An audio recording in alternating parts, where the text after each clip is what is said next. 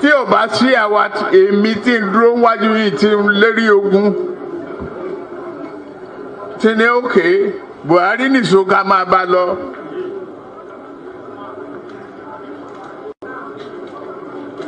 Kò lè di president. Ó ṣe kìíní olùlẹ̀, ó ṣe kejì olùlẹ̀, ó ṣe kẹta olùlẹ̀. Ó tiẹ̀ sunkún lórí tẹlifíṣàn pé láyé òun ò tún rán mọ́.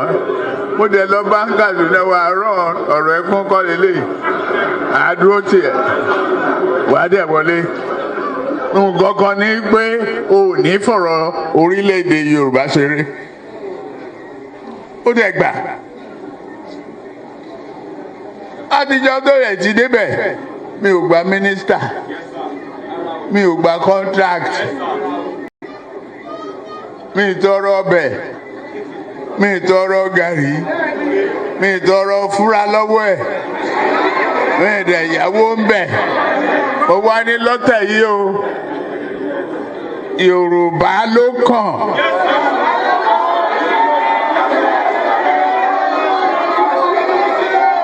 Tá a bá dẹ̀ sa Yorùbá náà, èmi ló kàn. Ẹ̀mí bàbá yìí lé bọ́lábọ́lá ọmọ Tinubu ìpàdé lọ́dọ̀ báwo la bí lùdì báwo la bí lùdì ìpàdé lọ́dọ̀ àtàlù lùdì àtàlù lẹ́tì àtàlù lẹ́tà àtàlù bẹ́ẹ̀rì àtàlù bàrù àtàlù jẹ̀bà àtàlù gbogbo àtàlù gbẹjọ àtàlù gbẹsọ àtàlù bẹ̀rẹ̀ wàhálà wúwúwú ẹlẹ́yìí ò tọ́ àbẹ̀bẹ̀bọ̀bọ̀ ẹlẹ́yìí ò tọ́ àjẹyìn sílẹ̀ àbúrò Well, here's the video of Bola Ahmed Tinubu muttering those unintelligible words which have since gone viral. Let's take a look. You see the innovation. If we lend ourselves to innovation, we can create wonders. Yeah, it's a successful, again, a town hall, different from Blue, Bulaba.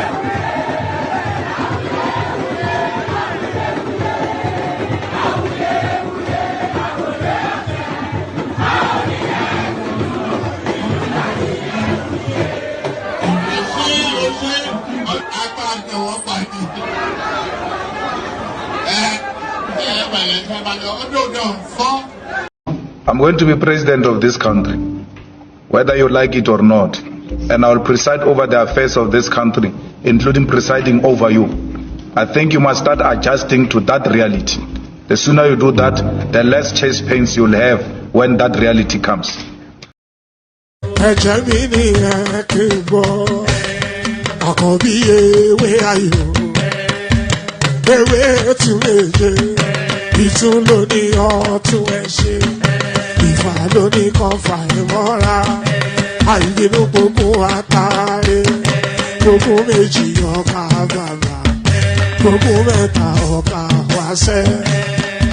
Orí ló túmọ̀ ẹnu, gbogbo ọ̀nà ní túmọ̀ ẹsẹ̀.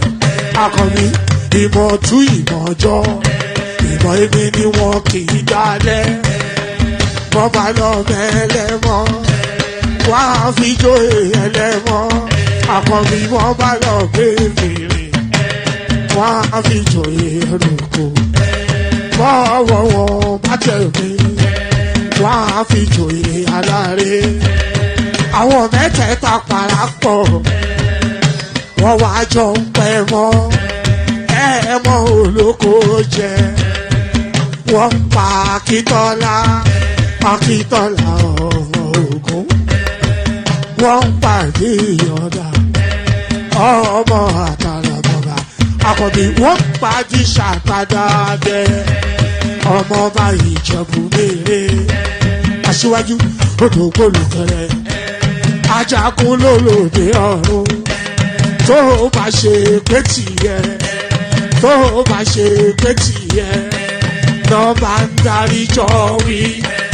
Àpérò mi kún gbọ́wọ́, ọ̀bọ ti ṣìgìdì máa gbé, àgétì ló máa ń gbé. Àyàn ti ìdàyàn ewúrẹ́, Ọlọ́run dákun má padà lẹ́yìn ẹ̀, kó má gbàgbé ọ̀rọ̀ tẹ́. Aṣíwájú Ọlọ́run dákun má padà lẹ́yìn ẹ̀, kó má gbàgbé ọ̀rọ̀ tẹ́. Àkọ́bí Ọlọ́run dákun má padà lẹ́yìn ẹ̀, kó má gbàgbé ọ̀rọ̀ tẹ́. Ọkọ̀ Olúrẹ̀mí Ọlọ́run dákun má padà lẹ́yìn ẹ̀, kó má gbàgbé ọ̀rọ̀ tẹ́. Òdòlé sọ bẹ́ẹ̀. And there it is right there. So there it is right there. Ajagun lolo de ọ̀run. I mean, that. Do I need to say? I should just say that, shouldn't I? And just end the session because I don't think I can. I don't think I have the verbiage to expand beyond what that little phrase just tells you there. Ajagun lolo de ọ̀run. If you want that in English, fortune favors the brave, but it doesn't quite carry the resonance. Ajagun lolo de ọ̀run. Can you imagine that? So there it is right there. Ajagun lolo de ọ̀run, and there it is right there. So game over. There's nothing going on here anymore. Everybody can go home and have their dinner. 2027 elections done, dusted. Did you hear that? Check it also. 2027 elections done, dusted. Are you hearing me? And you know who the winner is? I have a guess. Tell me who the winner is in 2027. Put it in the comment section. It's Peter Obi, isn't it? Oh, God. I need to give you a little bit more. You need a bit more of this.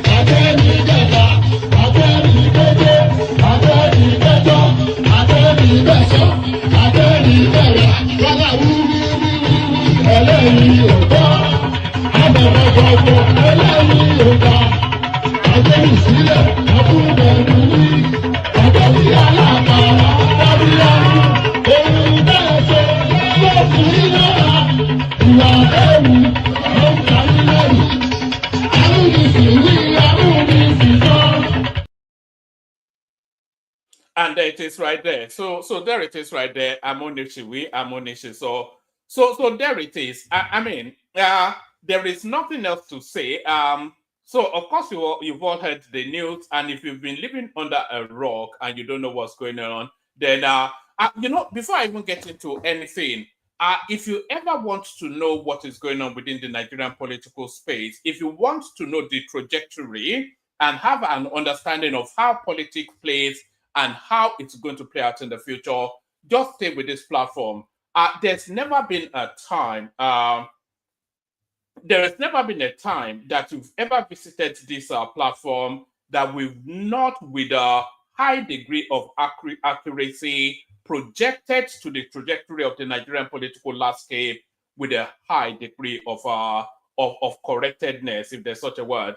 We always get it right here, often instances, more instances than not, because we look at the facts to do our permutation. So we jettison sentimentality, we park ethnic jingoism, and we look at the raw data to tell you how the politics plays out. We've always told you how the politics, we told you who will win in 2023. We're telling you who, we told you who and how 2023 will play out. We told you that. We even brought out charts. We brought out spreadsheets, and we charted you through the course of 2023 to land exactly then when the results came out at exactly what we told you would happen. And we've been telling you with accuracies ever since. So we were telling you a good 12 months ago that with about 2 years to the elections, the Northerners will start throwing insurgency at the administration to try and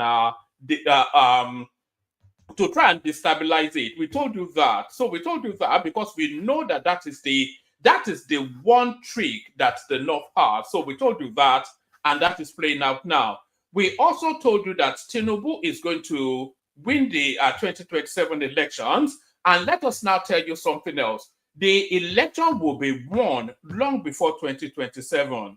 The election will be won long before 2027. And by the time the ballots are being cast, the votes are being cast, everything, nobody will contest, nobody will go to the Supreme Court in 2027. It will be impossible. Because by the time we land at that date, at the ballot, the 23rd of February, I think it will be, by the time we land at that date, it will be clear to everyone that there is no vacancy in Aso Rock. So there's absolutely no equivocations about that. And what you see playing out now is exactly the building blocks towards that. So by the time we get to 2027, when all of the weight and the movement of politics weigh so heavily in one direction, it will be an impossibility for anybody to either claim that they won anything or they were cheated out of anything. It will ring hollow, even more ludicrous than Peter Obi's claim that is running around with at the moment. So that's exactly how it's going to play out. So let me now give you another one. So you hold on to this one that you heard it here first, because I just did the permutations to land on this. Before the end of this year, El Rufai will be back in the Tinubu fold, and he almost certainly will be the campaign manager for Tinubu in 2027. So you had it here first as well, because all of the permutations lead to that. So all of the permutations lead to that. It's been a delicious day in politics. It just kept on giving and giving and giving. The news cycle are filled with abundance. So, of course, what else is there to talk about other than, of course, the defection now of the governor of Delta State, both past and present, and the whole accoutrement of that state. It wasn't just the sitting governor that defected, by the way. His deputy defected too. And it wasn't just the sitting governor and his deputy that defected. The former, we'll get to that one in a moment, actually. All the chairmen of the local governments, they defected. Every single structure within Delta State defected. So that's one. Now, we know that Akwa Ibom is going to defect before the end of this month, almost certainly, because he's already told us that he's going to be campaigning for Tinubu. So that is the chap in Akwa Ibom. So we know that. We know that Fubara will also defect to the APC. So the three richest oil states within the Nigerian paradigm, they all will be defecting to APC, bringing all of the wealth of that state plus all of their political structures into the APC. So by the time we get to what are we now? January, February, March, April, May, June. By the time we get to June, by the time we get towards the end of June, there will be nothing left within the PDP, and we could all already see what's his name, Dele Mamudu, crying from one TV studio to another. So there it is, right there. I mean, it's just it's a master class, a master class in politics. So this is not a matter of Atiku Abubakar with Peter Obi in tow, wobbling his big belly from one ex-president's house to another. Nobody saw this coming, because of course you catch them by surprise. So there it is, right there. I mean, what else is there to say? Let's kick it off from here. Wike praised Okowa and Sharif. I'm going to be calling him Sharif because Oborevwori. So Oborevwori. So let me use it. So Wike praised Okowa Oborevwori for backing Tinubu. So now, is that even an anti-party stance by Wike, by the way? Because of course, he, to all intents and purposes, still a PDP man. But there it is, right there. So let me go on to this one. Oborevwori, Okowa's defection to APC, shocking. This is Bode George now, as the penny starts to drop within that space. So you know what more do you even want to say? But actually, let's start it off from here. Let's start it off from the beginning. So we start it off from here. Delta Governor Sheriff Oborevwori officially dumped PDP for APC. So there it is, right there. I mean, it's just unbelievable stuff. They've always said this guy was a political genius, and anytime he moves, it shakes the paradigm of the political landscape. In a major political shift, Delta State Governor, Right Honorable Sheriff Oborevwori, has officially defected. Let's start all over again. So I'm just consumed by I'm not even excited for Tinubu, but I'm just in awe of just the audaciousness of what is going on. It's the audacity of it all. You know, that is what really, that's what's really got me lit up. Delta Governor Sheriff Oborevwori officially dumped PDP for APC. So we pick it from the beginning. In a major political shift, Delta State Governor Right Honorable Sheriff Oborevwori has officially defected from the People's Democratic Party PDP to the All Progressive Congress APC, marking a significant realignment in the state's political landscape. Correspondents reported that the development was confirmed on Wednesday evening following a closed-door meeting at the government house in Asaba. Speaking via phone, the governor's chief press secretary, Sir Festus Ehon, stated that the decision followed wide consultation with political stakeholders and in the interest of Delta's long-term development. Oborevwori, who won the 2023 gubernatorial election on the PDP platform, was received by senior APC officials, signaling a high-profile boost for the ruling party. Political analysts have been describing the move as a strategic repositioning ahead of the 2027 general elections, with potential ripple effects across the South-South region. So there it is, right? It's just unbelievable stuff. It's just I think this was what George Bush Jr. meant when he was talking about shock and awe. So it is shock and awe politics that we're seeing playing out now. Shock and awe politics. Let's take this little snippet from this guy on Twitter.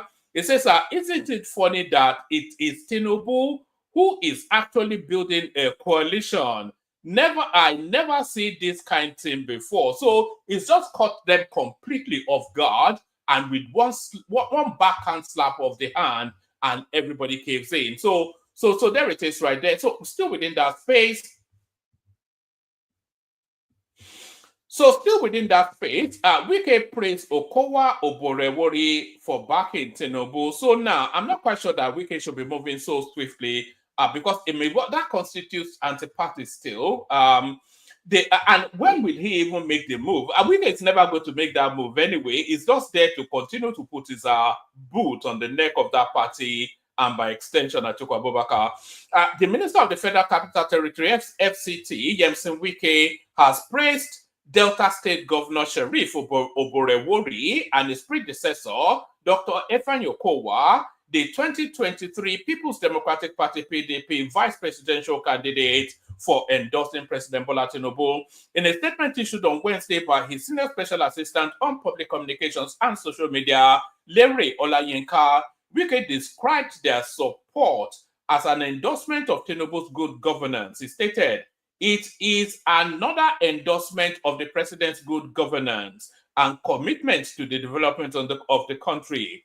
Wike, who urged other Nigerians to back Tinubu, called Okowa's endorsement a vindication of his own 2023 stance for a united Nigeria, saying, "I commend Dr. Okowa and Governor Sheriff Oborevwori for this heartwarming decision, which must have been informed by the good governance and commitment of President Bola Tinubu to the oneness and development of Nigeria." He added, "They have come out at the right time to show support for the president so that the people of the Niger Delta can benefit more from the government."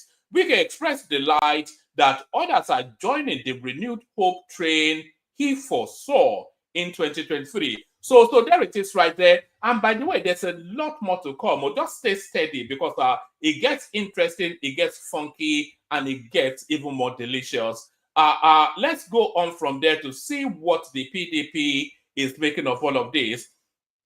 Oborevwori Okowa's defection to APC is shocking. This is Bode George. All of them caught off guard, of course, because nobody would have seen this coming. A former deputy national chairman of the People's Democratic Party PDP, Bode George, has said the defection of the Delta State governor is shocking. George said he was shell-shocked that Sheriff Oborevwori, the current governor of Delta State, and Dr. Ifeanyi Okowa, his predecessor, who were both elected on the platform of the PDP, could defect from an organized party to an unorganized party. I think that's the other way around, in truth. Correspondents had on Monday exclusively revealed the secret deal President Bola Tinubu had struck with the PDP governors, most of whom had agreed to support his re-election. But George was reacting to the development, said the Delta governor would have to give up his position since he was elected on the platform of the PDP. So they always say this: "I am shocked. How can our governors from an organized party defect to an unorganized party like APC with only two people, Tinubu and Ganduje, dictatorially controlling the party? APC is a party of strange bedfellows, and I urge Deltans not to follow." Imagine, who will the people of Delta State listen to, I wonder? Some random guy from Lagos or their own state governor? APC is a party of strange bedfellows, and I urge Deltans not to follow Oborevwori to the APC, because Delta is a PDP state from 1999, and it shall remain so. Well, it's no longer a PDP state because the sitting governor and his cabinet, including the assembly, they are all APC members now. So it's not going to remain so because it's no longer so. Presidency and APC are using instruments of state to coerce PDP governors to defect to APC. They are being threatened. Well, of course. Anyway, that you would expect them to say that, wouldn't you? They are being threatened. PDP sponsored Oborevwori as the governorship candidate, so he has to leave the office. Attempts to turn Nigeria to a one-party state will fail. What has APC done since 2015 that will warrant any PDP governor to defect to the party, George said. George had earlier urged the Minister of the Federal Capital Territory, FCT, Yemson Wike, and the country's former Vice President, Atiku Abubakar, to leave the People's Democratic Party, PDP, with immediate effect. In a statement on Wednesday, George said he wondered why Atiku and Wike should be hobnobbing with opposition elements and still claim to be part of the PDP structure, saying, what exactly is going on? Anybody who is tired of PDP should leave and join another party. I think that will happen soon enough. Enough of this embarrassment. As a founding elder of this party, I will not watch while some people openly disrespect the party. George also questioned Atiku's recent visit to former President Muhammadu Buhari in Kaduna, stating, General Buhari remains my boss. He is not a member of our party. So why is Atiku hobnobbing with him politically? Is he not guilty of an anti-party offense already? The other day, President Tinubu told Wike that APC must win the council election in FCT, and agreed.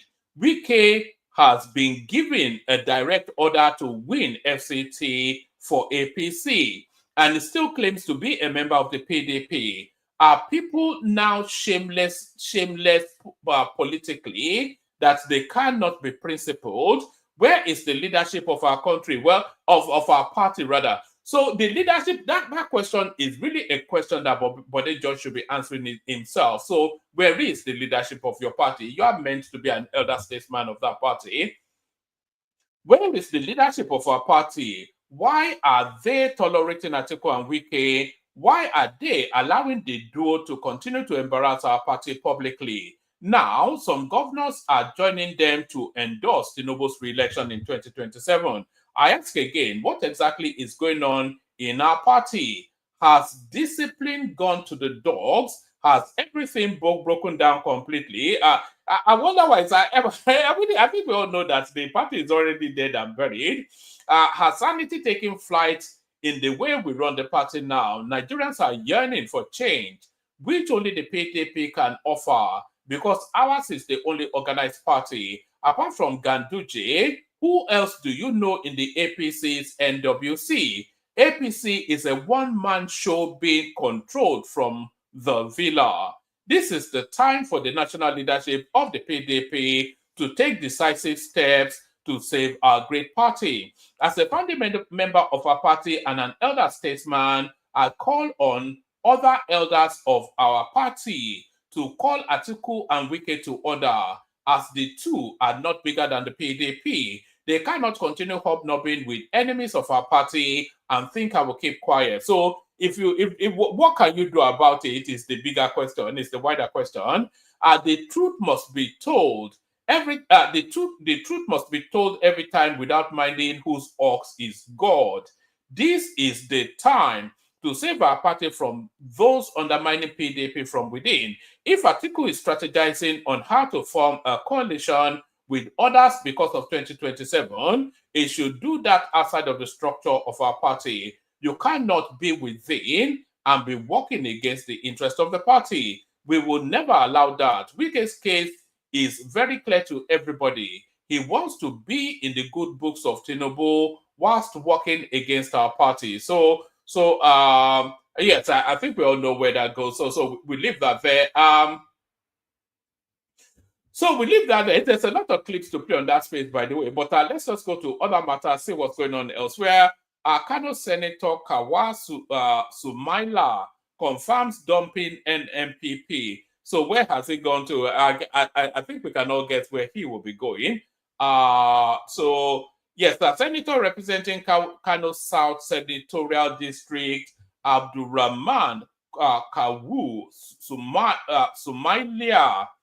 Somalia has confirmed his defection from the new Nigeria People's Party, NMPP. The lawmaker said the move was driven by his unwavering commitment to the welfare of his constituents. I'm just wanting to see where he has gone. I think we all know where he will be going. He posted his fresh political move on his Facebook page. Contacted via text message to confirm that he earlier posted on social media, he replied, "Yes, it is true. The reports regarding my defection are accurate. All politics is local, and my primary concern has always been and remains the welfare of my immediate constituents." The senator emphasized that his decision was guided by the desire to improve the lives of his people and ensure their long-term prosperity. "I am resolutely determined to advance the lives of my people, ensuring their needs are met and their future is secured. Whilst details, pardon me, whilst details regarding his new political alignment are yet to be made public, Sumaila's defection marks a significant development in Kano's political landscape, where shifts in allegiance often signal deeper undercurrents within the party structure and influence future electoral dynamics." So what makes this interesting is that it's happening in a Kano state, and there is another interesting thing going on in Kano state as well. So we're in the season of defections at the moment, and the next wave of defections, you'll be seeing soon. Kwankwaso announcing for the APC. I wonder what Jafar will make of that now. So you'll be seeing very soon Kwankwaso declaring for the APC and all of that. And I'll show you why I'm saying that in a moment. But all right. So I'm talking at speed. I think I'm so consumed, but I'm just heightened by the politics that has gone on today. It's just so it's like, knife edge politics, sort of. All of these people running around telling you the coalition this, coalition that, forcing pictures out of Buhari and all that. This guy kept quiet, went to France and back, and just destroyed all of them in one stroke. So there it is right there. Let's go on to other matters. One multi-purpose terminal hosts largest vessel in Nigeria. So now, this is very, very important because a lot of, they say, oh, why is the only viable port in Lagos? Well, the only viable port is not in Lagos.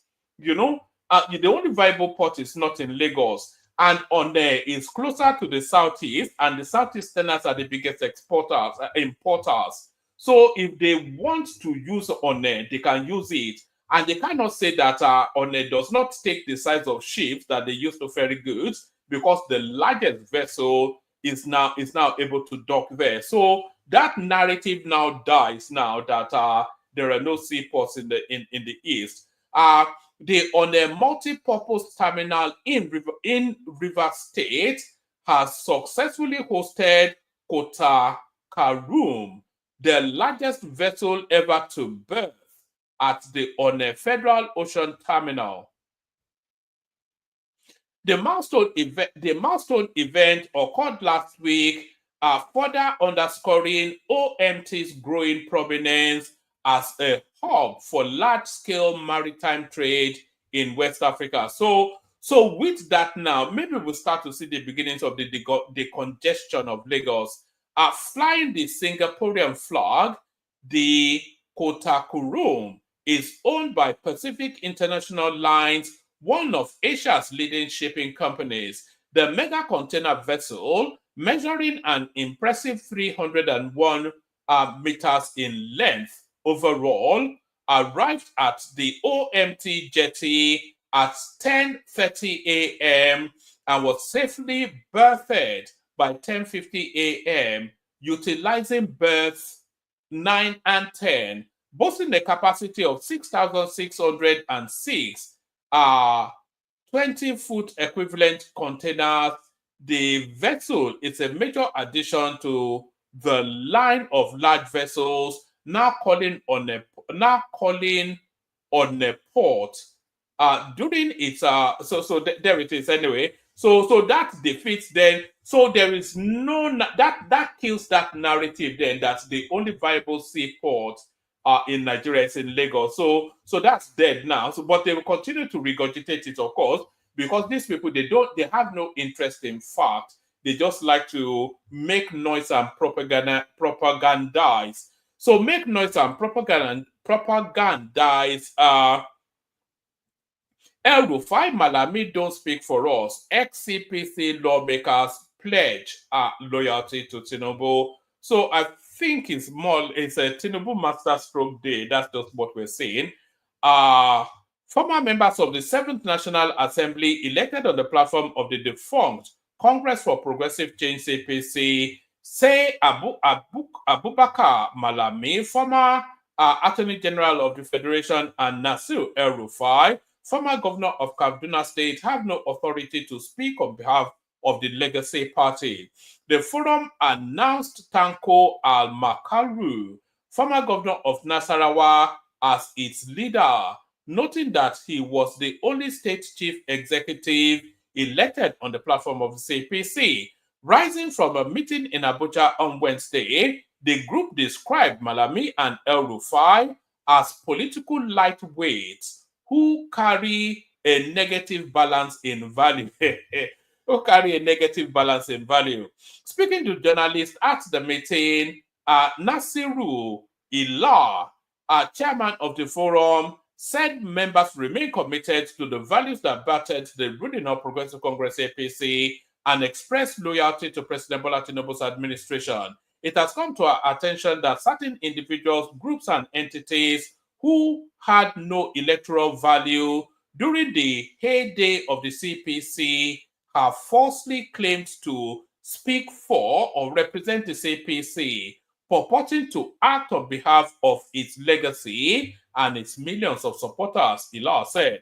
We categorically declare that no person, group of persons, or entity has the authority to speak for or on behalf of the defunct CPC, except the elected representatives of the party who were duly chosen by its supporters in 2011.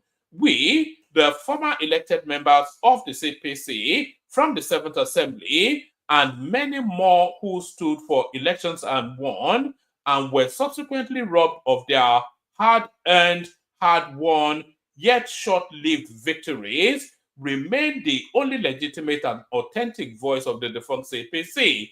We are the true custodians of the party's legacy and the representatives of the 12 million Nigerians, predominantly in northern Nigeria, who entrusted us with their mandate. He asked Nigerians, especially supporters of the CPC across the north and beyond, to disregard any statement or action made in the name of the defunct party without authorization.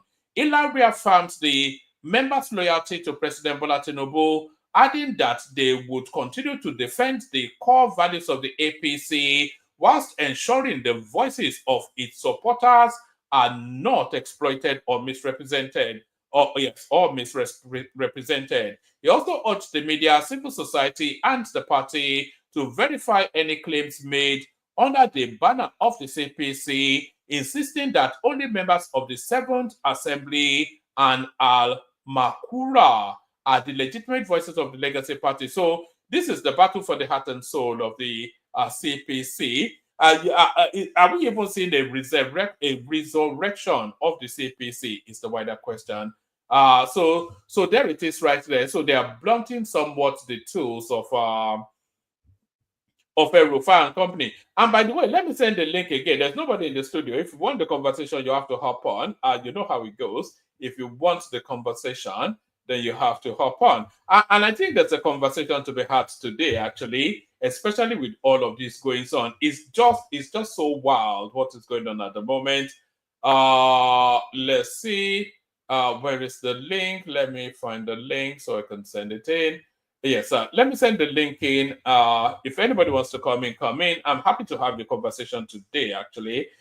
You know, the news motivates your gingerness to have a conversation. So the news today is well worth a conversation. So we'll send the link, see who wants to come in.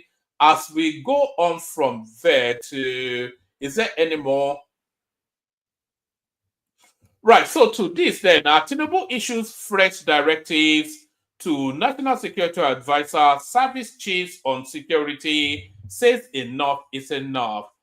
President Bola Tinubu has directed an immediate and comprehensive overhaul of National security strategies, demanding urgent action to end the escalating violence in Borno, Benue, Plateau, and Kwara states. The president, who met with security chiefs at the State House in Abuja for more than 2 hours, said the killing of innocent people in Borno, Benue, and Plateau State must cease. Enough is enough, President Tinubu declared, as he once again condemned the senseless targeting of innocent Nigerians. The National Security Advisor, Nuru Ribadu, told journalists that the service chiefs briefed the president on all the attacks in the states, the death toll, and the destruction of properties. The NSA said President Tinubu ordered a new approach to tackling insecurity problems.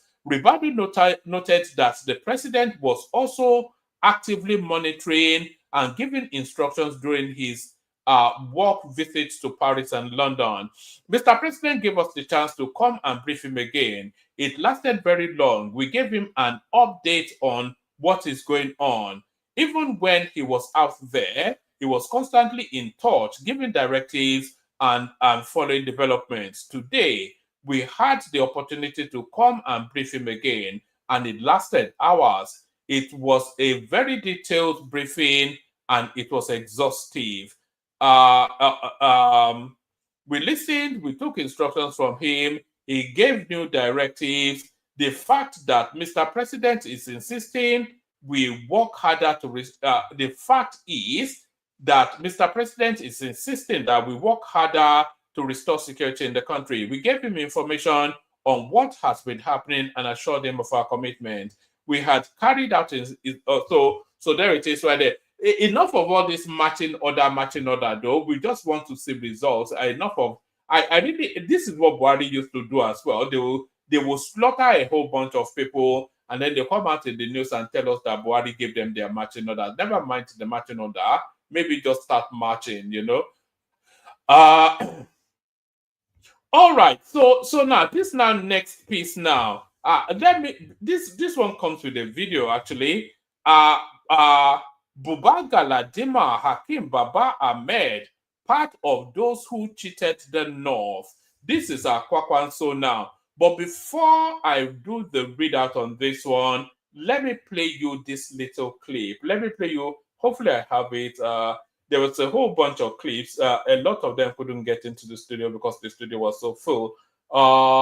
Let's see, do we have the, yes, watch this. So this is Kwankwaso meeting Tinubu in London. So this is that, when I said Kwankwaso is likely to defect to the APC, it is based around this. So this is Kwankwaso now meeting Tinubu in London.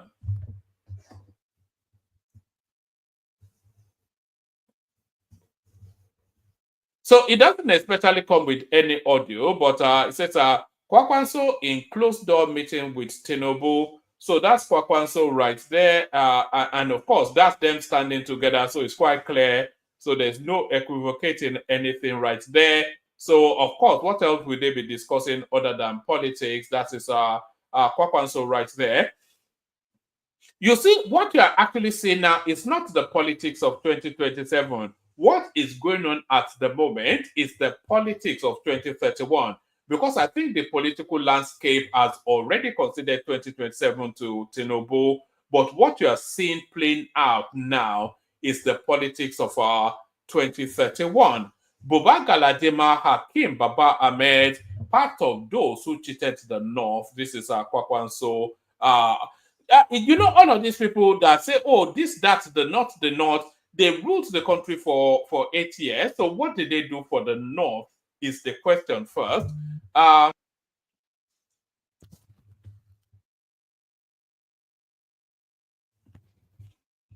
All right, somebody was just pointing out that was in Aso Rock, but nevertheless, they met in London as well, we were told. A chieftain of the All Progressive Congress APC in Kano State, Musa Kwankwaso, has said that former special advisor to President Tinubu on political matters, Hakim Baba Ahmed, was part of those who cheated the North. Kwankwaso said Baba Ahmed and a chieftain of the new Nigerian People's Party, Buba Galadima, cheated the North with their long service in government, yet the region had nothing to show for it. He disclosed this in a statement where he pointed out that Galadima and Baba Ahmed cannot stop the North from voting for President Tinubu in 2027. So this is Kwankwaso speaking, by the way. So that tells you then where that leaning already leans. Kwankwaso stressed that Kwankwaso stressed that the two politicians had lost their relevance and were frustrated. He asserted that they lack moral courage to comment on the president's governance, describing them as having nothing to offer. The two personalities lack moral courage to talk about the Tinubu administration because they lack the moral rectitude to do so, Kwankwaso said. Kwankwaso accused Baba Ahmed of being amongst those who allegedly cheated the North through their long service in government but have nothing to show for their time in office. He added that Baba Ahmed's attempts to defend the North is baseless. Baba Ahmed is one of those who allegedly cheated the North by their long service in government, not even a government, but government, but have nothing to show as their contribution to the region. They are today, but have nothing to show for the region. Let me do that again. Baba Ahmed is amongst those who allegedly cheated the North by their long service in government, but have nothing to show as their contributions to the region they are today's so-called defending, he said. Kwankwaso credited President Tinubu's decision to grant duty-free importation of essential goods to business moguls like BUA for the drop in prices. He also mentioned the adoption of compressed natural gas in the north, noting that stations are opening in states like Borno, Kaduna, and Kwara, with Kano set to follow suit. Today, ruling energy company is amplifying the growth of CNG almost all over Nigeria, and with which instead of buying fuel of over 100,000 naira, one can now use CNG with very little money to travel around.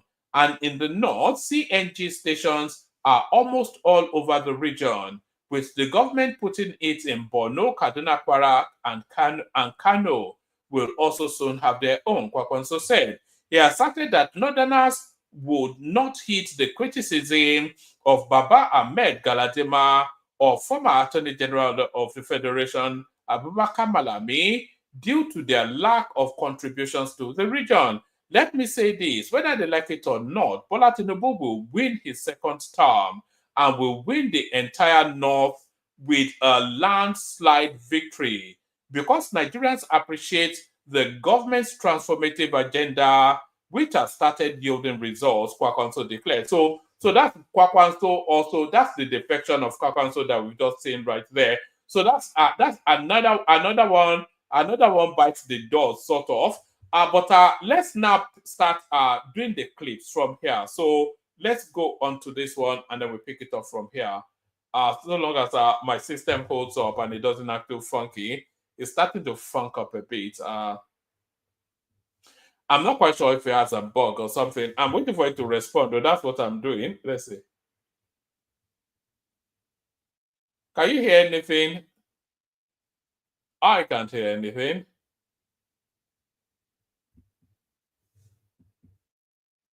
All right. I'm not sure. Is it not talking?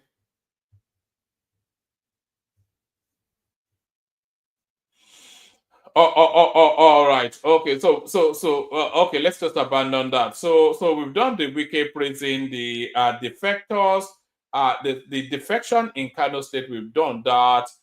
We've done the law,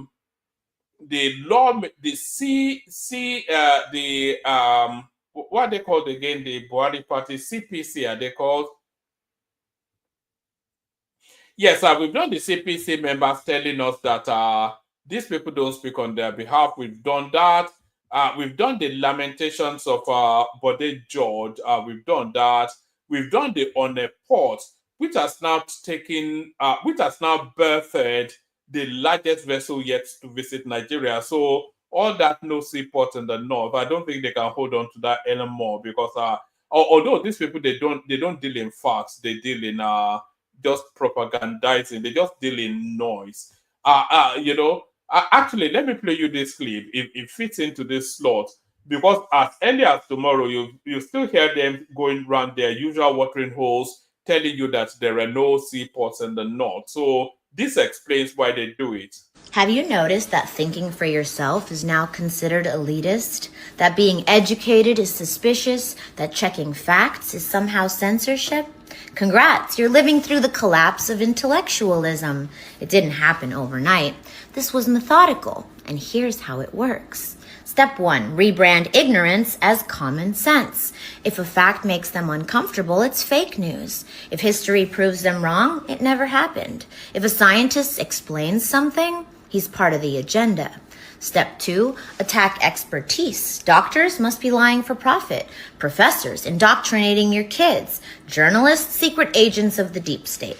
Step 3, replace knowledge with loyalty. You don't need evidence, just the right echo chamber. You don't need research, just rage. And that's how we got here, where banning books is called freedom, where asking questions gets you labeled, where learning makes you the enemy. Because controlling what people think wasn't enough.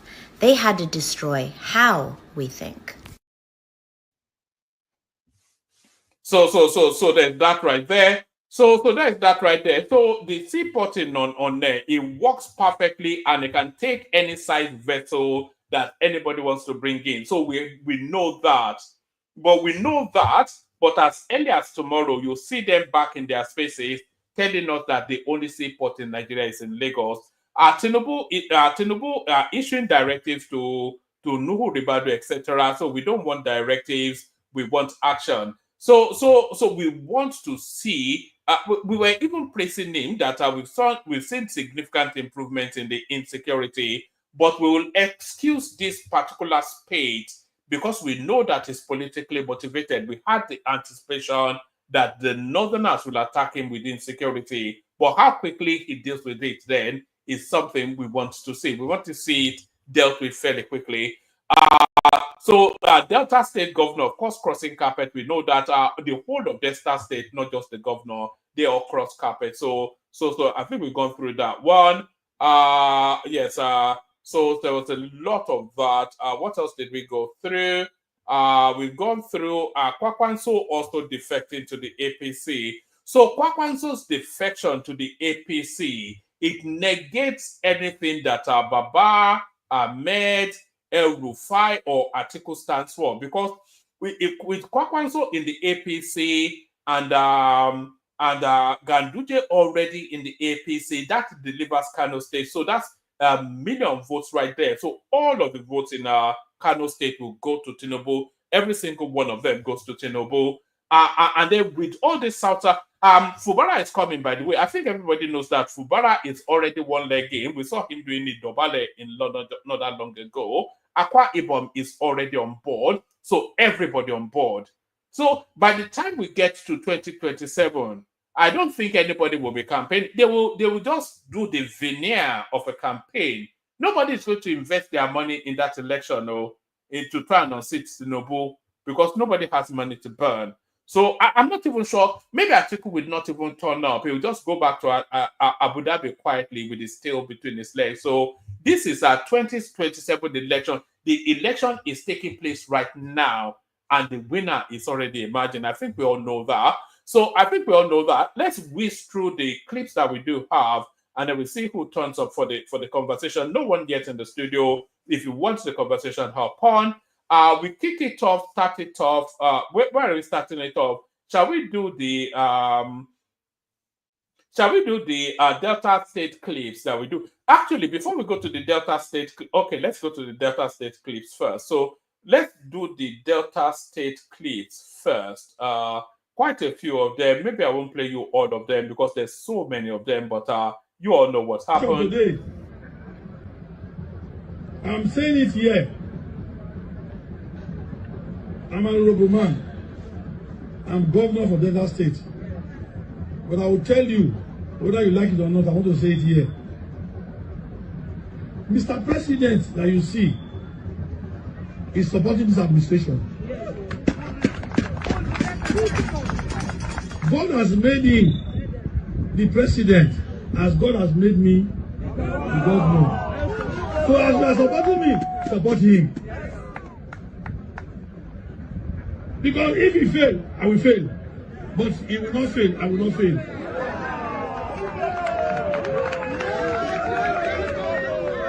Mr. President has appointed our sons and daughters into position. God has given him victory. God has given him victory. People should support us to succeed.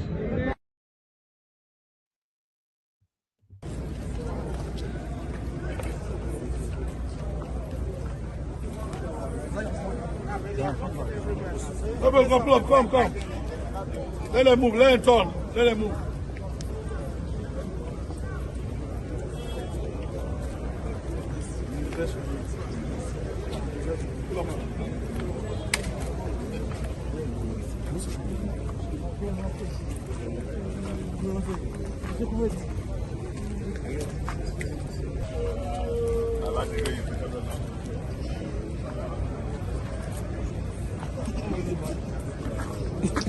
What are you doing? Come on. To build the bond of love that have existed in our state, to further advance the cause of security and welfare of our people, and to a very large extent, ensure that development in Delta, because every politics is local, is not truncated. And in taking that decision, we came to the inevitable conclusion that moving out of the PDP is very, very necessary for us to be able to collaborate with our kith and kin and build that state that every Delta will be proud of. We believe that what is happening at the state of the PDP is akin to that palm wine whose tastes have changed, and there was a need for us to change the drinking pattern. And that is why this decision has been taken unanimously by leaders and stakeholders of the party, and by the grace of God, on Monday next week, we will be able to make a very big statement as to the fact that we are moving into the APC. But I have here with me, perhaps but also when you ask questions, you'll be able to throw more light as to the reason why we have to adjust our drinking pattern of this particular palm wine whose tastes have changed. Thank you very much. But before you ask your question, I was in the meeting. The Right Honorable Speaker of the House of Assembly was in the meeting. The immediate past governor of Delta State, who ran as vice presidential candidate of the party, was in the meeting. National Assembly members, both serving and non-serving, who are still members of the party, were in the meeting. House of Assembly members were all in the meeting. In fact, my brother, all the local government party chairmen, council chairmen, everybody who is who in Delta State PDP was in the meeting. Thank you.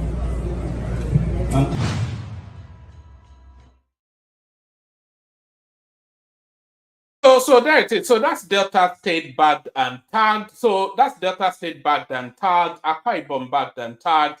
But it's not only Delta States that defected to the APC, no. It's not only Delta State and Akwa Ibom that defected to the APC, no. It's not only Delta State, Akwa Ibom, and Kwankwaso that defected to the APC, no. The whole of Jigawa State also defected to the APC. Watch this. In Jigawa State, more than 700 members from 3 major opposition political parties have defected to the ruling All Progressives Congress. The mass defection, the Party says it's a significant boost for the APC as it begins to consolidate its base ahead of the 2027 general election. Yusuf Issa has more. A total of 716 members from the opposition People's Democratic Party (PDP), the New Nigerian People's Party (NNPP), and the Social Democratic Party (SDP) were received by Governor Umar Namadi during a citizens' engagement forum in Gagarawa and Dutse. Malang Habibu Dandogo led a group of over 200 new APC members in Gagarawa. He said they were inspired by Governor Namadi's leadership and administration's focus on development and accountability. In Dutse, around 500 others were welcomed into the party at the government house. Governor Namadi assured the newcomers of equal treatment within the APC, saying the party does not discriminate between founding members and thus joining later. The governor described the development as a vote of confidence in the APC. We have received a large number of people in Gagarawa that defected from PDP and NNPP to APC. And today also we have received a large number of people from three different wards in Dutse local government. All of them, more than 500 of them defected from PDP to APC. That shows that we are moving forward, and that shows that APC as a party is making a lot of progress, and people are satisfied with the APC as a party that is doing, and also is satisfied with the government both at the federal and the state level. Namadi also used the occasion to highlight the objectives of the Citizens Engagement Program, which he said aims to bridge the gap between government and the people. He said his administration is committed to listening to concerns and delivering on promises. What we all heard from the people of Gagarawa and all the other 4 local government we have gone around to, it has been a satisfactory. The government and the representative have been doing very well, and that has given us an encouragement that we will continue to do this good work we are doing. You see, the essence of this program is not only to wait until when it is time for campaign to go back to the people. No, come back to them when you are in government. Tell them, look, this is what we have done to you, and this is what we are expecting to do in the future. Yusuf Issa, TBC News, Jigawa. So there it is right there. So when I tell you that, the conversation going forward will be actually if there's a need for a constitutional amendment, because this 2-term presidency that is embedded in the Constitution is an Americanism. So is it time now to revisit then maybe a term elongation or a 3rd term possibility? Because there's no reason why Tinubu should not continue beyond 2031. That's really where the conversation is. So we're not even talking about 2027. I think only an idiot is still permutating towards 20.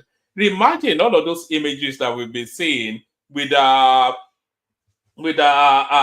Abubakar and Peter Obi throwing agbada and wobbling big belly all over the place, taking photo opportunities with Buhari and thinking they're intimidating anybody. So this is how politics is played. We'll play about 2-3 more clips, and then we'll see if anybody turns up for the conversation. Let me play you. What else do I want to play you?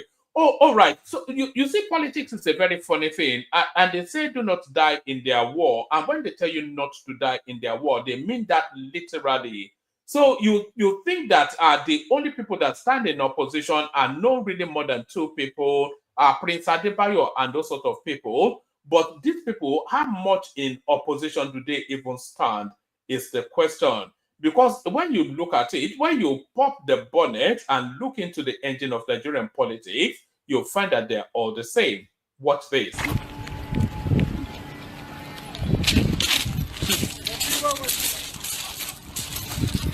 No hurry battle. Well, brother. Oh my goodness. It's good to see you. Look at this guy. Your hometown. Presidential candidate. I am right now in Oborevwori's hometown. This used to be my hometown. You're like this man that put in jail, the general police. You're welcome. He's senior officer. His name is jail. Wow. We have disrupted everywhere, from Taraba to nothing is left. Even on our way here, we disrupted herdsmen. So that's that's the right joshing around with. That's an old clip, by the way. I'm not claiming anything that is contemporaneous, but just to tell you then that these people have a long and deep established relationship. So there's that. Let me play you. I'll just play you two more, which is on a lighter note. So let me play you two on a lighter note once, and then I'll play the K Guide music, and then we'll see if anybody turns up. So this one now, this girl, what the question she's asking is indicative of what she may be doing. But watch this. I am Igbo, and I am a Muslim also. Now, contrary to the Igbo tradition and culture, Islam does not discourage marriage among cousins. Relax. My both family are Muslims. Can I marry my cousin because we are Muslim and Islam allows cousin marriage? What do you think? She asked what you think. Let me tell her what I think. I think she's already shagging her cousin. That's just she's already patently obvious that she's already sleeping with her cousin. So now this next one is about 30 seconds too. But the poser that this woman puts to the policewoman is one that it's like an end the conversation sort of poser. But watch this and see how it lands. Today you have found me seeing. I have a permit. What?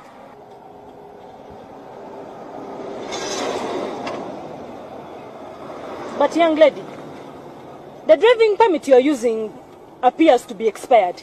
Yes, I know it's expired. Then why are you using it? What do you mean? You mean because it's expired, I stop having the knowledge to drive a car? You think my knowledge is also coordinated with the permit? Let me ask you. So if my permit is expired, it means me now I don't know how to drive anymore. It's just a paper. So that there it is right there. So that's the scam of renewed licensing. So they give you a driver's license and they tell you to come and renew it. It's not that they make you take the test again, no. They just say you have to renew it every 5-10 years. So do you then stop learning how to drive? Do you lose the capacity to drive in 10 years? It's just it's a stealth tax, isn't it? It's just a revenue generating something. Let me play you this last one and then we play the Kegite music, see if anybody turns up. This decision of not joining the military is a decision we are going to regret in years to come. The only reason why Biafran soldiers were able to hold their ground against the Nigerian soldiers for 30 months was because Igbos had their people in military. Even though they were still minority, that is the foot soldiers were still the minority. We had more of senior military officers in the military as at that time. But we were able to hold our own for 30 months because we had people in the military. But today, if it happens, if things start happening today, where are we going to start from? How many are we? How many Igbos do we have in the military? If some northern element decide to invade the east, how many Igbos are experiencing warfare? How many Igbos do we have in the military? The reason why the north continues to bully the south, that is both the southwest, south and southeast, is because they have people in the military. It's because they are dominating the military. There is nothing you can do about Nigeria if you don't have your people in the military. There is nothing you can do.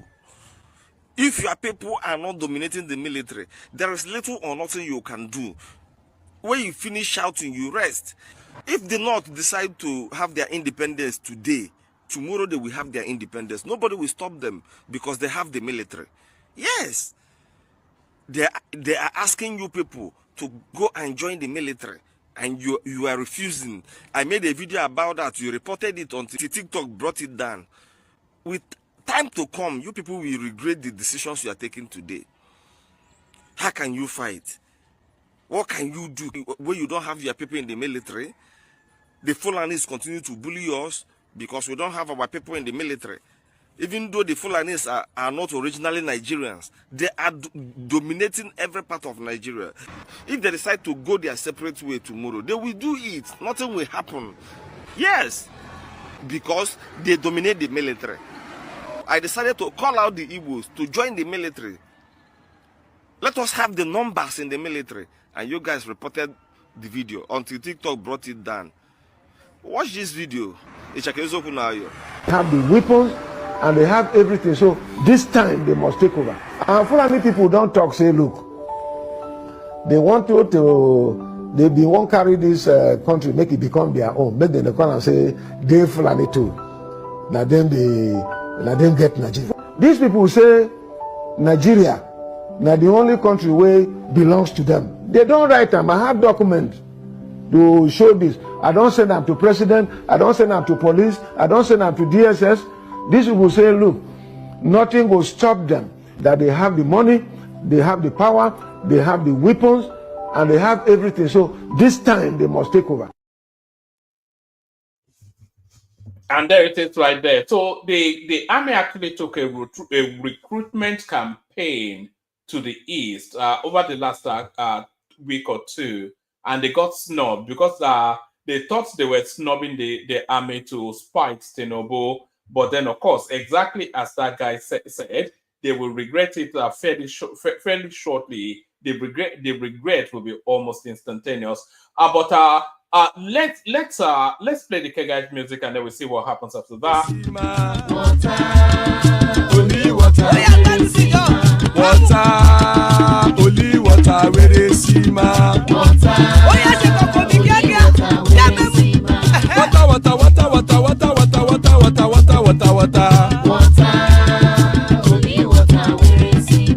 Hapa o naido.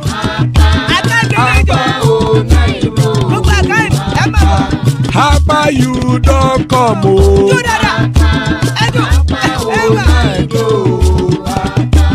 Hapa o naido.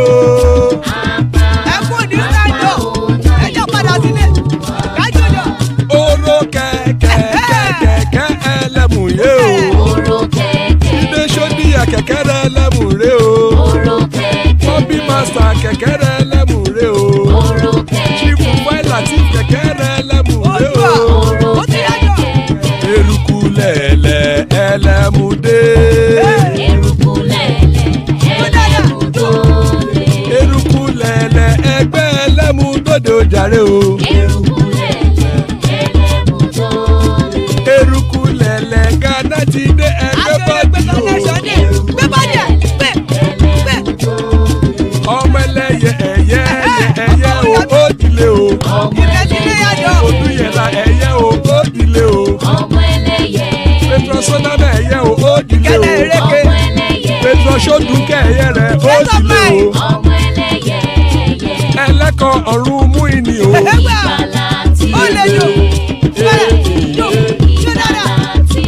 Àkùkọ ọ̀run mẹ́kọ̀.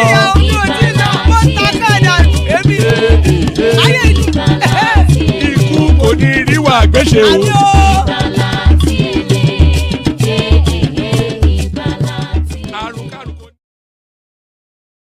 And there it is right there. Ikoko Niru Agbeche, may death have nothing to do with us.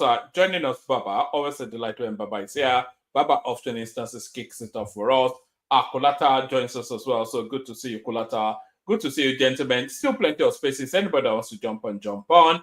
We kick it off, start it off with Baba. Baba, so this is a case of, what was it that Fela Kuti said? Or what did you make of what went down today? Almost unbelievable stuff. The master class, a master stroke. The woman, my principal concern being here for us all the time is just to make sure I act as a placeholder to make sure the show goes on. So contributing actually is secondary. So in that light, let Kulata take the lead here. If he's available. Kulata. Baba. Yeah. Hey, Baba. How are you? Echo Jometa. I'm fine. Alafia. I was sitting back to start drinking my tea, thinking I'll be enjoying you.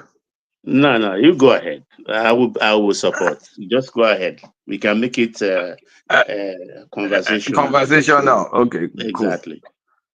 All right. So yeah, I mean today has been an exciting day from a political standpoint. I mean, I don't know what's the word. People that make noise, people making noise and people doing the actual work. There's some, if one man knows the is it proverb or phrase or something. Basically, all this article I can't remember beyond empty vessel and all that, but okay, yeah, let's even settle with empty vessels, make the loudest noise. But all this El Rufai posting every second, throwing agbada all over the place, throwing agbada plus invectives. You'll post some Igbo guy that wrote something against Tinubu, post that. What's the name of that motherfucker from Borno State, Southern Borno, going in front of TV? Like, all those things are going to start dying out, right? Because do you know what just happened? The horse, the pocketbook of the election, Tinubu just vanished it. So normal elections, there's always a South state that funds it. Go back. I mean, maybe apart from maybe 1999 election when we just started, there's always a South state that's been funding elections ever since Obasanjo. This is the first time that Tinubu has taken almost all of them away. The only one left is Bayelsa, and I'm looking at how long Bayelsa will last sticking to PDP, because right now the only people that can fund any coalition, there maybe, I mean, you can count them on your fingers. Malami, Tunde Sabiu, who else? Those are the two obvious people, and maybe that other Kanuri guy that was part of Buhari's cabal. Is it Kanuri? Some other Kanuri or Fulani guy, but that one is too old to fund election. There's no coalition is effectively shut down because it's a money problem now. They've gotten the coalition to the point that Peter Obi and Atiku cannot run together on a ticket. It's not going to happen because look at what just happened now. Apart from Tinubu kind of like dashing Obi a semi-part with Labour Party, Okowa that ran with Atiku before. This is an indictment on Atiku's character that Okowa that ran with Atiku was dumped that by was the Atiku. one that was the real statement, wasn't it? Okowa. Yeah. That's indicting. Like, I mean, obedience, or will Obi himself be stupid enough to look at someone that just literally bankrupted the state to be able to run with Atiku is now running to APC. Yeah, you can say, yeah, maybe he's trying to cover his tracks because the AFCC, blah, blah, blah. You can say all that stuff. But the bottom line is Atiku, I mean, at this point in time, I am prepared to nominate Atiku as the worst politician in Nigeria's history. The very, very worst. He's always making bad decisions. It's not he always makes poor decisions. It is terrible. It's terrible in decision making. It is outright is a tragedy. That guy has single-handedly destroyed PDP. It destroyed PDP in 2015, only to be chanced by Buhari. Remember, it was the one that broke them Saraki away from PDP. He ran away from PDP in 2007, ran to Tinubu's hands. I mean, Tinubu's hands. In 2011, what did he do in 2011? Did he run back to PDP? He ran back to PDP in 2011, wanted to boss Jonathan around. Destroyed PDP in 2015, ran back to PDP in 2019, then they gave him the ticket. In 2023, he has effectively, 2023, He ran it, they gave him the ticket again. In 2027, he has effectively decimated that party. That man is the worst. And I don't know anybody, knowing his disloyal antecedents, that will now go and take the money you stole or your state's money that you're about to steal to go on another joyride with Atiku that is guaranteed to lose lose election. So the likes of El Rufai and who else has been making money? What do you make of my bold statement that El Rufai will make his way back to the warm embrace? Okay, all right. I was just laughing. El Rufai, I think he has. I mean, I think he has a bit more self-respect than that. Like El Rufai will not go back. El Rufai is just toast. That's the thing. He's going to stay where he is. He's going to make a lot of noise, but he's stuck because whatever happens after Tinubu, if Tinubu doesn't die, because all this stuff is thinking the man is going to be alive to be able to run this thing. So if he's alive, 2031, El Rufai has no shot because the power base is going to come from APC. Now there will be many, many big shots in APC that will be about to run things. And the biggest losers in 2031, the Southeast and the likes of, and the core Northwest. They are the biggest losers in 20. What do you make of the commentaries coming out of Kwankwaso saying that there's no stopping Tinubu in 2027? We're expecting his defection to be announced soon. Well, I mean, some APC senators in Kano have already defected. I mean, I'm not sure if you announced that. There was some guy, some APC senator left. NMPP, you mean? No, I'm sorry. NMPP, yeah, you're right. Yeah. NMPP. Another Labour Party senator in Edo South, the one they elected in Labour Party, that one too has left. There was some person in my own state and my own area, Ijesha North, that also defected to House of Rep member. So look, things are just about. There's a lot of pressure on Adeleke to defect as well. I'm hearing too is I mean, if he wants to stay, he will have to defect. That's what I'm hearing now, and most likely he may defect. So there are a few areas that people are about to defect. But what I'm interested in seeing is I'm trying to see all these entitled Northerners that come on the TV station and start running their mouth like diarrhea. So the Ndume that's in APC that's been saying nonsense. I want to see I want to see their countenance going forward. You know, when they shock you, you know, you want to go and fight. You've been boasting, and we get in the ring and they land you some amazing punch. Like Mike Tyson says, everybody has a plan until you get hit in the face. So now they've been hit in the face. I want to see how they're going to react. You know, that drum roll. I'm particularly looking forward to articles. I don't think it's yet to come out. I'm wanting to see what he will have to say about this, especially Okowa. Is he going to slam him, or what is he going to do or say? Yeah, Shebi, they've sent Dili Momodu to go and start talking nonsense now. Shebi, I mean, they've sent Dili Momodu to say Okowa, basically trying to say Okowa is trying to cover his ass for, I mean, his EFCC case. And that's, I mean, this is what Okowa gets for spending Delta State money for Atiku. I mean, look at the love he gets. So, I mean, I'm just happy that those northern politicians, northwest politicians, let me even be specific, those northwest politicians that feel entitled to the country, they are getting served some humble pie. Like, you do not own this country. Most likely, they may not even allow you to rule this company for the longest time if you're not careful.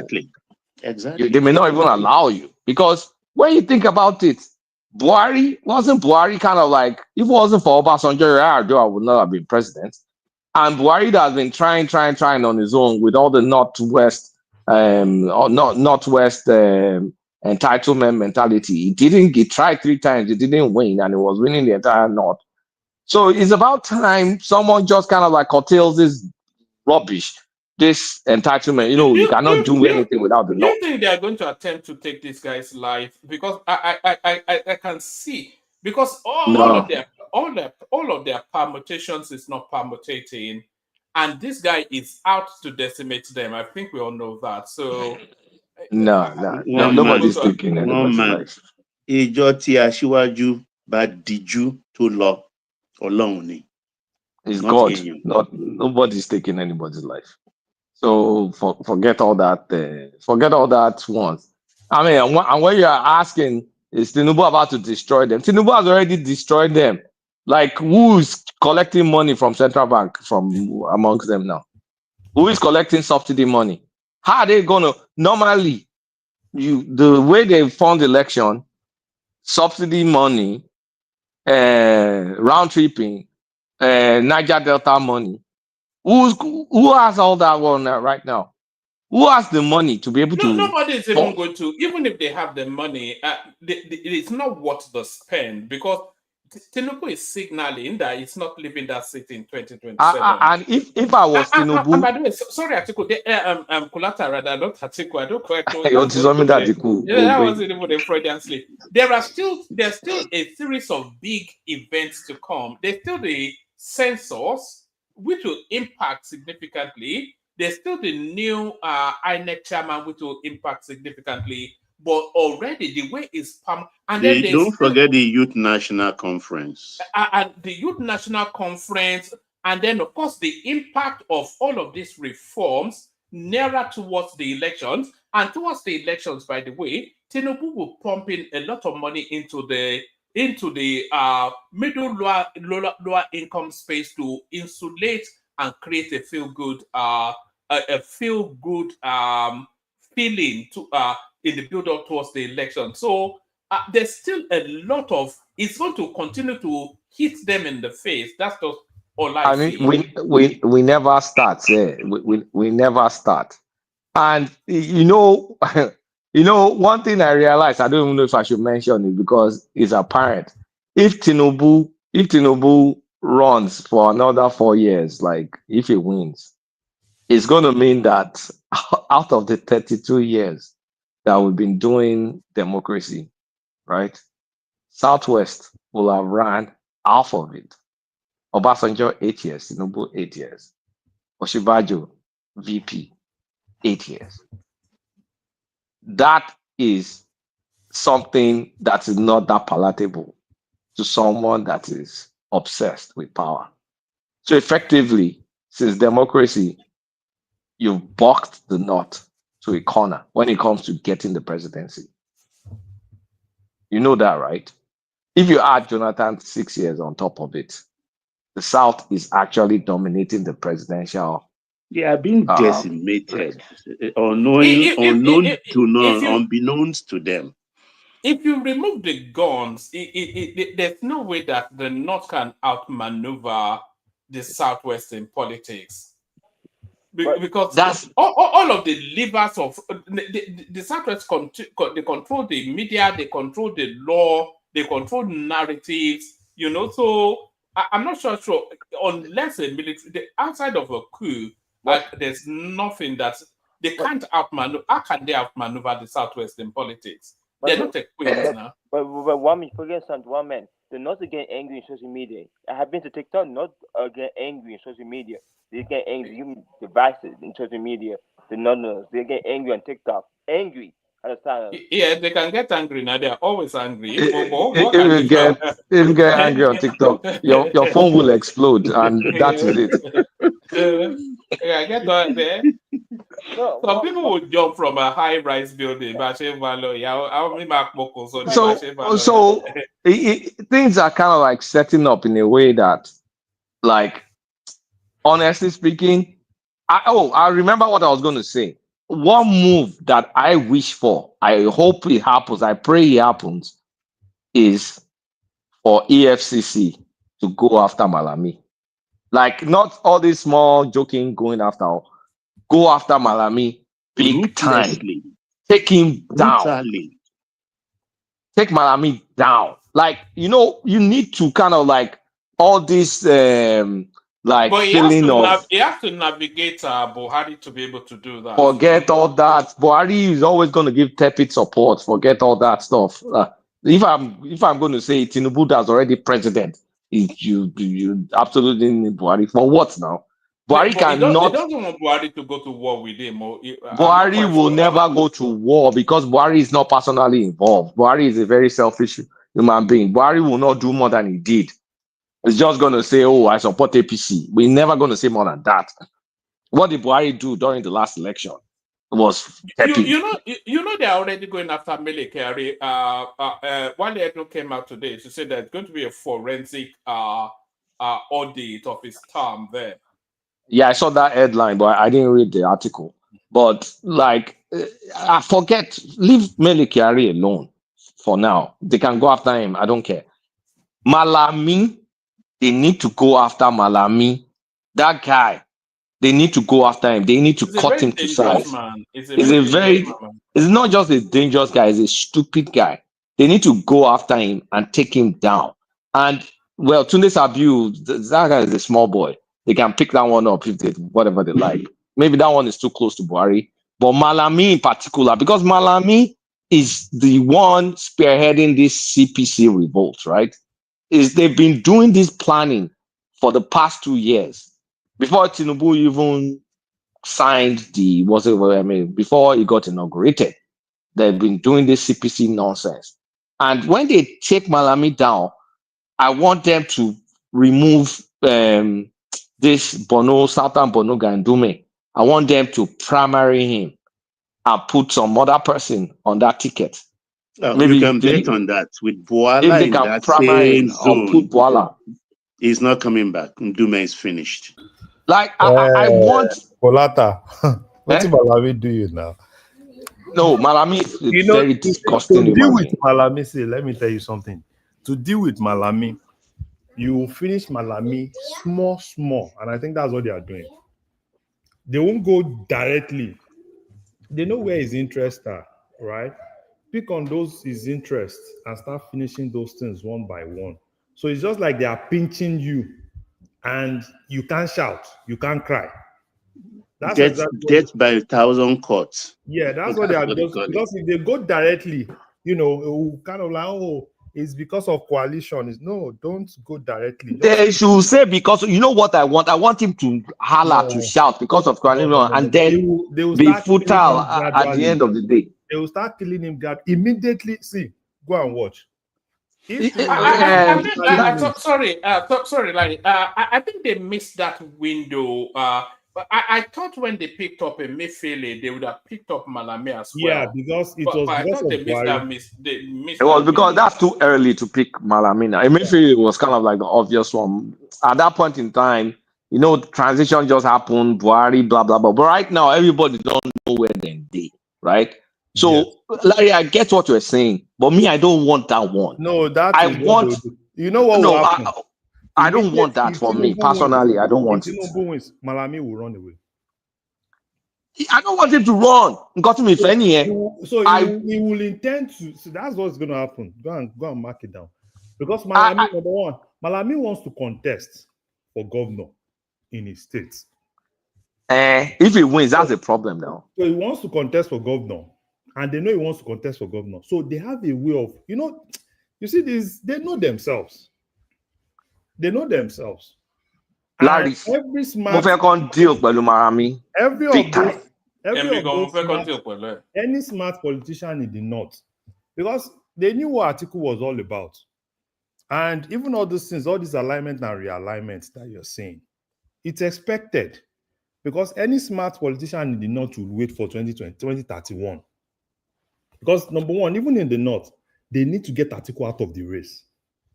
There are a lot of young, are you talking of Kwankwaso? All of them wants to be president, and they see it as an opportunity at that point where they are right for president. So Kwankwaso going to be, if Kwankwaso is not following this route, what else will you want Kwankwaso to do? To go and line behind Atiku? So he needs to strategically locate himself, because 2023 is going to be Northwest versus Northeast. That is 2031. I'm even thinking Tinubu may drop a joker and put North Central in there. No, You know, so we need a permanent configuration, and that permanent configuration this guy needs to be. No, hold on, Larry. Let him land. We need a permanent configuration that needs to be North Central, Southwest, South, some 25% you can get in Southeast, because those ones will always play bitter politics. And Kulata. If Tinubu deck Southeastern Road with marble, he will not get anything. So this is it. You just mentioned it. North Central will replace the Southeast vote lost. With North Central also coming, lining up behind Ashwaju. So Kano State, Kaduna State, and VP's Borno. The election is done. Baba, 2027. The election is done. Baba, Simplicita. Baba, this Southeast we are talking about, go and mark it down. In 2027, the only thing that will happen in Southeast will be more of probably getting some votes in Anambra. Because the whole other Southeast, look at Imo. This guy will go all how to deliver in Imo. Now, look, in Imo, can you see after his re-election, Soludo defecting to APC? Can you see that? No. Soludo will be in Abga, because Soludo is kind of like the life wire of Abga. Abia is more likely. OT is more likely. OT to defect than Soludo is pretty much done after his governorship. Another person that would defect that is close to us in Southwest is Oshun. Oshun wants to defect. That's Adeleke. Yes. I mentioned it earlier now. He wants to defect and is looking for every avenue to defect. Because I think they showed him the card. 2026, they are still in power. They have every machinery. So they showed him the card. That's why you see that even Dele Momodu is trying to be a little bit careful, because he knows that the next target is Oshun. I pity Momodu if he's backing on the wrong horse. Like Momodu. The problem with Bob D, is an opportunist. Not that, you understand, he's a very good pal of Tokunbo Afikuyomi. But of course, Afikuyomi has gone back, though not declaring openly, but he's now a board member of one of the MDAs. And he is still standing. He's making all the right noises. But then he has committed himself too much to Atiku. He failed. I'm not going to call him a failing politician. He's already failed. He's failed now. Baba, what you don't understand, and I think a couple of people do not really understand. Louder a little bit too enigmatic, Joe. Yeah, can you hear me now? Okay, better. Yeah. I think what you guys are failing to recognize or probably understand is Dele Momodu is playing the best of his politics, and the same thing like Kenneth Okonkwo too. When you look at Dele Momodu, right? If it goes to APC is lined up in a certain way that for you to break through a certain wall, right?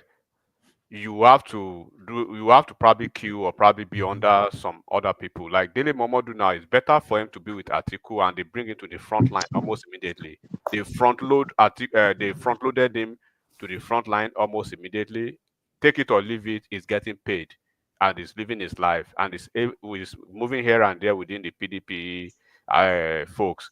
But in APC, he would have been a backbencher, or probably if they bring him on board, he will have to work maybe the possibility of working under Ononuga, right, and Raman and all those individuals. So they will never front load him to the front.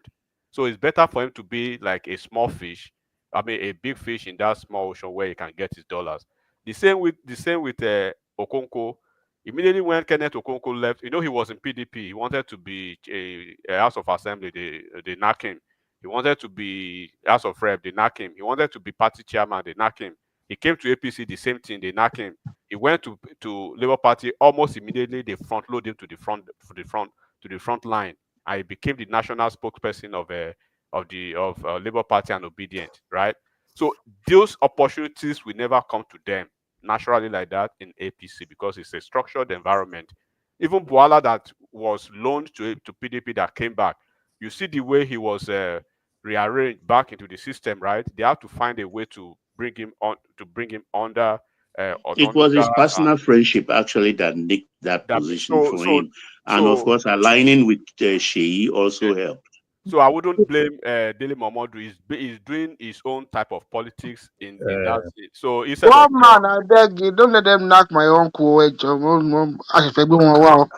Bob G is not making money in that PDP. He's not making money. They are talking about Bob D here. You day for here. I don't send them, even though na if a guy, I don't send Bob G. You know the thing. Bob D has always been enigmatic. Bob D is not today, right? He's always been miscalculating. And I think he miscalculated in 2023. Because he basically, the obvious thing for anybody will be like, oh, Atiku has that northern base and, Atiku. No, Larry, I think he kind of like miscalculated. He miscalculated. That was simple as that. He miscalculated. This is a guy. You look at Bob D now, look at how he started. His journey to PDP started with Wike. He was getting closer to Wike. All of a sudden, he moved away from Wike.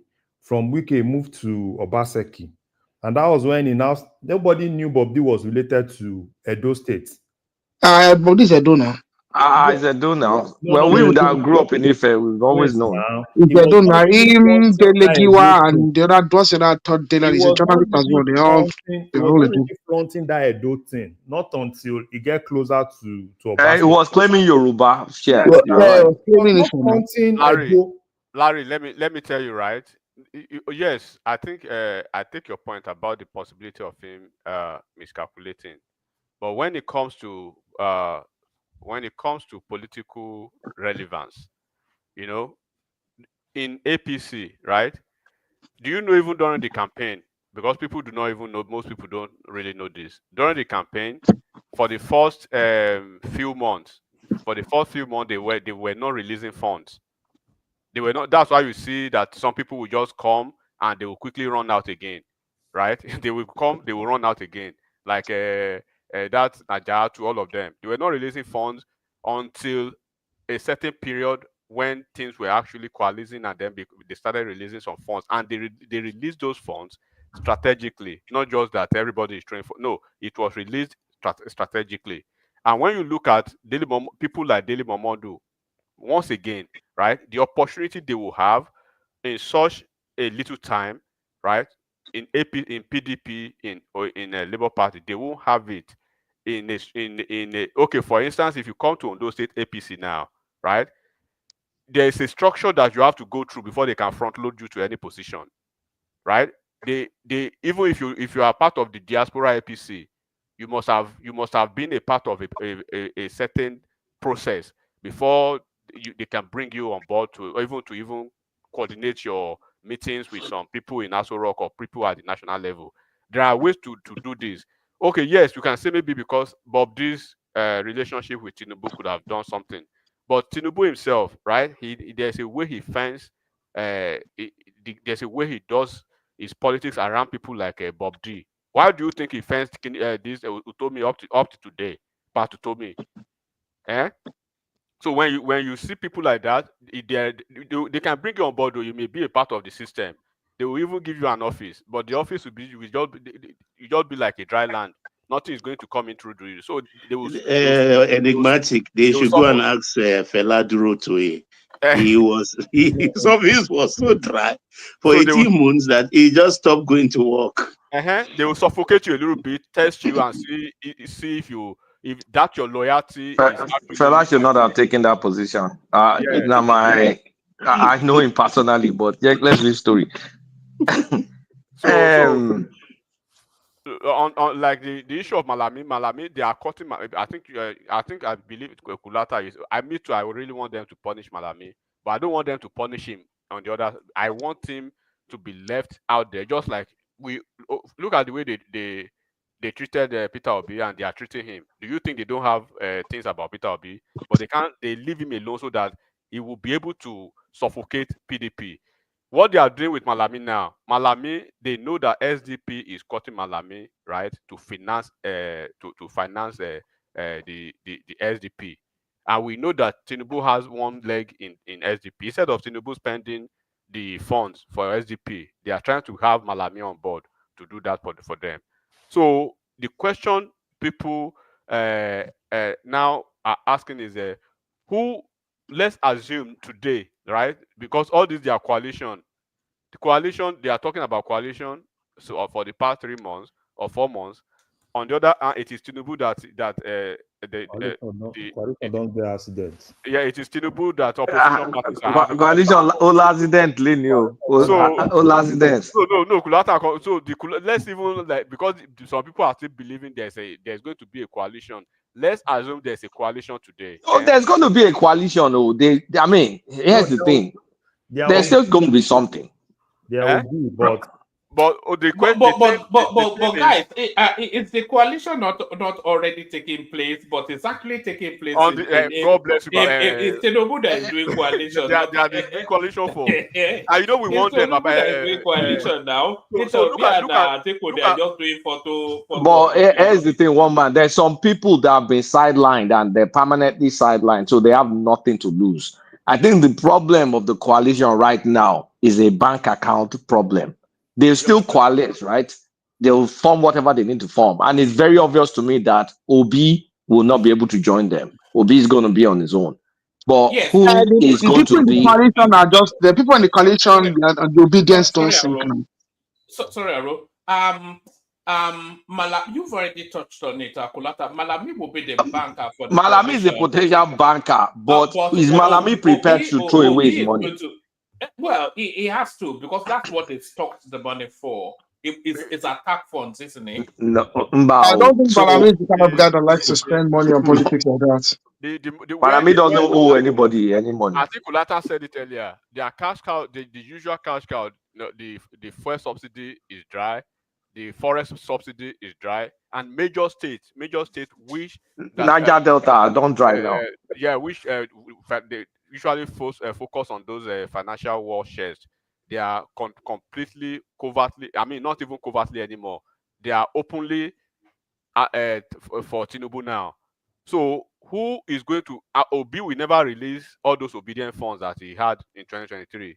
He will never release those but funds. They're not even. It's not even sufficient enough to prosecute an election. It wasn't sufficient even then. Now, the obedience cannot fund an election from their $100 donations. All them Jewels night, all the Jewels night duty. And they will step Izon's money from Canada. You mean he can't fund an election? One man, I don't know that read these people now. I beg. Come on. A man of prestige. The thing that I see now is, we know what actually started this, one man. You know, I think Tinubu, the typical Tinubu, is still trying to at least run out his 2 years, maybe even to the end of the year. But Peter Obi and Atiku, those two individuals, particularly Obi, they've refused to sit their heads down. They've refused to wait for regular politics season like normal human beings, right? Peter Obi he was going to the north, stealing iftars up and down, doing Amajiri thing up and down, building some enigmatic. This is no more about 2027. No, I'm just saying about 2031. No, enigmatic. They are dealing with about 2031. 2027 is gone. They are doing the test master now, so they think they have to. What I'm saying is that it's like they woke up APC too early. So APC exactly. They brought out the beast out of Ashwaju. They brought out the beast out of him. But they don't have a choice. They don't have a choice. They feel like they are dealing with someone that's very, very good, and they have to start early. Let me say one thing. Tinubu had already had all these plans. Don't think it's because even though they acted early, Tinubu already had all this stuff lined up. Like Tinubu is no fool. And he had this lined up. And sorry, what Baba said is exactly right. Now, the politics in play now is the politics of 2031. I don't think anybody is playing. I don't think anybody is politicking to. There are only two people that have to politic. Yes, there are only two people that have to politic to 2027, and that's Atiku and Peter Obi, because that's the last chance alone for both of them. But yeah, we have to bury Atiku's career, like bury it permanently, like dead. Woman, do you know the biggest problem, The threat. Dead in dead, like is a threat to a lot of that program man will say, what's his name now? The biggest problem from the north, one man. The biggest problem with most of the northern politicians is that Tinubu, right? Tinubu is very, very unflinching. So they can't actually fathom the boldness that who is this guy? So to them, they expect a typical southern politician or a southern president to come cap in hand, right? To be begging them for re-election. But Tinubu dares them. He is with so much audacity doing his own thing. And do not forget I'm in awe of the man. I'm in awe of that man. Enigmatic, let me even put it this way. Tinubu was a candidate that was shaking, and they shake, leg they shake. That was how they saw him. They thought this was going to be our own Yaradua. The man now got in there and is now spanking everybody on his own team. Look at Baba on his own team. Look at Baba Ahmed. Is it Akim Baba Ahmed? That's a wrong statement to make, Kulata. He went to work for. Why is it wrong? Statement to make. You see that they think it's like and they shake, like they shake. They said it themselves. I know, but the thing is that nobody owns life. Of course. So he's still alive today. There is still enough time. So you don't count on life. That's what I want to say. No, they are counting on it. Have you forgotten AI? Yes, but even on the pulpit, have you forgotten where they are saying he's going to die and everything? Women on the street pouring water in the afternoon. You don't get what I said. I said their expectation was this is the guy that's going to be half dead. Governing, and then they will imagine Shatima saying, "I'm going to run security. Tinubu is going to run economy." The hell, and really? Even imagine a Dino Melaye even showing it in the. Shatima said what? Shatima during the election says he's going to run security. That Tinubu will run economy. What the fuck? Pardon my French. Yeah, he did. Now. One man, Kulata, I think one thing that is happening, right? I think Baba was. I think that was at the law thing, eh? The NBA thing. Yeah, during the NBA thing. All right. Shall we do 5 minutes monologues, guys, just to structure the conversation? To give some structure. Okay, so move on to the next person. All right. Let's. I'm not sure if Baba wants to go first. Let me go. Quick. Yes. And I'll dispense of all protocol. I think in all of this, in what happened in Delta today, one thing I beg Ashwaju, please, if he's going to reshuffle, he should not bring Omo Agege into his cabinet to compensate him for anything. He should not bring Omo Agege. Why enigmatic? Omo Agege is dead one. But he has some clout. He still has some followership. No, Baba. You don't even understand what is happening now. Omagege is zero. Is done. I'm happy to hear that. I'm happy to hear that. Why, Baba? What's his crime? He's not a fit and proper person. Against the APC now. He work against APC now. He work for Peter Obi. He's not a fit and proper person. Really? Omagege work for Peter Obi? Yes, now. That's the first I'm hearing about that. Yeah, he did. Okay, you can see we all knew this, even though some people are not their mind, their brain is not. They don't want to believe what their eye is seeing. And that's very unfortunate because your eyes can't see, but it's your brain that and your mind that processes everything that it says. We said it here over and over. We said it of Oshun, which is coming, whether they like it or not. Fubara already has capitulated. Eno is on board. And I think one thing Anshiwaju wants to do, he wants to humiliate the North. And for that, I will always applaud him, because the sheer arrogance of these lots, the political lots in the North, is not sitting to any person who believes that he is a Nigerian. The corner power, and they didn't use it well for decades. In civilian garb, in military uniform, they never performed. Look at the lot of their people, what they've done with their people. If Asiwaju does 8 years,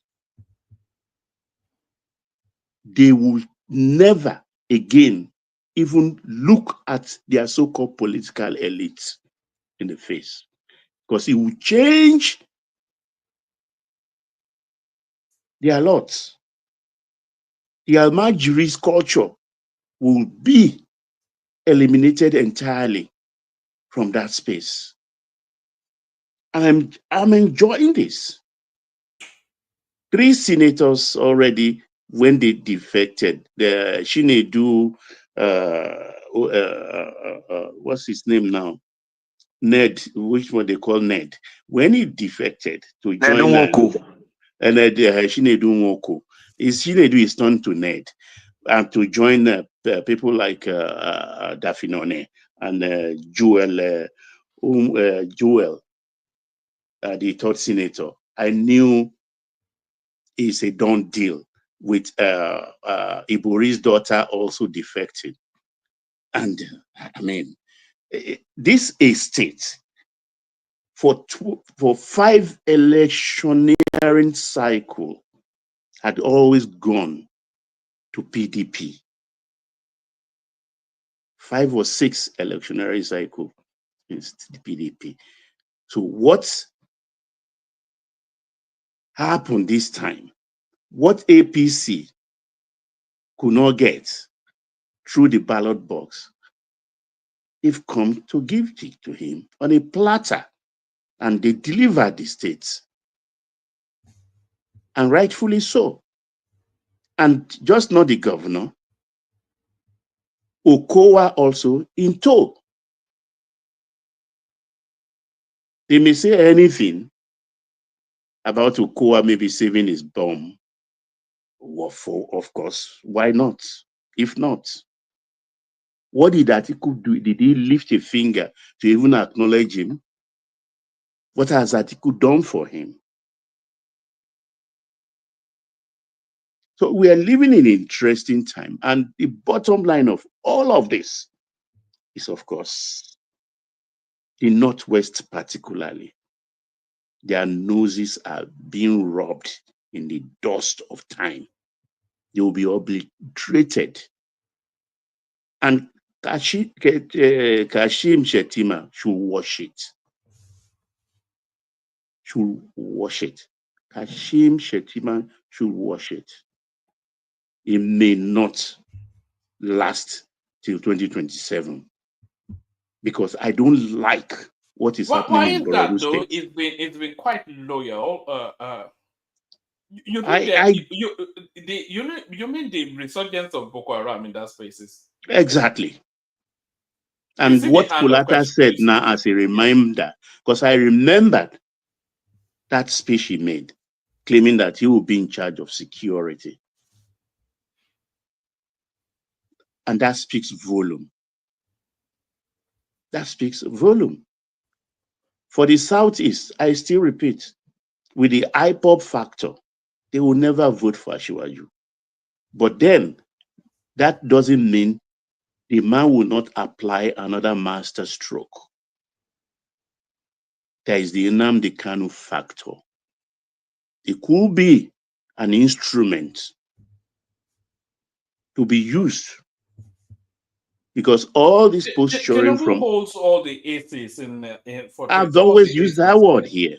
You get my point, because all this posturing by the Southeast and everything, will be this, will be that, the day Nnamdi Kanu stepped on the soil of Southeast, Obi is gone. Obi is gone. Obi is gone.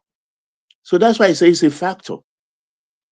And I will not put it past Asiwaju to groom him and use him as a tool, not to destabilize the Southeast, but all the opposition in the Southeast to flatten it down. Baba, do you think that if they bring EPA, because there are rumors, even though it's not confirmed, there are the rumors They bring up that make them release Nnamdi Kanu, I beg. if they bring EPA and then they just swap them, release Nnamdi Kanu and then kill them. We talked about it yesterday.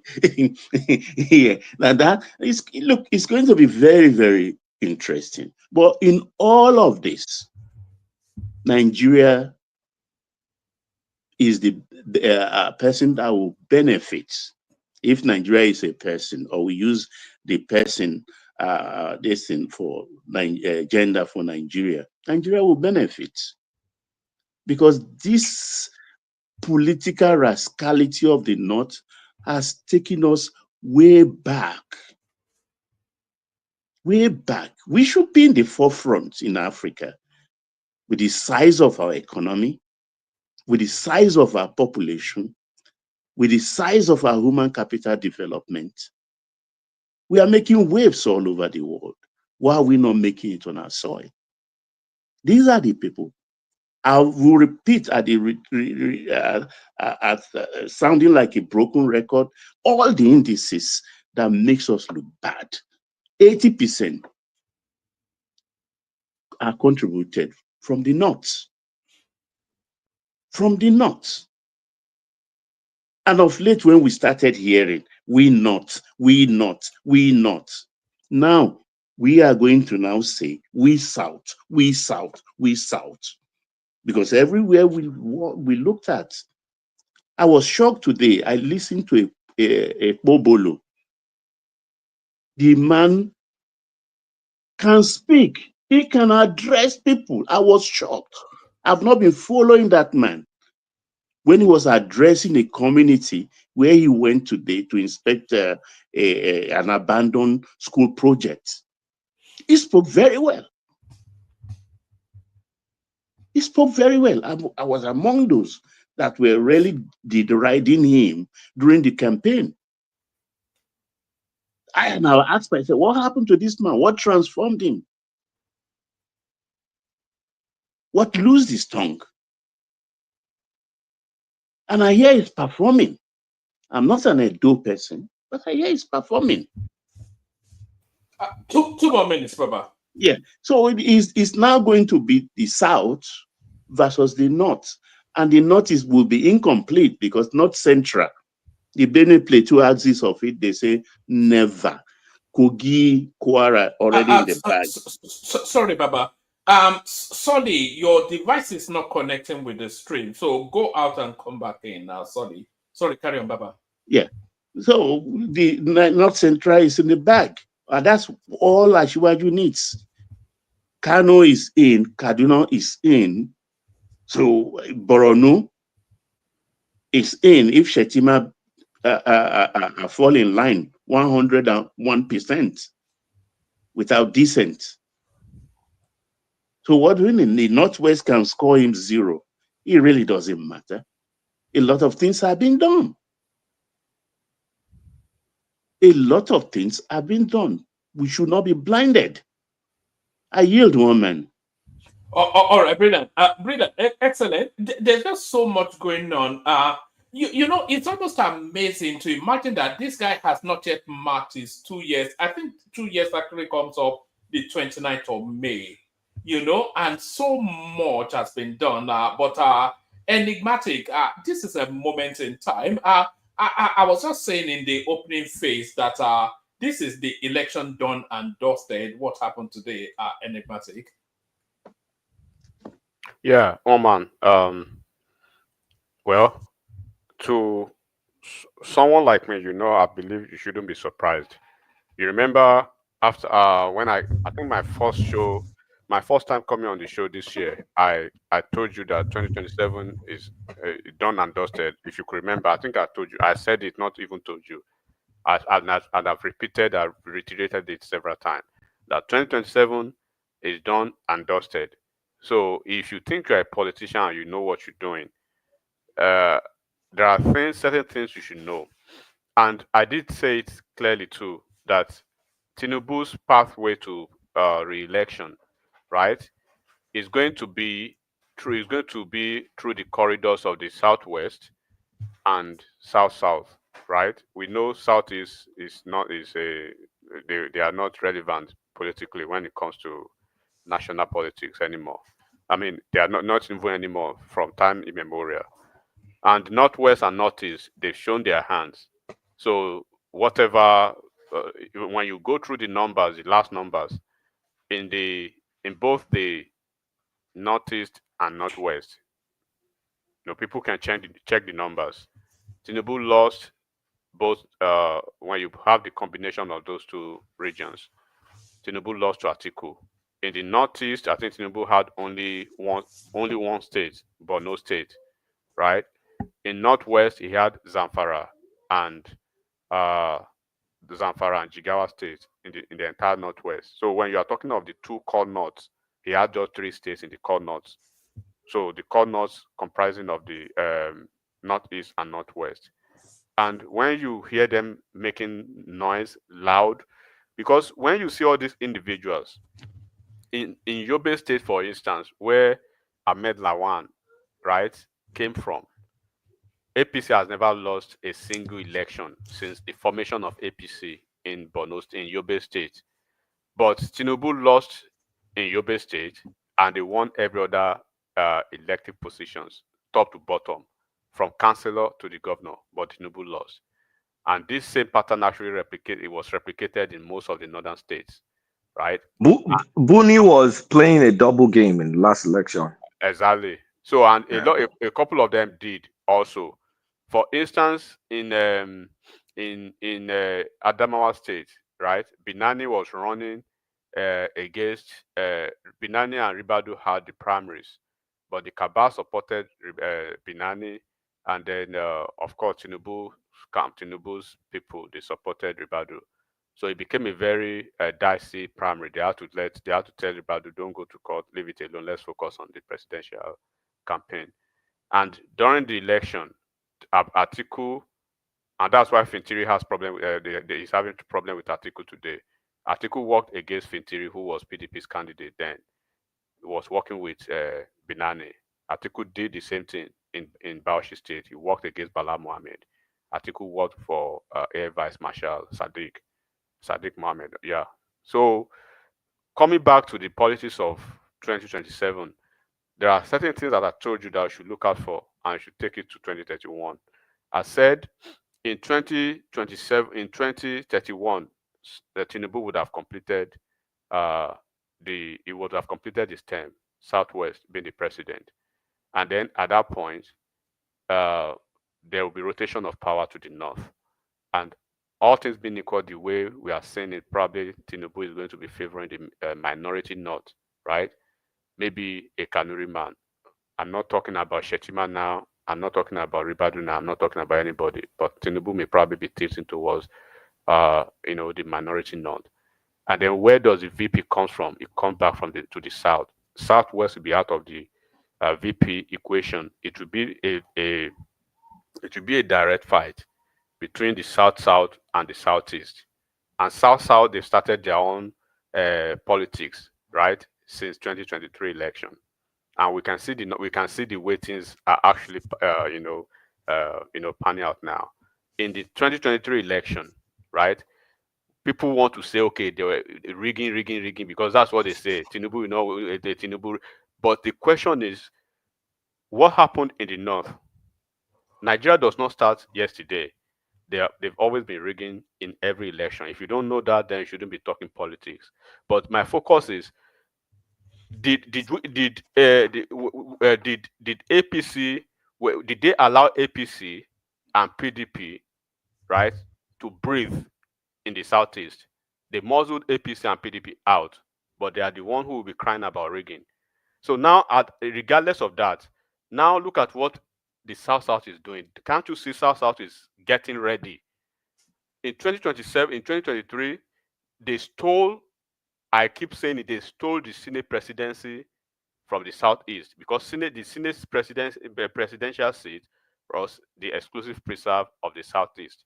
But because of their bad politicking, right, they had 127,000 or something, right? The entire region. The entire region. And the guy that they were actually planning or probably preparing for the Senate presidency, they voted against him in Namani in Enugu State. They voted for somebody who has eventually decamped back to PDP now, right? So look at the politics. So eventually, we knew the problem that Akpabio had prior to the election. Regardless of the problem, regardless of the skirmishes and the encumbrances that he actually he faced, he was able to come in his own senatorial zone. I think 2 local government or 3 local government. The number that Akpabio came back returned in his own senatorial zone, not a whole state, or his own senatorial zone, he had more number than the entire Southeast, 160,000 plus in Akpabio's senatorial zone. And he was the most senior senator coming into 2023. And then when South were preparing for all of them, the governors elected who just got reelected, the senators, the House of everybody, every political leaders in the South, right? They queued behind Akpabio. You could see everybody, they were on TV, Afebua, Kazim Afebua, all of them.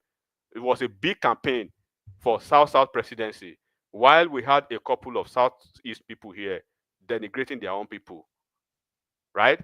And so eventually South took the Senate presidency.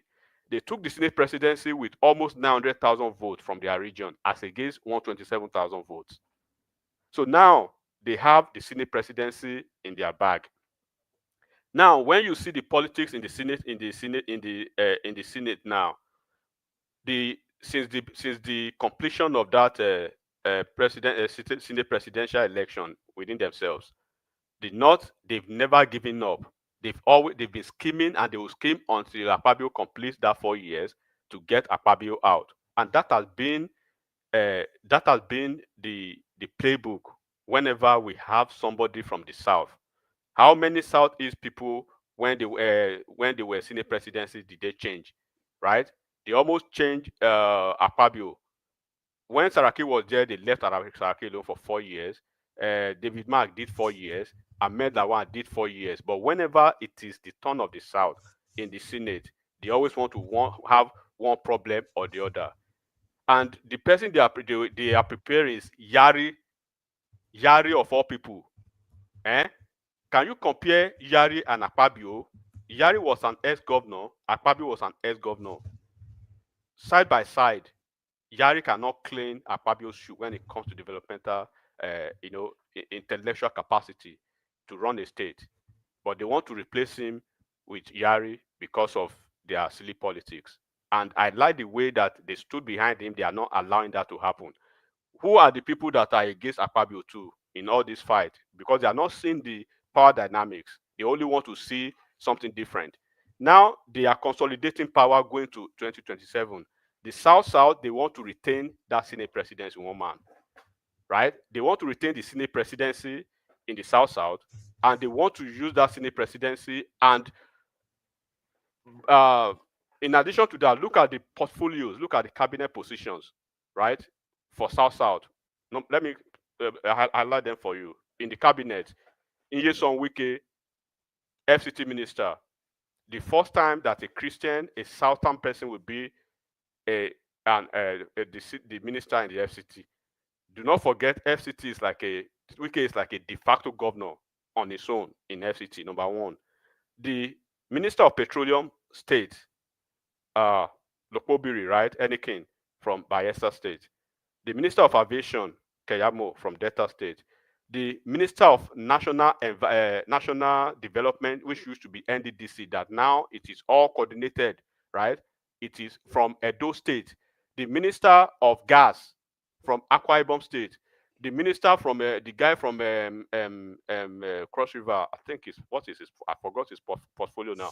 Look at those heavy portfolio in the south, and go and look at the number of DG agencies that they are DGs and stuff like that. So when you look at the aggregate of how South have played their politics since Tinubu became president, including the cabinet positions they have, don't you think they are politically genius? Two more minutes, enigmatic. 2 more minutes. Yes. So when we are talking 2031 now, don't you think they are solid? They are solid to be VP. So if they become VP in 2031, wouldn't they have at least a chance to negotiate with that and all these things that I just told you, to say, okay, in 2039, let's throw our hat in the ring and see if we can, because at that point it will come back to South, right? And then Southwest will be ready again to pick up the ticket for the presidency at that time. They will have a reason, they will have a point to say, let's try to wrestle Southwest if we can chance, or if we can get to us. If it doesn't get to them, they know how to they know how to retreat and then play the real politics and they coalesce again. As against these people that are now, what will be the worst case scenario for for Southeast in 2023, in 2027, in 2031? Can anybody tell me? The worst case scenario again is that they will queue against this behind this failure, and they will say they want to waste their vote, and then they will come back about marginalization. Are they not seeing that they are the one marginalizing themselves in the politics of things? So when people are doing it, if you cannot do it, keep quiet and do not try to guilt trip anybody. Do not cry about anything. This is real-time politics. Tinubu went abroad 2 weeks ago. One man, we were all here when some senior members in their 50s were on this platform crying, Tinubu, oh, he has gone to change his lungs, they have gone to change his eyes, they have gone to change his brain. And I said, Tinubu is, when you saw Tinubu went abroad and you saw like 9 governors went with him, including Seyi Makinde, and you are not seeing what Tinubu is doing. Now Tinubu came back less than 24 hours. Are they talking about Tinubu's head again? Are they talking about France again? If you don't know politics, keep quiet. If you just want to be running on all those echo chamber narrative, you are not supposed to be talking politics. Go and be talking ice cream, like Chetima said. Go and be selling ice cream and popcorn. Tinubu went for 2 weeks. He wasn't. When he went to London, I told you that he moved to London, and it was in London that he met Kwankwaso. It was in London that he met Fubara. It was in London that he met some northern NNPP guy. And so it was in London that he even met some 2 other governors from even Southeast, including Alex Oti, right? And most of these are politicians. When they want to have this highfalutin political stuff, they step out of Nigeria. Remember when Wike was meeting with all those G5 governors then, he was always stepping out of Nigeria, because in Nigeria things can leak and you may lose the vitality of it before you actually ash whatever you are doing. So whenever next time Tinubu travels out of the country, let them say they have gone again to reclone him. He will come back again to do them like this, and they will keep crying. They will never learn, one man. And we'll just keep our fingers crossed. If they are ready, let them play the 2031 politics, or let them be crying as usual. Thank you. All right, brilliant. So let's mix it up a little bit. Larry, AY, and Zeta, if you can allow for a moment, let's go to Solly, because I think he's going to bring a different perspective to the conversation. One man. Oh, sorry. Go ahead. Okay. Okay. If you're in a hurry, then you go first, and then we'll go to Solly after you. No. I want to hear Larry and Zeta. That don't want some. Okay, I did the mix it up. Yeah, it's on. Come inside though. I don't go and hide in the comment section. It's on. Come and take your flogging, because I think this is coming out of your region, isn't it? Where is Aizon? It's in the comment section. It's hiding in the comment section. Come now. Abe Chubrai, Aimi, come on board. You be Delta man. Oh yeah. Okay. Today.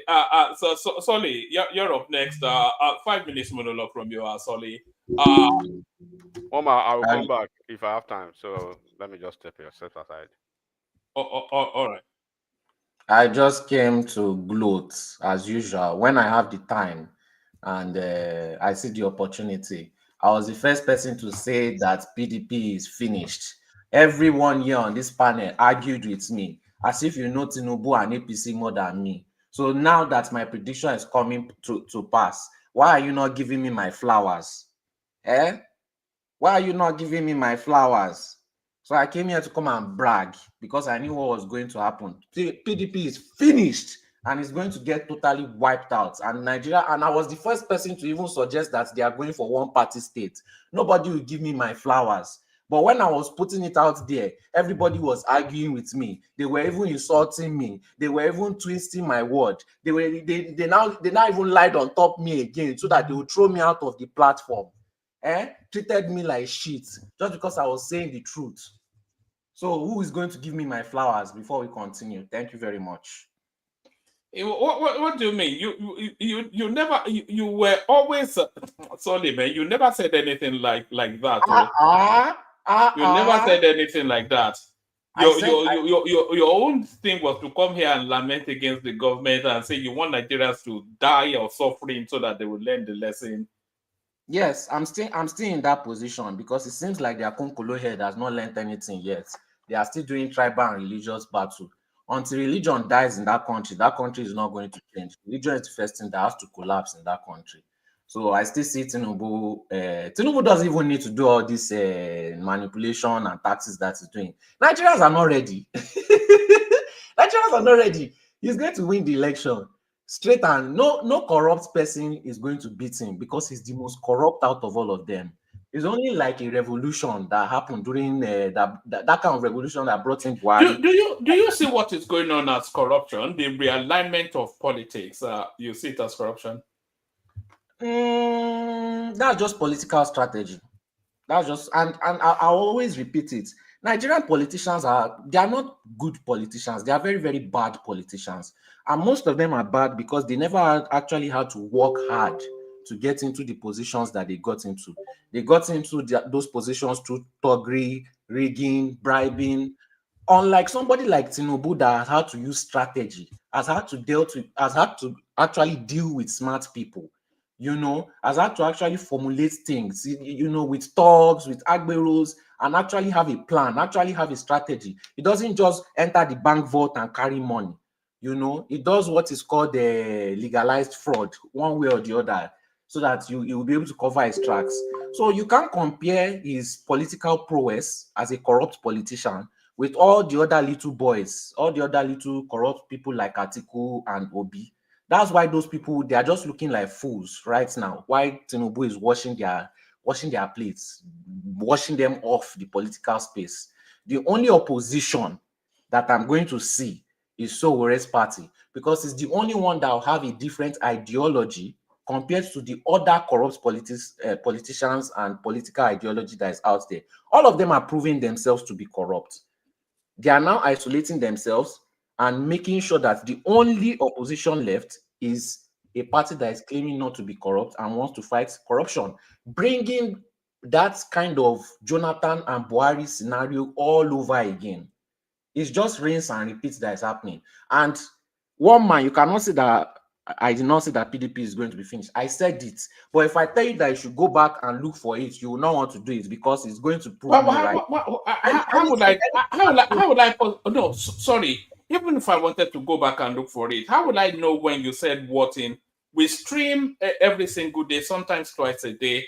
So how would I know when you said whatever it is that you said you did say? Where would I go and look for it? If you wanted to look for it, you would find it, because I know I was not going through hundreds of streams to find where you said something. When you want to prove somebody wrong, I've seen you do that numerous times. But anytime it is for my own favor, you don't always No, want no, to. Even if it no. was a Think stream about from what the you said previous now. day. Think about what you said now. You could have said it 6 months ago, 1 year ago, 2 months ago. You could have said it 2 hours into a stream, 4 hours into a stream. So I'll start going through every single stream to look for when you said whatever it is you said. The How does that make sense? The moment Wike sided with APC, that was when I said it, because I knew that was the beginning of the end. That was when I said it. So I remember. If you care, you will find it, but you don't care because it will prove me right. No, but it doesn't make sense. Now, sometimes you have to think about these things now. How can I possibly find what you said whenever you said it? I know that I said it. I know that I said it. I was the first person to say it. So PDP is finished. All of them, they are going to APC. That's the end of PDP.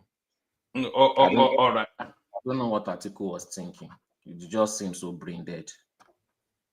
All right, Brilliant. All right, Brilliant. Stay with us, Solid. Let's come from you. We go to Larry next. We do the rounds and then we open it to a generalized conversation. So, Larry, you're up next. You know, a lot of people say this guy is a master strategist and all that. And every time he doesn't move often, Tinubu, but when he moves, he changes the landscape. Yeah, woman. Good evening, woman, and good evening, everybody. Wama, are you doing me APC or PDP or what? How do you mean? I thought it was my turn now. You just came in now. Why? I told you now. You're always late for class. You used to be the #1 student. Now you are at the back of the class. I'm in the back of this class. No wahala, God there. There is God, though. Larry, we get to you quickly. But I know everybody wants to speak on this. Larry. Yeah, I will just be quick. You see, one thing I know is this. We can actually say, oh, Tinubu is this, Tinubu is that. One thing you can't take away from Tinubu is a good collaborator. And that is why it's easier for most of the people, most of the governors to align with him. Because if you put it down, and most of their predecessors are even telling them that it's better now.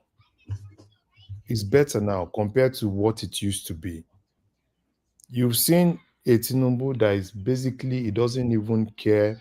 He's not really after you. All he wants is working closely with you and see how he can help you to achieve what you want to achieve. And if you look at every state, federal government presence is in every state. So there is basically no discrimination on what we used to know. Probably if you are not from a ruling party, they may not even do anything in your state. And you are not even seeing that now. So basically, you know, at the point I heard, I think one of the governors in an interview was basically saying it, that in their governors forum, this is what they tell themselves. Unlike before, most of the governors, probably they are running etasketa looking for loan here and there. And now they're now beginning to see they're having access to more things to be able to do more. And if you look at the other way around, their political career, forget about the fact that they want to support Tinubu. At the same time, they also want to keep their own political lifeline, particularly the governors that are going for second term. You don't want to be in a situation where you want to spend all what you have in order to keep struggling to get second term. And that's exactly why you see that most of the governors are, they are thinking and they are rethinking. And even in the north, you see some actors, oh, we are this, we are that in the north.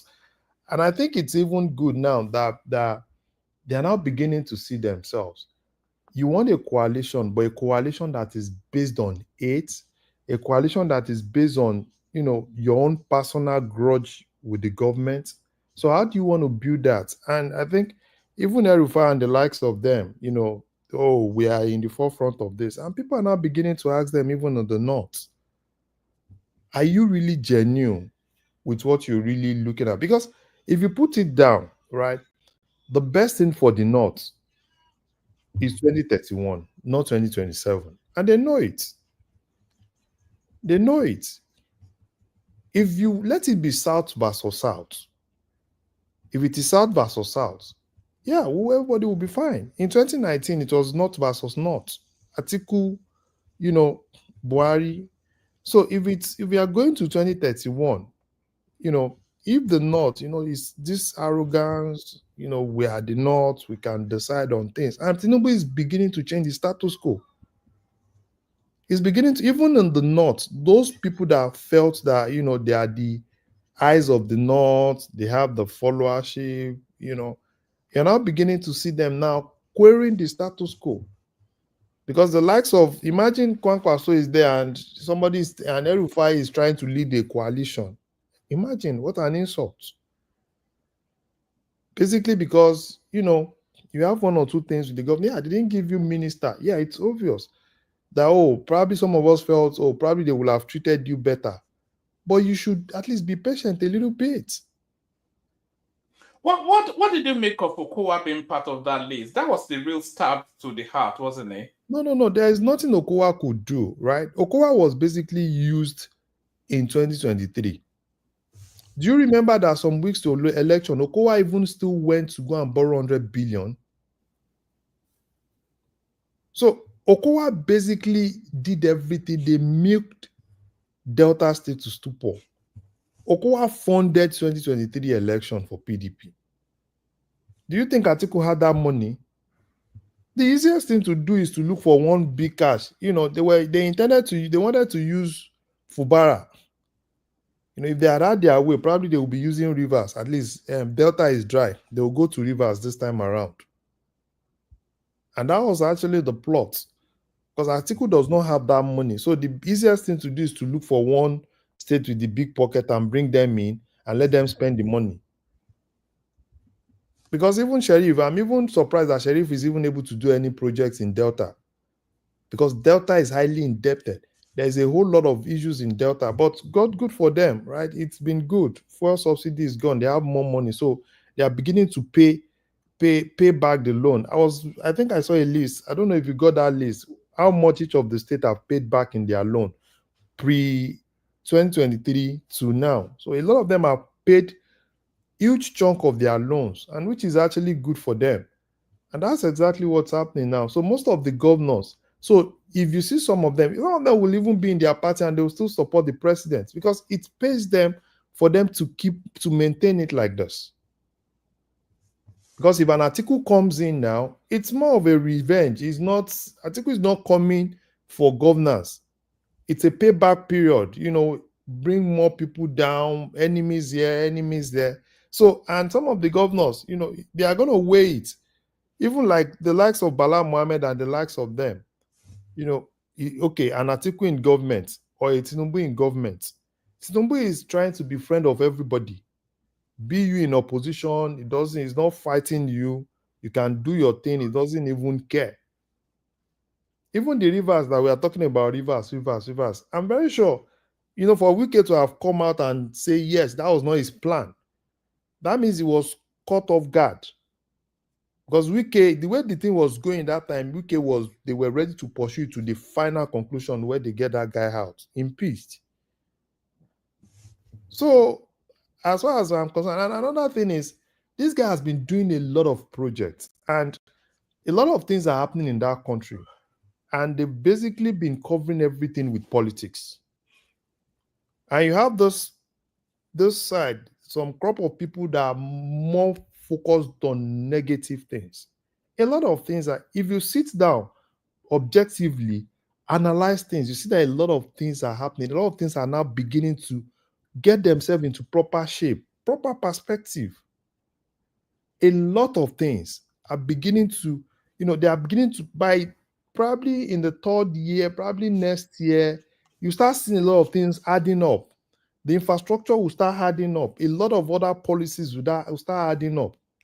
So this is a precedent. Less than 2 years in government, everybody everywhere is, we are doing coalition, we are doing this, we are doing that. And we don't ask questions. These are politicians. Once they're out of government, imagine Malami with everything. Somebody was even saying, they said they started last year. They can't stay out of government. That is it. And when you see people supporting them. Oh, this, and that. You need to ask questions. Are they really criticizing policies of the government? Or they are more interested in we need to grab power. We need to grab power. We need to grab power.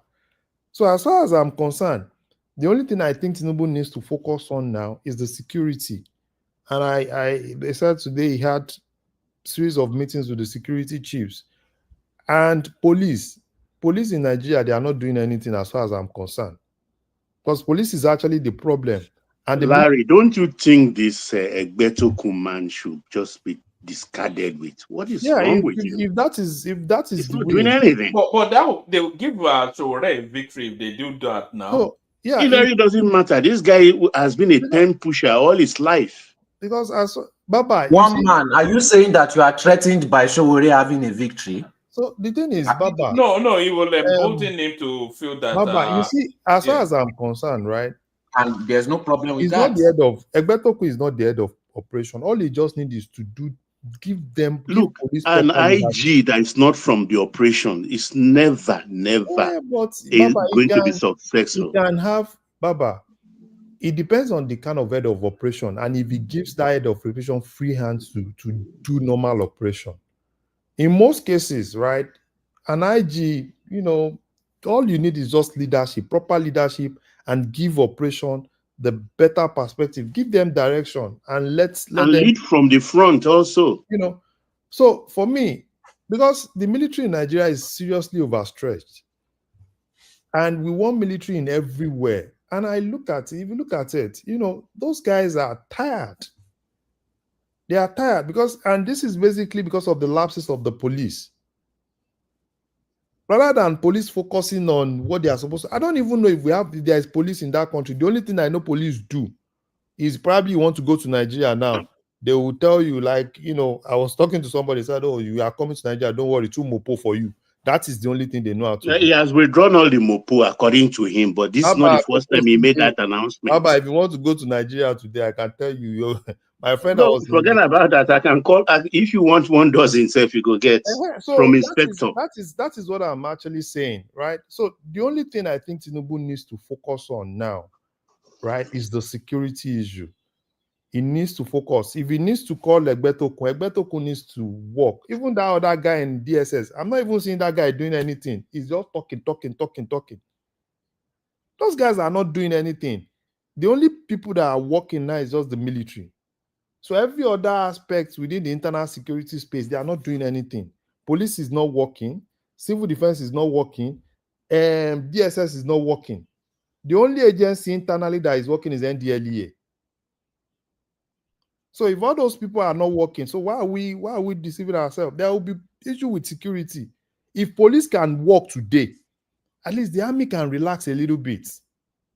So if Tinubu should just focus, if he doesn't want anything to just focus on that security, and if there are collaborators, even in the north, no matter how big the collaborators are, they should bring them to book. That's the only thing. 2 more minutes, Larry. That, as far as I'm concerned, that's the only thing. On the economic side, things are beginning to come back, into shape. Agriculture, yeah, a little bit. So for me, I think in the next, probably in 2026, you start seeing a lot of things adding up.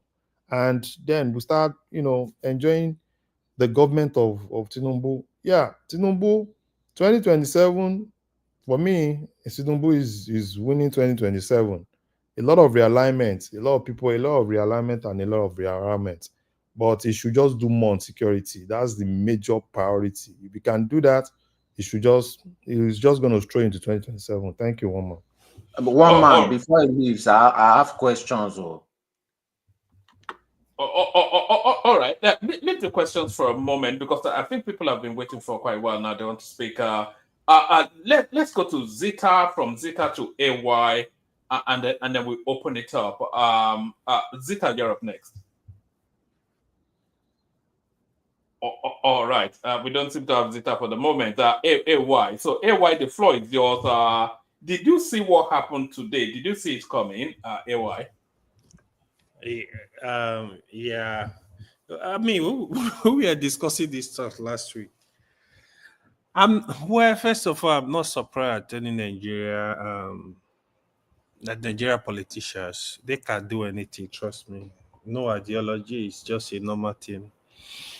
I mean, the rumor has been online, right? That but I personally feel like the Delta State governor he does not have option really, because what has been going on in Delta, like all the senators were already APC. Some House of Assembly member moved to APC. Majority of the House of Rep are APC. Some of the big wigs in Delta, Ayiri Emami, APC. Ibori, I feel his heart is in APC. Even Ibori's daughter decamped to APC before now. So I think Ibori is the father of Delta politics, even to date. No matter what you are gonna say, most of these guys, they are all his boys, right? So I think if the governor had contested for second term, he will lose, because it was just the handwriting were just on the wall. Like, I don't think he would have survived it. So the best thing for him is to go to APC, grab the structure, then he's able to easily grab the ticket. Otherwise, I think people like Ned Nwoko, Omoagege, I don't think Omoagege will be happy if he decap. To be honest, I doubt. Because Omoagege is so much interested in that position. So you will hear a lot of, they will have some crisis. Because I think Omoagege was interested, Ned Nwoko was interested. So now, I don't know how they are going to align, but I saw Festus Keyamo wishing him congratulations. So normally Festus Keyamo and Ned, I think they are quite close, but Omoagege is like one man army. So they will start having some issue. I think that will happen. But Okowa too, I mean, Okowa, I'm not surprised because he does not have option, like somebody rightly said. Because if you leave Okowa behind in PDP, it does not have political weight in Delta. It's just gonna be a mess. So the best thing, move with the governor and still get some privilege, from because he was a big supporter of the governor, right? So he needed to move with the governor to still have some level of relevance in the state. I think I don't know the intention of Tinubu. I think Tinubu is really is the Maradona politician he is. He's really play the game. The way I'm seeing it now, it seems Do everybody you is think falling we're in line. running? Sorry, Wike. Do you think we're running the danger of turning into a one-party state? That's where we're going. I mean, that's Tinubu politics, right? Because I will not. You will not completely blame APC and Tinubu, right? Because I feel the opposition, they are also joking. They're not doing much. Like, they'll not be able to unite the party. They'll not be able to. They needed to build opposition. There is no opposition right now. The only senator left in Edo State also decamped today to APC. I think one other person decamped to APC in Oshu or one of the states. These guys, if you've watched the past 6 months, a lot of senators, a lot of rep, they've moved to APC. So in the South now, I'm looking at South like this. Technically, I would say Wike is gonna come to APC because especially when you see Edo is APC now, Delta is APC. I think part of the negotiation that will happen in Rivers is for the governor to move to APC. Never. Wike will never move to APC. Don't say never. No, I'm telling you. Okay. Wike will never move to APC. Wike is basically strategically positioning himself for 2031. It's not that easy, man. It's not that easy. And what Wike would do, 2031 to do what? Wait. Wike wants the PDP structure in the South, and he has started it with Danobi. Danobi is disrupting the PDP structure in South. Wike has always controlled the PDP in the South now since 90. You know the thing is, 2000. the South is now basically Wike versus Diri. And that's why Wike is now beginning to enter. You know, Wike has already entered. You mean South PDP? Yes. Diri, this Bayelsa guy. No, Diri is not. It's not a Wike link in PDP. No. Presently, you know, he's a governor now. Presently, the way the thing is arranged now. But Wike took a fast one without PDP South Congress, and they are still going to go to court. And that is why Danobi is now beginning to. Now, I think yesterday, they said Danobi appointed a caretaker chairman. Caretaker, yeah, even in Edo. Even in Edo. So I know they are still going to go to court. You know, they'll still slug it. And I see Wike's team winning in the court. So which means that if they win in the court, you won't have any choice than to align with Danobi. So in 2031, what is he going to do, though? No, 2031, Wike is gunning for vice president. The politics is tough. See, there is something here. The lifeline, the only lifeline of Wike, you hear it, Wike. If anything, Tinubu said it drop Wike today. Wike is a gunner. If the Wike was not FCC minister, he will not be able to fight the governor. Sure, you know that. See, it's not that. It's powerful, but it's not the way people look at it, really. Trust me, if Wike was not FCT minister, he will not be able to fight a city governor. I can tell you that for free. He got the backing of the president, right? So, yeah, I mean, Wike, will he decamp to APC? Will he remain PDP? I would say it's 50-50. So Wike is playing his card. What will favor him? Do you think would Tinubu prefer Wike being in PDP or in APC? I think Tinubu would prefer Wike remain as a spoiler for PDP the way he's doing now. Because that is what will benefit with Tinubu, right? But right now, the game, I think, that is getting clearer now, what I think Tinubu is doing, Tinubu is saying, okay, you Northerners, you kind of want to go against me. Let me capture more position in the South. So right now, even if Wike is not moving to APC, Edo is APC, Delta is APC, Wike can still go to Rivers and fight and deliver Tinubu in Rivers. That's what Wike is still protecting in Rivers. So in Bayelsa, Tinubu can definitely get 25% and more, right? So in Akwa Ibom, he's ready to give full support to Tinubu. I don't know if he's going to decamp to APC yet. So that is another thing we need to watch out. I think he might decamp because it seems he's in line with the Senate president. So Senate president will tell APC, don't contest against him.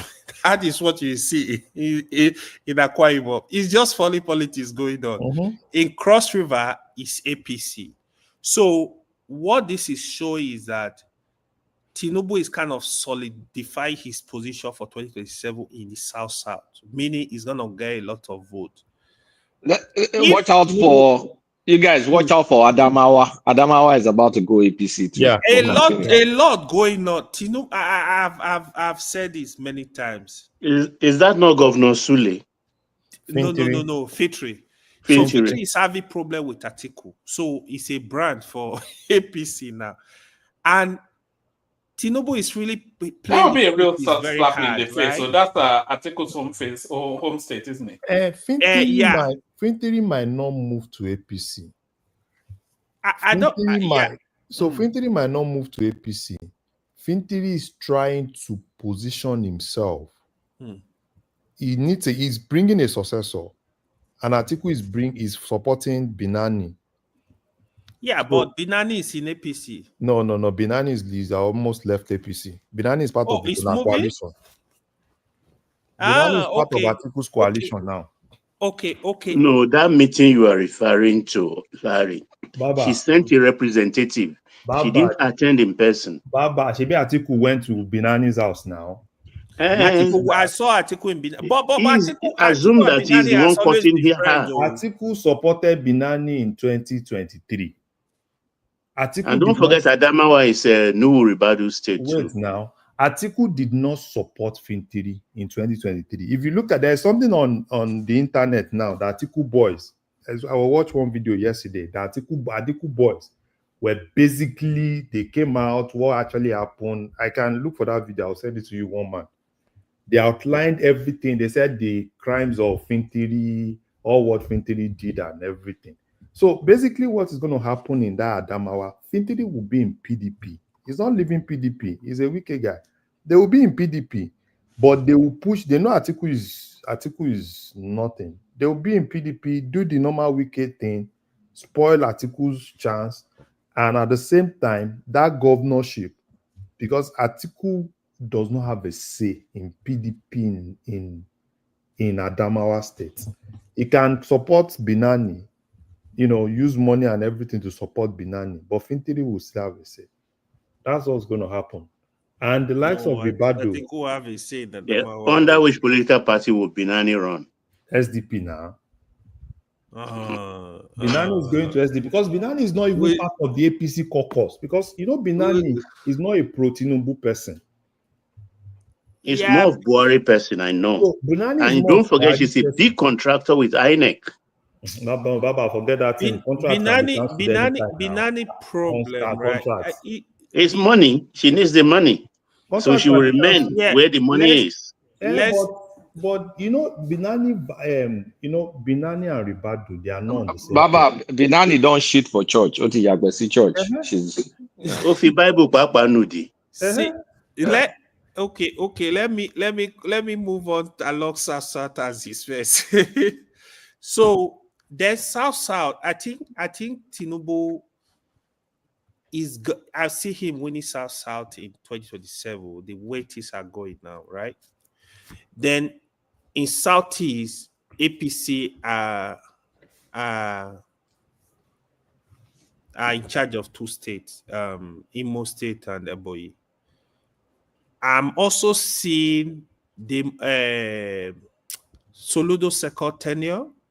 I think strongly Soludo might be moving to APC second tenure. No. You watch out. We are going to come back here. I think strongly because the reason is this. Sorry, repeat what you just said there. Soludo. I see Soludo moving to APC. I'm not sure how long you've been watching, but I said that earlier on, and people just slapped me. No, I didn't watch that. If you are doubting that, no. I agree, but because I said it as well, and I think so too. Soludo especially this.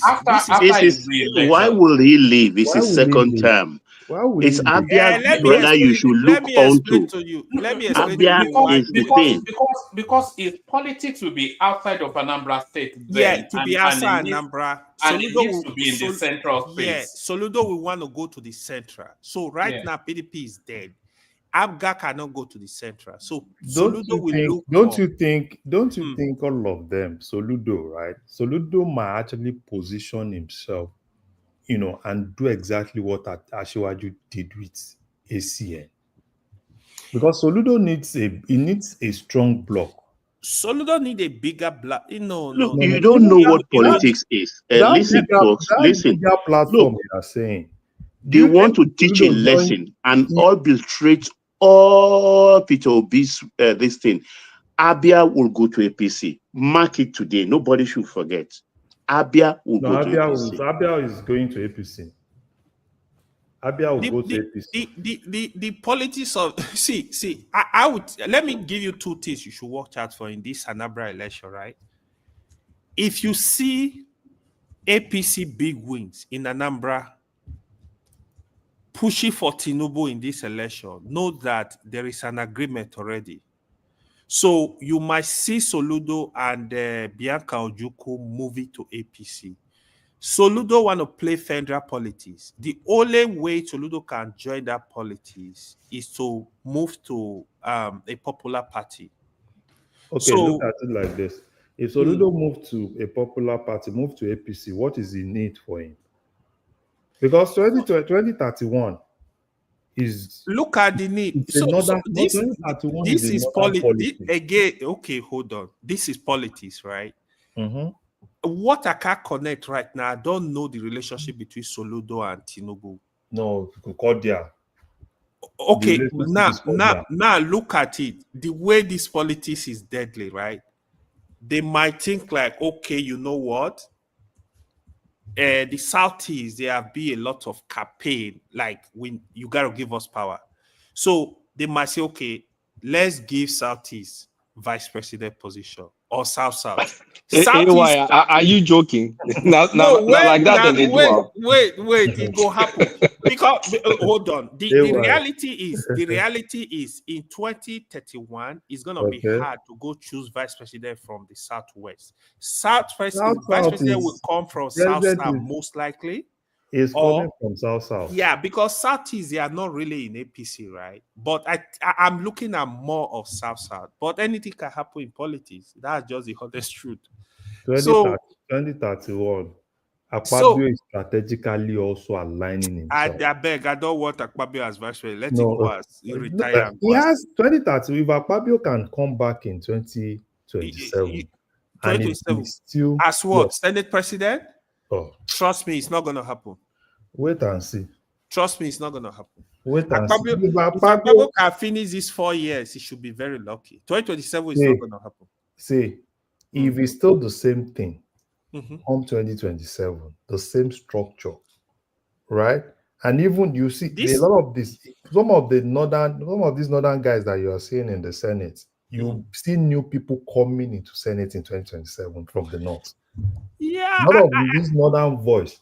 If Akpabio will return to the Senate, he will. But Senate president is not sure for him.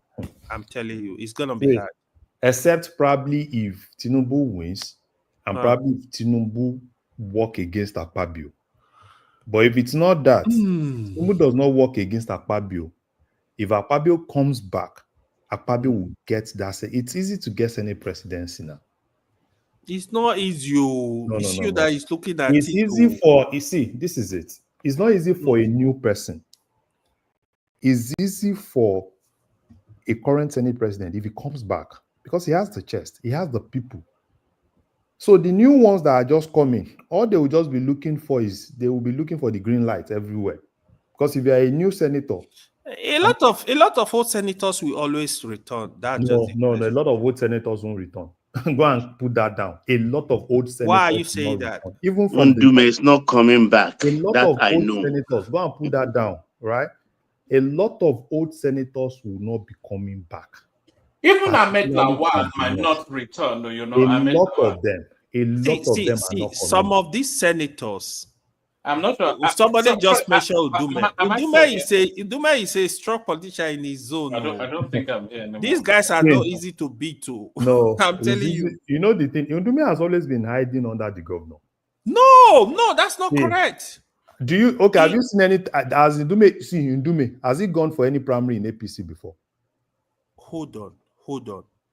In 2023, the first time Udume contested for Senate, he moved away from AMPP and moved to PDP. What was it called? The former governor, Alimodu Sharif, worked against Udume. Udume won that position to become senator. That time that you were talking, right? So when he first moved, which party was at the central? It was not about a party at the central. That is how it works now. PDP. Which party was at the central? PDP. Let's put facts out there. This is now. Let me talk to you now.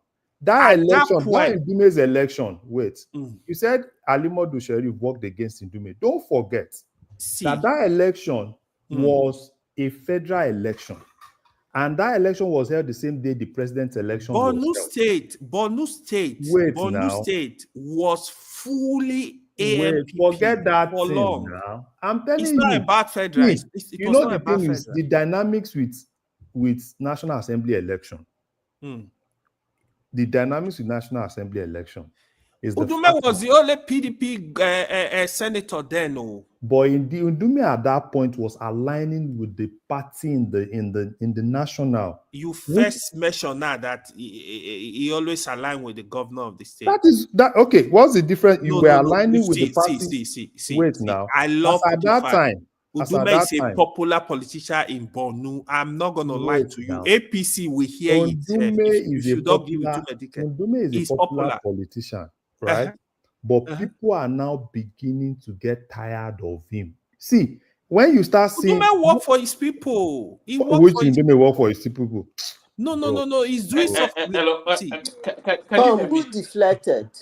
Udume, Ali Udume has always worked. They actually love him. He One man, we can hear you, but we choose to ignore you. All right. No, that's fine. I just want to make sure that my connection is okay. Carry on. You know Ndume. When is it my turn? We called you earlier, Azita. You this AI, you this AI. So let me So the one I want to really see right now is Kwankwaso. I personally feel like what is holding Kwankwaso not joining APC yet, I think is because of he's looking for a way to manage Gaduje.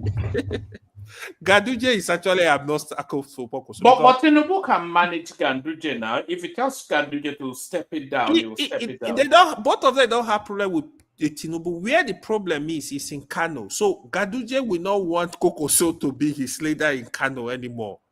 So if Kwankwaso join APC, automatically the governor becomes the leader of the party in Kano. So Gaduje don't want and Kwankwaso fight. It was just too extra. You know they used to be very close friends.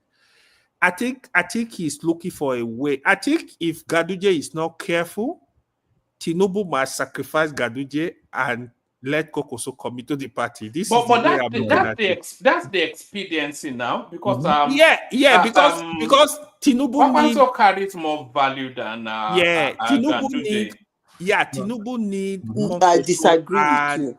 So hold on, Tinubu need. You just agree that Kwankwaso carries more value than Tinubu need. Yes, Kwankwaso. I disagree with you. Actually, Kwankwaso carry more value than Gaduje. They are not even in the same category. That's not true. Okay. You explain to us. Because if Tinubu get Kwankwaso to join APC, automatically Tinubu is sure of at least 1 million votes in Kano and Jigawa state. Kwankwaso have a lot of influence in Jigawa. So Gaduje doesn't work that way. I mean, Kwankwaso is the father of Kano politics today. Maybe tomorrow it will change. Today, Kwankwaso is the father of Kano politics. Gaduje, free and fair election, Gaduje will not even get close to. You saw last election now.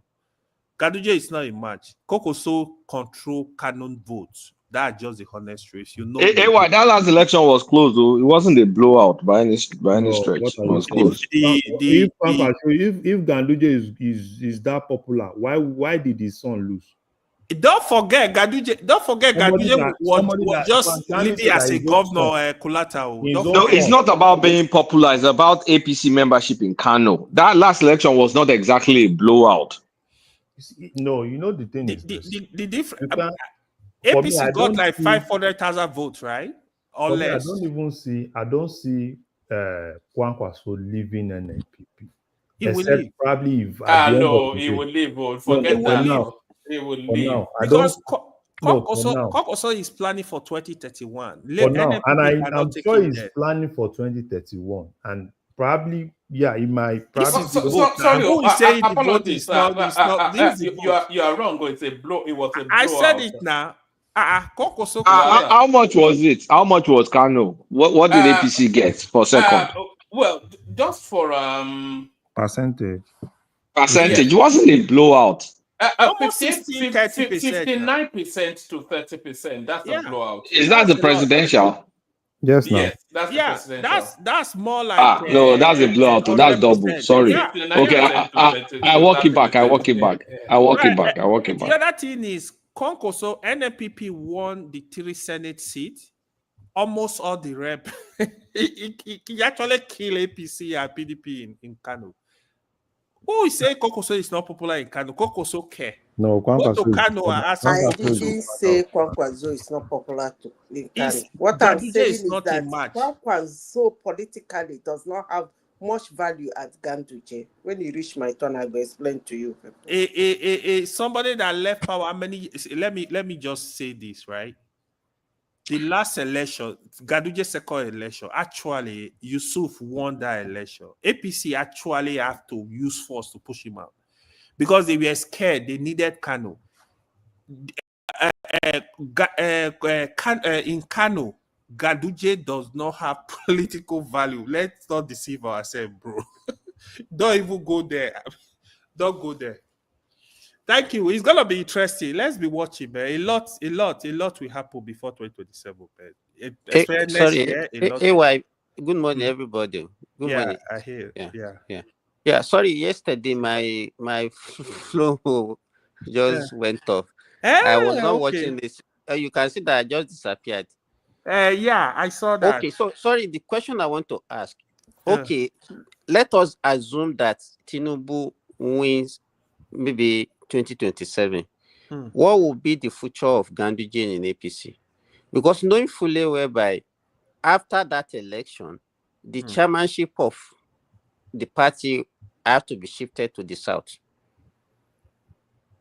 2027? After 2027, yes. No. If Tinubu is still, is still the president, it's just going to shift to North Central.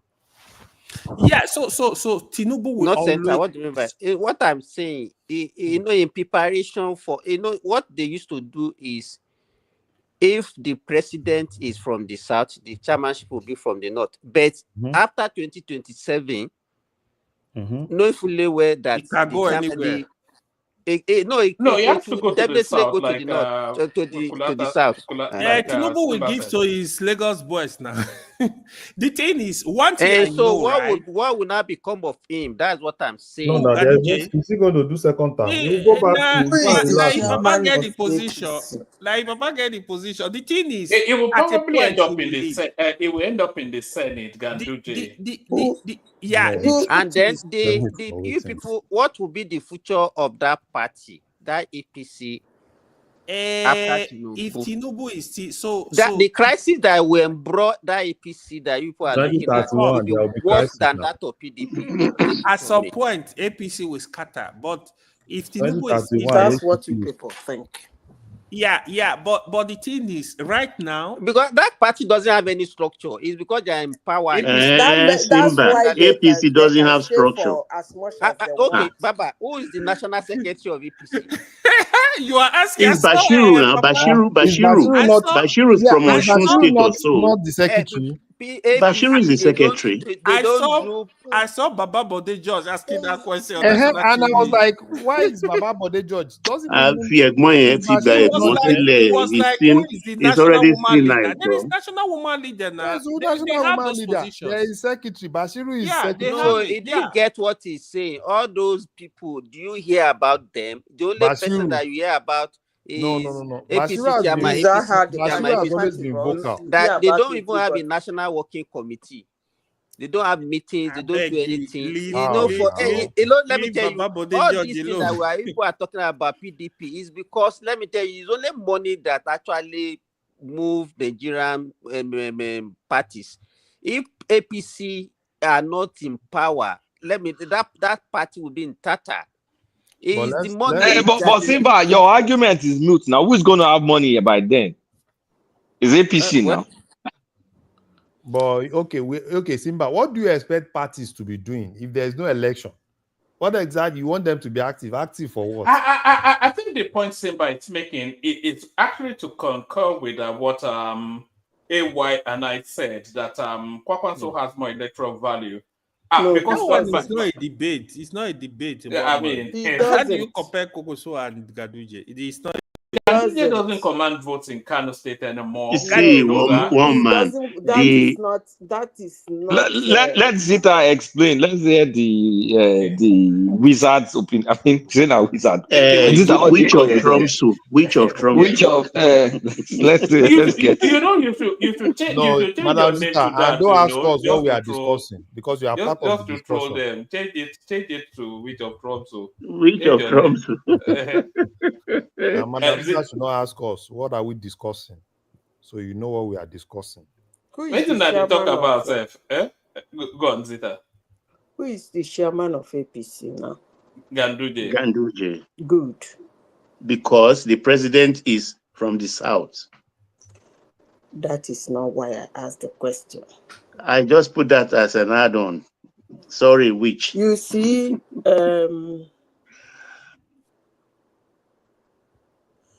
when it comes to national politics, somebody who is a dot somewhere doesn't have more votes than somebody who is everywhere. It doesn't work that way. If you look at what is happening today in APC, it's the handwork of Ganduje. That guy is a terrible, corny, concoctioned woman. Maybe you people did not see what he did in Owerri, in Imo State and in Edo State. Those are the people, when it comes to national politics, they carry weight. It's not all about somebody who is in a state, and anytime you do yo in a What state, did he do in Edo State, though? Can you explain to us? What did he do? Please, I beg you, not be from my mouth. You go here say, Apple 9 kilobata. Gaduje does not have a say in Edo election. Okay, please. no problem. But he's the chairman of APC, right? As at the time that election was conducted, right? Hello. Correct. I end it there.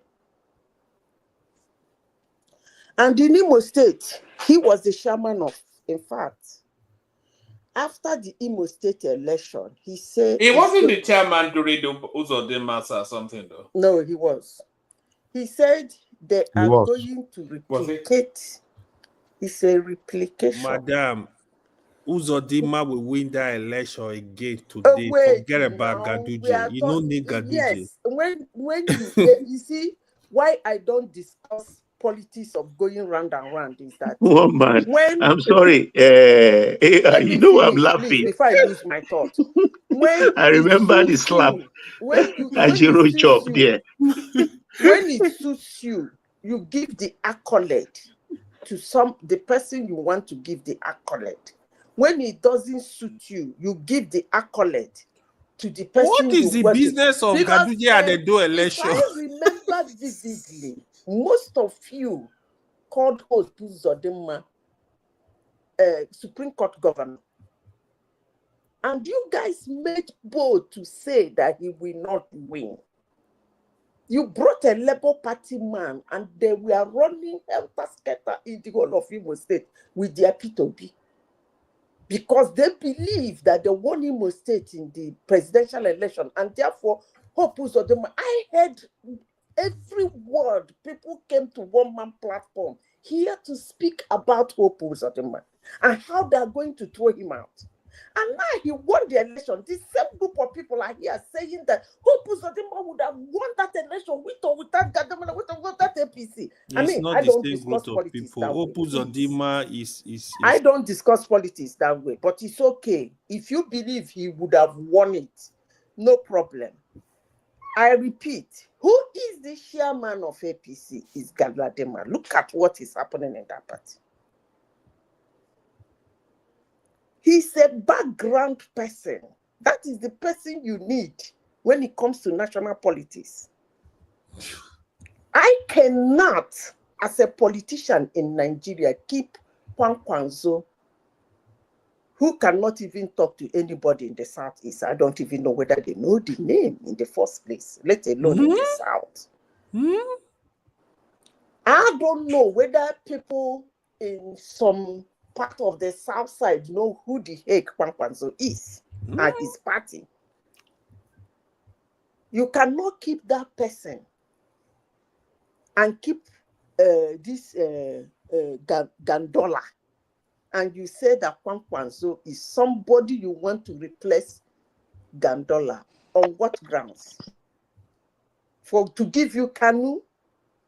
By the way, Tinubu did not win Kano last election, but he is the president.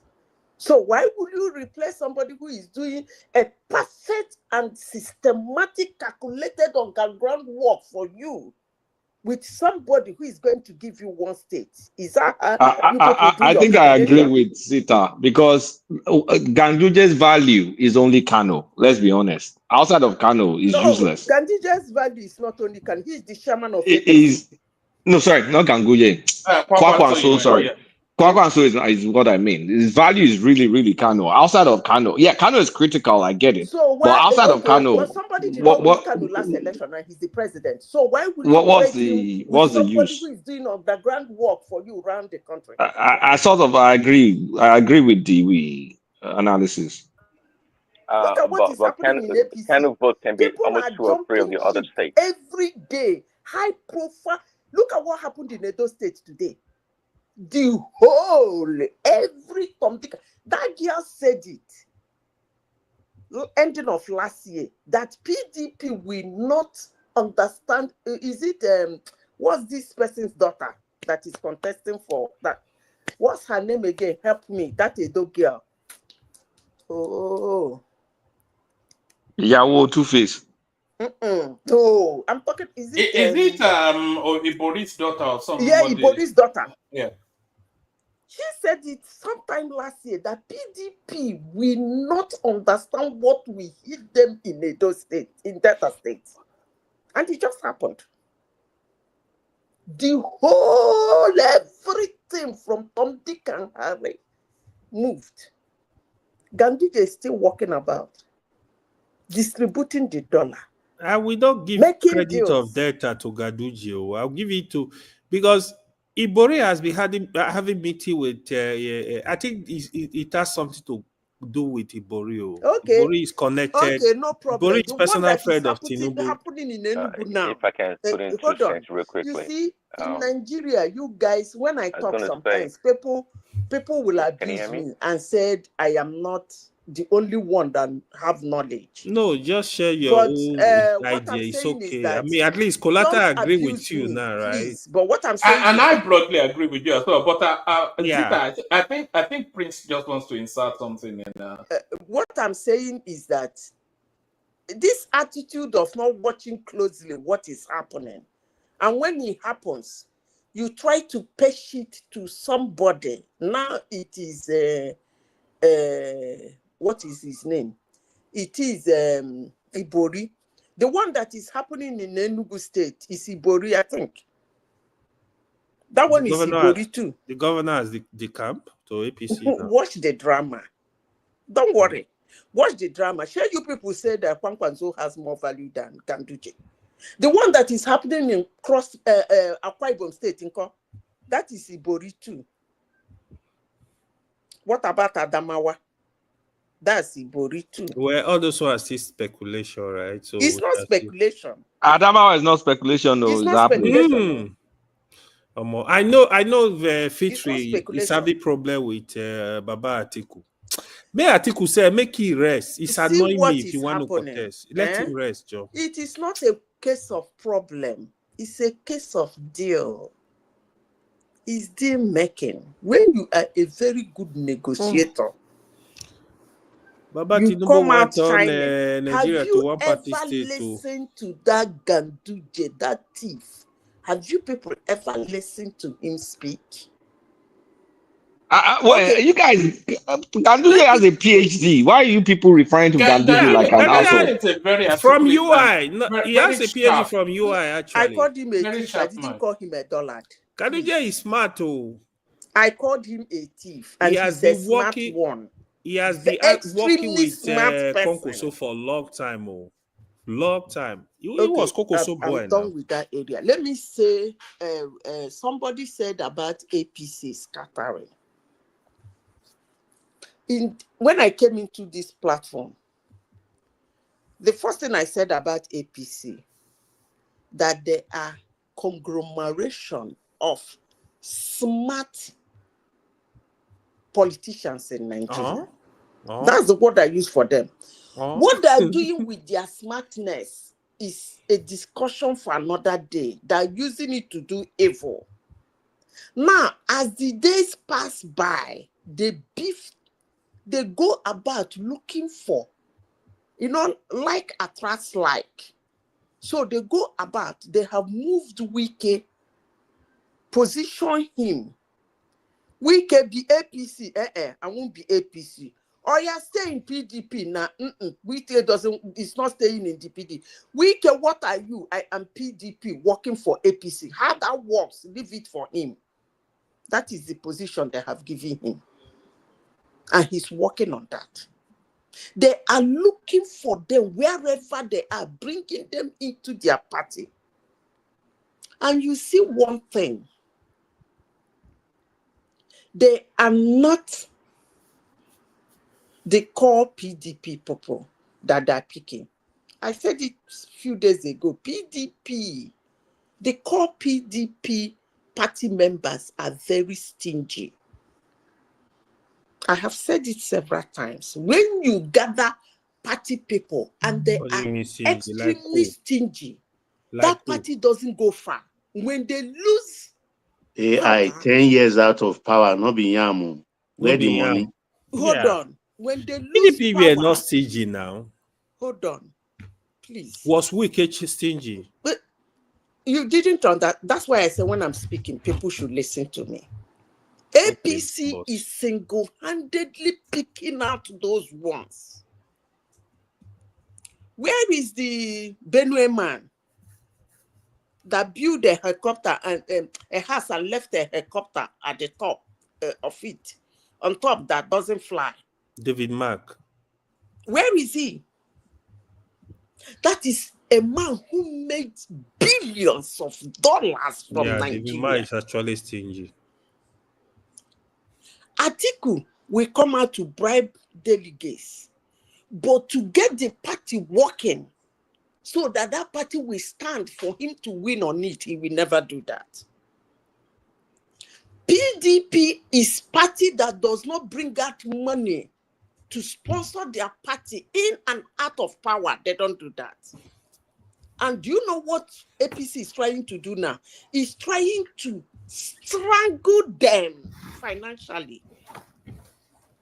If they remove Delta State now, know how much Delta makes in a year, in a month?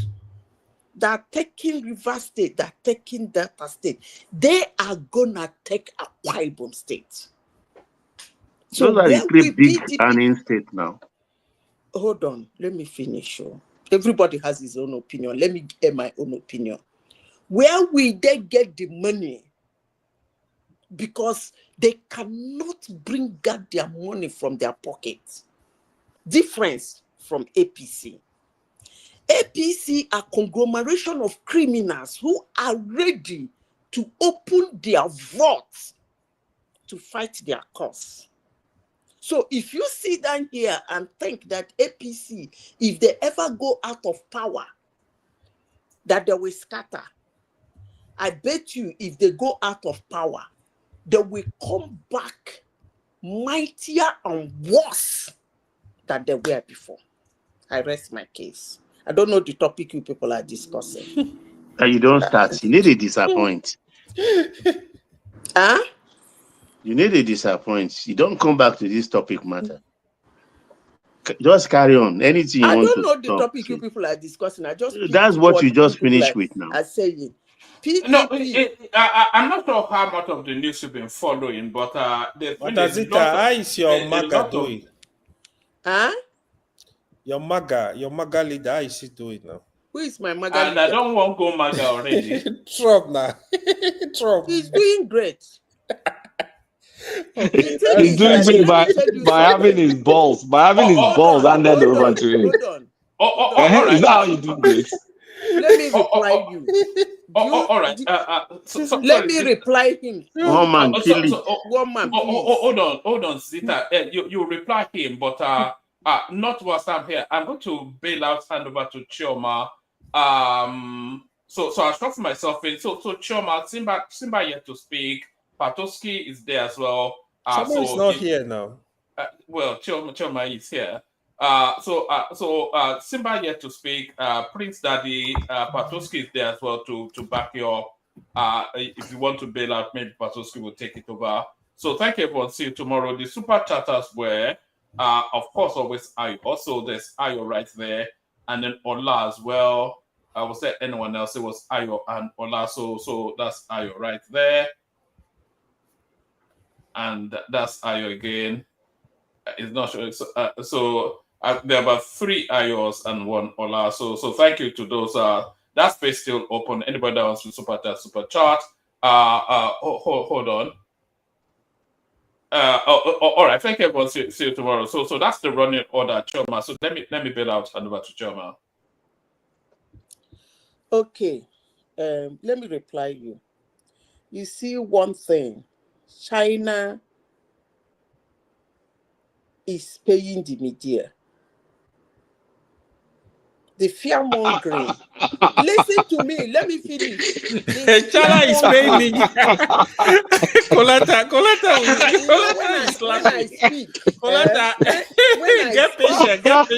Why you do this? When I speak. China is bribery the media. When you finish laughing, you come back and call me a witch. The fear-mongering. I'll call you a clown, not a witch. That is so funny. You can call me anything. You see the fear-mongering you people are doing. I don't even know why everybody is concerned in the tariff of how American feels. That's actually the funny aspect of it. When China talk, they will say, Americans will suffer. Canadian talk, Americans will suffer. And know, and they know that if there is any country that is most hated on planet Earth is the United States. Zita, so speak to the facts, not all this everybody hates America. Speak to the facts. Let's talk about what happened today. Please. Let me interject. The CEOs of all these Walmart and Co. They went to meet Trump today.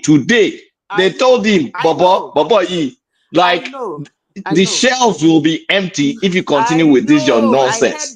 Then what did Trump do? He took his small dick. He brought it. He cowered with his small dick. China has not said a word to America. China has not said a word to America. America has been jumping up and down. China didn't say one thing. China is just acting. America is panicking right now. Okay, wait. Wait now. Bonds are falling, stocks are falling at the same time. You say China paid media. Are we teenagers over here? Let me ask you a question. The first tariff they did up to 2024 December, how many of the business were separated? What percentage? Which was tariff? Because there's so many tariffs right now. Which one are you talking about? No, I'm not talking about the second term of Trump. I'm talking about his first time because Joe Biden. How much was that? That was not any major. Hold on now. Haba. I just want to clarify my question so that you can answer me. Because what I said on this platform is that trade interwoven between America and United States, China and United States must be broken. It can't be broken. About it. It cannot be broken. I said it must. But I'm telling you that you smell it, and I'm telling you, Zita, wake up and smell the coffee. It cannot be broken. Let me don't talk over me. Zita, give us the fact at the number. I am telling you what will happen, so that when it happen, you people will come here and abuse me. So and I'm telling you, hold on. I'm telling you, you are dreaming. Hold on now. Let me make my own ascertainment. Go ahead now. Polata, what happen now? Let her talk now. Let me talk. That I want feel as trumpets. if I'm truly a witch. Now another trumpet that. And our trumpets feel now. as if I'm truly a witch. You know when a witch wants to put, it's as if I'm cursing. We want to beat your broom down. They can't bully we want to, Polata we want to beat your broom down. Oh yeah, Zita, talk. Don't let her talk. Allow me. Talking now, talk. Talk. Give us the facts and the said numbers. that interwoven thread must be broken, and it's going to break this season. Now, why did I say that?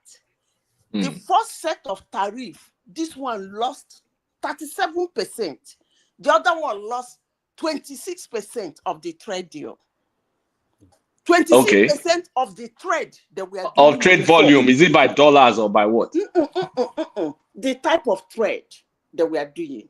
Let me explain to you. Let's assume that I'm giving you an example.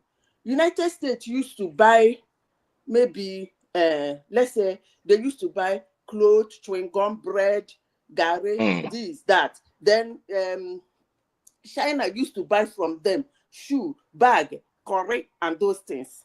From the first time Trump came to now, United States lost 26% of their 36%. Go and check it of their trade with China. China lost, I think, 26%. I don't know. It's either 37-26 or 37-26. Okay, so when was the first? Hold on, go and check it. I said, when was the first tariff? Now, allow me to just ask a short question. No, I'm not talking about the first tariff. I'm talking about the first Trump tenure. Yes, now that was the first one. So was it 2016 or 2018? Which one? When did he kill it? I'm saying till December 2024. That is the percentage of trading that both sides lost. That no longer let me ask you a question. Together. Let me ask you a question. Percentage. Now, by the time we get to year 2 of this man's second tenure, I'm telling you they're going to lose 50-50. Oh, okay. I have some numbers if you allow me. I'm not saying number. I'm saying percentage of trade. If you allow me, say. I said you know they don't believe in numbers. So. That's what I said. Yes, I agree. So, okay, let me speak. Let me finish now. Let me make my declaration before I close. Then when I talk, I go shut up my mouth. You can argue for all I care. I don't care. No, we will still talk. Be ready. You see that thread that China is doing with United States, that they depend on, maybe United States depend more on them than they depend on United, whatever. It must be broken. Mark my word, and I end it. You can argue for all so let me ask you a question before you end. Do you know the effect of the tariff? Do you know what is really going on in America now? You people can argue as well, let me ask. So what you said, I don't know how to. Please, if you have the numbers for the American bonds China is holding, put it in consideration to beg. I'll get into all those details now. So first thing, how do I argue with Zita? She's speaking like a pastor. It must be broken. It must be broken. And there's nothing to argue now. That's why you people call me rich now. You're just making declarative statements like I prophesy. I prophesy.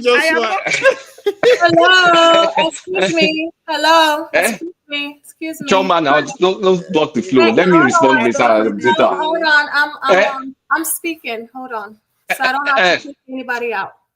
So you can kick. Let me respond to Zita before I forget what I'm going to say. And then we can forget this topic. Believe in what you believe. I don't talk my own finish. I said 50. They're going to lose their trade 50%. Okay. Story. In the next 2 years. Mark my word, because I see the thing that they happen now. Even some others I used to order. When I said that because me, I'm not a China person anyway. So whenever I see something made in China, I don't really actually. How do you know what you have is made in China or not? You don't even know. So can we get to other anyway, people? They almost burnt my house in Nigeria. So Madam Zita, are you finished? But most of those things, I was shocked. It's no longer from China. That's not don't true. Worry about it. I am following it bomber to bomber, but I told you 50% of the trade is going to go. Zita, you said, let me respond to you. First things first. I know they listen to you. You know, say when I talk finish, I know they listen. I don't finish. Okay, if you don't want me to talk, I'll keep quiet then. Okay, great. So Patowski, you're here. And we have Simba and Ola. I'm just going to add you to the stage. So Patowski, you can speak now. No, is it my turn? Actually, it's my turn. No, I think it's Prince Daddy. Patowski, you can speak or... Okay. No, actually, it's my turn. Actually, it's my turn. Kulata, I heard you earlier. It's not your turn. It's my turn. We were having the general discussion. It's supposed to be Kulata's turn. Okay, let Kulata go now. Yeah, it's Kulata's turn. So, Zita, that your prophetic message, you can put it in your pocket. And you that you think you're not buying from China, most likely you're buying from China. They're just badging it with you. So first things first, this your doofus of a president and the people advising him, they're brain dead. You went to go and start trade war, starting to increase this percent, that percent, like saying, you know, when we're doing auction in Germany, when you go to an auction market, China did not say a word. Pin. Guess what? You had your stocks falling. You also had your bonds falling at the same time. Your American bond yields has been going up and up. They're dumping your treasuries. You do not realize that your so-called spending power is the deficit that you sell to these same countries. You sell your deficit to them for them to be able to buy your bonds so you can print money, and your economy is built on spending. Not just that, your companies are built on 3 month cycles. China doesn't have to do 3 month cycles. It's government backed. They were ready. You know how many things they've been doing? They've been replacing your supply chain. First of all, your supply chain is centered on China. You cannot replace that supply chain, even if you wish it. Like if you had magic wand, it will take you 5 to 10 years for the critical supply chain. And the idiot didn't kind of like target, like, okay, I have some specific areas of manufacturing that I need to strategically bring to America. And then let me create the incentive and the environment in America to do those things. And when we talk about what are the strategic ones, first of all, you need to bring that chip manufacturing from Taiwan, TCMC. You need to get TCMC in America as soon as possible. You need to get drug manufacturing into America as soon as possible. You need to target those things. And then if you want to even fight with China, you don't wake up and fight with all your allies and China at the same time. Are you fucking insane? Do you think America, everything relies on America? And this China is only 12% of the exports that they're exporting to America. They hold 1 point something trillion. It's 12%. What do you mean? I've checked it several times. And it's only, and this China, they hold over 1 trillion of your treasury bills. And when you're dumping your treasury bills, they're going to buy gold. They're also going to buy euro. So don't think America is kind of like, America, without America, this, that. That era is gone. Okay. Excuse me. Let me speak. I'm going to speak. I'm going to speak. He's talking numbers. Let him finish, please. That era. We like to crunch gone. numbers. Let's crunch the numbers. And then when we are talking about tariff that was passed in 2018, when they passed the thing, trade initially slowed down. From 2016, it was 578 billion. Between 2017 and 2018, it went to 660 billion. It passed the tariff. It dropped to 560 in 2020. It jumped to 657. It jumped back up. In 2022, it was back to 690. and 2023. I don't have the figures for 2023. So the trend is already gone back up. You are not. China is the world's manufacturer, and it's about time everybody kind of like agrees with that and look at what you need to bring to your own country that you can manufacture. And then your country, no savings, is built on spending. That is what American economy runs on. Spend. Interest rate jumps up like this. Boom. And you are going, people can't spend. Cars, they can't sell cars, they can't sell this, they can't sell that. Because what's the APR on your credit card? What's the APR on the loan? That so-called American spending power is just based on their ability to sell their debt to you at low interest, and keep the yield low, because everybody is supposed to trust American economy as the gold standard. So, that's the safety. But when they start dumping it, Japan is dumping it. They've been dumping it. China is dumping it. Yields going up. Dollar is almost at the lowest value since. And you're now telling me, no, we're decaying. And China has the capacity. That China is deadly in some areas. That 1.5 billion population they have, they're gradually growing their local consumption is going up and up and up. So even China's economy, the reliance on export is going down. So China can now produce for itself. They're creating purchasing power for their own people. And China even has the ability to influence the purchasing power of countries like Africa. So Africa can buy more stuff from China. So what I'm trying to tell you is China, even on its own, that 1.5 billion is an asset for them. They're growing more faster middle class than anywhere in the world. And look at how much they can expand their internal economy. Look at now, in China now, they're not even buying foreign cars because their own cars are better. So, BYD, there's Xiaomi, there's Xiaomi, there's BYD, there's NIO. Kulata, can you imagine the rare earth mineral that America is even thinking of using to drive their own future economy?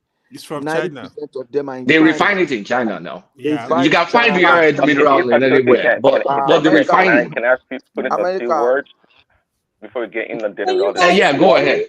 Can you guys hear me? Yes. Prince Daddy, go ahead. No, Kulata, you're not the moderator. You're not. Stop. What are you doing? He wants to interject. Let him interject. Can you guys hear me? Yes, go ahead. I need to hear Ola and Patoski speak. And then Simba. He hasn't said anything tonight. All right, I'm not done. Let me wrap up. Yes, you are. I'm not done. Yes, you are. Zita. Okay, who's next? Choma, what about me now? You don't want me to Hey, why? You've already spoken. I heard all of you all earlier. I did not. Okay, well, I want to hear Petoski speak. Stop arguing. Yes, boss. Yes, boss. And Ola, you can speak. You guys, listen. This is not Adama. I'm not coming here to greet you guys and bend down. No, we're not doing that.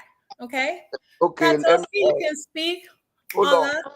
Speak. But I think Kulata was talking. Did you? Petoski, do you want to speak or not? No, not until you tell me what happened to Kulata now. Okay, Ola, you can go next because all of you guys have been speaking since the show started. Calm down. I understand. Let's see. Being Kulata, by anything happening between the two of you. Ola, can you be serious? Can you be serious? Not finished now. Who's next? Please. Nobody will Ola, speak. do you want to speak or not? Nobody will speak until you bring Kulata back. You will speak. No, I'm not. I was going to interject on Kulata's session. But Kulata is not saying that's what I'm saying now. I want us to follow the order because you guys have been talking for a long time. The same voices have been talking for a long time. So I want to hear Simba, Ola, and Patoski. Yeah, and maybe Rocky. I'll speak when Kulata. Yeah, Chichi. Rocky, do you want to speak? Chichi. Yeah, if you want order. Rocky, you can go ahead and speak. I have just to say, Adama, thank you for the job you're doing. I think there's a little bit of confusion here. This is not Adama, this is Choma. Yeah, Choma. Yeah, I think one man left both you and Patoske in charge, so we are kind of confused who really within the power of control right now. So No, I I'm don't not want trying to to like. control. I'm supposed to Okay, speak, but so I said I want I'm not people to speaking on take turns Kulata to is back speak. on the platform Okay, because I don't okay, get all to right. It's criticize him Kulata they twice. want to I want question the people Chichi. to he can come back in. But I There's just no want you guys to justifiable reason follow. why No, he no, no, no. removed. Listen, I'm still talking. I want you guys to follow direction, okay? Chema, what the fuck did you just do now? Kulata, can you stop? No. So, back to respect and orderly, okay? No. The Patoski, do you fact want to that you're speak? moderating the show doesn't mean you just kick me out like that. Like, Don't do for that. what? Don't. No. Don't do that again. Don't do that. You're doing it again. Do not do that I'm gonna again. remove you. Stop. Go ahead. Wait. Don't. Oh, So okay. yeah, let's continue. Who wants to Chema, speak next? sorry to say this won't be nice though. I think I'm gonna be out of If here you with all want to respect. speak, then okay, that's fine. Next person. We keep hearing the same voices all over. Like we need different voices to contribute. That's why you guys came in. Simba, do you have anything to say? No, we appreciate that, that you want other people to speak, but we are saying that the person that is speaking, let him finish, and then next person But can speak. he We are was not in a hurry. finished. He Oh, was he Hold on. wasn't. finished. Okay, I haven't spoken, Chema. You haven't heard my voice. So I've not spoken actually. So, Are you but going to I was speak or are you going to argue like the rest of them? no, I was going to interject Kulata because he had the floor and Okay, go the ahead and points say that he what made. you have to say. I'm sure he's listening. All right.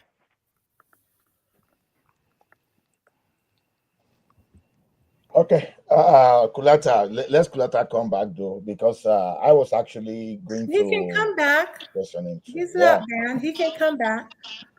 No, I think Kulata, please come on the stage. so. I think I understand what you are trying to do, though. But then, Ola, if you want to speak, go straight to the point of the topic. wait, Shoma, Delta don't forget State Governor wait, don't forget Decamp I have from the power of, APC.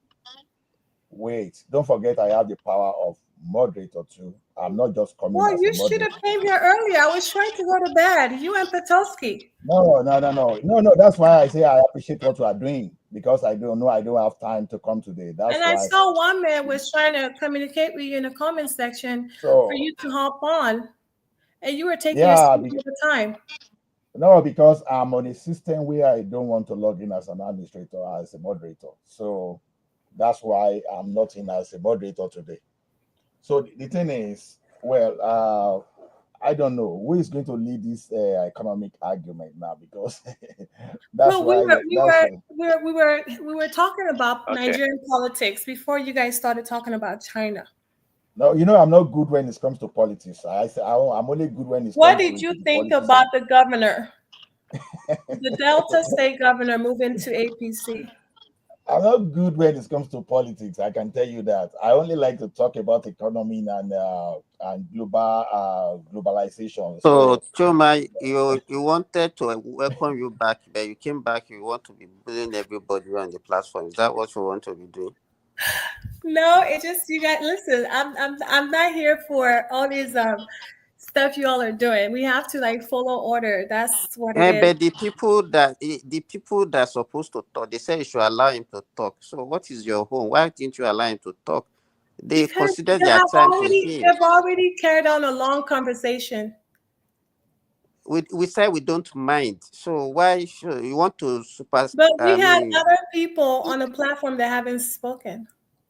And everybody said that you should let Kulata talk. So you want to I'm not here to argue with you guys. Who wants to speak? I'm listening. You guys can carry on. Guys, speak. What topic should we speak on now? There's a topic on your screen right there.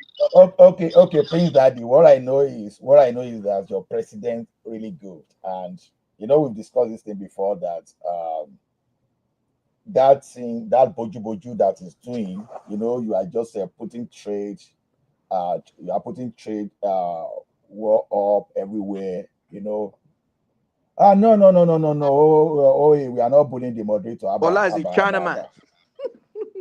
Abba. We are not bullying. How can we be bullying? We are not bullying Sherma. It's just that we are just trying to broker peace. So, well, they can't bully me. I'm not Adama or the rest of them. No, we are not even I'll going curse to. you out. That's we all. have no reason. No, Who is saying that they are bullying Adama? Is it Adam that I'm is just bullying saying, everybody?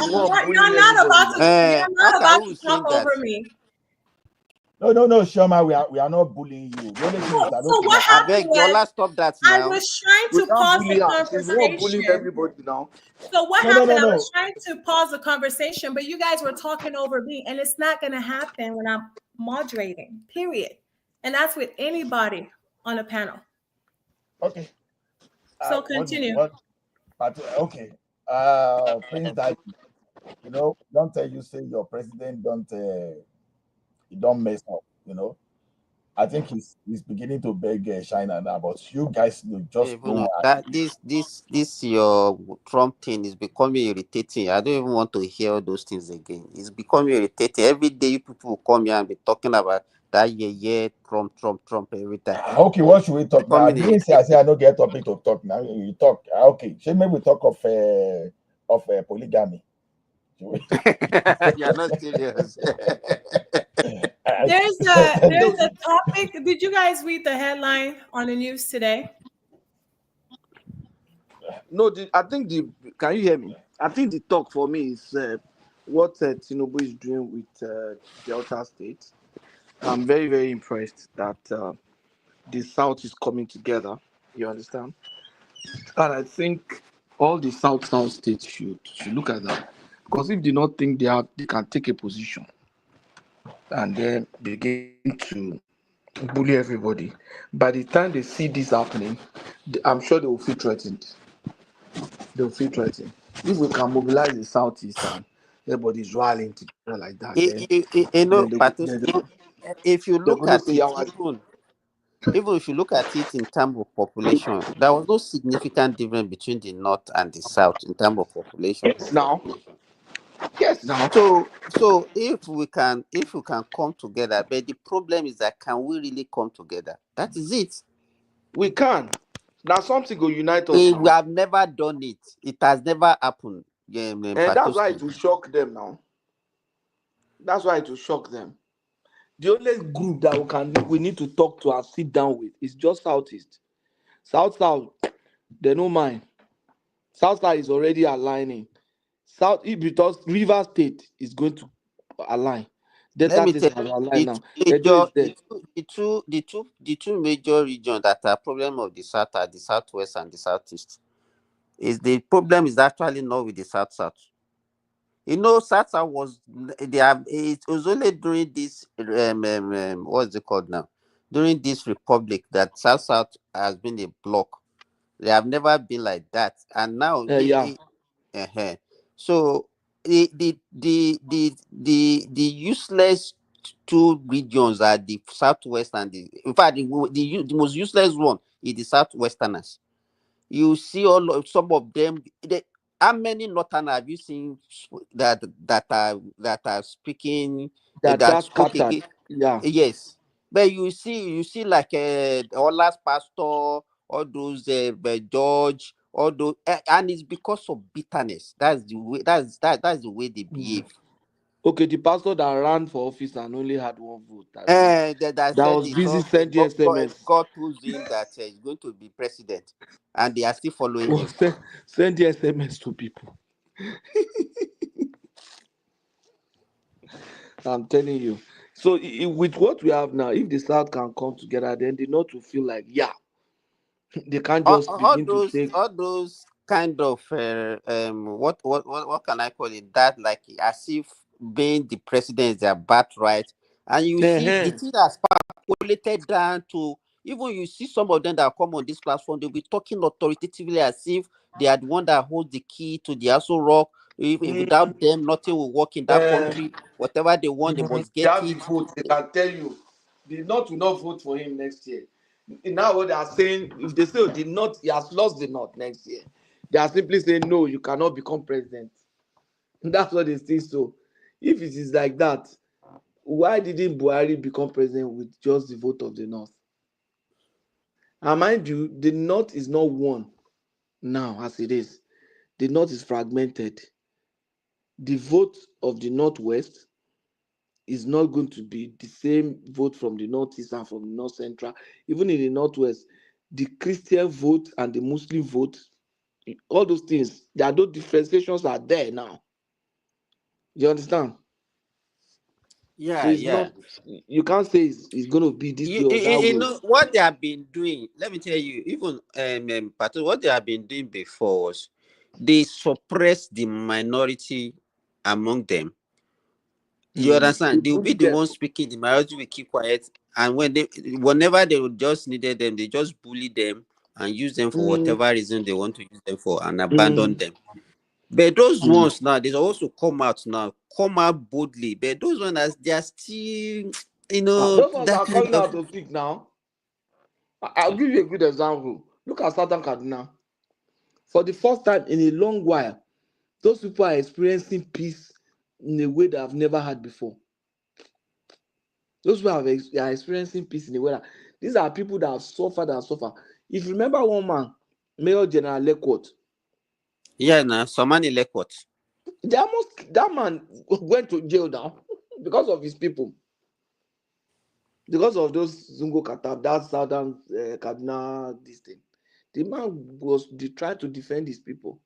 Went to jail. A very senior officer, about the same rank with them, Idiagbo and the rest. That time, the man went to jail. That's what they used to do now. If you remember even before all those what's they call this guy, this Benue Plateau guy that time, T.S. Taka and all those.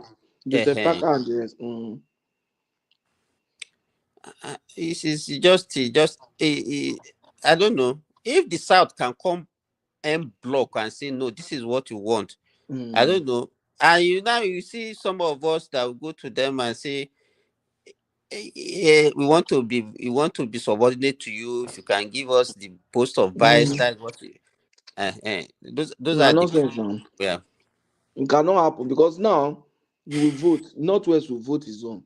North Central is fragmented. You have Kogi, you have Kwara, you have Niger, you have Benue.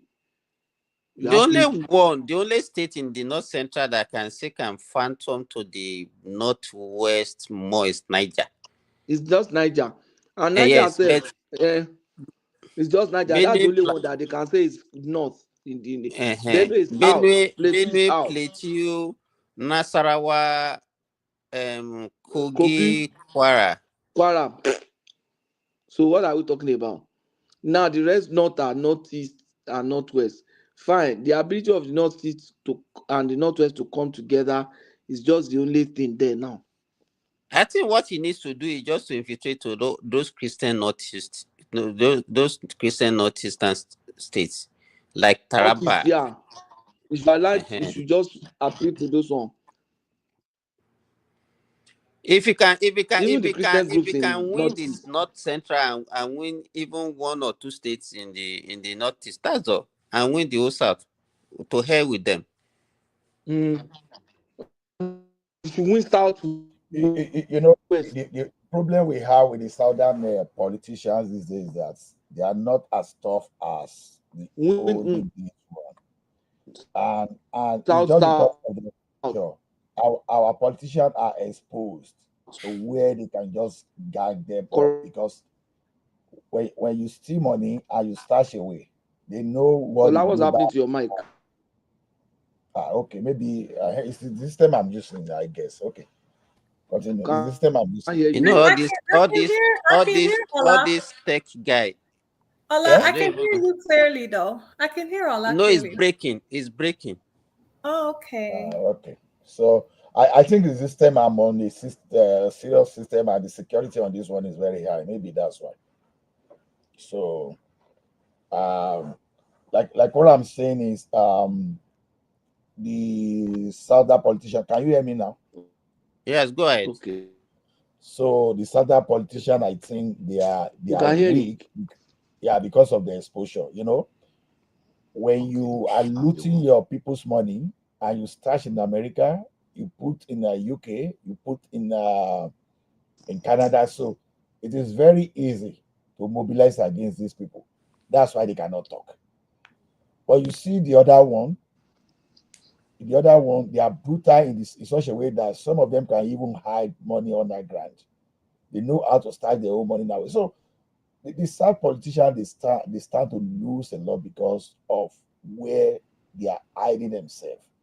Unlike those days that the politician, they will come out, whether north or south, they will give themselves boost, hey, you know, it's blow for blow.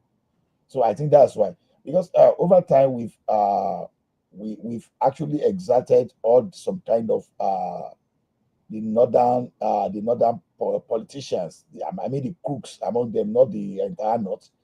So I think that fear is just some kind of abstract in nature. It's something that live in our heads. But I don't think they really have that. They don't really have that advantage. It's just because our politicians they are not up to the task. You know, because you know when you look at like the old guy like Tinubu, you can see everything they are doing. Is the guy moved? No, he's not moved because he understands. He understands the way the thing runs. Or you just go and carry one Ajebota from the street to come and be your governor. You know, just imagine you have the like of what they wanted to impose on us in Lagos. You just have such kind of people in power. You know, think of what's going to happen. But now think back to a person like Fashola. Just look at the politician like Fashola. You think a person like that will bow to anybody? So I think all this the earlier we start getting ourselves around this kind of fear, the better. You know, what am I saying? Look at the incident in Edo State. Look at how the leaders, look at how they quickly brought that in other situations. We must fish out these people, we must fish that. But when that thing happened to Southerners, well, what are they doing? You see them, they will keep quiet, they won't do anything. You know, so that's where the fear is. To me, I think we are giving all this northern, especially the good for nothing among them politicians, we are giving them too much credit, to be honest. They can't do anything without the collaboration of the southern counterparts. So that's just my interjection.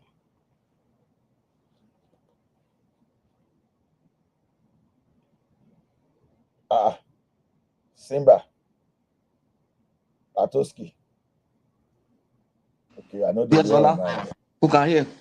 So, but and to me, I at the end don't of the day, I think we should all just try to realign, and then by the time we do that, they will be sitting up. Nobody will be saying it's not coming back next year. He's not having our support. He's not going to. No. If the thing will work, let's divide the country. That's just see Patoski. Given we are going to divide that country, I think Tinubu is our best bet. Is the best opportunity we have as of now that we can see. But the guy, to me, all this calculation, 2027 calculation, before you can post it, because all I need is to put the right structure in place. I don't care, personally, I don't care if the northern person want to be president forever. I don't care. What I care about is this: if he's the president and I'm securing the South and I run my economy and you are not using quota system to destroy my education and everything works the way it's supposed to work, like the days of AWO, you understand? The day of UPN, because UPN is what I can talk about. I don't have problem with that. Where I start having problem with it is when they control all these state apparatus like police. That okay, you can use police to harass people, you can use some kind of federal mind to move things around. So that's where I have my own concern.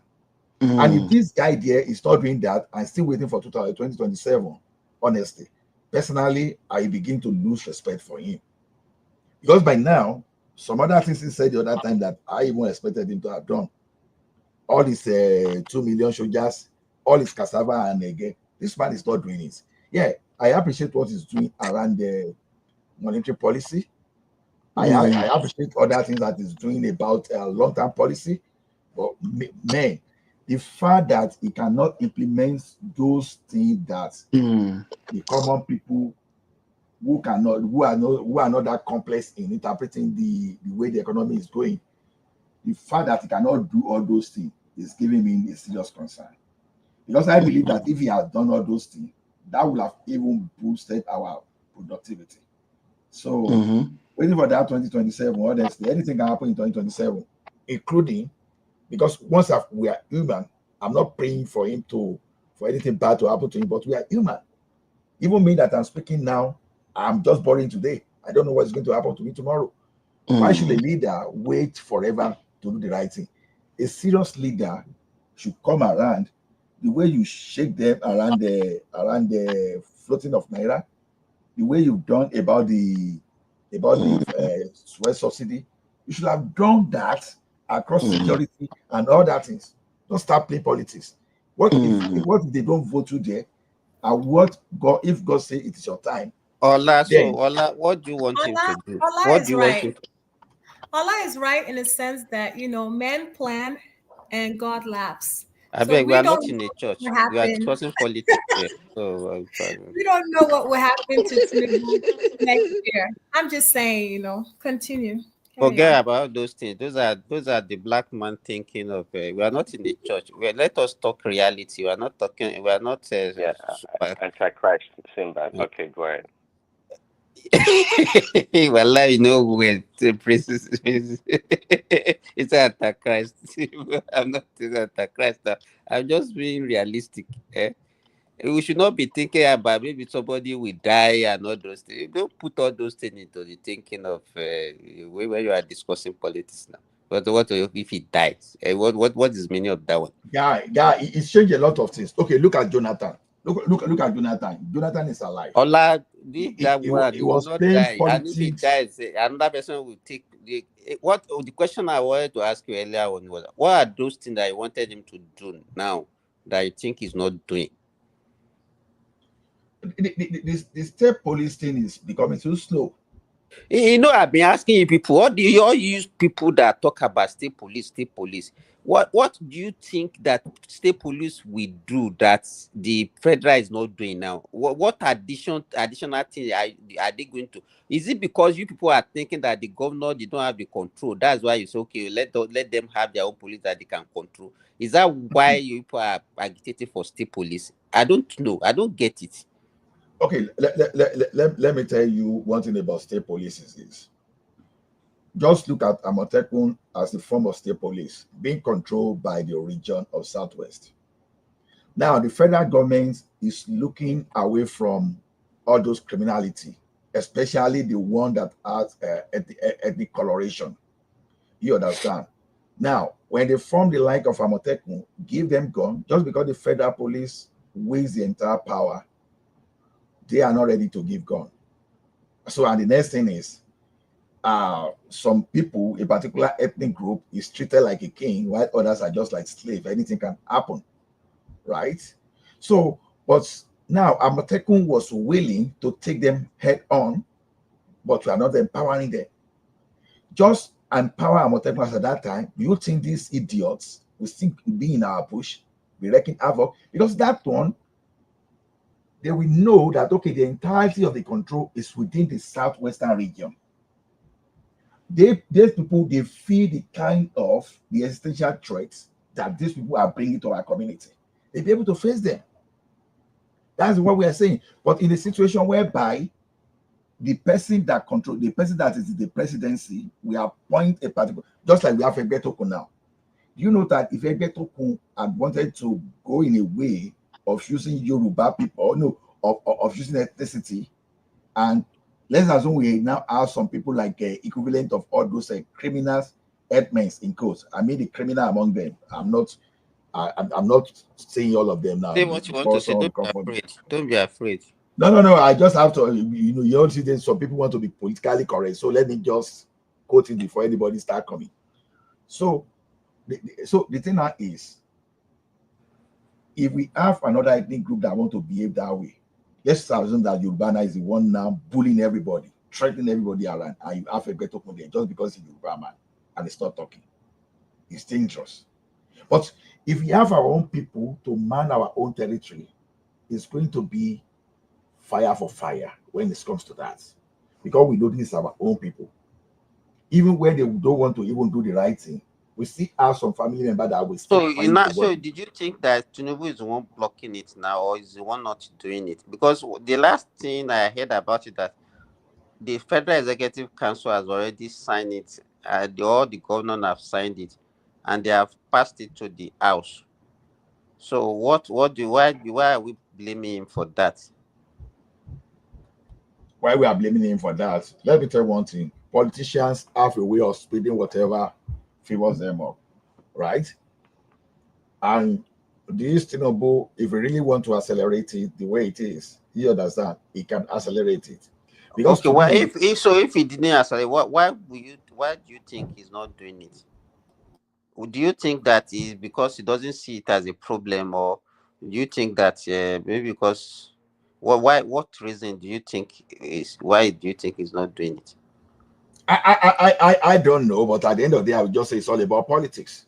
It's all about politics. It's all about we think a perpetuity, how to perpetuate ourselves forever. So the business of a politician is that, okay, this one want to spend 4 years in power. They don't want to get out of that power. Even someone that is going to die tomorrow still want to hold on to that power. Just like someone would say, if an African leader would die and it's possible to have a glue put the seat on his buttocks to the grave, they prefer that way. They don't want to leave. The thing is this: 4 years should be more than enough. Let me bring something to Simba on the state policy. I think he has a question. What are the federal police not doing that you think the state will do and stuff like that? You see, I think there's a dimension of community policing in the state police arrangement, if I understand it very well, because they are going to recruit people from that area.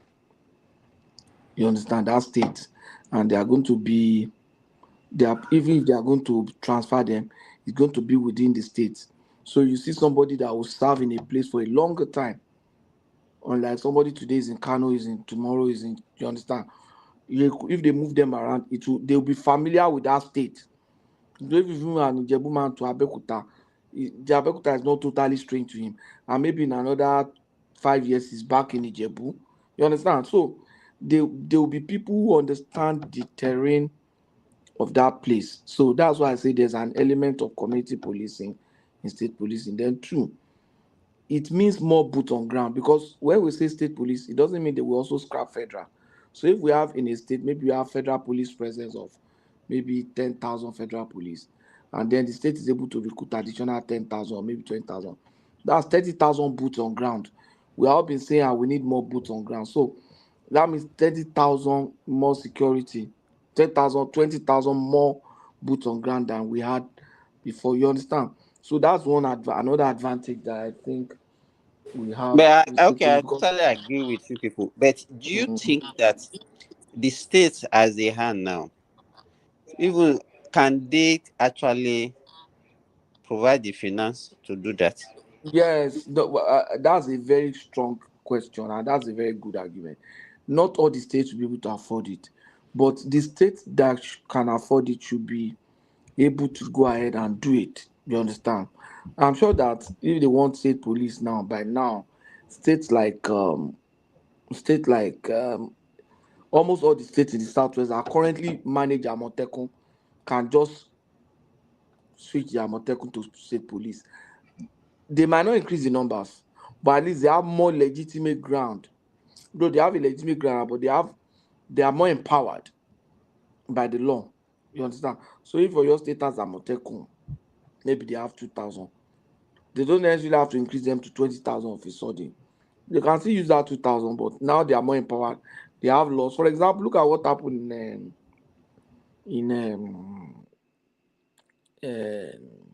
Edo. if those guys say they have come for hunting, the killing, which I don't support anyway, I don't support the lynching. If they say they have come for hunting, if they are coming to hunt in an Edo forest, they probably would have gotten a letter of clearance from the Edo State Police. Whereas if it's federal, they could have gotten it from Abuja and just be coming. You understand? They get it from Abuja and just be coming. And then look at that problem.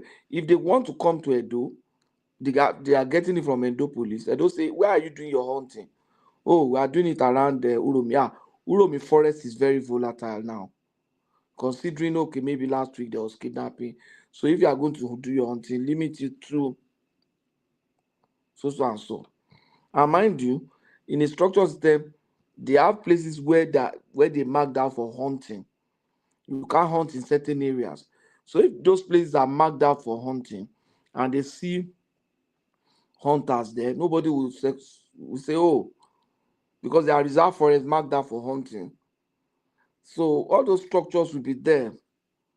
So I think it has more benefit than demerit. You understand? So, but I know Tinubu has done the aspect of it. But what Ola is trying to say is that there's a way it can be accelerated. You understand? So that these things get done faster. Because if he's out of office now, that's one thing Ola is trying to say, that look, nobody guarantees that 2027 is going to be there. If he's out of office now, you can be sure that any northern leader that gets there will not do that state police. They won't. That's just the truth. They believe they have more control when it's in the center. Or am I speaking your point? No, that's the point. That's the point. That's the point. We should have that state police actually. If nothing, it was part of what Tinubu promised in his campaign. The agri thing. Look at that new terror group that they said is emerging in Kwara now. Which one?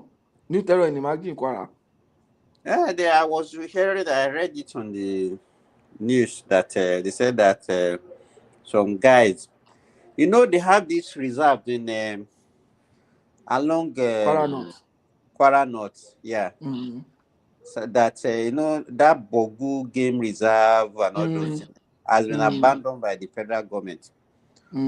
So people are now hidden inside that reserve. Forest, that reserve. Cutting the trees.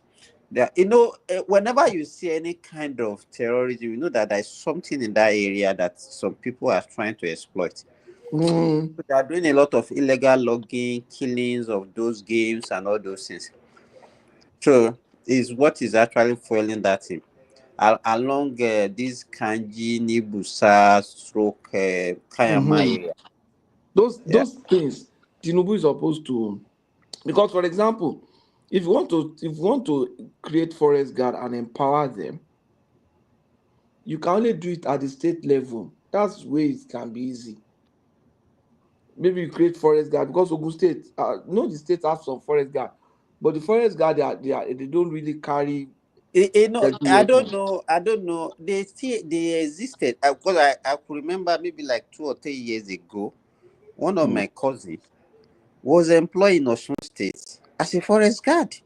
But he will be carrying light weapon, and I don't even know whether they even go to the forest. That's which weapon maybe they just sit down. Just like all those what they call it now, those wole people. What they will do is they even wait on the road and catching a exactly instead of them to so the only thing they will do is just all those people that are doing illegal lumbering, they just collect money from them and so what I see in Nigeria is that it's not as if we don't even have people that are supposed to be doing that job, but everybody sees their job as an opportunity in Nigeria just to make money and just to make money. Yes, they don't look at it that okay, these trees that these people are falling every day.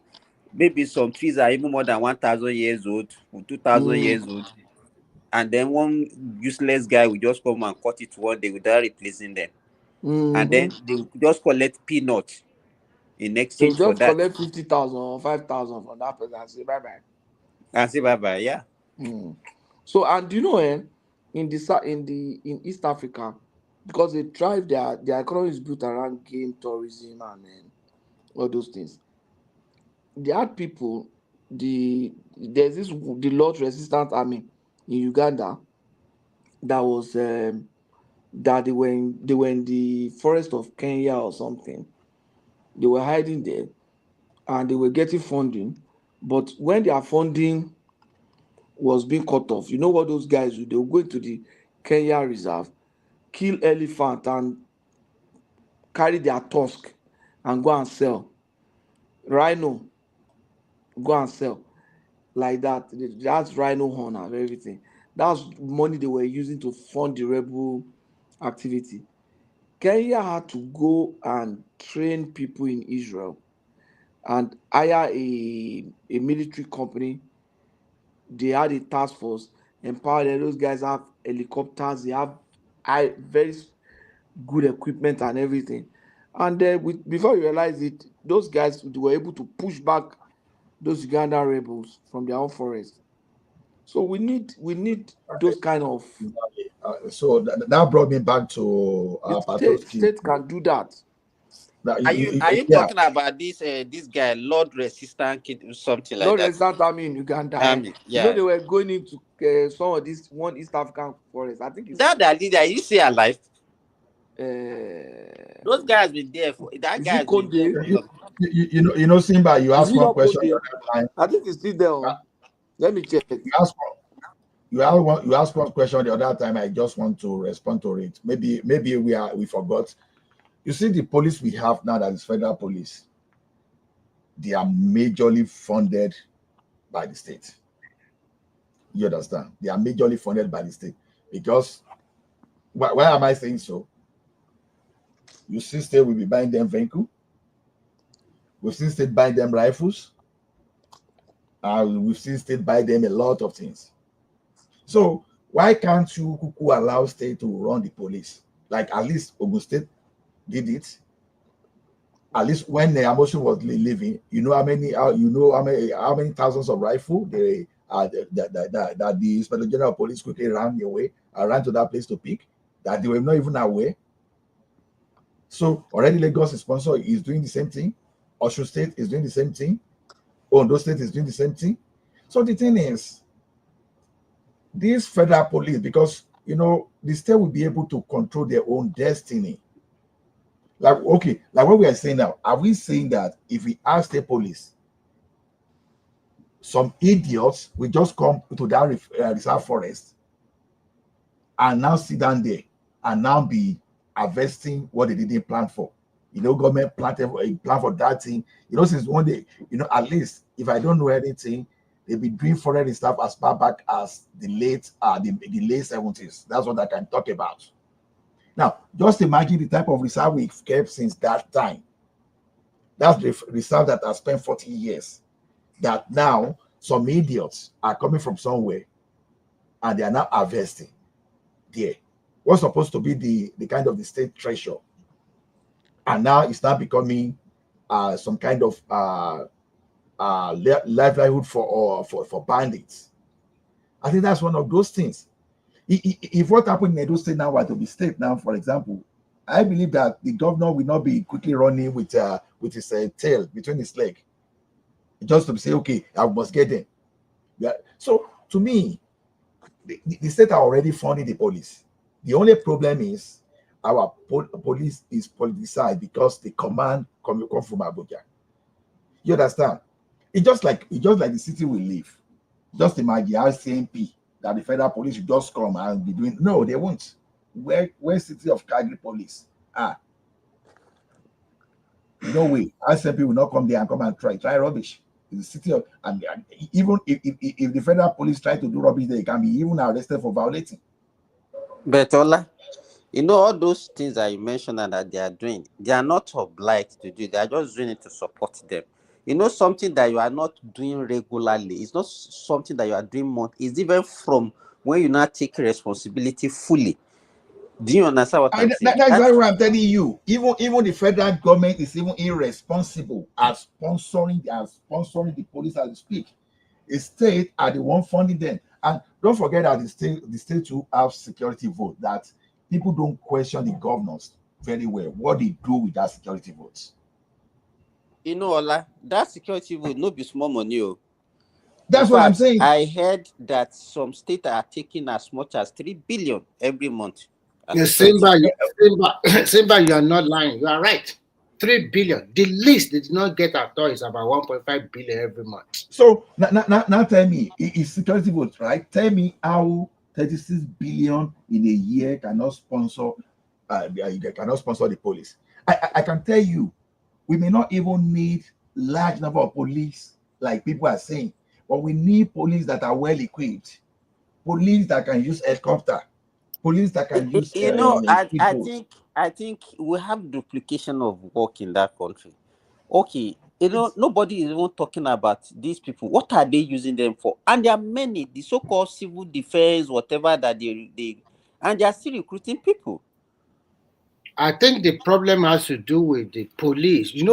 What happened is that, after the NSAS, those military police, instead of them to push them into the whatever for security purpose, they're just using them to protect VIP and any individual that come from abroad that need their protection. But even before NSAS, or what are they been doing? It's not the NSAS that's the issue. It's not So the NSAS. I mean, at least during those times we used to see them on the road. What I'm saying is that whatever money government is pumping towards if they are really serious, so all these civil defense and whatever they are doing, then they should just give it to the states or the. So to me, I still support, even they will use them. We should get this year. Nigeria should have state police. It's of course the government will use them. We are talking about the funding. Remy, what we are talking about the I think the federal government will start initial funding. They will fund all the states. Give them equal amount of money. How? Why should they fund? Why should they be? Because I mean startup fund. Why? The reason why I said something like that is that I think they are collecting security vote. They should just add a little bit on top of their security vote as startup fund. Where would they get it from? Why would they? How would they?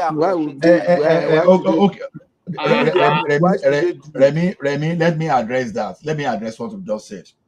You see, the federal government, they corner a lot of responsibility that they are not supposed to corner. And that's why we have all those exclusive jargon that they have, so that they will use that to allocate money. Once you start releasing all those functions, they should be releasing those functions. Now that you think federal government should drop that they have not dropped now. Do you have anyone currently? No, I think they should drop that of this large volume of police now. They should allow the state to police. No. The federal police. I'm coming. No. I've not landed. And the force and the size of the police they have now should reduce, and let states go and recruit. It should reduce. The federal police is not even enough. Before we want the state police to increase so that no, at that stage, federal police can. Okay, for example, now, when I don't need a state, when I don't need federal police in Ekiti or Ondo or Osun, why should they keep them? Where would they put them? No. You see, the what we are saying, we want state police is not because we want state police to replace federal. We are saying we want more boots on ground. Let the states have their own police so that it will increase their presence. So you can't say they should reduce their state police, and you are looking at a replacement. That's not what we are. I'm not for replacement. Baba, I know they agree with that one. The thing is, once you have state police, no duplication. See, if you duplicate policing, policing in a state, they will be showing themselves power and strength. No, there's no place where you don't have good federal. So for me, I think no, Remigio, let me just say this thing. Now we have both states and federal in Canada, but I tell you, quite well that in Calgary, RCMP will not come and operate in Calgary. Sheriff will not come and operate in Calgary. You will rather find them in Edry or the rural area. So anywhere, any state that can because the city of Edo does not have their own police. Yeah, the city of Edo doesn't have their own police. They still use federal. They don't have that capacity. No, Yeah, but that's Canada now. That's Canada choice now. It doesn't mean that that's what's going to work in Nigeria now. No. Even in America, that's their own choice now. Those are choices for them now. Our whole problem is this. We can't be having two commanders in the state. Nobody's commanding. They are not commanding. They are not commanding the same troop. No. Yeah, even if they are not commanding the same troop, it should just be unified. We don't want federal. See, that's not the argument, though. If that's the argument, no, they should not be together and stay together in the state. Because so what police are doing to all this what do you call it, civil defense? We've seen police harassing civil defense, which is not supposed to be. They will live together with time. I know it's not a good strategy. Okay, where has that worked? I'm saying that those that FBI is in US now. You have FBI in almost every state. But FBI will not go to the road and be doing putting radar on the road. I'll be doing arrest. FBI can do anything. They can. I don't think they do that in the US. When you talk about FBI, you can say that most time they will not kit up like normal policing. They will be investigation and all this. They are mostly on investigation, and I think to me, if they want to retain some of our federal police, they should push them to the highway. What we are saying is this. What I'm saying is that I'm sure those people are advocating for state police now. They are not advocating for it as a replacement, though. No, not at all. No. So this argument, that means sorry, Remy, that means the current state policing arrangement we have will not meet Ola's criteria. Then it's rubbish. It's rubbish. It's rubbish. No, I think Ola, one thing you should also know that some of the policemen that we have now will be absorbed by the state.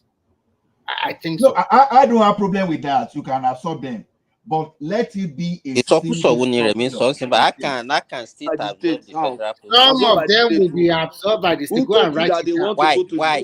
Why should they be absorbed? Maybe they will retrain them and add more. Because you as a federal staff, God forbid, if you are a federal police, if you are a federal staff, they want to say they take you to state. Will you join? Will you join? You are a federal staff, then what will be the motivation? Okay, actually, the staff strength of the federal police in total, they said they are not up to 300,000. So they are not even enough. They are not enough. In fact, so why should we replace them? Because according to United Nations policy, I think it's one policeman to every 15. Yeah, that's their own problem. That's their own analysis. That's their problem. Cannot do that. We know that we don't have the resources for that. We don't have the resources for that. I think if each state police, they can muzzle up to about 5,000 policemen in state like Lagos. I think it's state police like a state like Lagos should be able to even do 10,000 or 20,000. Yeah, 10,000. A state like Oyo can go up to 5,000. So because it's a very large state. Or even 10. You know what I'm thinking is that if you look at most of the crime, all this kidnapping and banditry, and they takes place in the rural areas. Yes, exactly. So I think what the state, but if they get it at all, is they know that the federal police, at least their presence is there. They should just post them to all those rural areas where you don't see any presence of any kind of security. I think that's where you need them.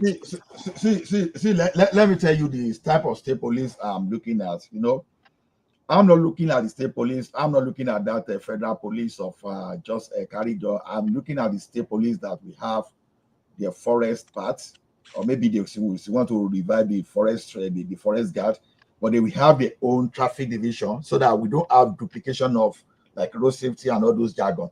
When you are police, every state already has their traffic division. Almost all the states in Nigeria have their own traffic this thing. Like but all those ones should be absorbed into their police police structure. That's what I'm saying. What they have now is not functioning. What they have now is okay and it's working. Why should traffic be part of police job? if it's working, why are you breaking it? It's currently working. Let it be and continue to improve on that. Okay.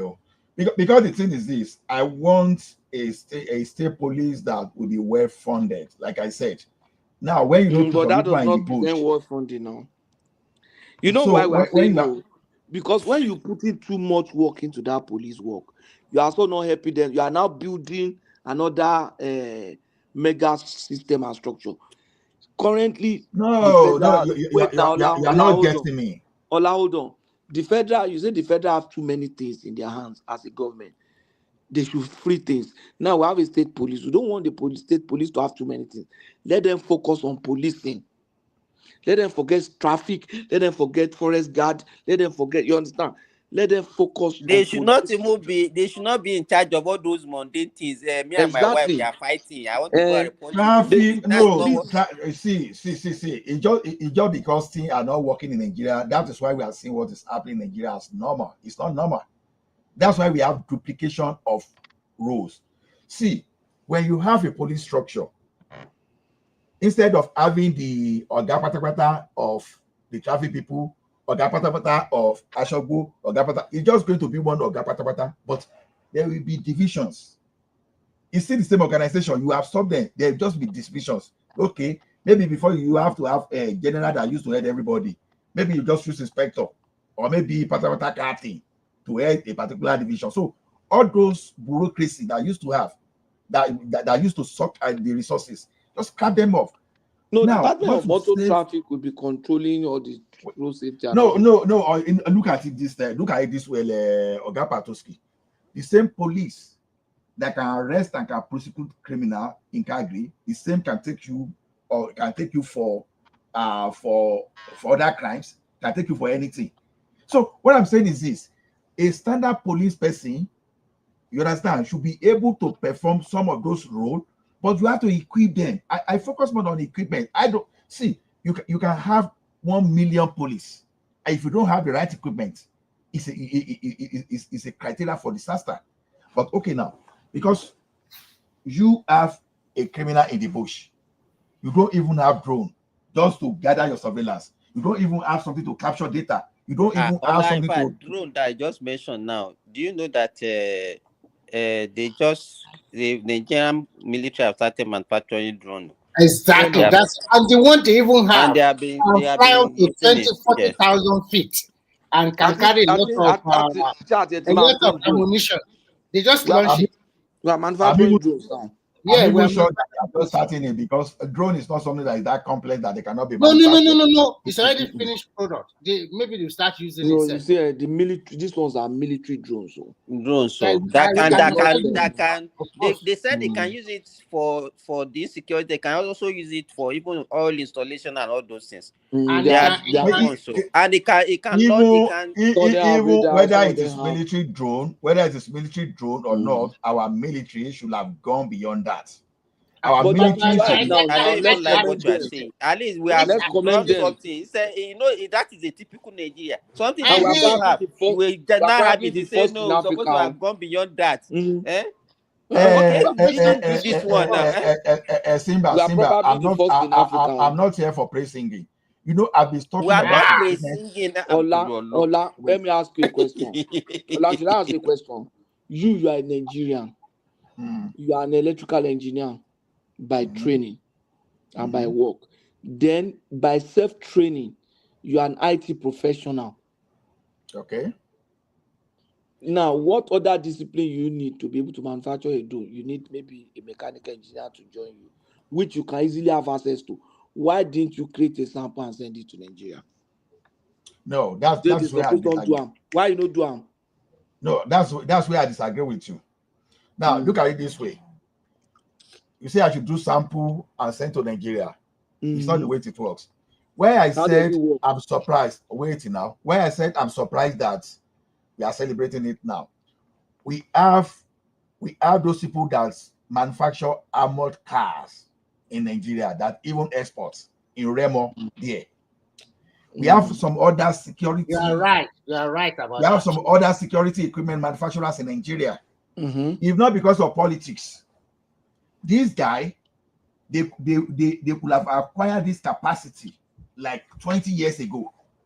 But the problem we have in that country is politics. So when we now have all those state police, for example, I'm sure I can trust a state like Lagos. This drone we are talking about today, if we ask state police and all those things, Lagos could have got that thing maybe like 15, 10 years to 20 years ago, because they will see the importance. So when I'm saying all this thing, because Nigerians, we have more than that capacity of the drone they are building today. That's why we should be doing it, because we have more than that capacity. I trust my fellow countrymen. We know all that federal government is actually, because we want to do everything federal, is mitigating it against a lot of we have it now, so let's thank God. Yeah. But we I can't praise them. I cannot praise them for doing what they should have done. Like today, it's just like someone say I should be praising, assuming that Buhari was the one that do Lagos. As it is, I think even at that, I think we'll probably be the first in Africa. No, according to that report, that was what I heard from it. Government funding is okay. Now, when I say they should crash police, now see, I'm an advocate of using police when they start state police to even make money. And I will tell you what do I mean, because our police should be self-funding in such a way that if you are supposed to speed. Ola, let me tell you this. Sorry for interjecting you. You know, if we say abroad, we don't look at the capacity that we have in those African countries. Can you imagine a country that does not even have any armor tank? One armor tank like this, a country in West Africa does not have it. Mm-hmm. It's like when we are there, what we see in those developed countries is it tends to affect our brain, and then you say, I see disagree with countries that don't have. I see disagree with you. See, we grew up when the like of Awolowo and all those our leaders established Odua investment. Because if it was we are talking about what we have now, we are talking about the state we have investment that is selling Pepsi and building. That is always that's not even what I'm saying. Okay, how did we develop capacity for manufacturing that at the point in time we were even ahead of China in manufacturing? Not because they brought us down by a nail. At what point were we ahead of China? In the early 80s, up to the early 80s, we were ahead of China in manufacturing. How? Allah to your Lord. We were ahead of China manufacturing. Let's see. I know the thing you are missing there is this, because is it based on the volume of? Is it based on the volume of export or volume per population? You compare your volume to your population. No, we can easily be. I know all those things. I know exactly what you are going.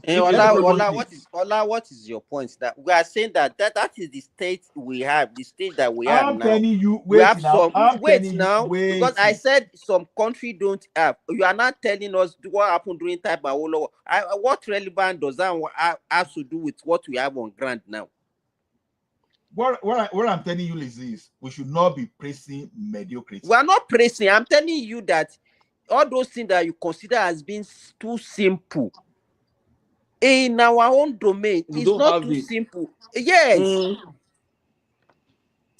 Look at, we don't have speed cameras. Let me tell you, there was a time the terrorists were terrorizing them.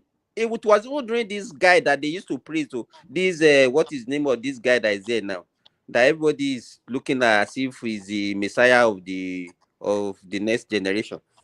You know, they have to go and beg Niger to give them some little ones that they have before they could get all those things. Those guys have already wreaked havoc. Let me tell you the kind of Africa. We are very poor, no. Very, very poor. All those things that you think that they are too simple. And what is in this thing? Maybe because of the environment that you are living. Go to all those Benin Republic, Togo, and go and see what they have. I told you, stop that. I grew up when Nigeria had people like Exile Battery, that local Nigeria that were manufacturing. Local Nigeria that were manufacturing. They had industry that were doing textile, doing plastic, doing everything. That was then. We are talking about no, now. Don't tell me that was then. What did they do right that time? They should go back and do the thing right. That's what I'm telling you. And we not be praising for those people that destroy something. Let them go back to that blueprint that worked for us that time and let them use it. Because what was the blueprint? They were supporting manufacturers. Those people that were planting cocoa, I will know at that time they find a way to make gabaline and there's 40 to keep them. Even up to the early 80s when the military were even presenting to support agriculture. There was a time that those states alone bought 1,000 tractors in the early 80s. So now, if a governor now is not buying 100 tractors now, I should not be facing that governor. Like, seriously? The question is this. All those, is it Ikomu or oil palm? They bought 1,000 tractors. If I can remember, yeah. At least half of those tractors should still be working now. In the 80s? Yes. Oh. Tractors are they will not maintain it. They just acquire the tractors. They will have shared it. They will have, some people will have put a structure for people that will to train mechanics, to train diesel engine mechanics, so that those people can be supporting those things. They will just go ahead and do things without plan. I could remember in my village that time, there is a place that we call Aisu. I have forgotten the full name of that Aisu. That is where they used to bring subsidized fertilizer and tractors. That you just go there, you when you need the tractor, you just go there and book, and they tell you so they are coming to your farm. If you want to buy fertilizer, you go and buy at subsidized price, and those things are readily available. But you know, Nigerian mentality have changed. Even if any government want to do that, how will you monitor those things? You give them fertilizer to give to people, they go and be selling it. They can even take it out of the country. You know, it's just, I don't know the kind of. Simba. Sorry, when I was saying, sorry, let me land this point. You see, when I told you that confidently that Nigeria was ahead of China in manufacturing in the 80s, I know it sounds ridiculous to people. You remember that time, whenever you wanted to buy white, we buy Nigerian textile. We won't buy the one from China. It's not the number of output, because of course I was not saying that Nigeria was producing like because our white was better.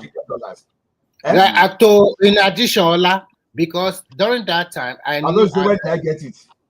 Our white was better then. There's one person I know.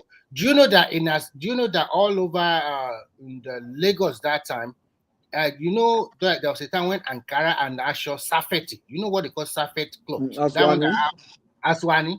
Do you know they have been produced in Nigeria from zero to completed something? I have someone that used to get is a distributor. We used to help him now. Yes. I mean during that time, but now it's no more. But I just want to talk about. That's what I'm saying. I want to talk about the fertilizer Simba mentioned. We were doing our Pojo, we were doing our Staya, we were doing all those things. My local government in your state, our representative, he just distributes thousands. I thought you are from Ogun State, I'm not from Ogun. I'm from Ogun, but I live in Oyo. So for your state, so that guy distributed a lot of chemicals and fertilizers to the farmers free of charge. Some of them are now doing wonderfully now, to be frank. I mean, those of our senators and reps. I'm not saying all of them. I say some. If you see know the difference between what they are doing now and what Ola and I was referring to. That time is not done by individuals. It was done by government. It was the policy of government. Yeah. And whenever you need it, you get it. You just go there and buy it. But Simba, you know that this one that we just call, maybe they just distribute one bottle of insecticide or herbicide to farmer, and Remy, I don't buy all this thing that a politician used to distribute. What I want to say, it doesn't those are just bandits. They are just doing it for optics. They are just bandits. What I want to say before, it can't make any difference. No, what I want to say is that before, all those constituency money they are collecting or they give them, they just pocket them. But now at least they are for like. Forget about at least. Remy, let me tell you, if you're a farmer, okay, let me tell you, all those things that he distributed. Let me tell you, let me ask you, how many bag of fertilizer do you think a farmer will collect? I don't know. I'm a farmer too, but not in the last year. It's not significant. It's totally insignificant. They will just call press people. They will gather like maybe 1,000 bag of fertilizer. That time? Let me tell you, Remy. Even my father, who is just doing subsistence farming that time, we will go and buy like 20, 30 bag of fertilizer, and we keep it for the next planting season. If as a farmer, do you know how much herbicide that you need, insecticide that you need, and fertilizer that you need? Somebody will just come and give you one bag or half bag of this thing, and they say at least they are doing something. All those things are insignificant. Simba, you see one of the reasons I'm even advocating to take this thing away from the federal. Now, even the federal we even talk about, if you still read our record, you will remember that our military before, they were manufacturing Beretta, the Beretta rifle, that they were even manufacturing their own this thing, as even up to early 80s, before they scattered the things. I don't even want to talk of the one that thought the Biafran army, they manufactured this. So Obasanjo came. When Obasanjo came, he revived one of the workshops that they started manufacturing another rifle. They call it OBG 2000. I can't even remember the name they called all those in there. If we've invested enough, like I'm saying, some people actually believe that, Nigerian engineers, they are so dumb, they cannot do anything. I tell you, all this thing they are manufacturing now, put that money down, the right place, teach the right people. Honestly, there will be abundance of drone in that country if you put the right money to those things. That's why I'm saying that, look, if you just go and produce 3 drones that I do not see, I will not place you. But until I see Nigeria now start selling drone to Ghana, to other countries. So that is what I'm expecting, that once you create that state police, I want state police to get to the extent that bullets should not be something that should be, but they should be able to manufacture for themselves. Yeah, they should now concentrate on importing helicopters and some kind of sophisticated weapons for security. That's what I expect from the state, because Lagos State was the one that solved the problem of armed robbery, bank robbery in Lagos. The entire operation sweep of Marua did not solve that. Because how many times did I can't but agree with you that if we have state police, some states can go and even equip their own police more than even what we have with the federal now. I agree with you. Is let them have it. The only thing they just have to fashion out how are they going to be controlling them, so that, because just imagine what the politicians can use those police for. So if they can sort that one out, I don't have anything against state police. And it's not as if they have to just cancel the federal. Let them maintain the federal one and then find a way of harmonizing the two of them together. To me, you see, if Lagos State can have its own police fully, don't put Lagos. Over time, let me tell you one thing. I'm not saying they should put them under the federal. They should not put them. I'm not saying they should just define the role that each one of them, they'll be playing. That's what I'm saying. I think so that we not have a situation. Okay, look at it now. We even have federal. All our security outfits are federal, and you are still seeing them fighting themselves. You see army fighting police today. You see civil defense fighting exactly police. What I'm saying now. That's exactly what I'm saying. That once you say federal police, the work of the army is not on the road. So don't put federal police on Lagos Road, because all of a sudden you will hear, Apapa is a federal road. So state police. That's exactly what I'm saying. Once the state has police, whether federal or whatever, anything, let the state take control of everything. Yes. So state also take over the federal road that leads to their neighboring state, right? So the work of the federal police will not be like that of FBI, right? I think that would be no. Let FBI find FBI. I don't know what FBI does in America, to be sincere. I don't. They are in charge of investigation, especially some maybe homicide or something like that. That is 50. They are the one handling those stuff. All those big crime, that cannot be solved by state, or they just, I think they are aligned that this is one for the FBI and this one is over the state jurisdiction. Then the FBI will not go. Or sometimes once an FBI agent show up, then it automatically take over from the state. Sometimes it's like that, but sometimes they have a little conflict, but quickly they will resolve it. But I think at the end of a country like Nigeria, we need that state police, and forget about local government now. Just state police in charge of every state. If we do that one, I think at least that insecurity will improve quickly.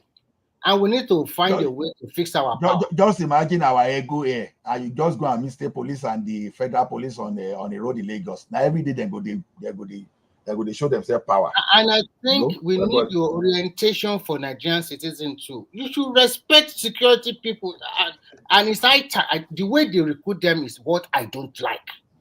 Guy. No, Remy, I can tell you straightforward that respect is commanded. You don't demand for respect. The reason why it's like that is that. No. Let me tell you something now. Let me finish. A police collar is supposed to be 3 years or 4 years, like you go to normal university, or at worst 2 years.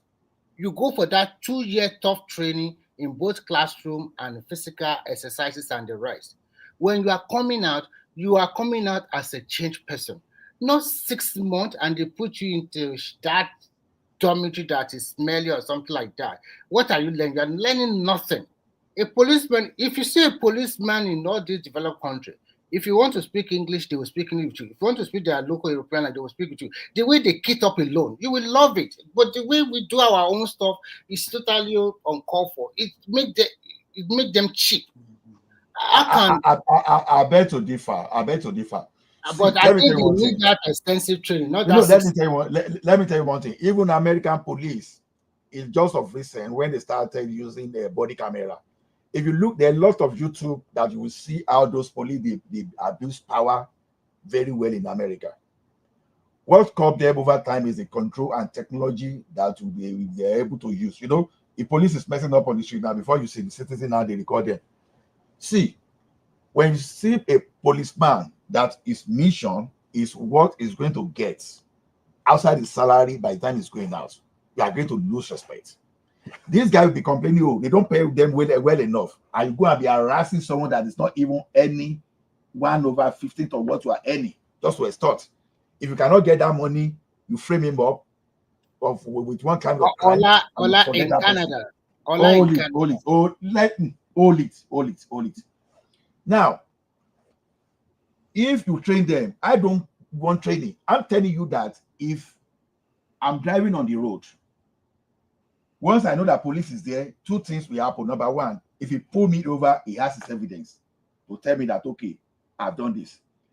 If a Nigerian police pull you today that say overspeed, they don't have an equipment to judge that you overspeed. They don't even have something that they're going to use to ticket you. Everything they want to do is to escort you there and go. Now, you should equip this guy that, okay, even if you are going to collect any money, the money should be going to the government. Maybe you are going to use camera, you are going to use your kind of AI laser, whatever. Use all those stuff. So by the time citizens know that there are consequences that is not necessarily controlled by the police, but by the government, they will learn to respect the police. But a police that is coming to you, begging you for 50 naira or 1,000, there's no way you are going to respect. If you like, train them for 1 million years. Okay. You mentioned. Sorry, how about increasing their salary? Would it help? No, not only salary alone. Not only to me. It's not only salary. I still believe the recruitment process should not be so simple like that. And I think training, the minimum training they should give them, should last up to 2 years. Giving them, the reason why I'm advocating for that is because when you look at Nigerian police, those one on the road sometimes, these people cannot even construct a simple sentence. Some of them, they don't know They don't even know the simple sentence in what? Let me finish. Some of them, they don't even know the simple traffic rules and regulations. They don't know. No. I'm telling you, some of them, they don't know. That sentence, does it have anything to do with their policing? But at least it gives you a kind of confidence. I'm just asking a question. I'm responding to you. Does it have the effect on how they catch criminals? Maybe an agbero criminal, or do you need to be able to speak simple sentence to catch a criminal? Like no, what I'm trying to say here is that it can give them more confidence. Because which confidence are you talking about? Look, let me that finish. carrying going is now you're saying. Let me finish first. You'll come. For example, an average Nigerian missing an average policeman on the road. An average Nigerian, whether poor or rich, always look down on them. Although because of what they have done in the past, also because the mindset is to collect money from the citizenry, they look down on them. But when you are in developed country, when you see this police officer, I don't know about America. I'm not living in America. Even when I used to live in China too and here, when they come to you, the way they approach you, the way they talk to you, you yourself, you mellow down. You know that these are people that they know their job very well. And the way they approach, the way they talk to you, you even like it. But when you go to Nigeria, the first thing that come out from Nigerian policemen, you already know is drunk. Must they say that one in English? They can say it in any language now. No. In any language. So you are okay. How is English now becoming the? I'm not talking about English alone. At least Look at what Remy just said now. Look at what Remy just said now. A police going out and is already drunk. Now, don't you know that if they are well equipped and you have some kind of things in the vehicle that can capture their breath analyzer within the vehicle. How can we be doing that now? No. We have to. It's not about where we have to do anything that you is because then we are catching criminal and police. Police should be the one catching criminal. The point is that I think the recruitment process is what needs to be reviewed. We should not take in people that is vulnerable to drinking, to violence, to all those things. Patoski, you and I work in the bank. We're well paid in the bank. And those people that are stealing. That's why I'm saying that this thing we are talking about increasing but salary they are not going to be many. They are not good. They will still be. And we are not going to invest money because of those few people. We will not invest so much. No. Patoski, you discipline them. Patoski, there were not many people that were stealing because of internal control. When they remove internal control, all those branch resident controller, when they remove them from the branch, what happened? What I'm saying. A lot of mass fraud, massive fraud in the branch. When they remove them, but the minute they return there, what happened? Everything normalized. When we do internal control, one of the things we do is the cost of control. Yes, but when you look them, what we lost. We compare the cost of control to what we are trying to stop. If it's costing me maybe 10 million to prevent a stealing of maybe 200,000, then it's not really worth the investment. I should find another way. You understand? We cannot be investing in breath machine, this thing, because police are. We should hire people who their supervisor can. If a policeman is drunk, his supervisors will know. If you, that is a commuter, knows, their supervisors will know. No, if because there is no punishment for all those offenses now. Exactly. Patoski, let me debunk what you just said. If you put breath machine, if the supervisor does not want to punish them, it will amount to the breath machine is not for police. They should put breath machine. No. So when police is permit me to disagree with you. You see, public. You are not permitted. Duty. Okay, thank you. Public duty is not for profit measurement. It's for the safety. Now we can't quantify the implication of a drunken policeman. The boss should fire him. Before you fire someone, you must have evidence. You must have solid evidence for do you think there have not been fire-sacking drunk policemen? I know. I see. Oga Patoski, because if what we are doing now, if it will be efficient You know, enough, let me tell we you, won't be Ola, having. instead of investing in all those breath tests or whatever you are talking about, if you are caught, let me tell you, as a policeman, that you are drunk, what they can do, let me tell you, alcohol doesn't get clear from your bloodstream, maybe in hours, even in days. If you are an alcoholic, they can detect it in your this thing. Even if you stop drinking today, in 2 weeks, 3 weeks, it can still be there. They can just take, if we are looking for evidence, so if you say, okay, maybe the guy can deny and say it's a lie, that the guy doesn't like me, that's why I want to sack me. They can still get that evidence from the blood of such a person. We, you know, what we should be looking at is how to manage our resources for whatever all these your highfalutin All those Canada American US method standard that you are will just work talking about. Nigeria now. You even put the bread pest. Why You put why the, can't you leave all this stuff to blackmail and let's just focus on something? you put no wait now. No. Ola, I you know let me when tell we you are Not talking a of serious blackmail. issues. We are being realistic, Ola, online. let We are me not blackmailing No. you. You are not let being me give you realistic. You are something. not being Ola, let me tell realistic. you something. Let me tell you something. You will put bread machine there. It will catch people. They will still the person, they will do nothing to him. If the supervisor, they will say no, because he ate a bar. It's because he ate something that has some alcohol. I've been seen, but there are some food now that if you eat, if they test your bread, it will look like you have actually taken alcohol. So what are we saying? Oh, what are if the thing even tested you and say it's positive? And so what? Does it mean you are drunk? See, let me tell you one thing. So, in managing drivers, there are companies already that they have equipment to monitor behavior of the driver when they are driving. Now, we are seeing this thing as cost only, but we are not seeing the thing as opportunity. Now, all these devices that we are going to use, they are not that complicated that they cannot manufacture in Nigeria. You find a way that, okay, we want to do this thing. You do some PPP, private partnership.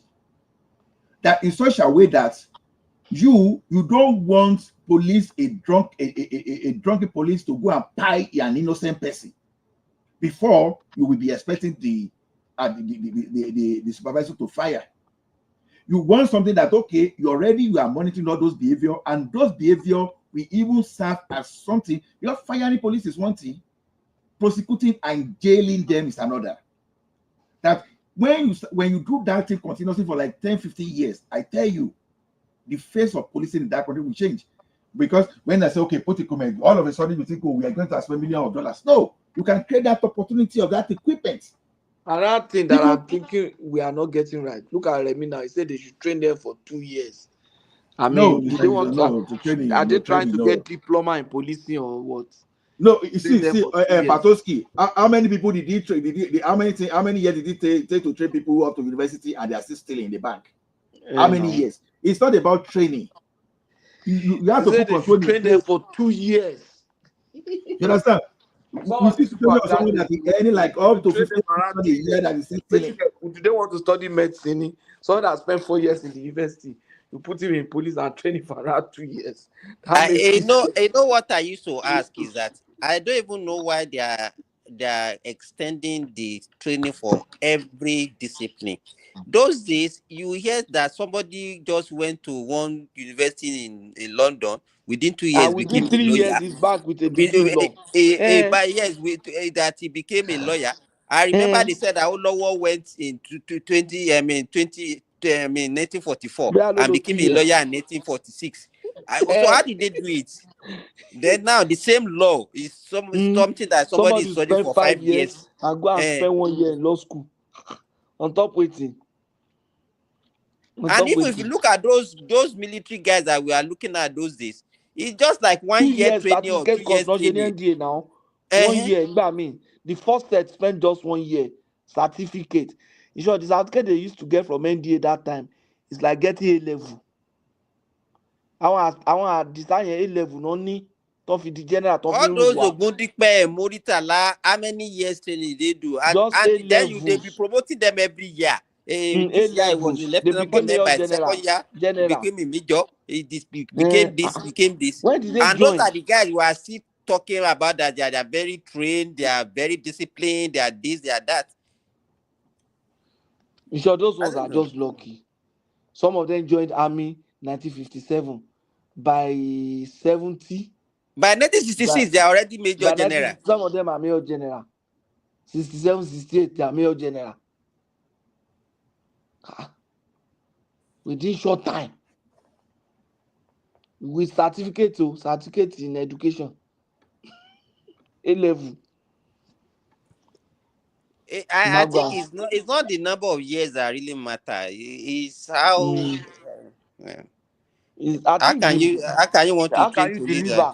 And then the point I think that is affecting police or military is, in those days, sorry, Patowski. I'm not talking about people that already have bachelor degree. But if you are going to the police with a Wike or maybe NECO, why should you train them for 2 years? Is not enough, okay? Why should you put them 2 years? The reason I'm giving them 2 years is because I want them to also have a path to career growth in their career, not just become. If you give them after school start, if you put in police and put in 1 full year training, you should come out as an inspector or even a DSP.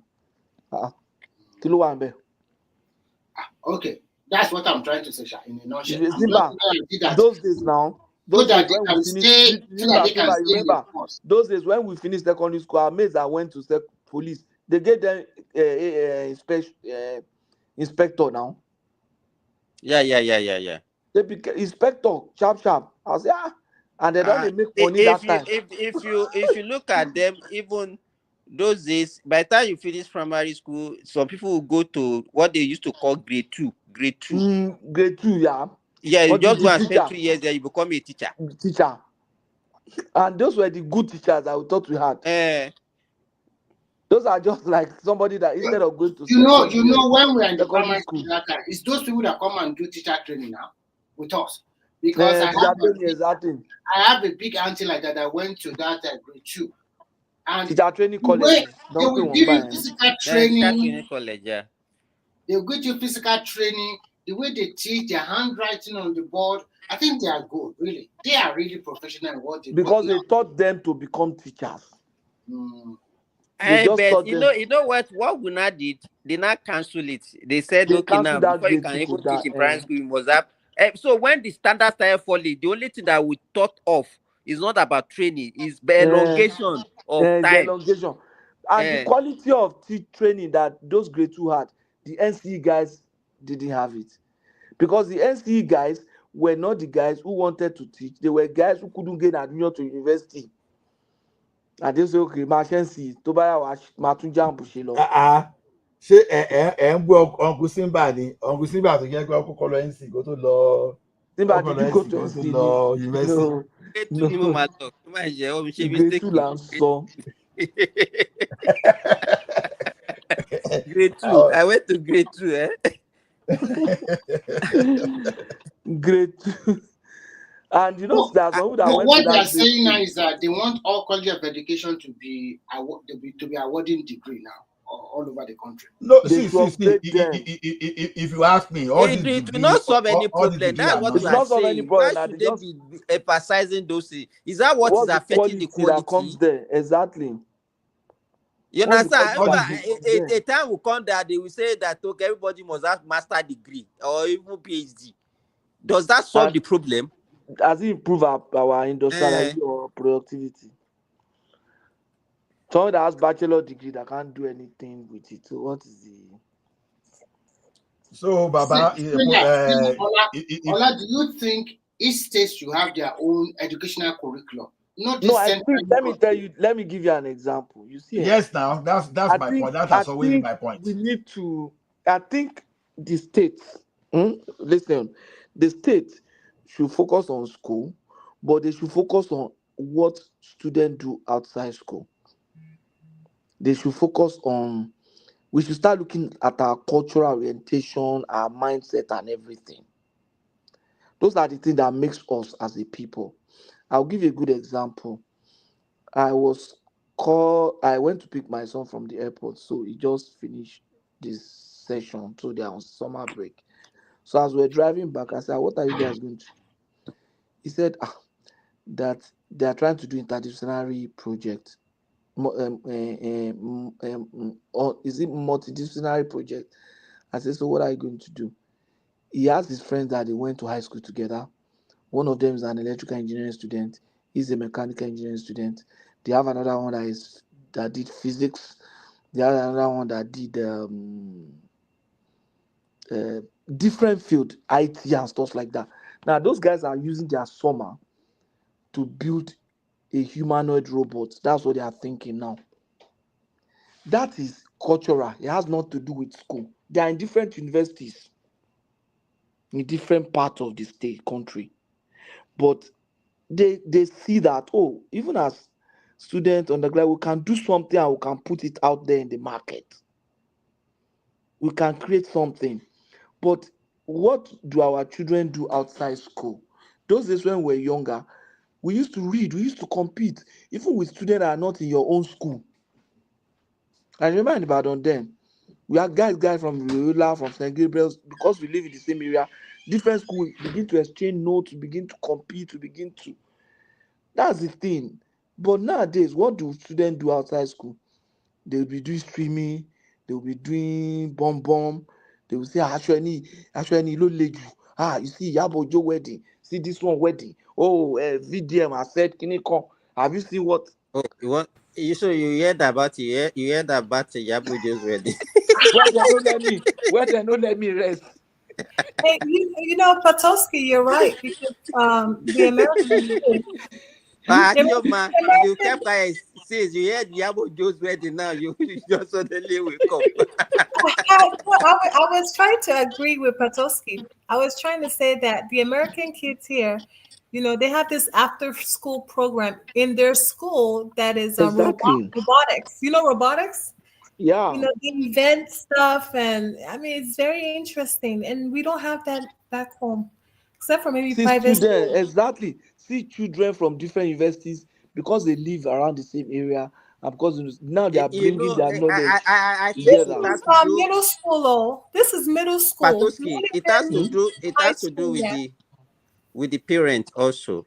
Like my own daughter, immediately she finished secondary school that time, I said, "Come, you can't sit at home." Between that time, though she got admission the same year, but I told her now she can sew.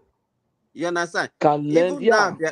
Even now that they are on summer holiday, there is one website there now, Domestica, that you can be learning some things. I said, I don't ask you to go and be working.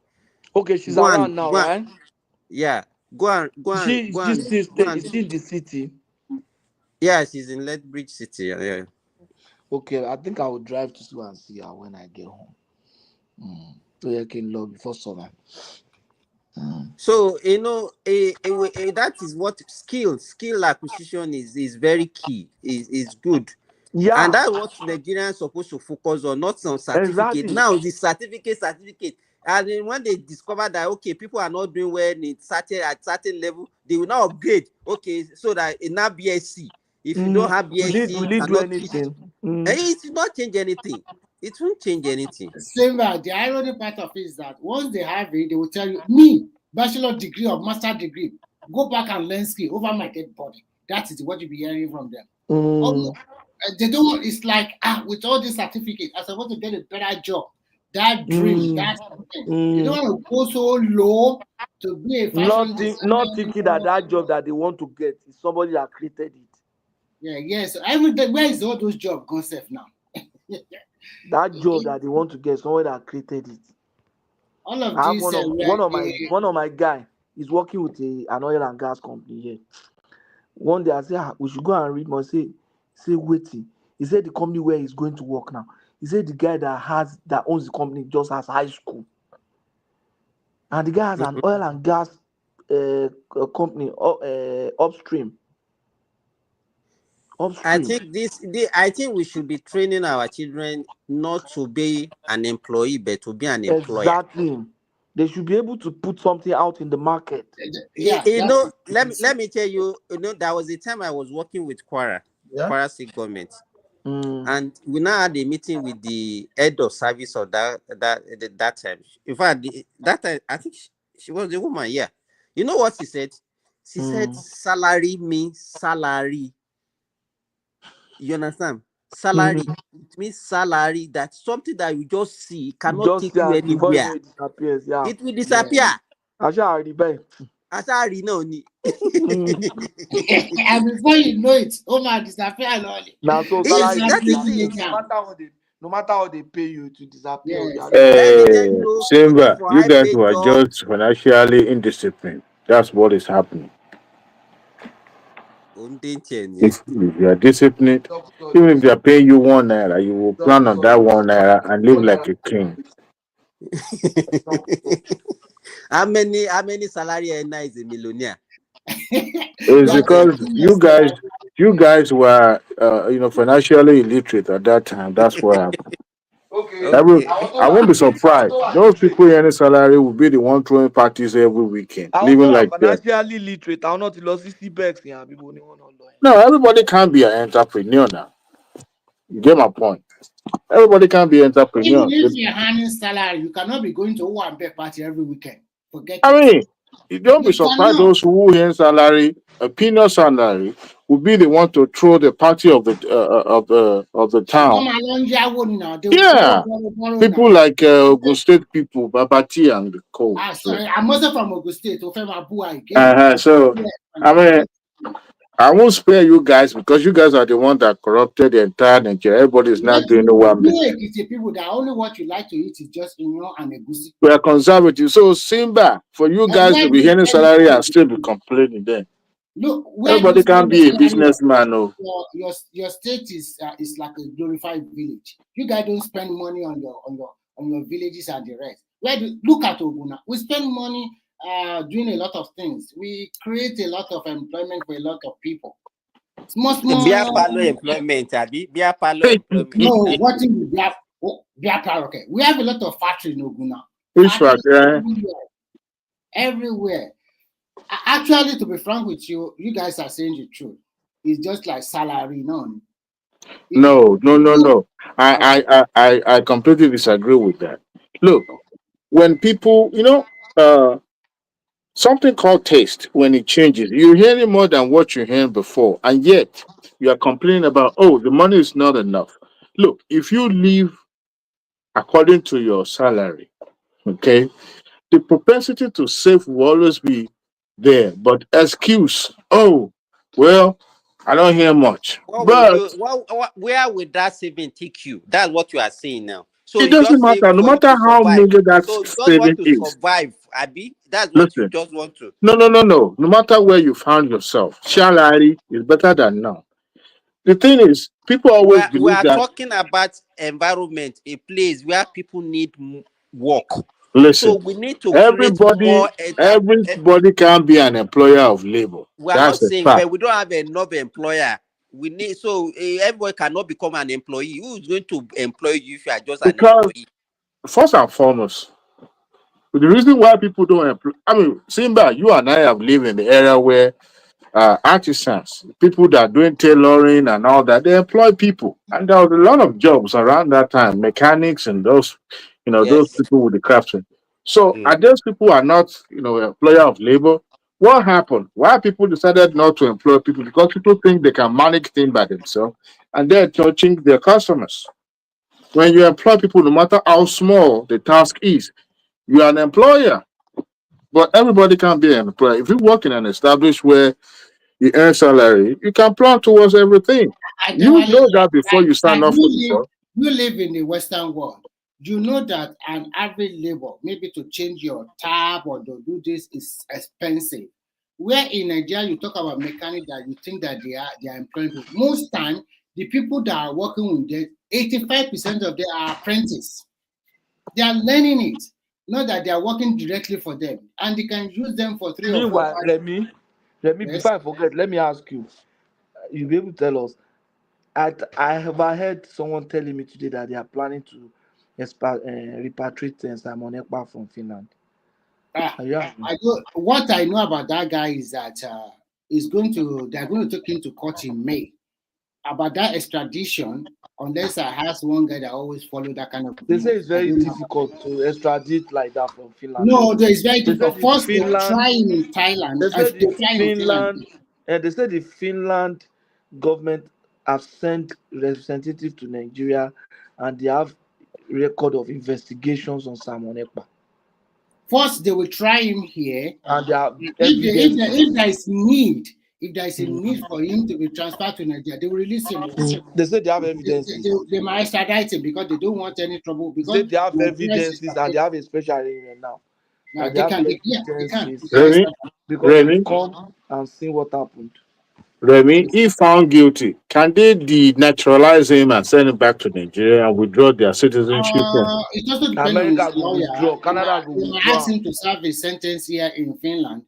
If serving a sentence here in Finland, the guy will be enjoying big time. Because prison here is not like prison in Africa. They are just enjoying. But he's going to lose his law practice. Yes. He does not have law practice, so no. He does not. I thought he's a lawyer. No, it's not a lawyer. I think he just have a firm about. It's not really a lawyer like that. Through his wife. Whatever happened, there is some things that he has done that is a big crime here, like money laundering, because they're sending money to him from all over the world, and he's using money for terrorism in another country. Because Remy, that guy is living flamboyant life in that your enclave. Of course, he has to live like that because even which work is he doing? Does he do anything?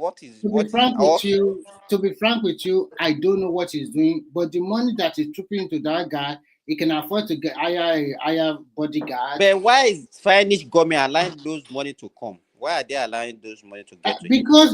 Because we don't know how they bring the money to him. We don't know. Transfer maybe under 5,000 euro. Maybe they can have a lot of shell company. I don't know, but they will do because even here, let me tell you now. Even here in Saudi Arabia, if you open an account, they will ask you the source of your income. Yes. And they will ask you how much is expected every month that you think that your account. If they see any money that just come in and they can't find it that is actually your income, they will freeze that account with immediate effect. To me, I think what the guy is doing, because it's a free movement between the EU countries. He might have the account in another EU country because it's already a Finnish citizen. So it's easier for him to have a account in other. I think those guys, they compromise a lot when it comes to finance. Yeah, they just take money. They just take money irrespective of. They are not monitoring anything. Maybe they only monitor it when it doesn't want to go out. But just like the Nigerian bank, they will say your account is closed. But when people send money to it, we enter. But to get out, that's the problem. But the account is closed. I have a question for you guys. What does Showore do for a living? Collecting $75,000 every year from Ford Foundation and the rest. So that is what he's using to sustain him. So he's living So Ford Foundation is just dashing him money with no string attached. No, actually, I wanted to ask Solis this question. I typed it in the comment section. He didn't respond. It was just blab and doing all. Why do people want Ekpa to be repatriated? I mean, I just want them to just hold him where he is. We don't have money to be spending on taking him into court to be feeding him in our prison. Please, it's just a waste of money. Let them hold him in whatever. It's not as big like before now. So what I just want to share with you is that the federal government just released 50 billion naira to ASU and other university employees for their hand allowances. What is the name of that chairman then? 50 billion. So we might not see any strike for the next 2 years. So you remember that their former chairman was the president or chairman that was planning to do. What's his name again? I forgot his name. That one like to meet trouble. Now that money is coming, everybody keep quiet. So stay in US for 4 years for 4-year program is good. Okay. There's another debate in the media that the cost of maybe Simba can chip into this. that the cost of going to medical school in Nigeria is more cheaper than when you go abroad. Way cheaper than anywhere in the world. So, Simba, how much did you pay throughout your time in the medical school? Simba, you not pay money. We are scholarship. Medical school, it was 10,000. So, all these people that went to the medical school on scholarship and other grants, and Not then even scholarship. Oh, I don't have scholarship. Oh. no Scholarship. That is the norm in federal university. Then you don't norm. pay That is school fees. Federal in fact, university. my school, we don't even pay school fees. I think We that don't- time. other I remember when I was wait, let me tell you. I paid 19 naira when I was in 100 level. That was the whole money that I paid. 19 naira. 19 naira. So you pay 19 No, let me naira. tell you, anybody Don't that want goes Jackie to was university in daddy. Nigeria, let me tell you, not only medical students, Anybody that went to university in Nigeria is free. It's almost free. So it's Yeah. only that Nigerians are in grades. Nigerians and the way they run down their country. You know, after traveling abroad, Nigeria can't educate you and still say, oh, they have to look for a job for you. You have to create job. But everybody can't be an employer. So Let me tell you this. Let me tell you this. One of my classmates, he works in Australia now. He said one of his colleagues, who is an Australian indigent, they are at the same level. That the guy still has like almost 280k Australian dollar that he's still paying loan. And he has nothing. He has nothing. And that's why Nigerian will go there and be flangery because their country has given them that platform. Simba, Do you to study understand? medicine here, you could get almost 400k. $400,000 Patoski, as a domestic student. A friend of mine coming from Australia as a domestic student. For his MBA program, the government loaned him about 300,000 Australian dollars. About how much? $300,000.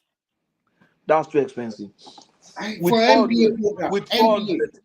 With 400. Once you finish that program, once you finish that program, you just travel out of that country and come to Nigeria straight. $300,000 Australian dollars. No, sorry. It's my mistake. I think it was about 30,000. 30,000 for 1 year program. 30,000. She makes sense, yeah. 30, not 10. Now. No, if it is 30, that means he's already a citizen of that country. Yeah, he's a citizen now. He's a citizen. Because for international students, you pay more than that too. Ṣe mistake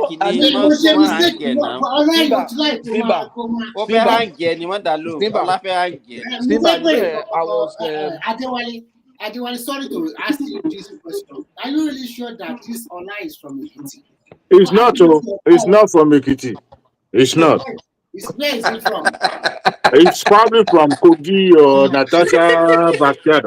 I did it one point to be Adewale, are you from Ekiti? Original. Who is it? Original.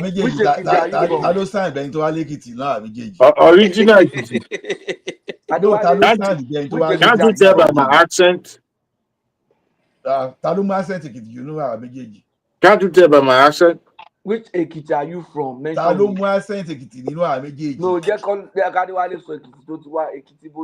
I've said this several times on this show. You see, listen to Ola now. You see, Ola is from Kogi. His mother is from Ekiti. Dad from Kogi. I pity you. No, Abiola is from Ekiti Kwara. Ekiti Kwara ni.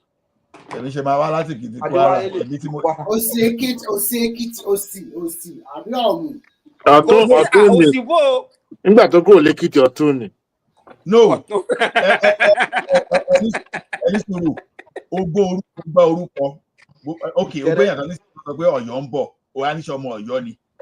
Ìwọ ń gbọ́ ìtàn pé yàn ní Fájuyì, ó ń béèrè pé ṣé Èkìtì ni. There are some Fájuyì in Osun State, so don't think you are the only. Wọ́n bá wà lọ́sùn Èkìtì náà ti wá. What about Lọ́ṣùn Èkìtì? Nothing Lọ́ṣùn. If I do, what are you talking about? Yeah. If I do, no, actually, let us go back to the question that you're asking. Adewale, Yeah. even you, I don't know if you attend university in Nigeria. That how much? Even you, how much did you pay? Okasanle. University is that? Last no. Even let me tell you, there is no university in Nigeria that even state university also. No, it was nothing. It was not. I'm trying to calculate everything I paid then. Very fraudulent comparison. Over and over. Irúgbà tí Simba tó lọ school in 19 naira yẹn. Bóyá owó graduate ìgbà yẹn bóyá 400 in a month. A fresh graduate. Now, people now will not be seeing 490 as cheap, but you won't be talking of income. No.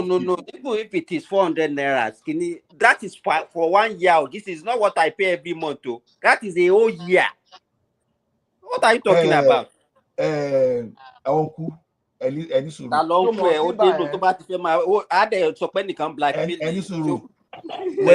okay, now look at Nigeria now. Look at Nigeria, where you have some kind of infrastructure above the normal public university school. Now, when you are coming overseas and you even see the structure around, you see what they pay their prof, everything, and how do you expect them not to even charge? And the thing is this: you are more likely to get job to repay your whatever in this place. So you don't look at because they are paying 10,000 in America and all of a sudden because you are paying 5,000 in Nigeria it's cheaper. No, it's affordability. It's affordability you use. So you can't say school in Nigeria is cheap. So these are very poor economists, and we have someone now from from Ekiti here now, and he's claiming to be from Ekiti, and the person cannot even know Sam Maluko. If Sam Maluko now heard what Adewale said, now we'll be proud of Adewale. You understand? Adewale or Sam Maluko? Known economist. Ọ̀rẹ́ Abacha ni Sam Maluko yẹn o. Ọ̀rẹ́ Abacha gidi pọ́nbélé ni o. Why would I know who is Sam Maluko? Come on, man. That means I'm not from Ekiti, yeah? Professor Sam Maluko. Ṣé ká test Adéwálé ni ibo ni Professor Sam Maluko ti wá l'Ekiti? Oguse ló ti wá. Ó lè má mú yẹn ní pátá. Actually, there was an older Aluko. Then you now have, the older Aluko is the one that Abacha's friend, that you're right. In the era, Maluko, Aluko is not necessarily at the more. I have some Aluko from Ibadan. I have Aluko from Ogun State. No, the one from Ekiti is more prominent, bro. Would I say Professor Sam Maluko is just one unique name in Nigeria? So if you don't know Professor Sam Maluko, just forget it. You know, like when Professor Kwankwaso and Co, those were the one during the Abacha. Was it Babangida Abacha era? No, Kwankwaso was Abacha. The one that Kwankwaso was Babangida during he was the education minister. And now he changed us to 643, I'll be 6334, whatever. Yeah. Kwankwaso was for IBB. It started with IBB in 1985. Because that was when they started that system. The same time with Olukoya and the rest. They started using professors. So they weren't academic with the hope that they will be that will legitimize their Patoski was not here when Remy was defending his brother. This Ofo Lokolonki Betuala to Shani Bank to CBN governor. Sanusi? No, Ofo and Sanusi Ojali. I don't defend him. Okay, I'm not defending him now. I'm just talking about his work experience and qualification. And the third I'm defending, I need you buy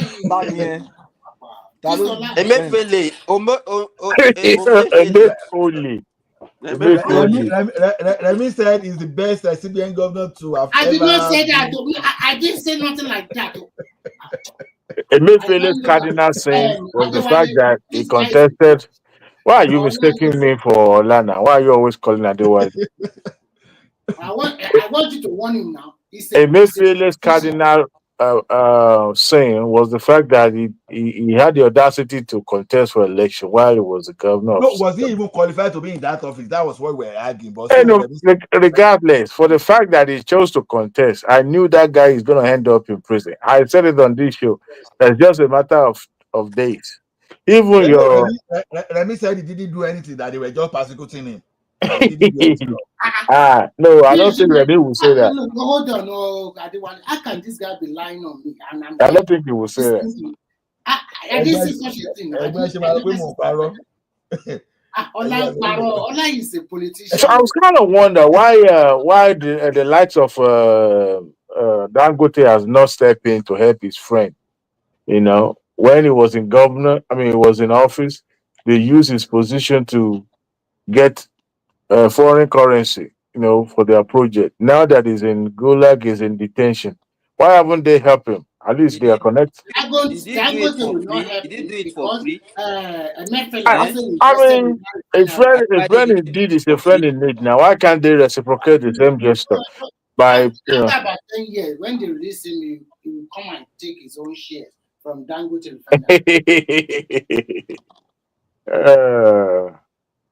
That's nice for you.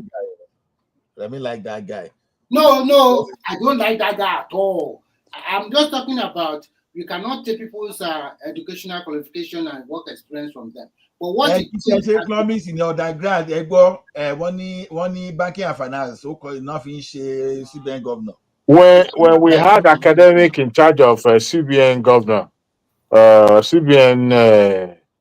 when we have academic, it was successful. But when we now have a to banker, it was all about greediness and the like. So I'm trying to say something yesterday that you, Adewale and Ola, you are the small thieves in the bank, including Patoski self. Because you guys know that all your are fraud. They are full of corruption and fraud. You guys supported them. You guys supported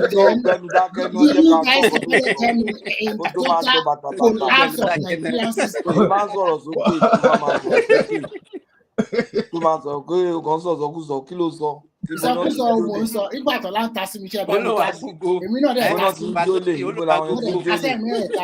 one school.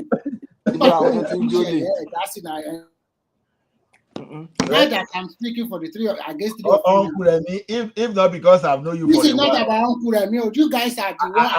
I can sue you. I can sue you for defamation. Uncle Remy, hello, please let's change the topic for once. So we're tired of listening to. Hello. Our company well. We can hear you. Emperor Shoma on the beat. Let's change the topic for one. Is Remy saying that how are you? Better CBN governor? I'm very well. Happy New Year. Welcome to báwo ni ṣàlàáfíà ni àwọn ọmọ ẹ̀ ń kọ́ àtìyàwó ẹ̀ ṣàlàáfíà ni ṣẹ̀dá kó máa mọ ẹ̀wọ̀n ẹ̀gbọ́n ẹ̀lẹ́gbọ̀n kó má máa rúdì sáwọn tó ju ẹ̀ lọ àlàáfíà ni gbogbo wa náà wà ń bẹ̀rẹ̀. Ìyàwó ta ni? Ìyàwó Emefiele. Ta ló ń jẹ́ Emefiele? Wọ́n máa pè é níyàwó Emefiele lágbọ́rọ̀ náà tó dábàdà bí ní 2025. Wọ́n pè é níyàwó Emefiele.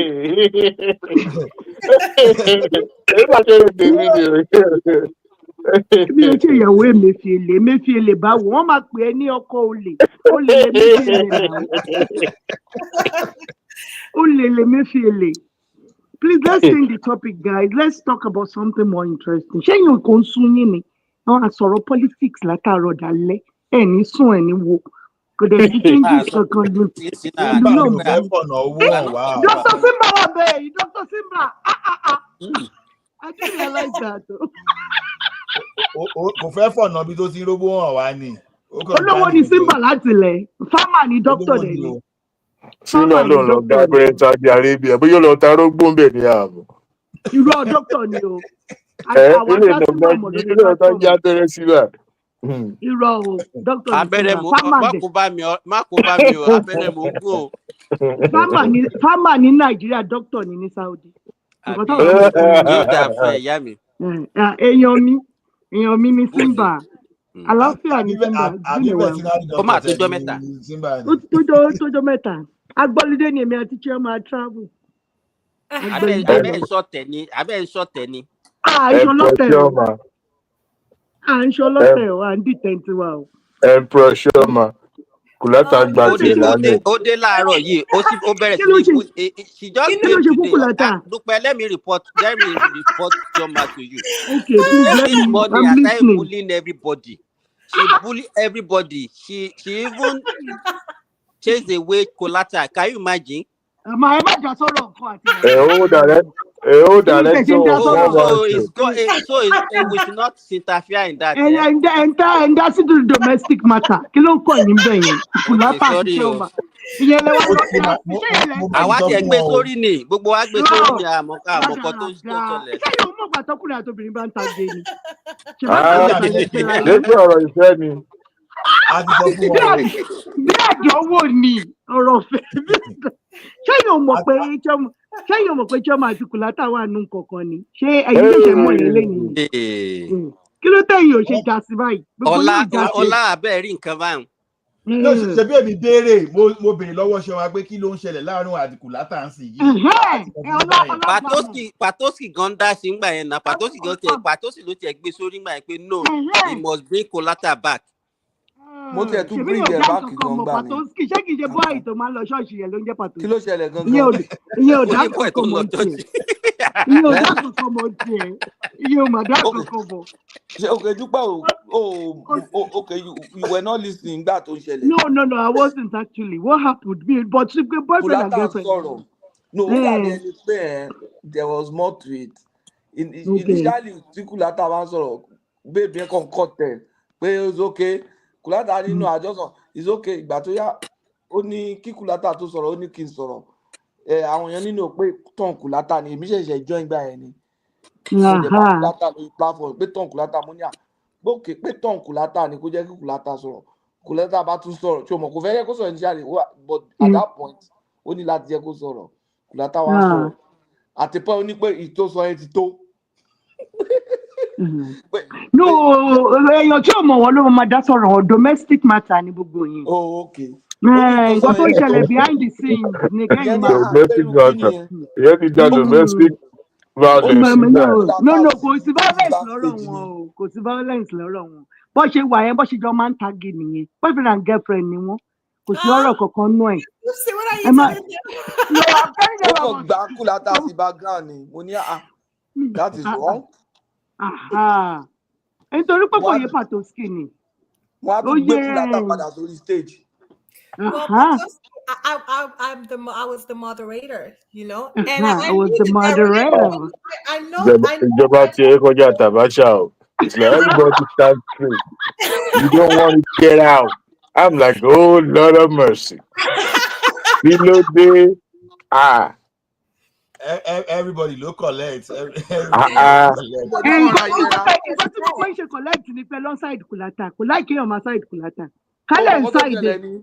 Sórí at a point ó dà pé bọ̀dé èmi wá sọ ìgbà tí wọ́n tún gbá Kùlátà ẹ̀ máa sọ pé wẹ́ẹ́ èmi ló dẹ̀ kí sọ̀rọ̀ ẹ̀ wá ní pé tí ó bá gbé Kùlátà sí pé I'm not ready to speak nígbà yẹn.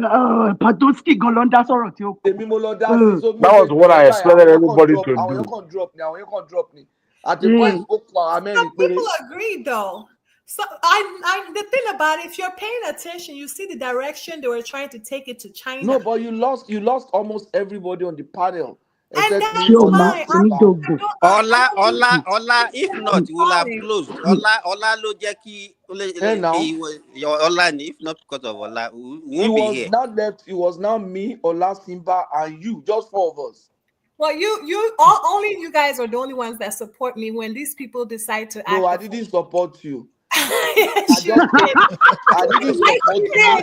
I didn't support you, but no, I didn't support you. I stayed. Do you know why I stayed back? I stayed back because one man handed over to the three of us, and I don't want to. I mean, if we shut down, it means it means I also failed, right? So if they say, oh, it was because of Choma, so why didn't you step But in? I was rooting for you and the rest of the guys that Yeah, I said no. You were rooting for me. I said no. I'm giving my time. Let him continue. And Remy.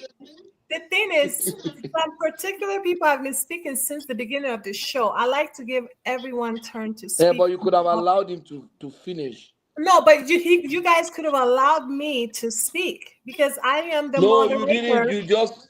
You will say, okay, let him finish. Let him finish. The next thing was I just saw that Kulata disappeared. No, I didn't want anyone and I checked the guest. I said, oh, he's in the backstage. So Patoski, I didn't want anyone to finish. You know why? Because it was Madame Zita that was speaking. And when she was done, I was ready for us to change the topic back to where it was and not China.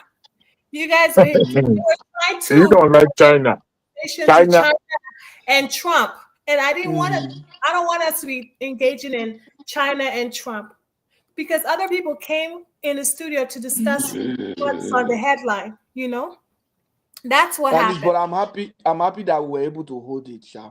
I just felt I will feel very bad because I mean it's like a commitment to one man since I'll be holding. So we should support ourselves and make sure that we don't shut down that way, you know. So that's why I just think that. But that's not, but you know, I'm not a crowd. Even if I'm the last person, I'm gonna say it. Do you notice I'm not a crowd pleaser, right?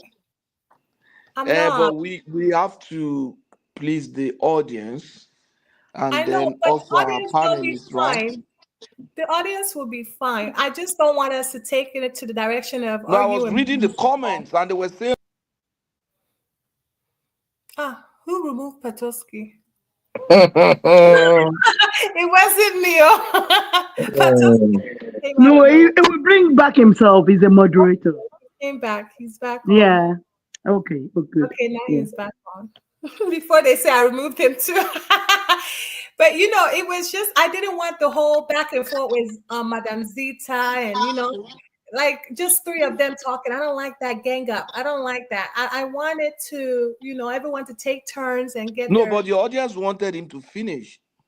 Well, that's the thing. I'm the moderator. I don't really care what the audience wants. No, you have to care because they are the one driving. You know, Choma, as a moderator, you have to feel what the audience wanted. That's fine. That's the way.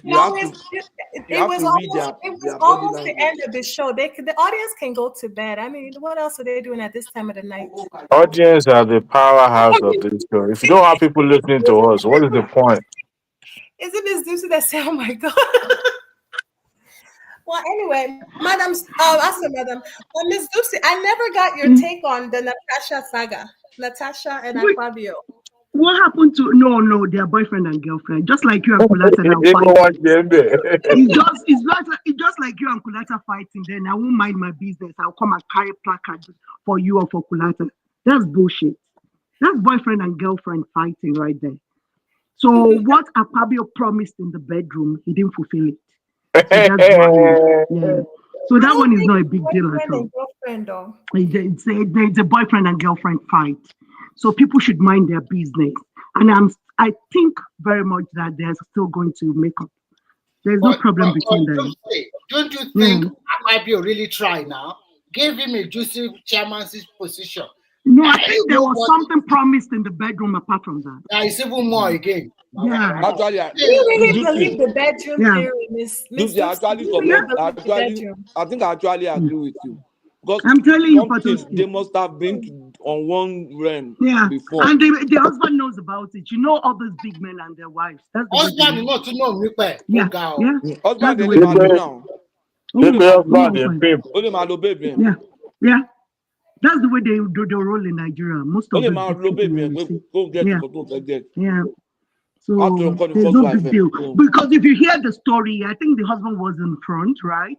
Fabio and Natasha were walking behind him. So he knows he's not a baby. Well, that allegation is so frivolous. I mean, if you really want to nail someone, you know, just you know, Make up But something better. Lucy, what kind of a husband is that one? No, a lot of people do that. Funny enough, a lot of guys do that in Nigeria. All those big boys you're seeing is either Simba, if you can't kneel down, for chairman, exactly. It's pimping her, right? Exactly. If you can't kneel now, all those big boys in Nigeria, they say if you can't kneel down, she has a child for the guy now. I think 2 boys. I don't think it's a child. I think he has 2. Probably. And the lifestyle what these people cost to now no. All these things you're seeing that the flaunt. It's quite costly to live that kind of life in Nigeria. So if you don't know who is who in Nigeria, is either you yourself, the chairman, they are using you kneeling down for them, or they're using your wife. It's one of the two. Look at the amount of money that is likely to have exchanged hands in those kind of arrangements. But when you billions last already now. Baby, I beg go another one. Then Patoski, don't forget the guy where I go, he lives on federal government contract as well. So you can't. But when the question I want to ask now, when this problem now started, why can't he sacrifice that? Why can't the husband? Don't turn your back onto women like that. Don't say that. How can you now? You expect the man to be against Natasha? You can't say that. It's so hard to believe that she can be sleeping with another man while she's married, just like that. As a Christian, you find it hard to believe because you're a Christian, you believe in Jesus Christ. I think it's hard to believe that. Dupse, when you look at the antecedent of that woman, I'm sorry to say this, I'm not mean to make her feel bad or something, but when you look at her, like, she doesn't care. She's jumping from, so she can't feel anything. Jumping from one man to another man and accusing other people like Reno mockery. That means she has been doing something like that for a long time. And she has been in corridor of power. She has been in corridor of that power. She is mingling with Jonathan, the presidency, baby. You know, I think she even accused her husband before they got married. Yes, she accused those who is not familiar with Abuja scene, political scene, you know, there are some people, they have no job, but they will go and organize events, put a tag on it, and want government to sponsor it. And these are the people that eventually will now be drawn into the political circle and then go to their states and start contesting for election. There are so many people like that. Now you begin to wonder, what is their job? What do they even do for a living? Now, the likes of Natasha is not different from those people, even though she came from an average family, let's put it that way. But our trajectory to this prominent position that is now attained to the point of even contesting for a senator position. Even governorship. She's the type that curry romance chaos or what do you call this? Something like this kind of propaganda stuff. And then she being a woman, no apology to all female. You know, they will first believe woman before man anyway.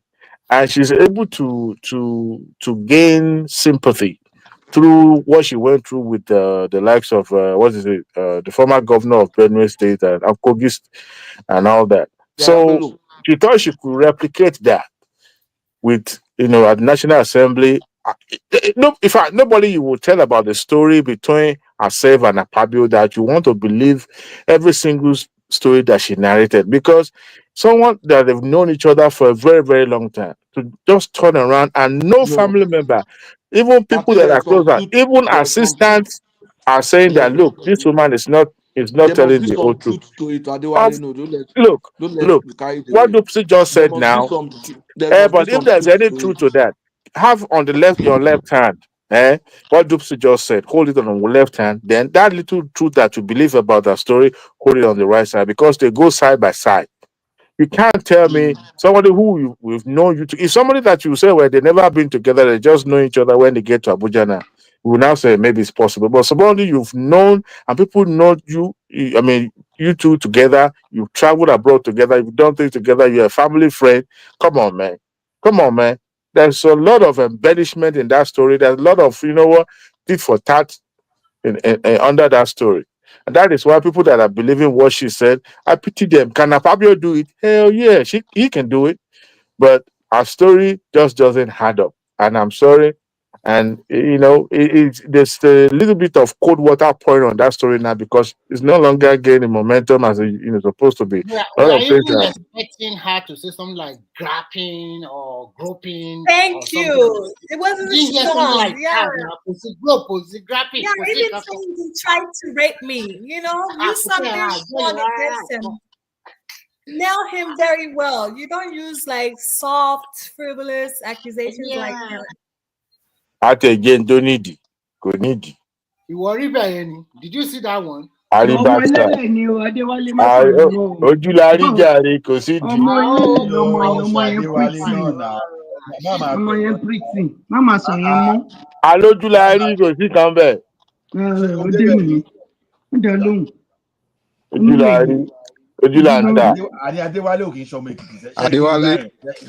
man that can penetrate rapper. I penetrate the dress. How do you forget go see a convert? But you know one thing, if you have ever worked with some contractor before, you will see the power of women. I once worked with one powerful woman before. She can get millions of contracts easily from the port. If you see this madam, she's as white as mulatto. I'm telling you. So everybody that say women have power, they use their beauty and everything. Let me tell you another way to describe it. You say if you have worked contractor before, you see the power of women. Yes. You would have said you will see the foolishness of men. Yes, you are right. It should be the other way. Why will you give contract to somebody because she looks like mulatto? She wants to build big. Look, they will be sleeping in your office. If you don't, Patoski, what is Besumeri? I'm not Besumer. Oh God. Ọtí wọ gbogbo ayé agbára lọ fún mi. Patoski cousin Jésù ní sùúrù. Cousin Jésù ní sùúrù. Cousin Jésù ní sùúrù. Ọlọ́lé agbára ni wàá dé padà wàá máa wò pé. Má gbé sá o. Ní sùúrù. Cousin Jésù ní sùúrù. Wọn náà mọ nǹkan tó máa ṣe ká ní ìwò you are in that position. Tó máa gbé ka ìmọ́lẹ̀ fully loaded. Ní sùúrù. Àpàdé ẹ̀ straight.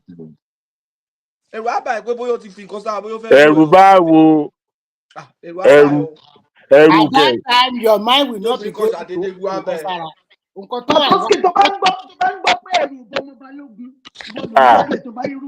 You guys have lost Chioma now. Meanwhile, Chioma is not involved in this conversation. She understood everything we are saying. Exactly. Ṣé wàá gbọ́ Pàtọ́kì ó ṣẹ̀ṣẹ̀ máa ronú yẹn ni ṣọ́mọ̀ pé tí kìíní yẹn bá dúró brain ọkùnrin máa wà níbẹ̀ yẹn ibẹ̀ yẹn gangan ni brain ẹ̀ máa wà. So bàbá ìjọba máa ṣe tọ́wọ́ tójú ẹ̀ wálé ló ṣe máa wò. A ti gba tasa straight kó tó realize. By the time you realize it. Look at this platform alone. Look at the voice of Chioma sometimes. Make a lot of men. They met away. They always met away for her. The voice alone. They never see her, just the voice. So Remy, so I didn't know you like Chioma like that too. Me to that story about back on guy. Remy and Simba like my biggest. I'm talking about Chima's voice. Remy, God bless you. Somebody like Mike will inform me that he doesn't like Chioma. Hey, Remy, God bless you. Remy. Mike is straightforward. You listen to Pasuma. Itan Baba Gbe Konga. But Remy, let me ask you a question. What is your pro? Remy, let me ask you a question. What is your pronoun? Chioma, they didn't think you would come back, so you came back. They quickly confessed. No, the first day you came back. Remy, Yes. What is your pronoun? Because you have It's not a put your face. I don't have any goal, but I'm just trying to say women. Pronoun, quickly your shoot their shot pronoun. in case they don't come back again. They use everything to get What what is your Mike, I pronoun? came here for you. Are you he or she or them or But they? also, what are you insinuating? You think it's a Ohun Bobrisky ẹ̀yẹ cousin? ni. Ohun ẹ̀yẹ. It's a fake pastor now. Olóhùn agogo. Bobrisky cousin. Bọ́sẹ̀ rẹ̀ mi olóhùn agogo. So even Mike that is talking. Mike, you also do this. You really met away for Choma a lot. It's true. You say I do what? Yeah, you. Yes. 100%. Mike met away for Choma a lot and do If you know me enough, you know I don't pretend. If I'm Choma, you go start in front of all of you. Mike loves women. He respects them a lot. That's what it is. So Choma, you see now a lot of people. I'm the Pope on this show. I am the Pope. Pope just died though. How can you be Pope? I am the Pope. I'm the Pope of this show. The only time you see Mike becoming a gentleman on the platform is when he's talking to women. I told you now. See, if it's on there now, you'll be fighting. You will see he will be supporting them. He will be pretending as if he's a saint. So I was a gentleman in front of Adama the other day. Mike, No, you don't like Adama us. is We know like a man. you. We know you. Oh, you're so And sweet. gentlemen, women that respect me now, like Dupsy and Choma here, they give me respect, so I have to give them respect back now. You want me to be disrespecting elegant women? Mike, Adama and Mike, they like to they are do super strong. Okay, they will not like to mess with you at all, Mike. These are women that they are just like a man. They are just in women form. Okay, so they are different. But for Chioma, for Mike, no.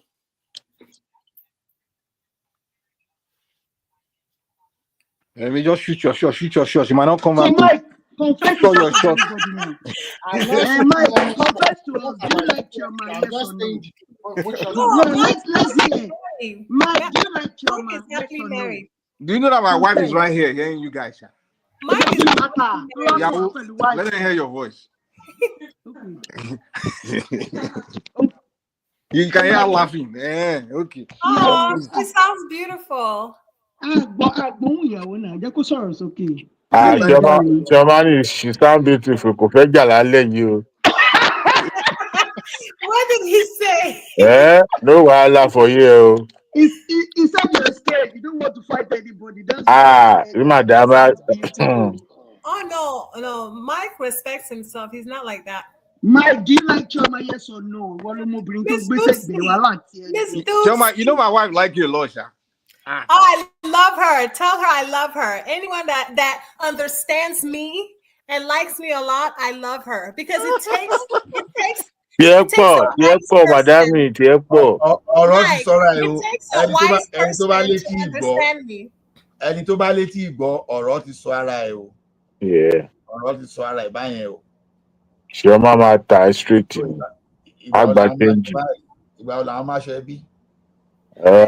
Wife know me and Choma, we are just friends, man. Okay. She asked me about Choma. I explained to her. She knows me. She trusts me very well. You know, everything I say is exactly what it is. She believes. Nobody ever date their enemy now. Everybody like their friend. Mike is a good man. You guys should just ignore the little buzzballs from last time. He's actually a decent man. So don't let all that, stuff, change your Mike Mike is from Lagos. The issue we've seen that from Ondo State. He's too stubborn. Stubborn. Yeah, you are very stubborn. I'm not stubborn, man. Yeah, you are stubborn. You know, be very.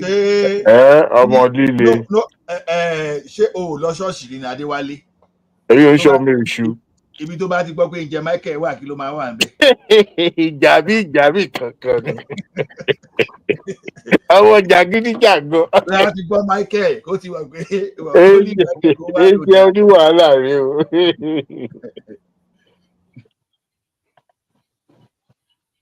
Anyway, good night everybody. Àwa lọ sùn. Àti kó ti tó ká lọ kírun sí báyìí. Oh, Shinu Musa Musa. Iriwo Lenki. I should have just Orin táwọn ṣẹlẹ̀ máa ń kọ fún Michael ni ó ní Michael kó wá ló dá bàbá wá ló dá rẹ̀. kó wá ló dá.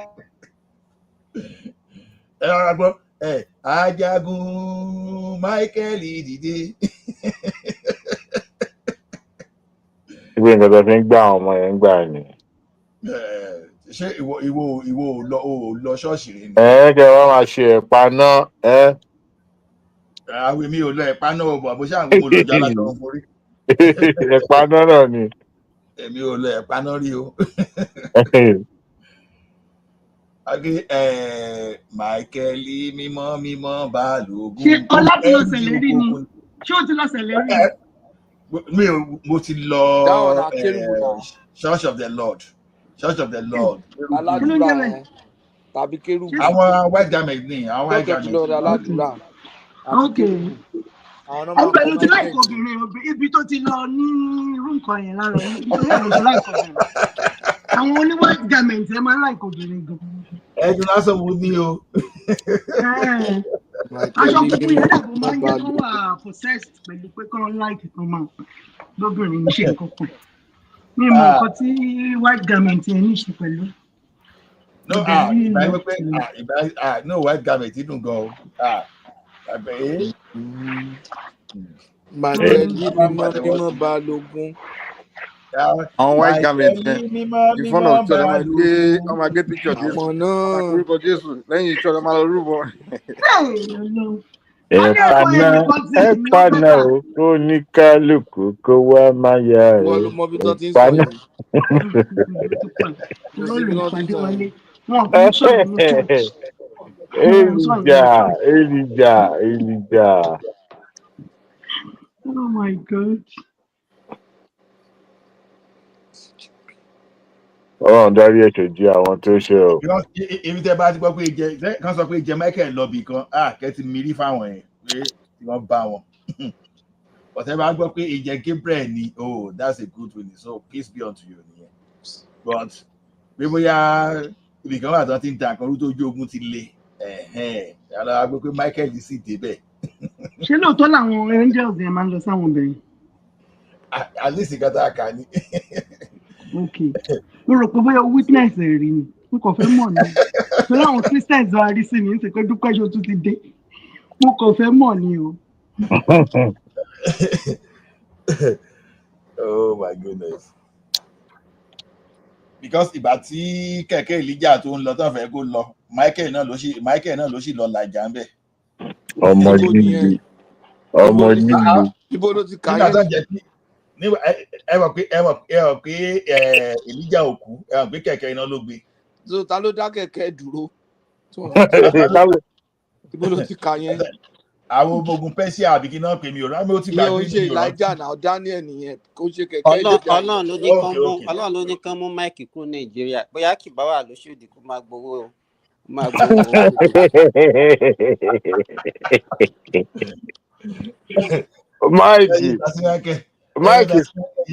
Mike is quiet. Madam is truly there because because Mike would have given it to everybody. Water.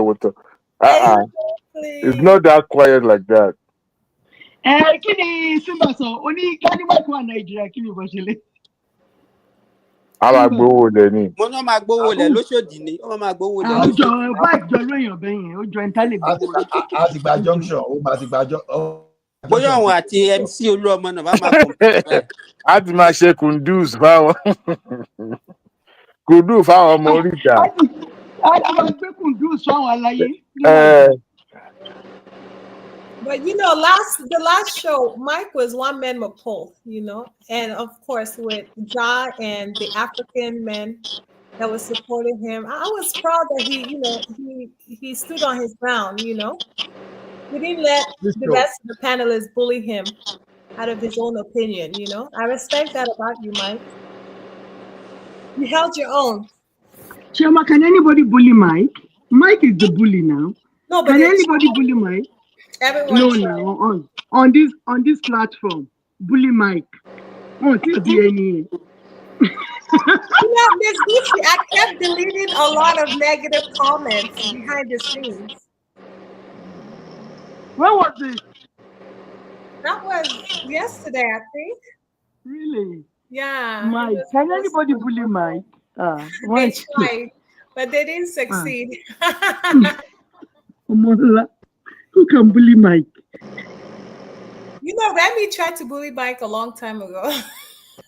Remy don't Remy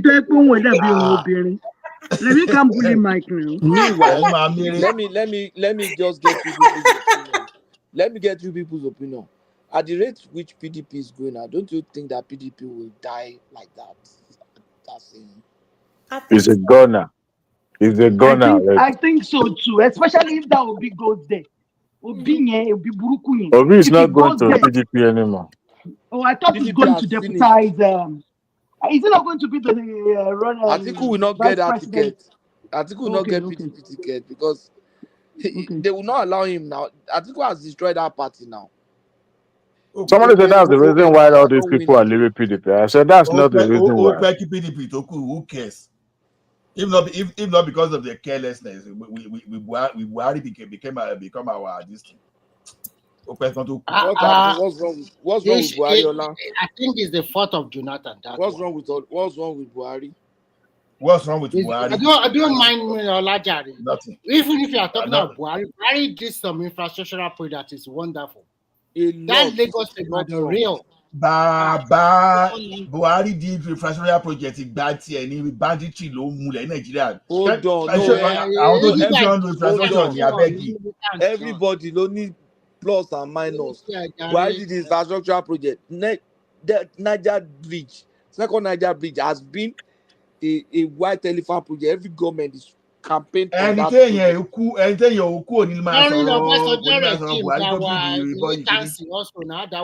So plus I'm killing me. So don't always. I know so leave that one. The problem with PDP is that they don't want to give it to Atiku, but they don't trust one another also, because when it comes to politics, some people might bang Bode George or whatever. So this way, no matter what happens, and unfortunately for PDP, most of their governors are first-time governors. They won't like to lose for second-time election, thinking about the power of the presidency. So some of them will cross carpet now. So and moreover, it's just too early for Atiku and all of them to be talking about coalition. It's too fast. So give this and Tinubu a master strategy. Just do whatever you want to do. In fact, I learned that today there are more PDP government that will defect soon in the coming months. So maybe 3 or 4 or 5 more will defect again. And once that is done, what next? What can they do? And then something happens to Tinubu, you know, we're not God. You cannot say something happens to her. How can you be talking? Because we're dealing with the North, you know. It's just like you are saying something. It's just like no, Tinubu is not terminal. We can't plan on that now. Can't plan on what he's not so sick like that you guys are thinking. No, whenever he goes to that France, you always think that you go for medical checkup every time. He also strategized one way or the other. Even this one that they went, so many of these governors, they went and meet him in London. So at the end of the day, it's not all about that's not the point. Why are we thinking that? Why are we talking as if Tinubu is not human being? Because that's what I don't know. That's what I'm asking. Yeah, I don't know why we talk like that. That question. Some people wish him dead, but I don't think he will die. It's not a matter of wishing him dead. Okay. Dead. But he's old. What kind of old? Your American president is not old. You are so adorable. He said, "What type of old?" To prove to you that it's not a sentiment. Even with me that I'm talking now is the time I know. I don't know what's going to happen in the next 5 minutes. What are you talking about? See, I was in the worst. No,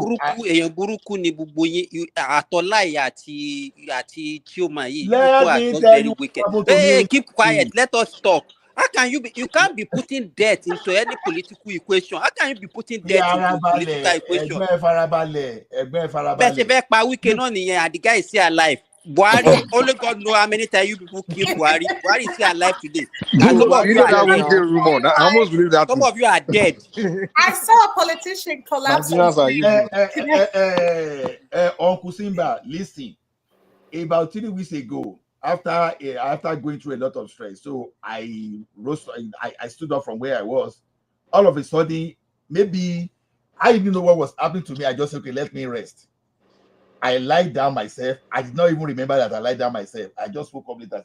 So I lie down on this floor just to relax. That's me. Just the stress of work. So at my age, if I was feeling like someone that was going to pass, that's an old man. Anybody, any human. That's why whatever you want to do, you have today. Tinubu might not pie in the next 20 years. That I'm not saying it's going to pie. But the question is this: a lot of things you don't have to postpone. What if if you think they won't defeat you in 2027 and they defeat you? At the end of the day, what happens? Someone will just jump whatever you plan for. So I think like human, okay, you see, say when they say someone, okay, if someone is saying, okay, if they talk to myself that someone is now telling me, say, God forbid, I will tell you, am I not human? Am I better than those people that are alive and the past? But why you Nigeria always thinking in negativity most time? We are living by grace. Forget about negativity. We know we are living by grace, but we are not wishing. Let's think like human. Let's think like human being. Human beings are also meant to like, die one day. I wish you dead or something like that. How would you feel if somebody is wishing you dead as long as you wish are? me. It doesn't matter. No, we never wish. We say what you wish. You really wish. That's why I can't tell you. Ola, if you continue to live in a perpetual fear, you won't progress. You won't move forward. If you continue thinking that direction, nothing will be done. However, these people also take to account that something might go wrong. But you can't continue to live in that kind of mindset, like, oh, what if this person died? No. Dewali, don't get me wrong. Let me tell you what I said it once that a pastor once told me that if someone when he didn't take this, he was crossing, and the person did something happened just by. I said, who told you that I don't want to die? Who told you? The question is this. Have you let me say this. Have you guys noticed that it's all these Christians that always do this fear mongering of death?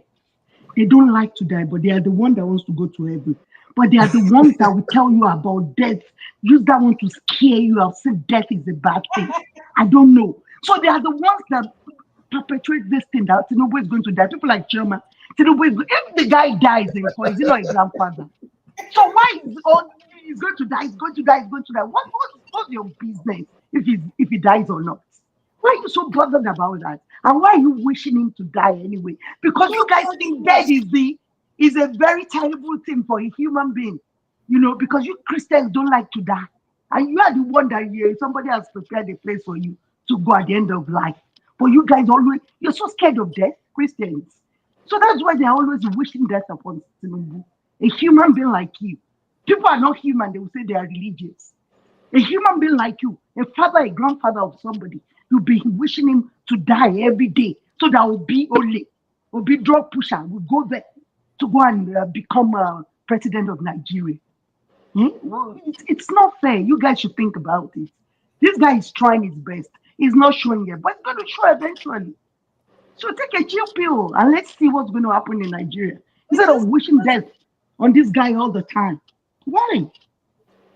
It's totally unfair. They can do and undo, those Northerners. So I'm just saying, when they're very desperate for power, anything is possible. God forbid, though. We don't wish that on. You see, Choma, the thing is, you'll never see a Northerners saying they are wishing Tinubu to die. The Northerners will not do that. That's not their way. They will play their politics to wrestle, but they're not going to wish you death or those kind of things. It's always with the Southerners have that kind of heart. No, Mike, Christians. Not with that. Christians. We are the one that wants to kill. Most people in the northern part of Nigeria, they are Muslims. So they are not wishing anybody to die. But Southeast especially, they're always wishing death on everybody. Southeast. Don't come for me. Southeast, they will come in to come and shake me for me. They will soon come in. So please leave Tinubu now. Let the guy live and try his best before he leaves in 2031. You guys should he's going to leave He will live 2031. long in Jesus' name. Thank you for saying that. We appreciate that. My own is this: let the man do what he needs to do now. That's my own, because I can't dream of a situation whereby Tinubu will be out of power, and all those things he has been saying in the 90s. Oh, state police, restructuring, and you have opportunity to do it, and you just go mess up like OBJ, and you go mess up like Jonathan. No. Because what happened for that 8 years of Buhari? Some people, I don't know, people that can be praising him. I'm not saying you should not praise him, but now my only idea. That's banditry. Oh my goodness. Even I know they're Nigeria, but I was feeling it in Canada. I don't want such kind of situation again.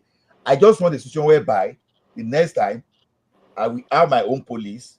All those Amotekun, they'll be ready, and they'll be in our forest, and they will root out all those criminals in our forest. That's the situation I want.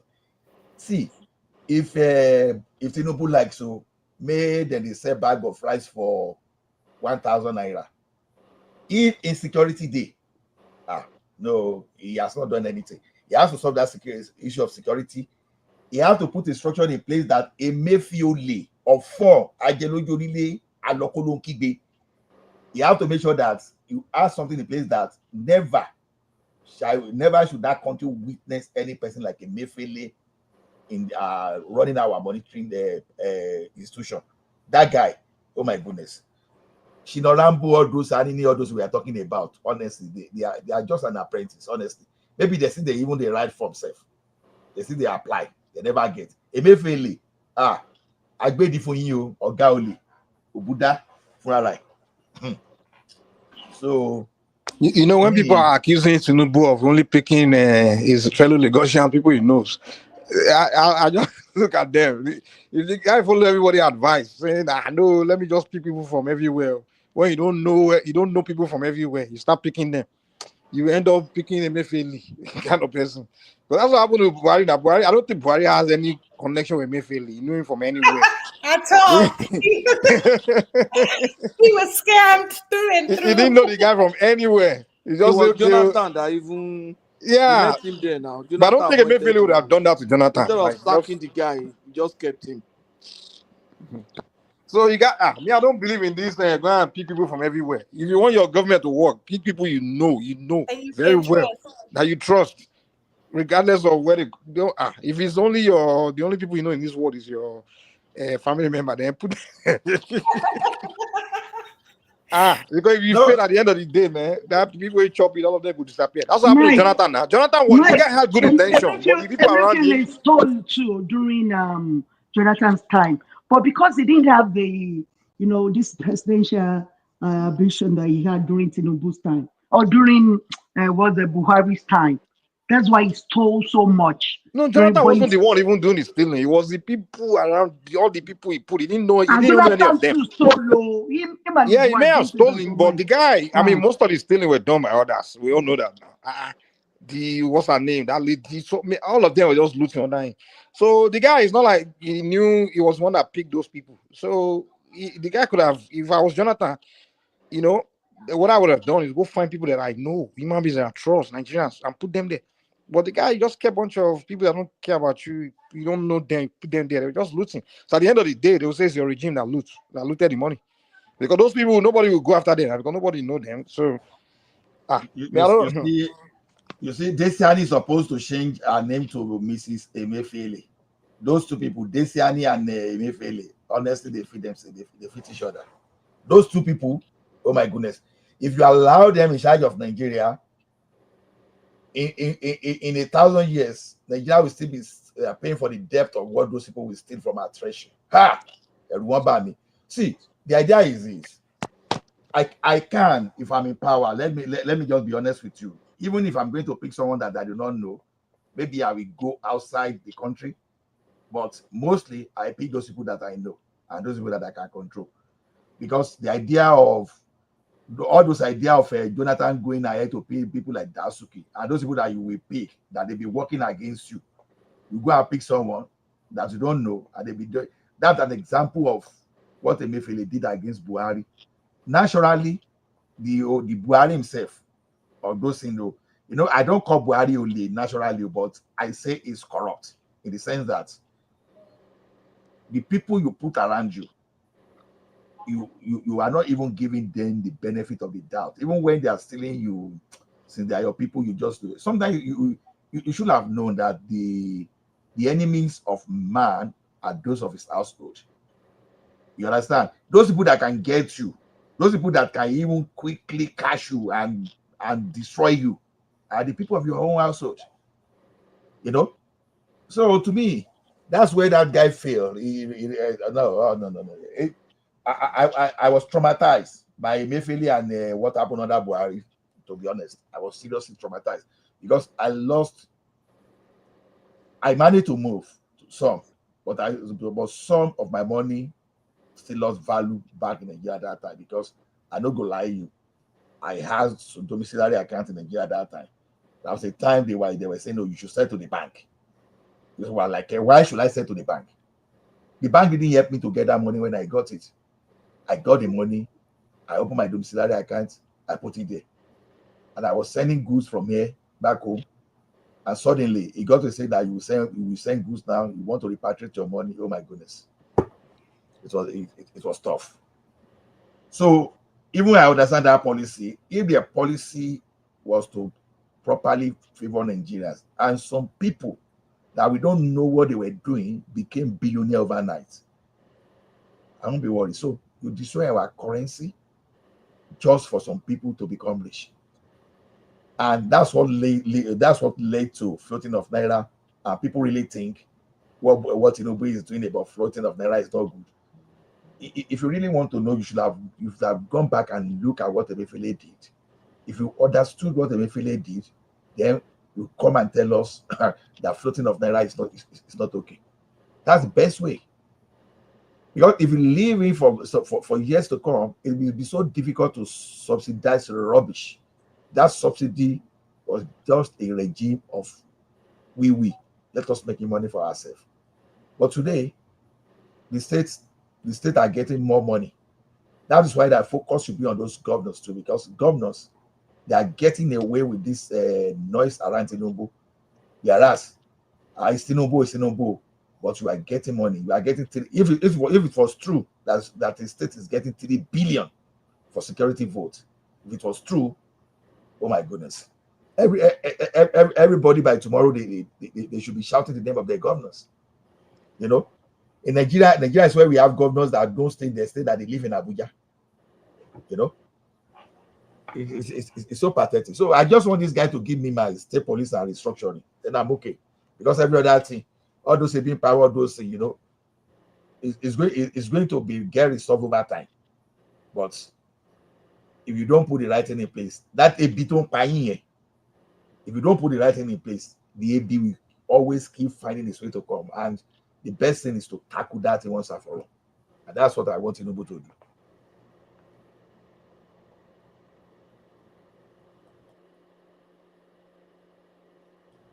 Okay, so anybody to sorrow more. Prince Daddy is not even talking of his Trump self again. Prince Daddy, are you there? He won't talk because his uncle goof a lot. That guy don't finish America. I think the guy made some mistake actually. Which a mistake. How can you be targeting the whole world together? Only you. America, they overestimated their capacity. They think they are the world. You know one funny thing is this. There be some, all this and they are always, like I would say, more than 60% of the time they are always right, in the sense that when all this research came up and people said, okay, even before Trump administration, that even without Trump even engaging in a trade war, that if you start automating production in America, you are going to close that gap between the production in it's the same. You same people like Remy that give Tinubu all the credit in the world for introducing getting rid of the subsidy and dualized currency. Those are the same people condemning Trump for wanting to do the right thing with Americans. You guys are duplicitous, But the issue is beyond what you guys are saying. You need to think yourself and don't go by what the media said. I've said it before on this show. The term they use for over a decade now is called the managed decline of America, and it's all by these really corporate people. You guys can mock and laugh at Trump that he's not doing the right thing, but he's absolutely doing the right thing. Just the notion that you think he has a magic wand just makes you guys really, really ridiculous in your thinking. Who has a magic wand? Even Tinubu, I always say it on the show, I support Tinubu because I know Tinubu is going to take time. I said it, not just one term, at least 6 years upwards into his second term, to begin to realize that the benefit of what Tinubu is trying to do. And none of you guys are willing to give Trump the same latitude. I always want to condemn and complain. And as I said it earlier, he's doing the right thing. Now things are not in the best of conditions, but nonetheless, he's doing absolutely the right thing. China is choking America, and I've said, if this thing continues, America will bottom out real quickly. I'm telling you. The only thing that's sustaining America right now is the dollar. And the dollar keeps depreciating because we are paying a higher inflation here in America than Nigeria. The dollar in its true value are deteriorated by about 40%. America is on the bubble. America's on the bubble. The Wall Street. Listen, the inflation in a lot of things is being realized as profit on Wall Street. If you understand what I'm trying to say here, the Wall Street is overinflated. It is freaking overinflated because we're not really thinking about a lot of things. We claim we have GDP. We have a growing GDP. What is the true nature of the growth of GDP? We're not producing anything. We're importing stuff, and we're saying this corporation are reporting a growth in the corporation, and Americans are reporting growth. No, this is not true. The number is inflated. No. Prince Daddy, just only there. You say you are not producing anything. That's not totally true. You see, we're not producing anything. No. Don't take my word in absolute terms. I didn't say that. No, we're not producing anything. Just so don't. You say you are not producing so anything. If you're producing everything, how come we have almost over $1 trillion deficit with freaking China? Is that a joke? $1 trillion? Is that a joke? Even iPhone, that is, the CEO is a U.S. person. Mass production is in China. Okay. What do you mean that we're not? I mean, of course we're producing, but in terms of the normal consumable, we produce local Google,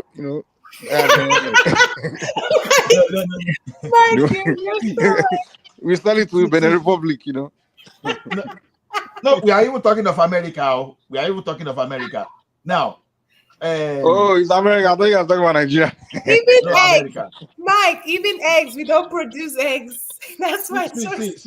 See, Trump. I've told Trump Daddy. I've told you over time. You are overlooking. See, when we are talking of service industry today, nobody matches America. Tell me a country where they are not using I like to stop you, and I like to stop you right there and stop collateral right there. So that's the problem with people like yourself. Okay, you make it sound like what kind of service industry are you talking about? Like the financial services or services working at McDonald's? What are you talking about? Even your university are the most patronized in the world. Do you know how many freaking jobs is that creating for common? See, look, you're talking like an elitist. Well, how many jobs is that creating for common Americans? Yes. When it comes to services, I know we dominate. But how many people have the wherewithal, the degrees, and all those things to work in this freaking industry? We're talking about common jobs here. Manufacturing at the local level in the different communities. That's what we're talking about here. We're talking about services. Yeah, the services is booming.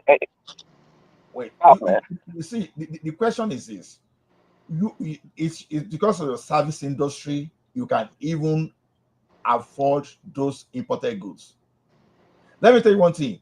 if you've concentrated on manufacturing and you eliminate the service aspect of America, it will just be like Indians. You will just be like average poor countries, because number one, you need to manufacture enough as cheap enough as this for you to sell into the international community. Because if your products are not cheap, then who is going to buy? Nigeria? You produce in dollars and you want to sell to Nigeria, or who are those people going to buy? The strength of your service industry is why your affordability is very high. So the thing is, what's the example of the service industry? Like what service? Okay, you need the tech word now. Yeah, tell us.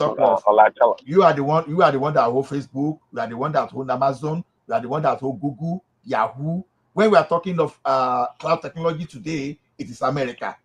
Tell me any country that can match America when it comes to all those things. Even as you are speaking today, as I'm speaking online now, it is mostly America. Hold on, like your analysis should include the kinds of jobs that will be created for the common I know American you don't people. go green now. If you're talking about, I know that our service industry is great, but in terms of job creation for common Americans, it does not have the capacity to do so. Thank you. You now hold it there now. I will now. Okay, now. Okay, in Canada today, my voice is as loud as any other thing because it's affecting me. When they are outsourcing jobs in Canada to India, just imagine an Indian firm asking me to come and do level 2 security. I'm in Canada, you are in India. You are asking me to do level 2 security in my own country, whereas this outsourced job to you. What I'm saying is this: you are outsourcing your job to all those countries. What about saying, okay, you that you are outsourcing jobs to other countries, I will put tariff on you, I will tax you until you bring down your business back to America without creating war. You just increase taxation. You understand? This is a billionaire. Trump is a billionaire. You understand? It's crooks like me. It's not a billionaire like him. Let me say one thing. What you're asking of right now is kind of I'm not gonna say it's too late. I was watching this Chinese diplomat or whatever. Is China's philosophy, is the ideology that manufacturing is part of their economy. It doesn't matter. Even though China is outsourcing some of the low-cost manufacturing to other countries like Vietnam and Cambodia, it doesn't matter. But guess who is leading in terms of robotics, in terms of a really technical manufacturing today in today's world? It's China, because they accepted that as a core part of the economy. Not so in America. When it comes to manufacturing, even though some analysis statistics shows that American manufacturing is about 40% more efficient than European manufacturing, but nonetheless, when it comes to manufacturing in its totality, China is dominated. China is more superior. If that's the edge we've lost. We've lost that edge. We don't think manufacturing. We think manufacturing is for low-cost countries, but China also started from low cost, and through development and R&D and all kinds of development, they grew that manufacturing industry to become dominant. That's what America is lacking. And when our so-called corporate companies and the leadership say, "Oh, let's outsource to India, to China, and all these things," we lost an edge.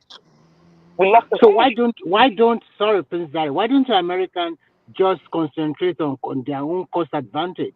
Because if you want to compete with China in terms of manufacturing, it's going to take more than 10 years for you to really compete with them in that place.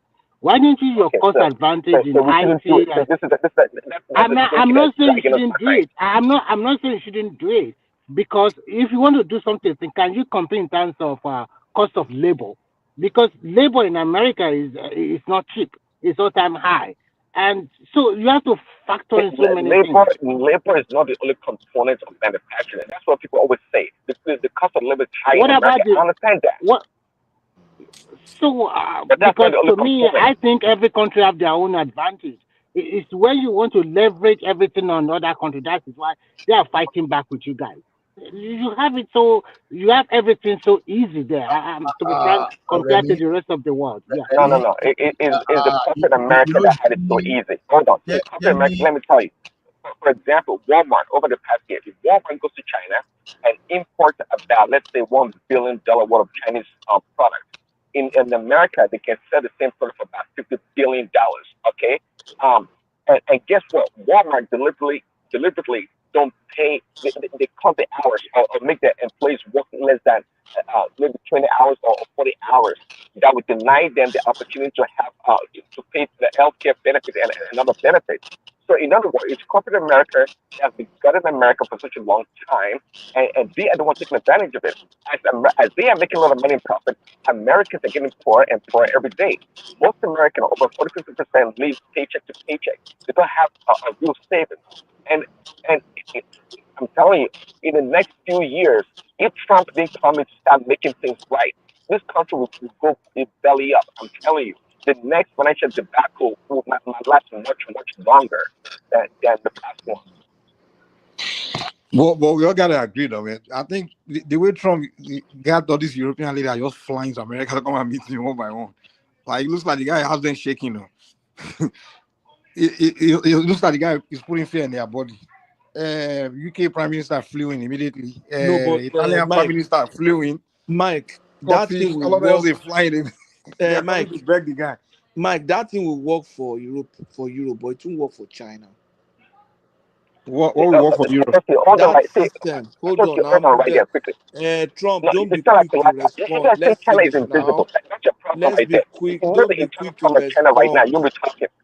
You can talk Trump, like China don't. is invisible. They can say everything. Prince Daddy, They can do wrong. against Europe or Prince Daddy, don't be quick to respond. Let's analyze now. We are talking.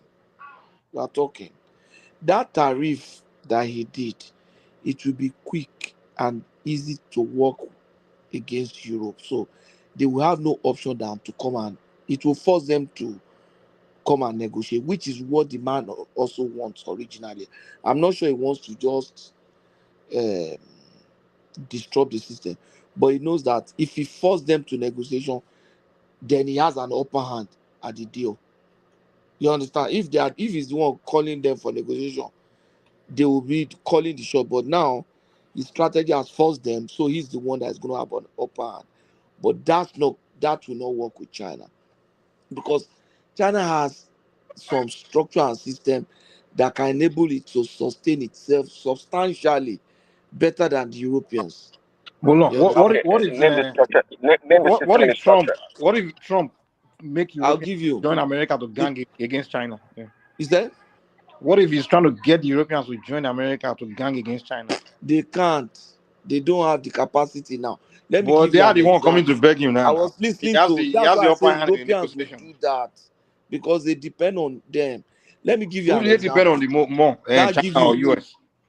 They depend on the US. Let me give you a good example. Okay, Apart from economy, Europe depends on US for military intelligence. They have minimum or no intelligence. That's apart from economy now. So also that's how they depend on US on so many. They all need the US market and the Chinese market. Exactly. I told you before. There's no market. Tell us why China is. Now let me tell you why China affected. it will not. That's why China is not coming to negotiate. It's just the total market of China products is US just about 17%. It's just about 17%. It is not true. That is for the birds. That's the truth. That's for people that don't know anything. We have listen now, Farabale now. You people should learn. I'm trying to correct your numbers. Your own bubble. We know how China cheats. So don't tell me 17%. Hold on. Like I said earlier, we are not talking of China. China, we are not getting this information from China. We are getting information from independent bodies. So leave that one. And we are saying that America depends also on China. America wants to power the economy with rare earth mineral. 90% of those things are coming from China. Of those area mineral, 90% of them are present in China. The refined form are present in China. No, it's because of the laziness of American corporate America. We don't need those damn minerals. There are other parts of the world. They can get it. Wait, now they can get it, but you are fighting the other part of the world too. You are tariffing them. Then that's where you say other part of the world. Will you go and bully them to get it? You are tariffing them. You are putting tariff on them. And mind you, even if the other part of the world wants to give in your you. analysis, I'm trying to let Wait you now, make sure that you don't try to pretend when like the China other is part of the invisible. world, even when the other part of the world are ready to give you, that supply chain and everything will take time. So that's the point. Yeah, There. we know that. Before it's It done, takes time. So Trump. what? Before it's done, Trump is out of office. So forget that one. Okay. Before that one is done. So the point is See, that let me tell you, Patosi, the guy is you slowing make it down. sound like China is invisible and China is. Look, let me tell you, China is in taller right now. Hold on, let me respond to you. China is in taller right now. The leadership of Xi is being challenged right now to speak right now. A lot of factories are closing in China. China internal, their currency is suffering also. There's so much things going on in China because it's a somewhat closed society. You don't know what is going on. You only know about what is wrong in America, but not in China. Anyway, let's Can not America argue this. sanction China? Now the Time way will they tell. sanction everybody. Time will tell. Can America sanction China the way they sanction Russia? Is it possible? The way sanction. Can the US sanction China the way they sanction Russia? How they just I want to tell you guys something. Patoski, China have already moved most of their manufacturing sector. Big one, they have moved them to all the other regions of the world. In Asia, most Chinese companies have moved to Cambodia, Vietnam. So all those things you are also exporting back to China, to America, it's also coming from China. So at the end of the day, and they are competing with you in every facet of human endeavors. So you fighting with them this way, it will affect America more than China. And then Europe know what they are doing. Remy, you're one of those people that think China's invisible. Okay, you're deceiving yourself. I'm not saying they're invisible. I'm not saying that. You are right. They are having problem in their country too. Only America is You are right. affected. You are right. The problem. One thing I want to understand is this, Prince Daddy. China is having problem in their country too. I know that they're having property issue problem. You're the They're first person having a to say lot that of. because Satoshi and Kolata doesn't know that. They think they just No, I know that. I air. know that, but they can readjust and move on with their life. Do you think you guys can readjust like that in America? You guys are suffering. Is it because this would be our first economic challenge? Are you kidding me? How many economic challenges the American has gone through that we came out of? What do you mean? You think it's the first time around? You think we're kids? Come on now. But this time around, so many ways, in different forms. The destruction is so many that is affecting a lot of Americans. Listen, let us say the truth here. The only advantage that China has let me ask you this is question. the system of Let me governance. ask you this question. In terms of daily life of America nowadays, if you quantify it into for 1 year, they say it's additional like from $4,000 to $8,000 you are going to spend, and which you guys did not budget for. Are they increasing the people's salary in America because of this inflation and because of this disruption? So, and when you do not have a stability in economy, it will affect you. Most of your companies that they used to buy a lot of stuff from the rest of the world, they cannot plan for 6 months or for 1 year. It's disrupting and it's not good for them. So you must call a spade. Whether your guy have a good intention, but the way he's going about it, it's not the right way. But if you just continue to come here, you want to show that muzzle that America is the superpower of the world, you can just do whatever they want. That is old saying. It's a matter of time. Yeah, it's a matter of time now. Before you know it, all your eyes will open. Everything will open now. And I don't think Europe is begging guys, America. I'm not delusional. I know it takes time. I'm not delusional about the challenges we're going to face. But to make it sound like we're the only country we're going to suffer is a lie. China is in fact, we have more leverage in a lot of ways than other countries, even more than China. So, Chairman, let me tell you one thing I've noticed. Since this tariff started, are you listening to me? I've listened to analysts from the US. I just covered that Americans are so obsessed with China. Is your phone cracking or is it mine? I can barely hear you. Can you hear me now? Can you hear me now? Yeah, I hear you now. I say Americans are so obsessed with China. I've listened to analysts on American side and China side. They feel they are so panicking. They are looking at technology and say, oh, how are they getting it ahead of us? Is there a chance that we can prevent them from getting this technology? Is there a chance we can prevent them from getting this kind of technology? That's what they are playing now. I was listening to an interview with a guy, one of a senior technology person from Google, because he's working on Google space program and stuff like that, and some other tech guy. They were Maybe not that guy analyzing. lives under a rock. Every year, the Chinese they steal over $100 billion worth of IP from America. Where does that? What does it mean that? Where did No, they get wait it from? Who now. doesn't know where they You get it are from? not even told. Let me land there. Let me land. So the guys, they are American guys, and they are saying oh, that what they now need to do is they want to make sure that certain technology does not get into the hands of America, of Chinese. That's how badly they are trying to stop China, because you That don't might want be too China to late. have access That to might this be too late technology. now, actually. They have. So the guy is saying, oh, that's too late. That the technologies are in Taiwan already, and Hong Kong and Taiwan, they are producing those things, and that you can't stop them. That we can't even stop drug from coming into our country. You are not talking of stopping a particular technology from leaving your country. That's too late in the interim. Maybe down the line, and before we know it, that's what the guy said. Say before you know it, this condition is going to force China to improve on themselves, and eventually they are going to they're going to do it better than us. That's what he said. He said, look at what they've done with DeepSeek. He said they are going to, I think that has to do with AI. He said this thing is going to put pressure on them. They will now see the need not to depend on America, and they will be forced to produce this, to do it better than us. And they've had history of, the guy now said they've had history of doing that. So the guy just laugh. He's laughing, he was laughing at himself that, like, look, we are screwed. I think the people that started outsourcing and offshoring didn't think right. And then I was listening to Joseph Stiglitz, a Nobel laureate economist.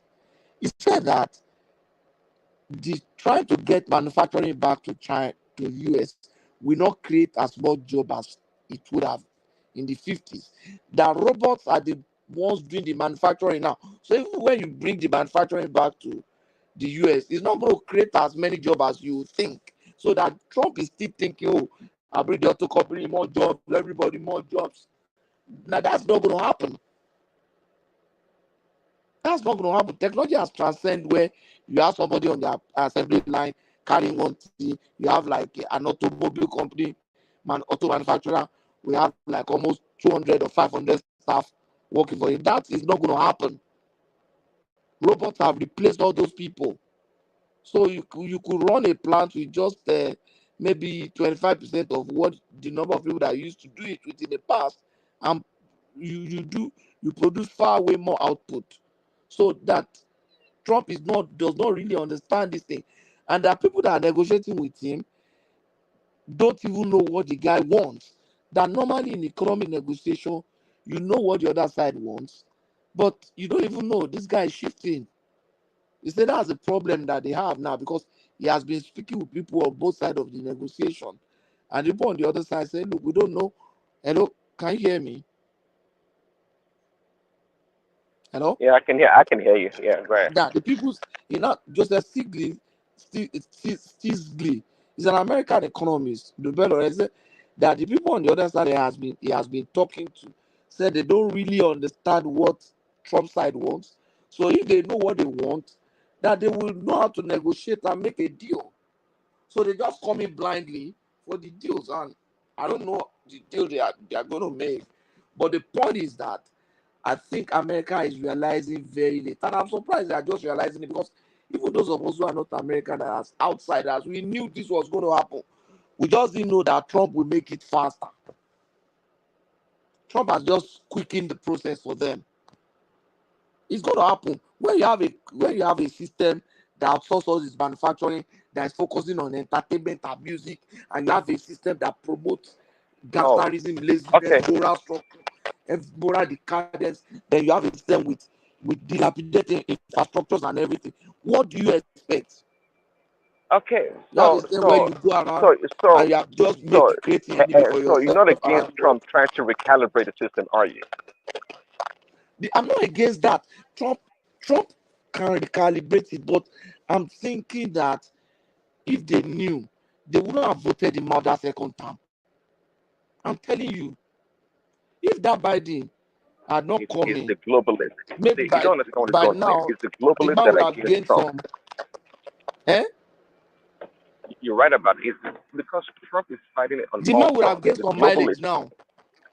Because that first time, the man was just trying to figure out what is the what's on ground and what's happening and stuff like that. When he left, they used these 4 years to even they used that 4 years to finish a lot of things.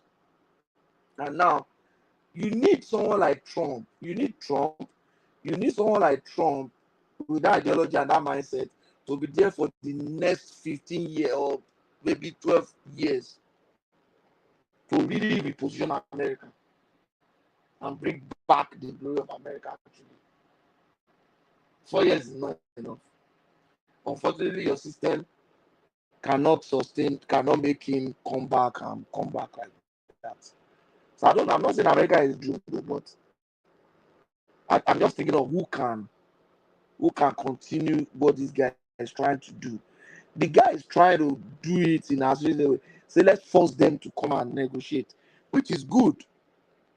Because if you force them, they will listen to you. You already have an upper hand. But to bring those things back, to keep your proprietary of high techs, to I don't know. You have to just make America less dependent on China, and that is true. You have to make them less dependent on China. You cannot now the immigrant that would have helped improve American productivity. You are sending them out too. You have to be strategic with your immigration policy. That's one thing. Be strategic with your immigration policy. Democrats are using immigration to curry favor. Why can't you use it to also win votes? Why can't you be the one bringing them in?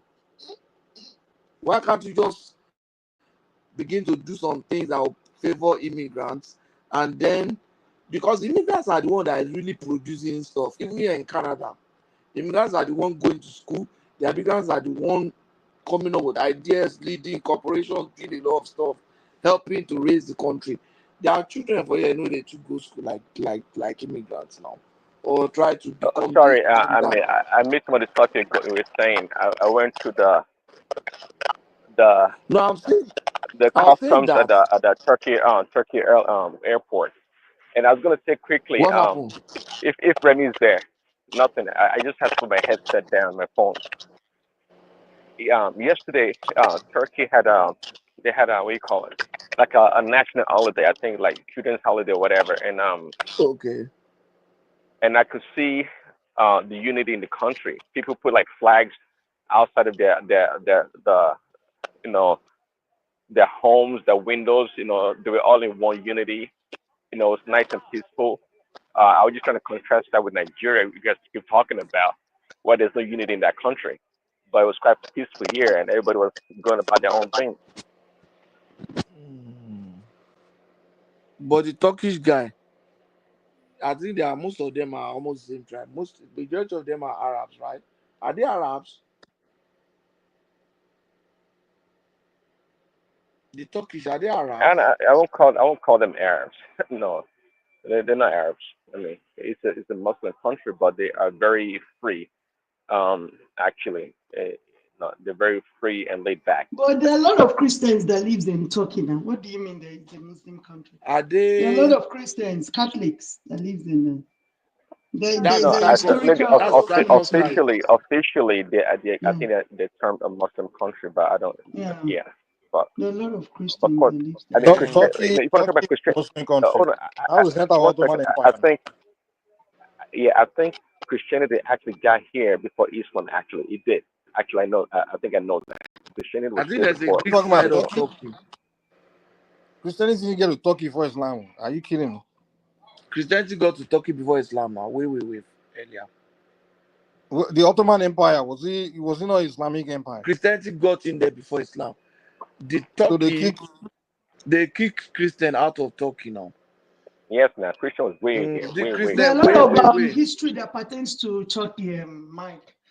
Even they said Mary Magdalene, or is it the Mary? Not just that, the 70 ADs, the missionary journey of Paul was to Turkey. Corinthians, all those Ephesians, all of them were in Turkey now. Thank you very much. Exactly. All To the those point. Ephesus, the church of Ephesus, Early the Christianity church was of here. Corinth, all those churches that Paul built, when majority of them were in Turkey. Where They was have their monuments. Constantinople? All the monuments Where are was that? still there. Even people go there to see all those monuments that they came, Those just like the way they monuments do in Jerusalem. Yeah. Exactly. People pay When they say Paul went to Greece, it was Turkey now. You know, this Turkey now don't cover Greece now. Some aspect of Greece don't date Turkey. All those Philippi, they are in Turkey. Yeah, it was a big Christian nation, big time. But even Morocco was a big Christian nation now. Algeria, Morocco, all those North Africans were Christian nations now. Spain, all those places. The Ottoman almost took over Spain completely now. Europeans pushed them back.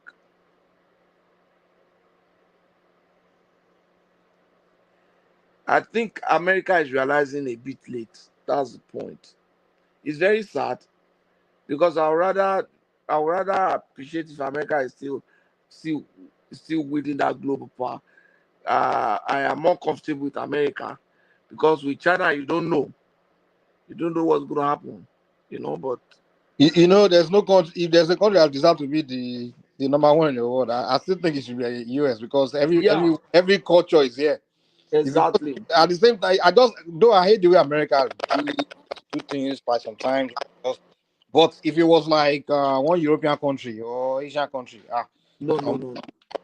For global peace, I mean, there will not be that openness, accommodation, and everything. I don't want China to.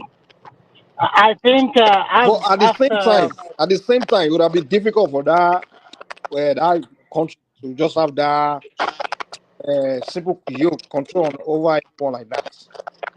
It would have been difficult. America is able to do that because they have like almost people from different all over come in one spot, so they're able to understand body.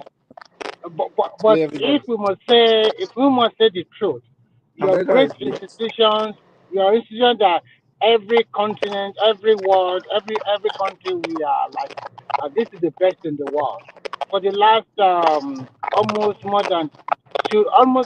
close to 2 decades now, it has not been good for you guys there because there's no stability in your country. Every 4 years they continue to change. But when you look at China, it gives let me finish. I'll quickly finish. But when you look at China, it gives a belief to most developing countries that this is a country you can emulate. You can also develop at your own pace. So that is the advantage. And but all what you said, America, I still prefer America to be number one, but not this way you are going about it. Because this is a country whereby without nothing you can still become somebody.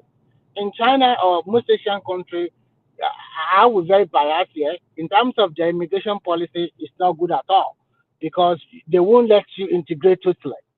But in America, without nobody, you can become someone. But over there, the control is too much. But in terms of a country believing in itself, as a very good example that all African countries can emulate, I think it's a good country in that way.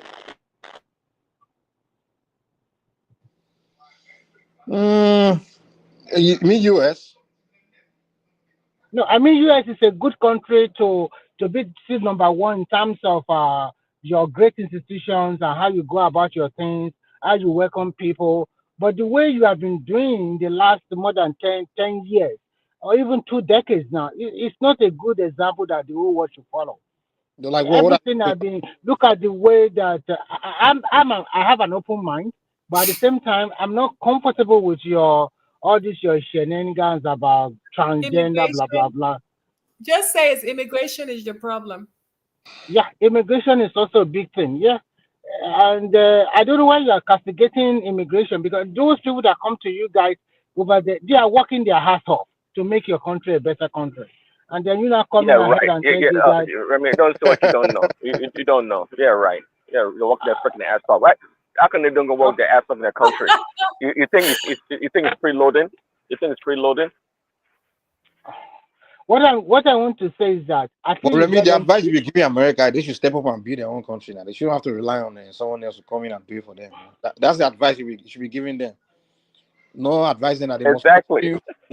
They must Exactly. continue But to. but, but but but but at the same time, you also look at it from this angle. If you don't have this kind of people in your country too, you're not going to find people that's going to help you do your most of your highly intensive But if they labor don't job. need, why you not advising other people to be inviting people to come and help them do their work? I mean, let Americans do their work for themselves now. Is it by force? That's what I'm saying. Okay, it's okay. No matter what happened, what I've learned to learn in all these episodes, that you just have to look inward and fight for yourself at the end of the day. So I Because don't at the end care of the what day, happened to China or I don't America. think America draining other countries' brain help other countries. You understand? So How are they helping them? Mike, do you know huh? that I just feel I don't know. I know the figures might be saying something else. To me, I just feel America has been stagnated for the past maybe 10 years. I've never really seen any growth in America other than the growth in population or anything. I mean, to me, I've not seen that also things have grown. America has grown at this point and at this point, it When you like say, are you talking about in terms of population or when you say stagnation? What it do you mean? looks no every other thing apart from population. It looks like they have got to their peak. They are not pushing up anymore. Where, but they're advancing, still advancing technology. But I mean, where else can they? I mean, they're on the very top now. So They can renew. No, they can start renewing infrastructures, expanding capacity. Look at oil and gas. Look at energy now. They should be looking at new opportunities for energy. Looking at, you understand? They are not doing all America that. has always been growing. I mean, things get better every year. They get better and better. But yeah, you're right. That infrastructure, a lot of the the thing about America is they're building new cities. They are not repairing the old ones. You Okay, understand? they are building new cities. Yeah. Like if you go to all those northeast, like the northern, the east coast, all those area, almost sometimes most of those places are turning to third world countries, man. Like Philadelphia, New Jersey, all those places. But if you come to the south, like where Choma is, like in Texas now, they are like that loud. They are building new infrastructure. The southern part of America is like a new, you understand, infrastructure kind of thing. They are building new cities, new everything. But the East Coast is like old structure, so they are not really investing on that. And of course, the East Coast, everything is more like owned by private now. It's privately owned. So, like, I would say that in New York City, for example, like the Jewish and all those other people, like even the Arab, they are investing, they are buying a community, gentrifying those dilapidated communities, and they are developing them again. Like I remember some years Brooklyn when I was there, that place was becoming shit. But now, I mean, the place is becoming, the structure are being rebuilt and everything by private investors. So I mean, it's kind of things are privatized more. So yeah, but they are not doing new technological infrastructure in the old cities. So as far as infrastructure, they can't. China is because what Chinese are building, man, it's just on a whole different level. But when we Nigerians start advancing in terms of their own thinking, I mean, like we all see how China is just advancing, but Nigeria we are still busy talking North versus South, so that dumb conversation. Man. We're still having meeting in London. We're still talking about the British 1960s, 60s. The one Nigeria we talk about is the 60s. I've been looking Awolowo, at. Tafawa Balewa, Amadu Bello, I saw but some they will never talk documentary. about 2060. When we Nigeria start having conversation about 2060 something, where we'll be, but we're still talking about where we were in 1960. Well, we just made We'll an be having conversation improvement. about let's go back to regional. No, we made an improvement, Mike. We changed our national anthem. I saw some. What is it with I black saw man? I like a always talk about it. Come on, you look at that. Black man is always talking about it. Even like the black American, they be talking about slavery. When white man always talking about Chinese man. That's why they're always aiming for the future. For black people, your thing keeps breaking. Like, okay, good. Yeah, Mike, continue. You notice that, German, like black people, if you go to whether it's Africans or Americans or even Caribbean, they're always talking about the past and what happened before, and this.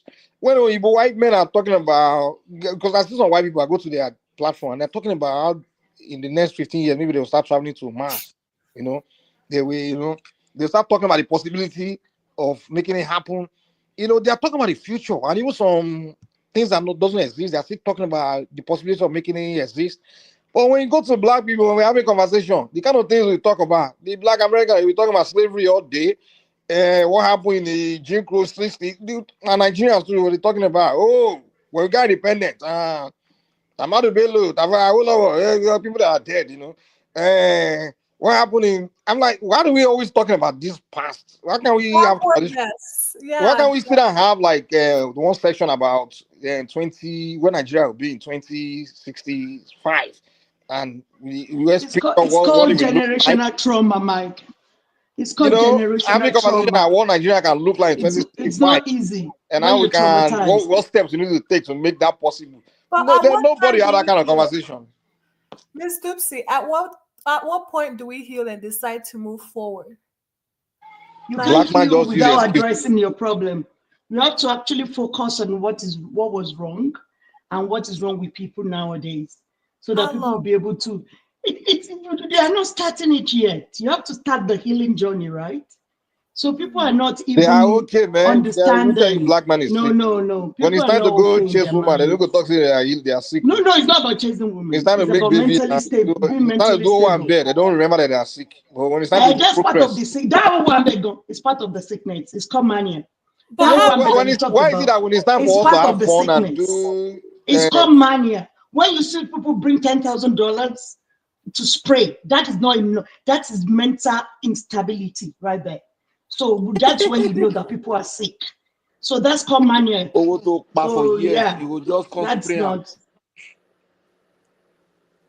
That one I meant that true. I don't know if if you are trying to tell me that stupidity is a mental illness, then maybe that's why maybe I can agree. But to me, I think most of the things we do, we are comfortable with being stupid.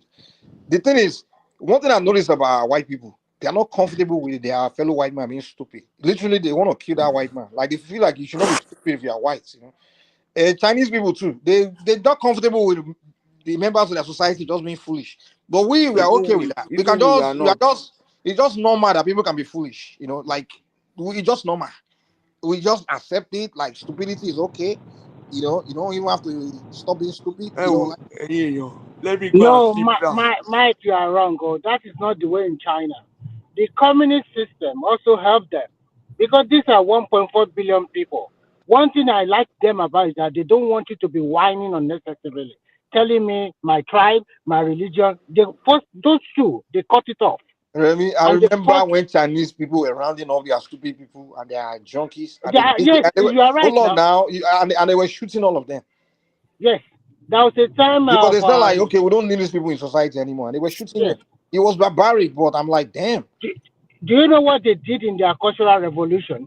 They take all the professors in major cities. They took them to the hinterland, like villages and towns, to be head of farmers. They force them to become farmers. Can you do that like that in Nigeria? Can you eradicate religion totally in Nigeria? Telling all your big pastors not to have the churches and the rest like that? No. You're making my point now. So why you disagree with me? Yeah. They understand that in order for them to advance, they have to eliminate stupidity. So they analyze their society and see things that are foolish and rubbish, and they're like, okay, we got to get rid of it. And they just make the moves and get rid of it.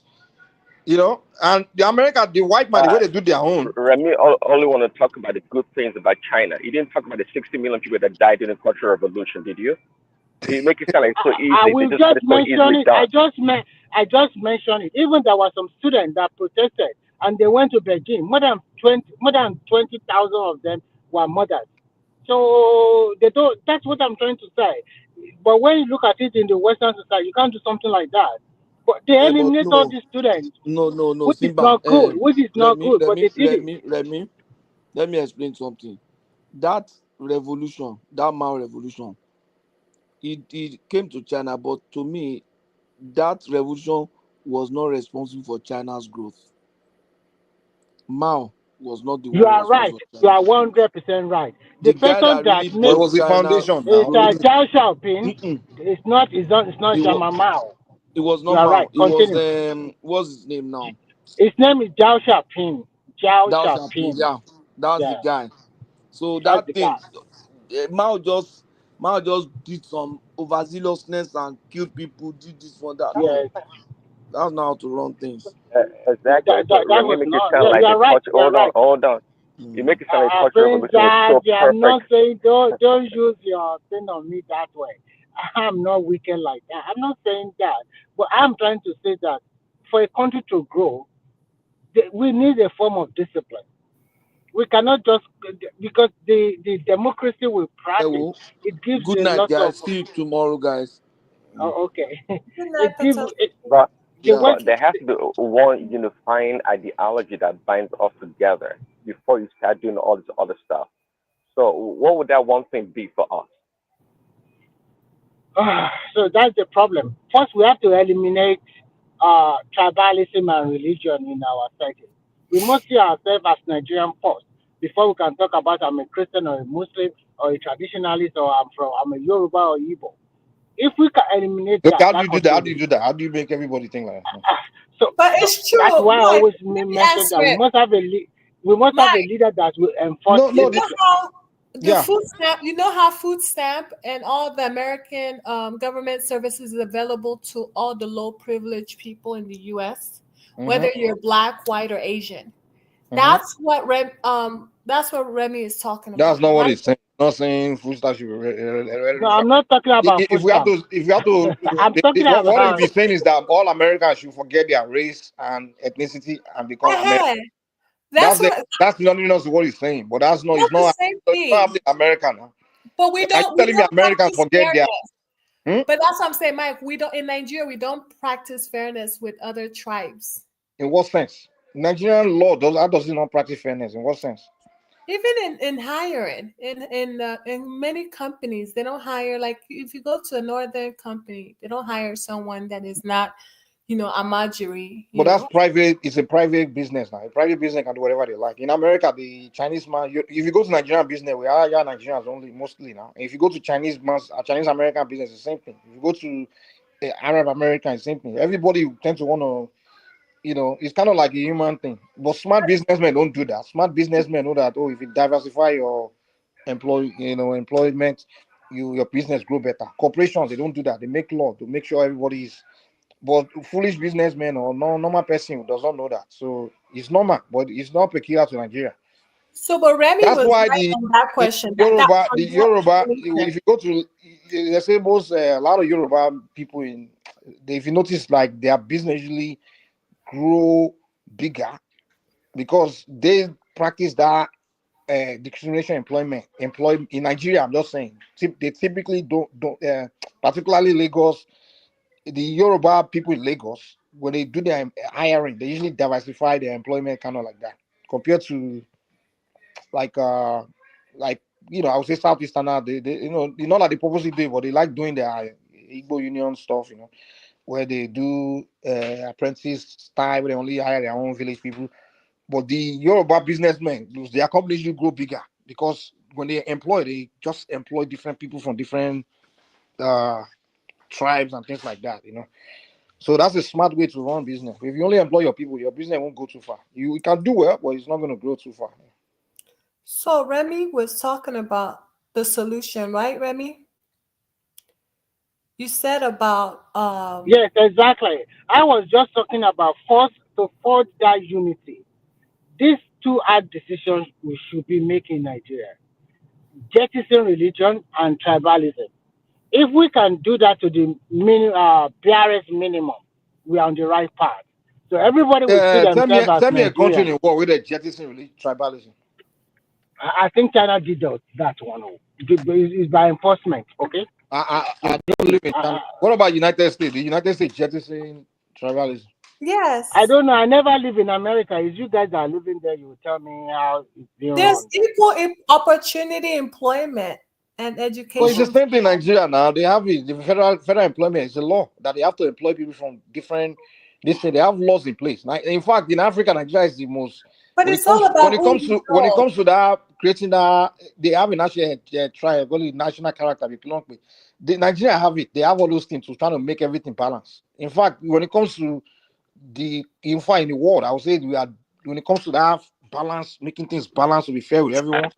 I would say Nigeria is probably one of the best in the world. Although, Mike, you are right, but in practice, but in practice, not like that. The only thing I can say, when you go to the federal civil service, you can see that disparity in the number of people. No, you don't. They have rules in place. I'm telling you, even me, I'm almost against that. Right. Like, for example, do you know that in Lagos, airports in Lagos, the international airports, when they want to employ, they have to go to other states to bring people from there because the law says they must hire people. Like when they are doing it, they must hire people from different regions every time they want to do that employment. Okay, I have a question, Mike. People will move from another state just to come and work in international airports in Lagos. How come it's only Northerners in immigration in Nigeria? That's not true. Everyone is there. Oh, you see, what people do is this. Let me, Choma, this is a mistake Nigerians make. They think North is one tribe, right? So, for example, I can have, okay, let me do this. When they do the employment, right? Let me say we go to the North. I employ 5 people from 5 different northern states, right? And then I employ 5 people from 5 different southern states, right? Now, in that southern states, one from Oyo, one from Delta.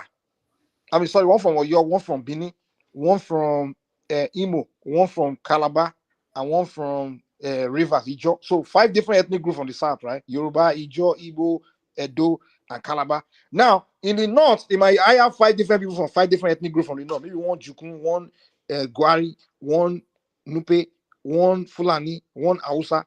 Now, we in the south, when we're all in the room, we will say, oh, look how they have a bunch of northerners, right? Way more, you understand? We see it as we have 5, not one tribe from this, one tribe has 5 people. Why the rest of the have 1 people? That's the way we always look at it. That's why we always think they have more people than us. Because Yoruba and Igbo people don't see themselves as the same in that room. You understand? But we think the Nupes and the Fulanis and the Hausa, they are 1 people. That's where we get. That's one thing we always do. That's the mistake we always make. We just think the North they are just 1 tribe. While we in the South we have a bunch of different tribes. But it's not true. In the North they even have more tribes than the South.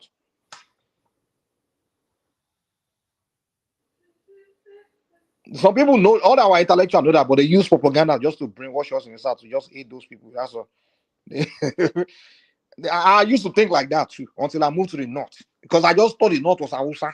In fact, there are so many people in Nigeria that think Nigeria is only 3 tribes. If you go to Yoruba land, for example, like those ones from village, those rural part of Yoruba land, they think anybody from that's not Yoruba in the South is Igbo.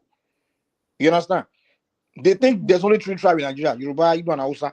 And when I was a kid in Lagos, I thought the old North was just Hausa until I went to the North and I called people Hausa. They want to fight me. They say, "Guy, don't call me Hausa. I'm not Hausa." I'm like, "Oh wow, really?" You know. So what were you doing in the North, Mike? If you don't mind me asking. What was I doing in the North? In the North. I don't know. I just found myself there. Oh, okay. Did you enjoy your time there? Yeah, I learned so much. I encourage. I used to. You will change your way of saying the North if you move. If you notice, like Southerners have been to the North, like OVA, me. If you all this show, if you know their attitude towards the North is different compared to. It's very different. It's different. Yeah, it's very different. If you've never been there, you just hate those people. Like the way they present them to us growing up, you just hate them. You think they're just people that will slap you. They love the North so much. They want to be like them. Honestly, I have girlfriend like no, friends. I don't blame anybody because when I was growing in the South, I was in Lagos. There's a place called Kano Street. It's just a bunch of Northerners begging, like so some of them cripple. Like I'm like these kind of people are, like these are dirty people, rubbish people. But then when I went to the North, they have places where they actually have people, like it's not the stereotypical thing. Like have people that are progressive, they have culture, diverse cultures. And then you just like their character because it's just their straight, honest way of. That's what I like. They are very honest people. if you're not you tell you one thing is one thing, and it's easy to get along with them. If you're not a troublemaker, you get along perfectly along with them. Like if you notice, most people don't even know there are millions of Yorubas in the north. I've been living there for so long, but people don't know Yorubas are in the north, the same way as Igbo, because they never clash with the northerners in the north. Because Yoruba people typically don't go and cause trouble in other regions. And the northerners like Yoruba people a lot in the north. I was surprised. But that's why I always wonder why we hate them so much. Like the Yoruba people, I'm like, why do you hate these people? Because when I was there, I had more love from them than I even got from our own Yoruba people. Because they just like Yoruba people there. Like, oh, they like us. Do Yoruba people hate the northerners? I've never heard No, that. unlike you are gone, they like us that we are peaceful. And Yeah, they like now, that. but we love them. So do we hate them? I don't think so. They can't hate you see. Yeah. Hey, sometimes Okay. I didn't realize that. they can't hate trade like I see online from Yoruba people. I'm like, I hope the Northerners don't start to hate us in their place. It's not hate. They're just mad of the recent happenings, you know. But some people feel a lot of hatred, man. Like I'm like, it's not fair. Like this, I mean, like me with my own experience, I'm like, in the North, they like Yoruba people. Like when they see us, they just see us as better of the rest of the South, because we don't go there to disrespect them. Or when Yoruba people are in the North, they are very law-abiding and they don't act crazy until they get back to their homeland. But Mike, recent happenings, there are others. No, that is the problem. And then they are very. It is the problem, but they are very treacherous when you talk about political something. They just want to be in power every time. It's not fair to the rest of the region. Most of these they want to be in, who's they that want to be in power all the time? Name the most time I will tell you the truth. Most time this thing always happens from the northwest. The northwest people and sometimes from the but that's the thing. But okay, you know, the northerners also guilty of what you just said just now. Do you know that when the northerners, when they are angry with the in the north, right? Can somebody mute? I don't know who's that. Do you know that? I think that's Remy. Can you mute so I can say what I want to say? Remy, do you know that in the north, right? Anybody from the southern parts, like southeast, south, they just think they are Igbos. And whenever those South Igbos, their behavior is completely different from behavior of like Calabar or Ijo or Bini, because those Ijo, Bini, those people, they don't come around you and start flaunting arrogance, that kind of thing. You understand? But Southeastern, their nature, anywhere they go, they don't regard you, that kind of thing. So they clash a lot with the Northerners. But the Northerners, whenever they clash with the Igbos, they be slaughtering Ijo. They just think Ijo is Igbo, Calabar is Igbo, Bini Igbo. You know, during that program, you know how many Northern Ijo, Bini people they slaughter. So when you guys are talking like this too, it's almost like you just put them all together. And I'm like, if you want to speak specifically about a particular part of the north, just directly which one you are talking about. But we can't differentiate, Mike. Most of them look the same. They worship the same Allah, and they you guys in the south, you're watching the same eat egusi soup. You know, do they even eat egusi soup in the north? Do they eat egusi soup? They do. Yeah. Some part. They call it egusi. I don't spend too much time in that kitchen, so I don't know. Do they call it egusi? I used to observe egusi. I just want to know because they're so different. Sometimes I wonder if they eat typical. No, I think that's one of the things about Nigeria. You know, the worst thing about that country is the people don't even know their own country. Like most Nigerians don't know their country. They don't know. And we don't want to know. Exactly. So, and those are the fundamental things. I think if you want to build a country, first of all, the people of the country need to know the country first before you can even say you want to build it. You have to know what you want to build. Nigerians don't know. Our education system does not educate us about that country at all. That's to me. That's how I always say, man. Your education system is rubbish. Nigerians know more about England than they know about the next region in their country. I'm telling you. We don't know. The education system is so terrible, like ignorance. Like when I just start talking about it, it's so ignorance. It's so like God, Lord, you know. So those are the fundamental. The fundamental is what we need to take care of us in that country. That's why we can never be like advanced like Chinese or anybody else, because first of all, you are very ignorant of where you come from. You don't even understand. I mean, like even the way we behave, we don't even question it. some behavior and the way we think. We don't question anything. We don't even know where we're coming from. Some of us don't even question things we do, the origin of it. Some people even ask themselves, like, how did I become Christian? How did I become Muslim? They don't know. Some people don't even know the history of the religion, how it came. They don't know. Nobody don't understand. No one cares to know. So it's okay to be ignorant. But when I interact with white people, when you both don't believe it's okay to be ignorant. If you are ignorant, they put you in one place. They don't give you a voice. One thing about white people, you won't know they have ignorant people in their society until you can't live around them. You find out. You live in America or Germany now. You won't know there's ignorant white man until you go to the Billy camp. Trailer park. the trailer park. Like the trailer park. But they they don't give them a voice now. They don't, if you are the ignorant person, the ignoramus, they don't give you voice or even allow you to even have a place in society. They push you in your corner there. But we blacks, we are the only one where our ignorance can be president, it can be governors, we just allow ignorance to just exist and just have power, or even non-entity can become anything in the black world. A non-entity can have a voice, can just talk, can do anything. Imagine one ignorant non-entity just talking, a white, ignorant white man on CNN talking. They will shut it. Before he start talking, before he go too far, they will just cut him off and kick him off out of the studio. They'll go straight to commercials. They'll go straight to commercial. They're like, no. They were like, no, you shouldn't exist. Yeah, that's the way those people think. They believe you should not be ignorant, And that's the way we should start thinking. Like, stupidity should not be existing. You should cleanse it out. A dirtiness. Like, when I go to Nigeria sometimes, I wonder, like, communities will just be so dirty. I'm like, these are basic things that should not be happening. Like, communities should not be dirty like that. To the point of where people can be sick. Like, people sleep right next to gutter. As a government, that you should already make a law that should not even be happening. Like, no. So that's what that girl was speaking of. The girl that was saying that Lagos smells. The only problem with her criticism is that she was speaking bad about Tinubu. It has nothing. Everything she said had nothing to do with Tinubu, because Nigeria has been like that. But yeah, that's what I'm saying. But it's been like that for decades. Like, there are places where in the 80s, 90s, there's dirty gutter. Like, people living out, and today it's still the same way. I go there, it's even worse. The gutter has been fit. I'm like, okay, just make a law to just or policy or something where this kind of thing should not be existing. Exactly. So those basic things, what we should be discussing before we start talking about how we want to grow economic, all this grammar we speak. No.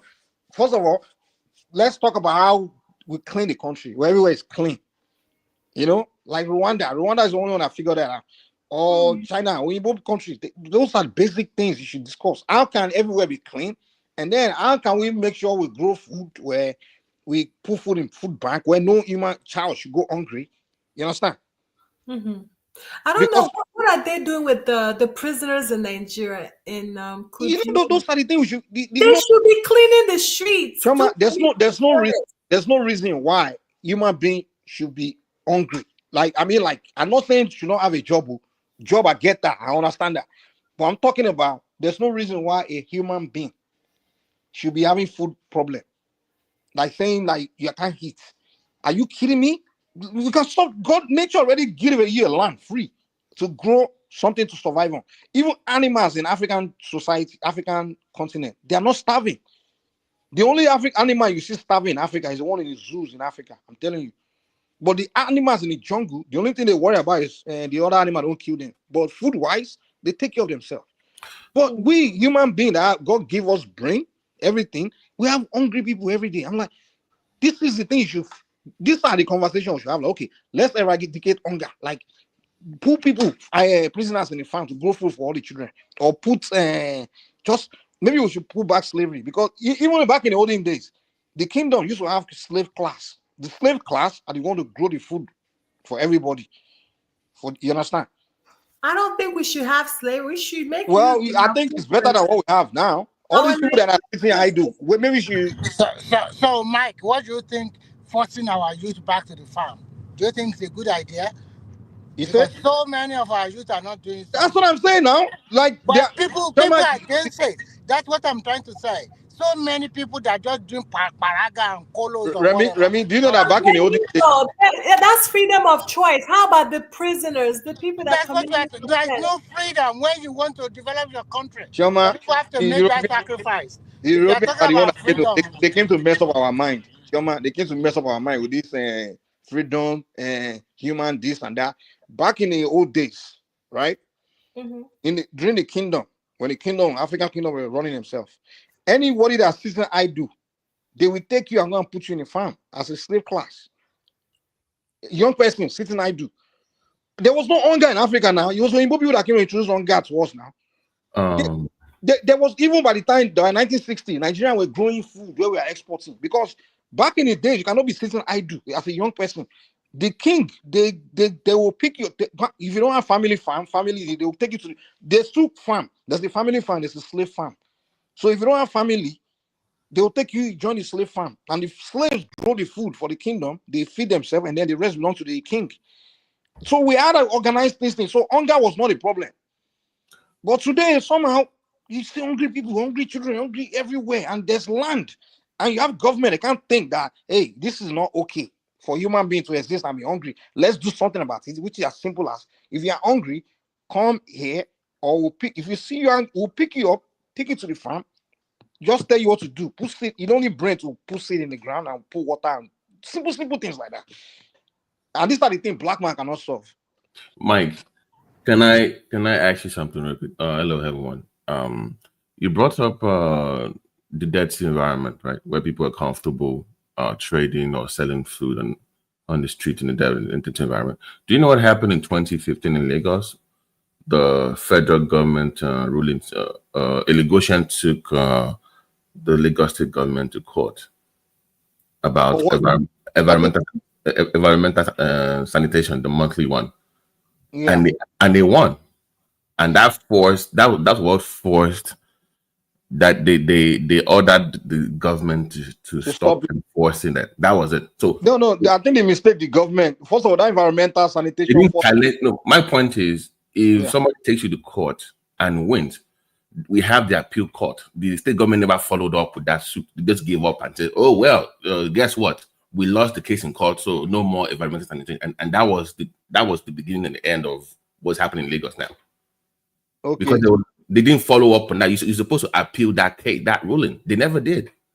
I agree with you. Like that kind of, the environmental was one way to solve the problem, but to me, I always saw it as kind of like not the way they could have done it, because you didn't need to. Sometimes you don't have to use fist muscle. They say an ounce of intelligence is more powerful than a tons of muscles, because our government, it looks like everything they want to do is with muscle. You want to use muscle to force people out to go and clean. How about you just identify who owns which property, who owns what, and then tell them that if your property doesn't get clean, and we see this much dust, we'll fine you. You understand? That's how they do in America now. They say, like, if your grass grow, you make it a law that if your grass grow more than this or whatever. But Mike, we will find you. So people will be forced to hire somebody. That right there would have created employment, because all those free clinics should have been an employment job creation idea now. Where because if you create policy, like if you're building, in fact, the people you should even target are people that are collecting rent, because you tell them, like, listen, add this fee to your rent. You understand? This community cleaning or cleaning fee, and then you create an industry where some people will come and get licensed to be a licensed cleaning company from government, and then you create policy like, if you own a commercial property, you must employ a licensed cleaning company to clean your company once a month or whatever amount, days in a year or whatever, and that person must give you a tag that they've cleaned, and then government can inspect your building to make sure that you've hired someone to clean it. If not, we'll fine you. That right there will take care of the problem. Yeah, but that is the job of the local government council. What I'm saying is that ruling gave the state government the perfect excuse to do that. Oh, listen, we can't do anything anymore because the courts ruled that we should stop. I'm like, yeah, I get that, but that's not the only way to enforce cleanliness in society. You can't, just because somebody has to clean for 3 hours every weekend and the federal and the courts stop that, doesn't mean you then throw your hands up and give up on the whole state. And by the way, they're not thinkers now. They're using environmental sanitation because that's what. Excuse me. Well, okay, we can't do anything, no. And number two, enforcement of what you just said is supposed to be local government council, not state government. But they already killed. They already neutered the local government councils, anyways. They don't. Whoever is in charge make the law, whether it's the state, the national, but the focus should be the president, the national government. It should even be in their constitution, like all those things, you know. I mean, just make laws, man, and then go after it and making a way where even, in fact, the one I just mentioned, that will create employment for one, and that will also create revenue for the government because everybody will start opening cleaning company, right? Licensed cleaning company, and they will need a license, right? Every year or whatever, and government make money from license revenue, right? You understand? So you already get revenue from people that own that clinic company. They can, right? Mike. Then the people that have that license know that they are the only one that can actually clean legitimately. Like, let's say you own a building now, right? Even if you clean it yourself, if you haven't hired a licensed cleaning company that come to sign that your building has been cleaned, you haven't cleaned. You understand? It's kind of like the US now. Like they say, like some buildings have to have like fire alarm system, right? Now that your system has to be inspected once a year by a licensed fire alarm company. So even if you inspect it yourself, it hasn't been inspected. A licensed company must come and inspect it, and then give you this report that you can present to the fire marshal if they show up, or the government agency to come and check your building whether it has been inspected. So now you have no choice but to employ that company to do it. So in this case of this cleaning I'm talking about, so everybody will build in Nigeria with commercial building, as long as you are renting your building house for commercial or for residential, whatever, you must charge that cleaning fee, your tenants, whatever, including your rent in the rent fee, and out of it, once a year or once a month, whatever it is, you must employ that licensed company. So now that licensed company, imagine one licensed company will have like 50 buildings that employ you to do their cleaning once a month. That guy will have to employ a lot of employees now because he has to clean a lot of buildings. So that right there create employment. Not only you create employment, you also create revenue for the government, because government will have to renew their licenses every year and charge them for their license fee. And then at the end of the day, society is clean. You have clean country, everybody benefits. The only people that pay is the owner of property, because you that own property yourself, of course, you are charging that fee. You are already charging your people you are renting it to. You taking out of it. So that's how you run society, man. So you're speaking about building codes, enforcement of tax laws, like in the local government. Once again, it goes back to what the law says. The fear of the state government is that if I give the power, by the way, the LG council already have the power. But if I allow them to enforce these laws, then they're going to need enforcement tax, that's employ people to enforce the rules, which forces us to then. But why do you have to hire? Who is saying local government to enforce it? It's not even the government that enforces it. It's an agency that will enforce it. But that, for example, Mike, that agency has to be under the local government. No, agency is not under anybody. Agency is just okay. For example, okay, like in your city now, the fire marshal, are they under an agency, under a local government? It's just it's like government. They're under county. That's what I'm saying. County can make laws. That's what I'm saying. Because under the Nigerian law, most of I get it. Well, that's the mistake Nigeria are making. They don't understand how to create. In America, for example, right? Every trade industry, every trade have a government agency that regulate that trade, right? So if you have like cleaning, or if you have like painting, there'll be a government agency that regulates that particular trade, that particular work. Even everything we do in Nigeria, every kind of form of business we do, there should be an agency that regulates that trade, and that'll be the agency that give everyone license and the rules about that trade. You understand? They are in charge of renewing a license. They are in charge of inspecting. You understand? And if that agency, if something goes wrong within that trade, what do you call it, enclave or domain, then that agency is who will go to, like, okay, like for example, let's say fire. There's a fire marshal agency, right? The fire keep going on everywhere. The government will now look to the fire marshal like, hey, What's going on with your agency? Why is we having fire problem? This and that. Are you guys regulating, following rules? I mean, or let's say painting, for example. There's an agency that regulates that painting industry, right? If we walk through a city and we see most buildings that are not painted or just paint and washed off, then everybody can, the president or government can call that agency like, okay, who's in charge of this agency that we walk around the city and we are seeing buildings not painted? Are you following are you regulating? I mean, you said you said the governor and the president, but that's to my point. But it should not be the governor and politician regulating that's things, my because point. politicians will come and go. So It should not be he will their just blame the job. former politician. But agency is okay. Go ahead. No, I'm saying that when you say it shouldn't be what I'm saying is that they don't want to empower these guys. For example, empower who? No, the local government council, because of the money. No, hold on. I will explain. It's politics now. When you align politics, I agree. No, but let me give a thing. If you say, "Oh, look at the motor parks now," oh, local government council is supposed to help clean this up and enforce the rules. Then, if I'm the local government chairman, I'm going to ask you, "Okay, governor, the money for this motor park that you're collecting is supposed to be me. If you want to clean this up, grant me the pass to start collecting the money." This local government guy is elected, right? And that's what, you know where we get it wrong in Nigeria. We are putting the power to make things happen in the hands of someone, a politician, someone that's elected, and that's not how it should work. The power to make every regulation and thing should be in charge. It be power of agencies, no politician, not someone that's elected that's coming to staff or something. No, it should not. It shouldn't have business doing things like that. You understand? It should be an agency. Agency should be in charge. And in an agency, it's more people that have the career, you know. Like let's say fire marshals in America, for example. It's not one local government person in charge of fire marshal. The fire marshal is dead. They are, and within the fire marshal is where they elect who's the fire marshal chief or who's the chief of, and through, so it's one government agency that should be in charge of some regulations and things like that. And then if something is wrong within that particular field or that the agency is supposed to regulate, we can go to the agency to investigate what's going on there. Like, are they doing are that agency working properly? Like we'll be going to one governor or one local government chief, like, why is the community bad? And the local government chief will tell you, the last chief chairman I was there, I didn't do his job.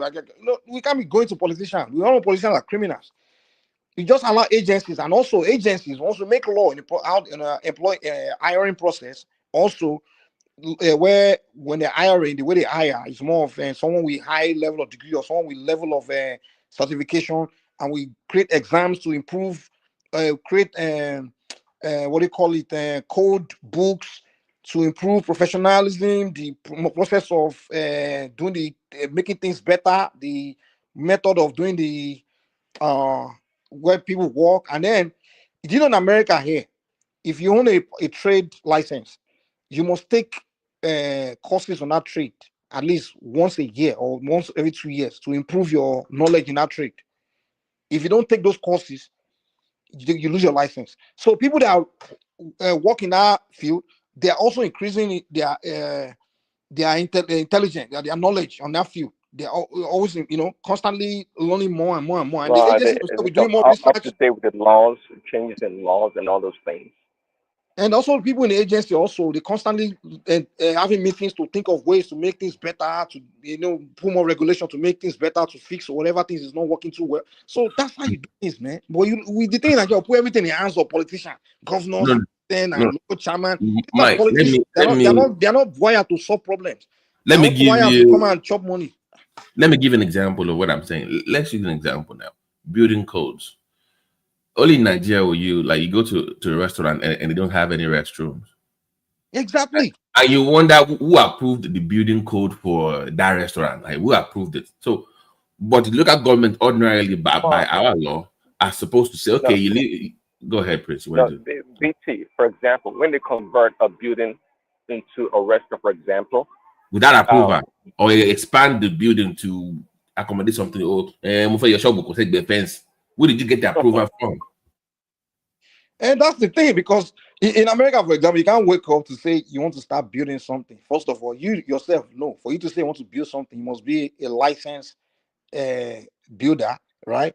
And then in the process of you acquiring a license to be a builder, you know the rules and regulations. Like for you, before you can build anything, you have to first of all apply for permit from the local agency, right? The agency will not government too, because there's the agency that regulate that building. You understand? You have to show them what you want to do, whatever they plan, and then they will look at analyze and let you know if they don't agree, they reject your plan, say go fix that, and then you come back and whatever after doing that, and then they can approve what you want to build. And after you're done building, they have to come and inspect it. They have to come and inspect it to approve that okay, this building has been approved to open for whatever it is. So these are rules. Just make rules, man. Policies. Hold on, Mike. Don't we have the same thing back home? Because people are not doing doesn't mean we don't have rules and such policies in place. I believe we have building codes also. No, they do, but they put in the hands of governors. But that's what the way I have the thing is they may have these rules, but it's a governor. They don't the way of enforcing it is so difficult because it's just a rule that they will say a governor is in charge. How can the governor be in charge of millions? But it should be agencies that should be in charge, not governor. Because they want to monopolize them. Because they want you to come give them like call it a green and all those things, right? Thank you very much, Chris. And that's the point that I've been raising that it's better run by local government. And why is that like that? And why is this so like people running there just to steal? Because the money that they are using to run the agency is not coming from the actual industry. You understand? It's coming from straight off allocation. That's a problem. Like for example, in America, those industries, right? Those like industry, the way the agency earn that revenue is through the for example, the license fees. You understand? The fining of when they find people that break through codes and all those kind of things. That's how they earn that revenue. So they work very hard to make sure they enforce, so that way they can catch people that are breaking the codes and they can find them and earn revenue from there. And also they kind of promote people to go into the field so they can acquire license and they can charge them and earn revenue from their licensing fees. So you should run those agencies like business, like you understand. No, last they goddamn you sit around, you just collect a salary straight from the government and you don't do it, you just sit around, you don't care, Can I just say something real quick before you go ahead? So we have what is called the ICC, right? So the federal government makes the law for those codes, and the state is supposed to integrate those laws because the state controls the lands, right? They're supposed to integrate it into their own land laws, depending on what they do in their state, and then the LG councils implement. What happens is the state does not move that chain along. It stops at the state. It doesn't go down. It doesn't move down. That's the problem. So federal does its job. They're supposed to then integrate that law with their own land use act or whatever they have in their state. Then the LG will then implement in their own counties. But for some reason, these governors don't allow that. That's the problem.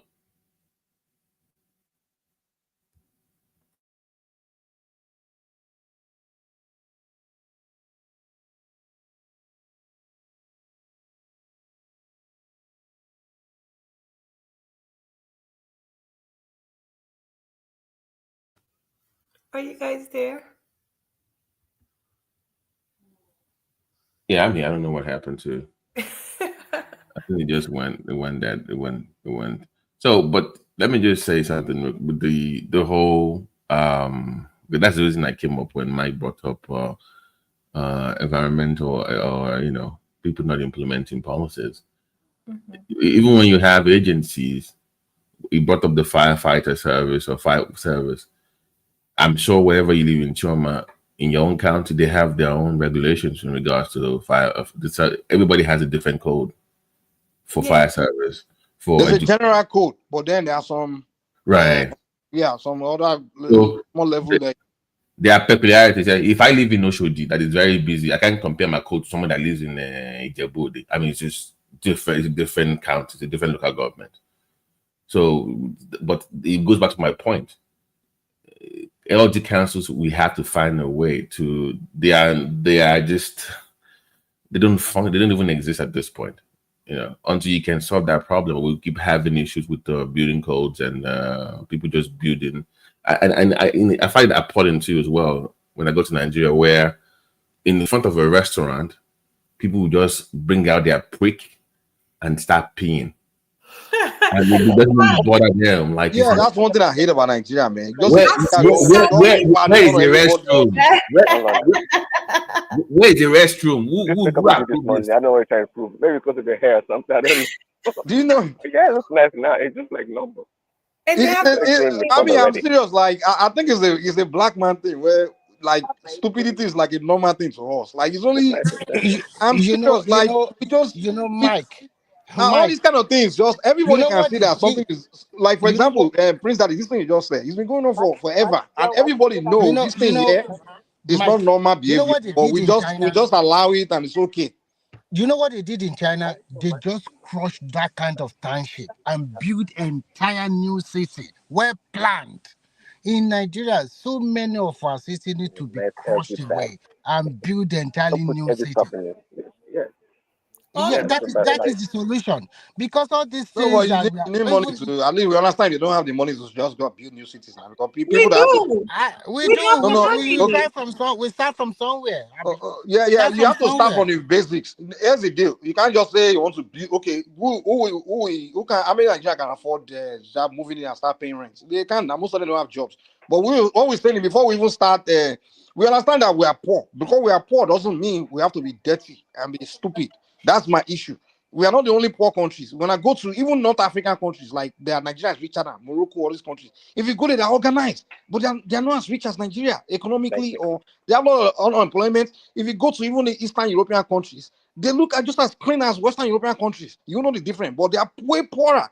If you go to even South American countries, like Arab countries, poor countries, but they take care of the basic fundamental, like cleanliness. They want to blame poverty on stupidity.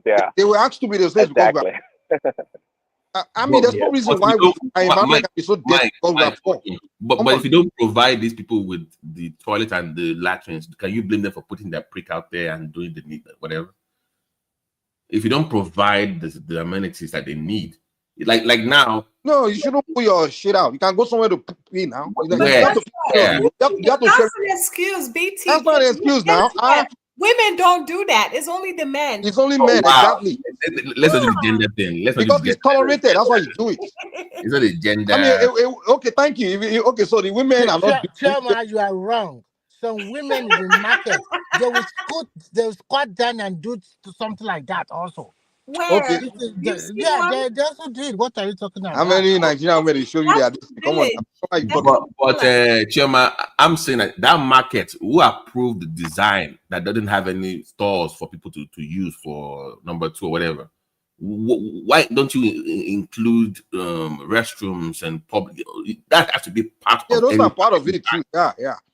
That's what I'm saying. But if I'm in the market and you don't make it available to me, I don't have a choice than to go to the bush and do the needful. No, the bush is fine, but we're talking about. No, it's not fine, Mike. It's not fine. Mike, it's not fine. No. It's not fine. That's the very right thing. Babati. You know that they use leaves to clean their yash. Well, I mean, that's your personal problem. You wanna use your leaf. No, it's not. You wanna use your. No, it's like it. No. As long as whatever you do does not affect the. Mike, if you do number 2 in the bush, did you wash your hand? You're gonna shake somebody, right? If you wanna go, bro, in America, we don't know who's doing number 2. Now. You know what I'm saying now. Even if you go in the bush, are you coming back out there cleaning up? No, my own issue is why do something in front of everybody and think it's okay. That's my issue. No, I'm saying that even. And then everybody can see that, okay, this is senseless, but we just say, okay, let's leave it though. I know it's only black world. I'm serious. It's not only Nigerian. Like almost literally every black society, black people, even in America, you would think maybe it's just African thing.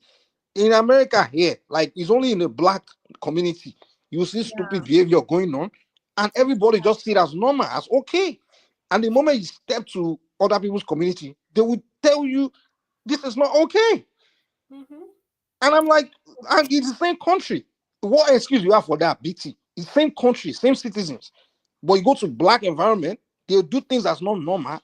And literally everybody accept it. But you go to white and Hispanic, even poor Hispanic poor, they just say that's not cool. I've seen that. I'm saying, like, even I've said the story before on this platform where a PhD holder in this country will leave the airport in Nigeria, and before you know it, he already has his prick out there peeing on the highway. And like, dude, you from America? It's like, this is Nigeria, Daddy. Let me just inside. Like, it's normal. Like, you just live like yeah. Like, once you get that thing, you just start acting like the same thing. I don't know. It's tolerated now. It's tolerated. I don't know. I think the first step to ending a lot of stupid things we do is by stop tolerating it. That's it. You don't tolerate, like me, for example, like when I go back home, I also let people around me know, this kind of thing I don't tolerate it. This one I don't tolerate it. One thing I let people know, like I literally have to, like, my people in Nigeria, I let them know, like, guy, I don't tolerate lies anymore. Because you know, Nigeria, we can just lie to each other, is normal. And even when the mama find out paro, when they find out the person lie, it's okay. We just take it as normal, okay. Just laugh it off. Laugh it off, right? Do you know what but me, I literally tell people, like, come, there's one thing I will not. I will let them know from jump. Like, listen, if you want me to hire you or even associate with me, when you start telling me lies, I don't tolerate it. Mike, it's the even moment worse. they do that, let them know I literally cut it, and they realize that this guy has a standard. He doesn't even like dishonest. Let me give you one. I was there. It's a matter of time. They don't like, they lie to each other, but when I come around, they don't like to me. Mike, Because they know that this guy will cut you off. The way you're hyping yourself, this man has. No, I'm just saying. You just. I learned that. I learned that the only way you can just stop people from behaving certain way is just not tolerate it. You understand? I'm telling you, these people I'm talking about, like, they still lie to each other and they lie to others. But me, they think sometimes you don't even talk because they know that this guy, he will just cut me off because he's not going to tolerate it. Mike, let me give you one example. I had a business meeting at Opic House in Abeokuta, and it was 8 o'clock, right? So I get there 7:45. 7:18, nobody showed up yet. So I left. They called me at 9 o'clock. Oh, guy, we are here now. What? So you didn't call me like. If you said because those things are tolerated, that's why everybody keep doing it now. To them, it's normal now. At least in America, at least call that. You call me. Okay, guys, I'm running late, right? They didn't call. Just showed up like an hour, like that, and to them, it's normal. It's normal. Why is it not normal? Nigerians, literally, even here in America, like where other people, like when you call them to show someone, they will show up on time. But when they are fellow Nigerians call them, they will not show up on time because they know that, okay, you tolerate this, the other people don't tolerate it. So I have to do. Human beings do what they are allowed to do. That's it. That's just human nature. Exactly. And we as a people are people where we tolerate rubbish from ourselves, and that's why we do rubbish things. We are a race of people that just we're okay with just seeing rubbish and not having problem with it. Since that time, man, they were like, "Oh, you better come early." All these Americans, if you don't show up late, and now you've learned your lesson. Show up on time. If it's 8 o'clock, be there 8 o'clock. If it's 1 o'clock, be 1 o'clock. You have to set the standard and stick to it. Stick to the standard. Don't do double standard. Just like that kind of thing. If I run, you're running anything, first of all, I'll do orientation. It's even what I do with people I engage with now. Like if I want to start any business or even friendship with people, I start the orientation process first. That was one of my old friends I ran into. We like after 30 years, we're children. Last time we saw each other, I was like, very young. So the guy ran into me on Facebook, I remember me. I remember this and that and that and that. The guy's in Nigeria. So I said, yeah, brother. So the moment we wanted to start our friendship, the first thing I did was orientation. Like, guy, okay, check this out. Before we can be friends again or continue to be friends and things, these are the things I'm not going to accept. One, don't call me to ask me for money.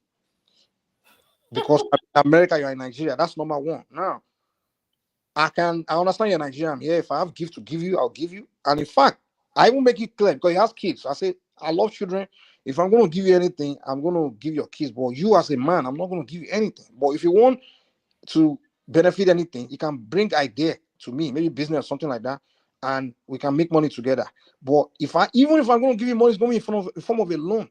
So I'm already setting up the terms of our friendship with the guy and the standard. And I'm like, the moment you start crossing it, we're going to have a problem. And I told him the reason why, because I know that other friends, I had to cut some old friends because of that, because they believe because I live in the US, they're in Nigeria. Yeah, they're entitled to getting money from me. It's my obligation to be giving them money.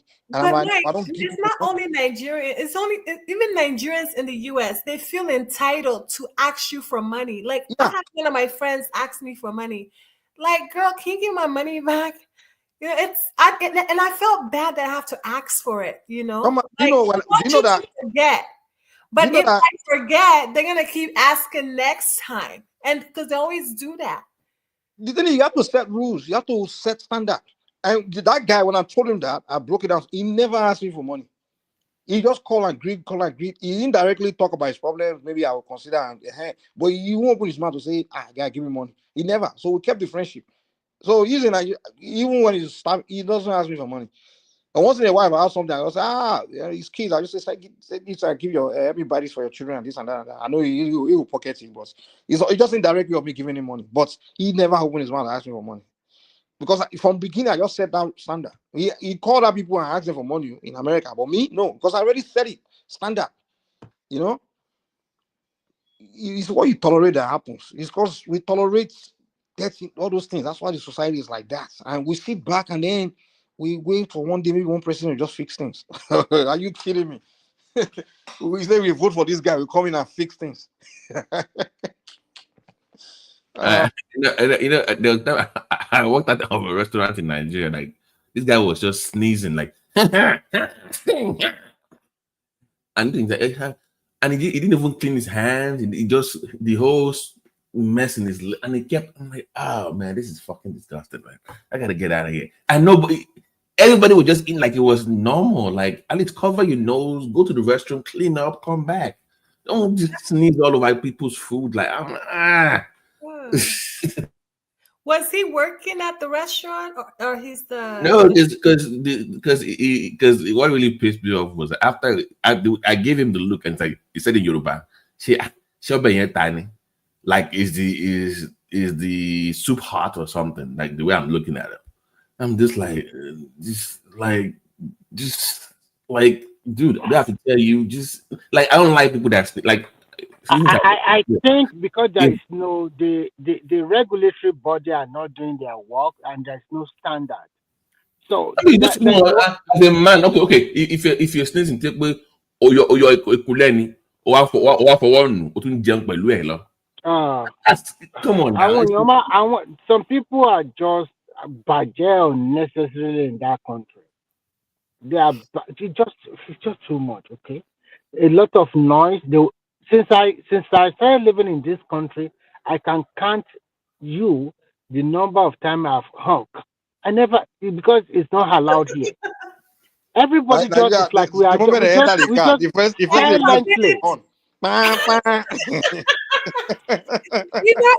Anyone that is in Nigeria cannot lie that they're in Nigeria if you're on the streets. Like, it's so telling.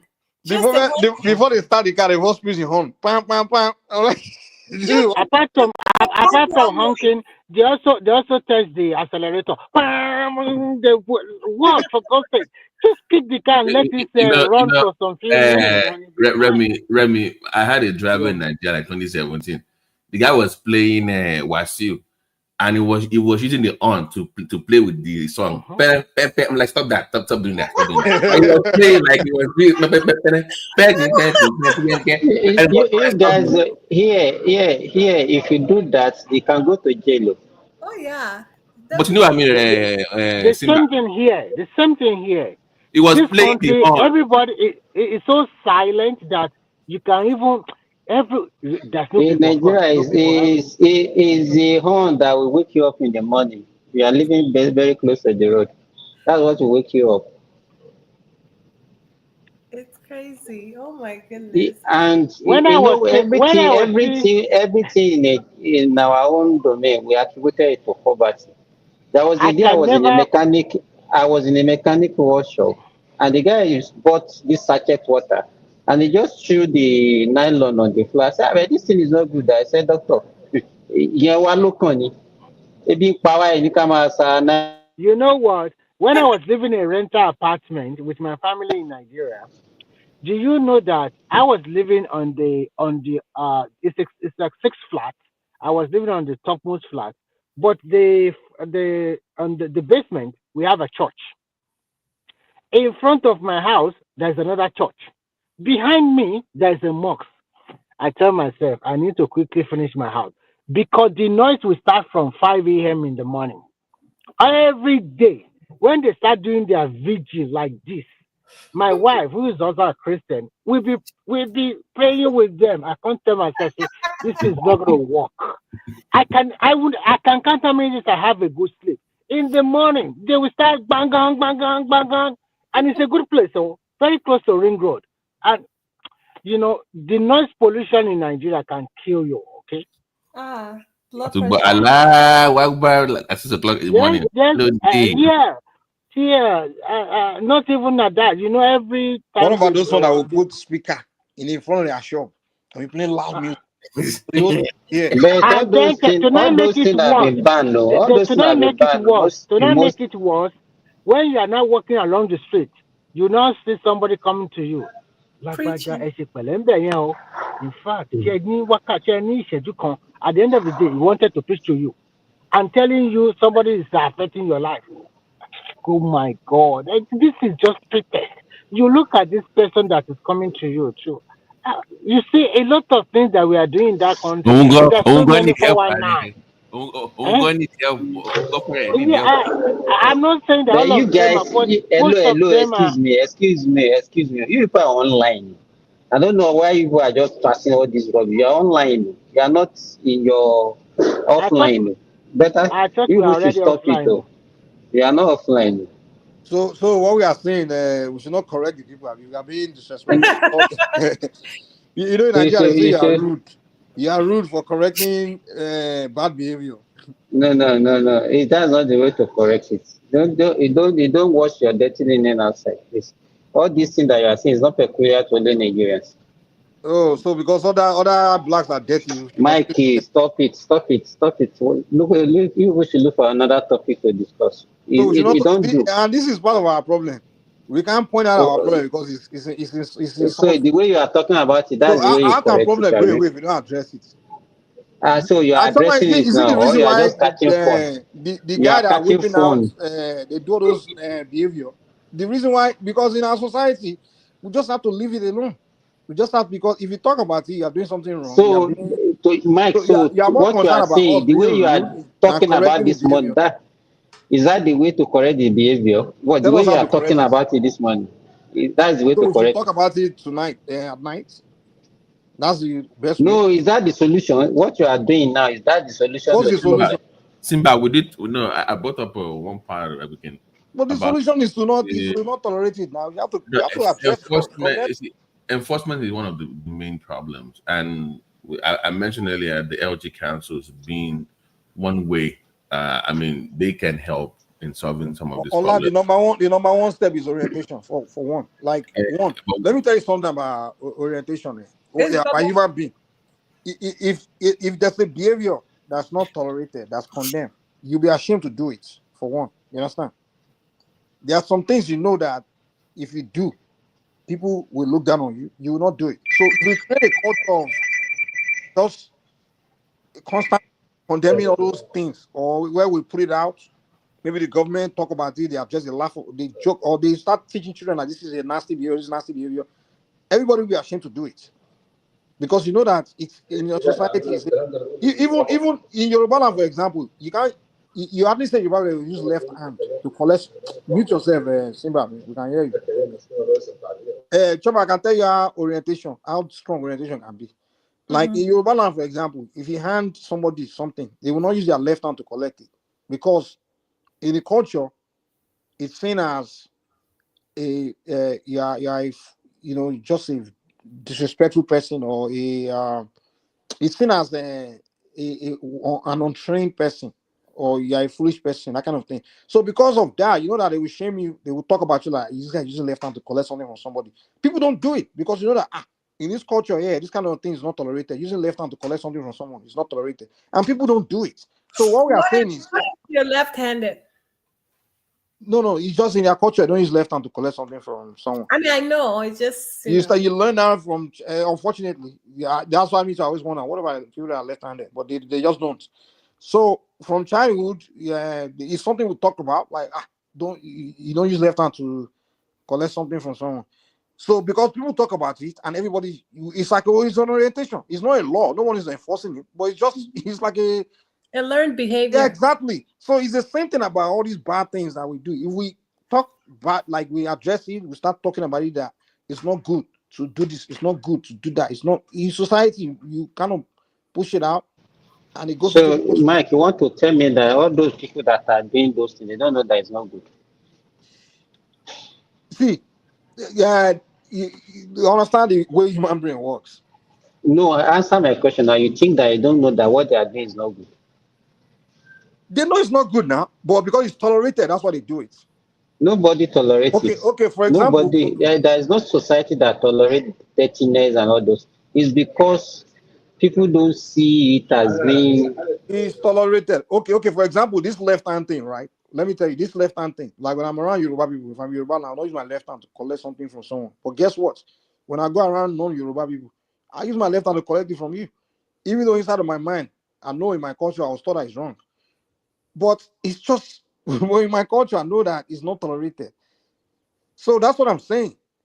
Like even me, I believe it's not good to use left hand to collect. I mean, I've been wired to believe that it's not good to use left hand. So it's tolerance. That is another thing. And that's why I'm telling you that the reason why you see more bad behavior among black people is because we tend to tolerate bad behavior.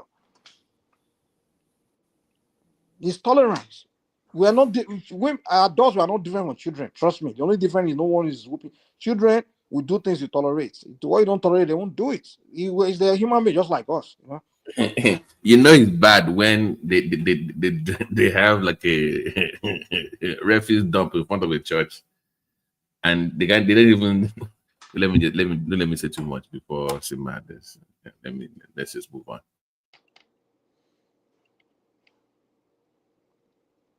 Even here in America, you live here now. When you go to white neighborhood, you start making sure. I think what we need is deterrent. It's not as people don't know that all these things are not good. But there is no deterrent. That's it. Yeah, but if you don't, once again, back to government.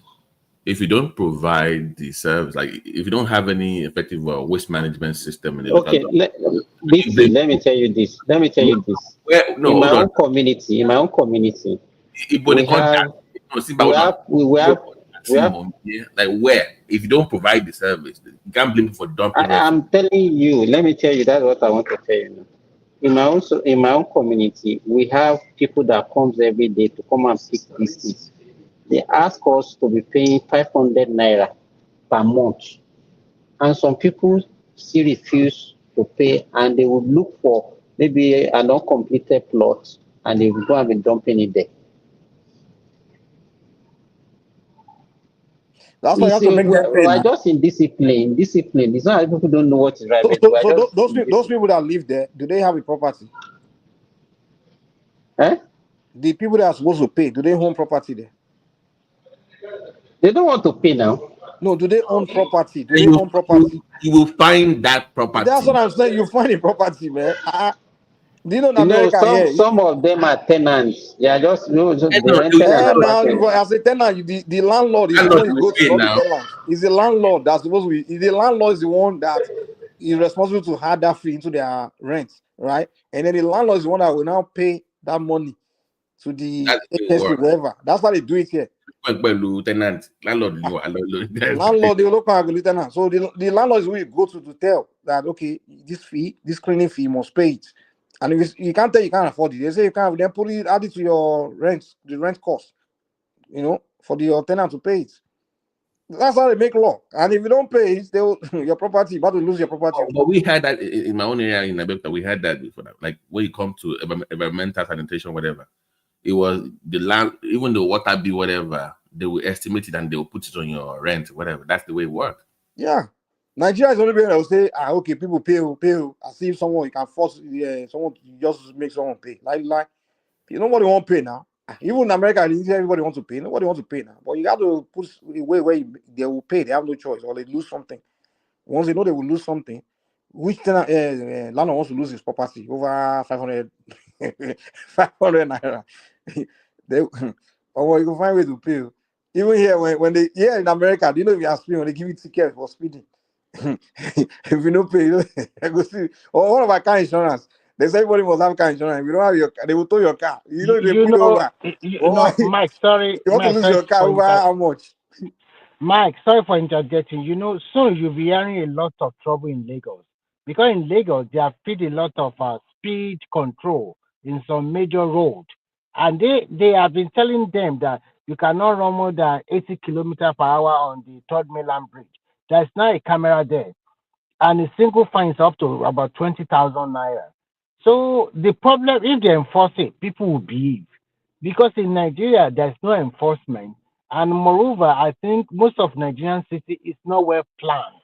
When you come to a country like this, I'm telling you, here in this country, there is no alley. Kosikoro, gbogbo ẹ̀ ló kò síbi tó lè sapamọ́ sí, you cannot hide anywhere. So there's no way of just picking your, opening your zipper and just do whatever you like. No. Sometimes if I'm being pressed, Remy, I will have to look for I like bush, to say bush, just to people. if you I guys will can hear look, me. I will drive to the bush where there is a lot of trees. It's like going to the wood for me to pee, Lasson, just to pee. I cannot just open my zipper anyhow. I will have to look for wood. Sometimes I'm going inside, and there's a lot. And here in this country, you can see fox, rabbit easily. They are just roaming the street. Birds, so big birds like this. And if you go to the something, you see wolves. So, so it's like we are living with nature. But in Nigeria, there's no enforcement, and I can see that most of our people in Nigeria, that's most of our people are not disciplined. Most of our people are not disciplined. Most of our people are genuinely dirty. I'm sorry to say this. Then put a fine in place. No. The point we're making. Then put a fine in place, and they will hold on. Okay, thank you. Can you guys hear me? Yeah, we can hear you now. Go ahead, man. Okay, there go Remy again, blaming the people. People are not disciplined. Is it the people's? Listen, discipline only happens when they have enforcement. Let me tell you, people in America and in other places, they are unruly also. They don't obey. But because of the consequences of paying tickets, of $500 ticket, Exactly. you do right. You better do right. But when after your paycheck is done for a damn parking ticket. I totally agree with you because here the enforcement, that parking, they are generating a lot of money that if you don't park very well, even if you like 1 meter or 1 cent or some few meters short of where you're supposed to park very well, that is 60 euro immediately. Remy, you know immediately. There's some countries in America that their means of revenue is ticket. Yes. Do you know that all those small towns now? That's the way they make their money. Now. They are source of revenue. They are very tough. Those small towns. They don't play with let me say this now. Now. In America, those small towns where they don't have company businesses, the way their source of revenue is their highway. They know how to they will have their police in the highway. They will hide. Yeah. So all the people that are traveling, anybody that speed, they put you over. You pay their cost. So their highway is what they use to make money. Those small towns. If Nigeria they have something like that, like those villages, they will have one sheriff there, one sheriff department. They will just be pulling out people you know, Mike. Some of them you will see. Oh, go 100 or next thing you see 70. They will show 100. The next everybody they don't cut it down to 50. So you not gonna know. You go before you slow down, the police don't pull you over. By the time you see that 50, it's not start matching your brake. You look at it before you get there, you are still like 60. I want to pull it over. Boom. That's it, man. You know, in some countries, towards the end of the year, some of these traffic policemen, they were given a target to make. That is when they will start giving you fine anyhow. In fact, if you know how they make money from this stuff, I think Nigerian, we don't plan very well. If we plan very well and enforcement is there, it's a source of even the Nigerian police, employment for a lot of people. It's employment if they meet their target, they also give them higher bonus. Do you know that even the Nigerian police, they can raise their funding by just having a division that goes down. Tolling service, where the Nigerian police, they know that they raise their by okay. Let's say the government and make law like okay, however much quota they raise from this all these fining. By the end of the year, they made this amount. All of them will get a bonus. You know, they will share the bonus. You know, the SDP, all of them, they will be sending their, they will be out there enforcing that thing, man, enforcing all the laws, man, because they know they will make a lot of money from fines, you know, but they don't do that. They just there's no way any police department should be broke anywhere in the world, man. So, Mike, why on most of our highway we always have incessant accidents? Why no speed control? You will see people. This is a 3-lane from Ibadan to Lagos. It's 3 lane, and people are pushing up to 160, 180, and they can. And this most of the bus they are driving is already old. They just Do you know that? Do you know that every day they say, Remy? Do you know that they say every day, cars, trailers, they lose their tire burst or their brake fail. Yeah, because most of the trucks some of them don't even know their using, breakers. You know, they've been using it for so long. Most of the trucks we are using are used vehicles from America and Europe and the rest. And some of these trucks have been used for 10, 20 years before shipping down to Nigeria. Mike, that's why in America they have what they call the truck stops, right? Mm-hmm. You know, truckers they have to travel like 8 or 12 hours a day, and they have to take a rest. There's a monitor, like a governor, in a truck, that they can exceed that hour. If they did, they will fined or their company. Now, like what they did in China is that most time they travel at midnight, not daytime. Nigeria, Remy, you will see in Nigeria, you will see an 18-wheeler dragging road with you at 8 o'clock in the morning. Like, yes, so sometimes they drive at the wrong side of the road and they're just coming directly to you. Your heart will stop first. This is the end. The way they drove, oh my, it's no control. It's how do they get the license to even drive it? I don't get it. The way they give license in Nigeria, that is not the way. To get a license in Europe, you will sweat. You will sweat for it. Even to operate a commercial vehicle in Lagos, all those motor parks, they should have very strict laws. Yes, strict laws, not just give anybody any license. Drive walk now. You can't be dinging pami, ogogoro, and you have to you're driving people. That should not be allowed. Yeah. So in the motor park, you have all these Yaparaga and the rest. Why is Paraga allowed in motor parks? Why? So maybe we should ask Mike. Maybe he knows more about Paraga. I don't.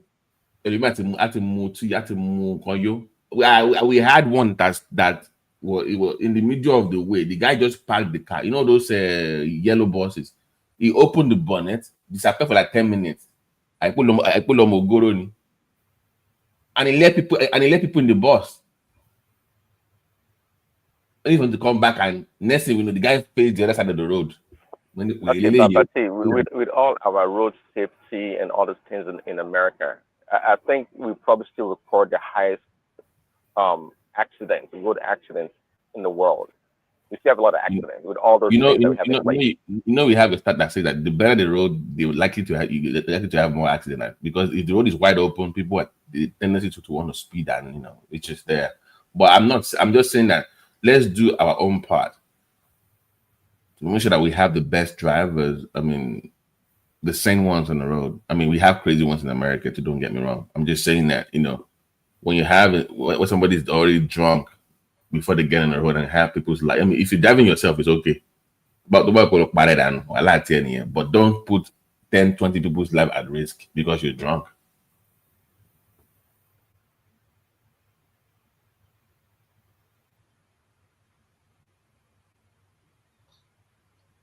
It's a shame. Anyway, thank you guys for joining me on the platform today, and I am very happy to be back.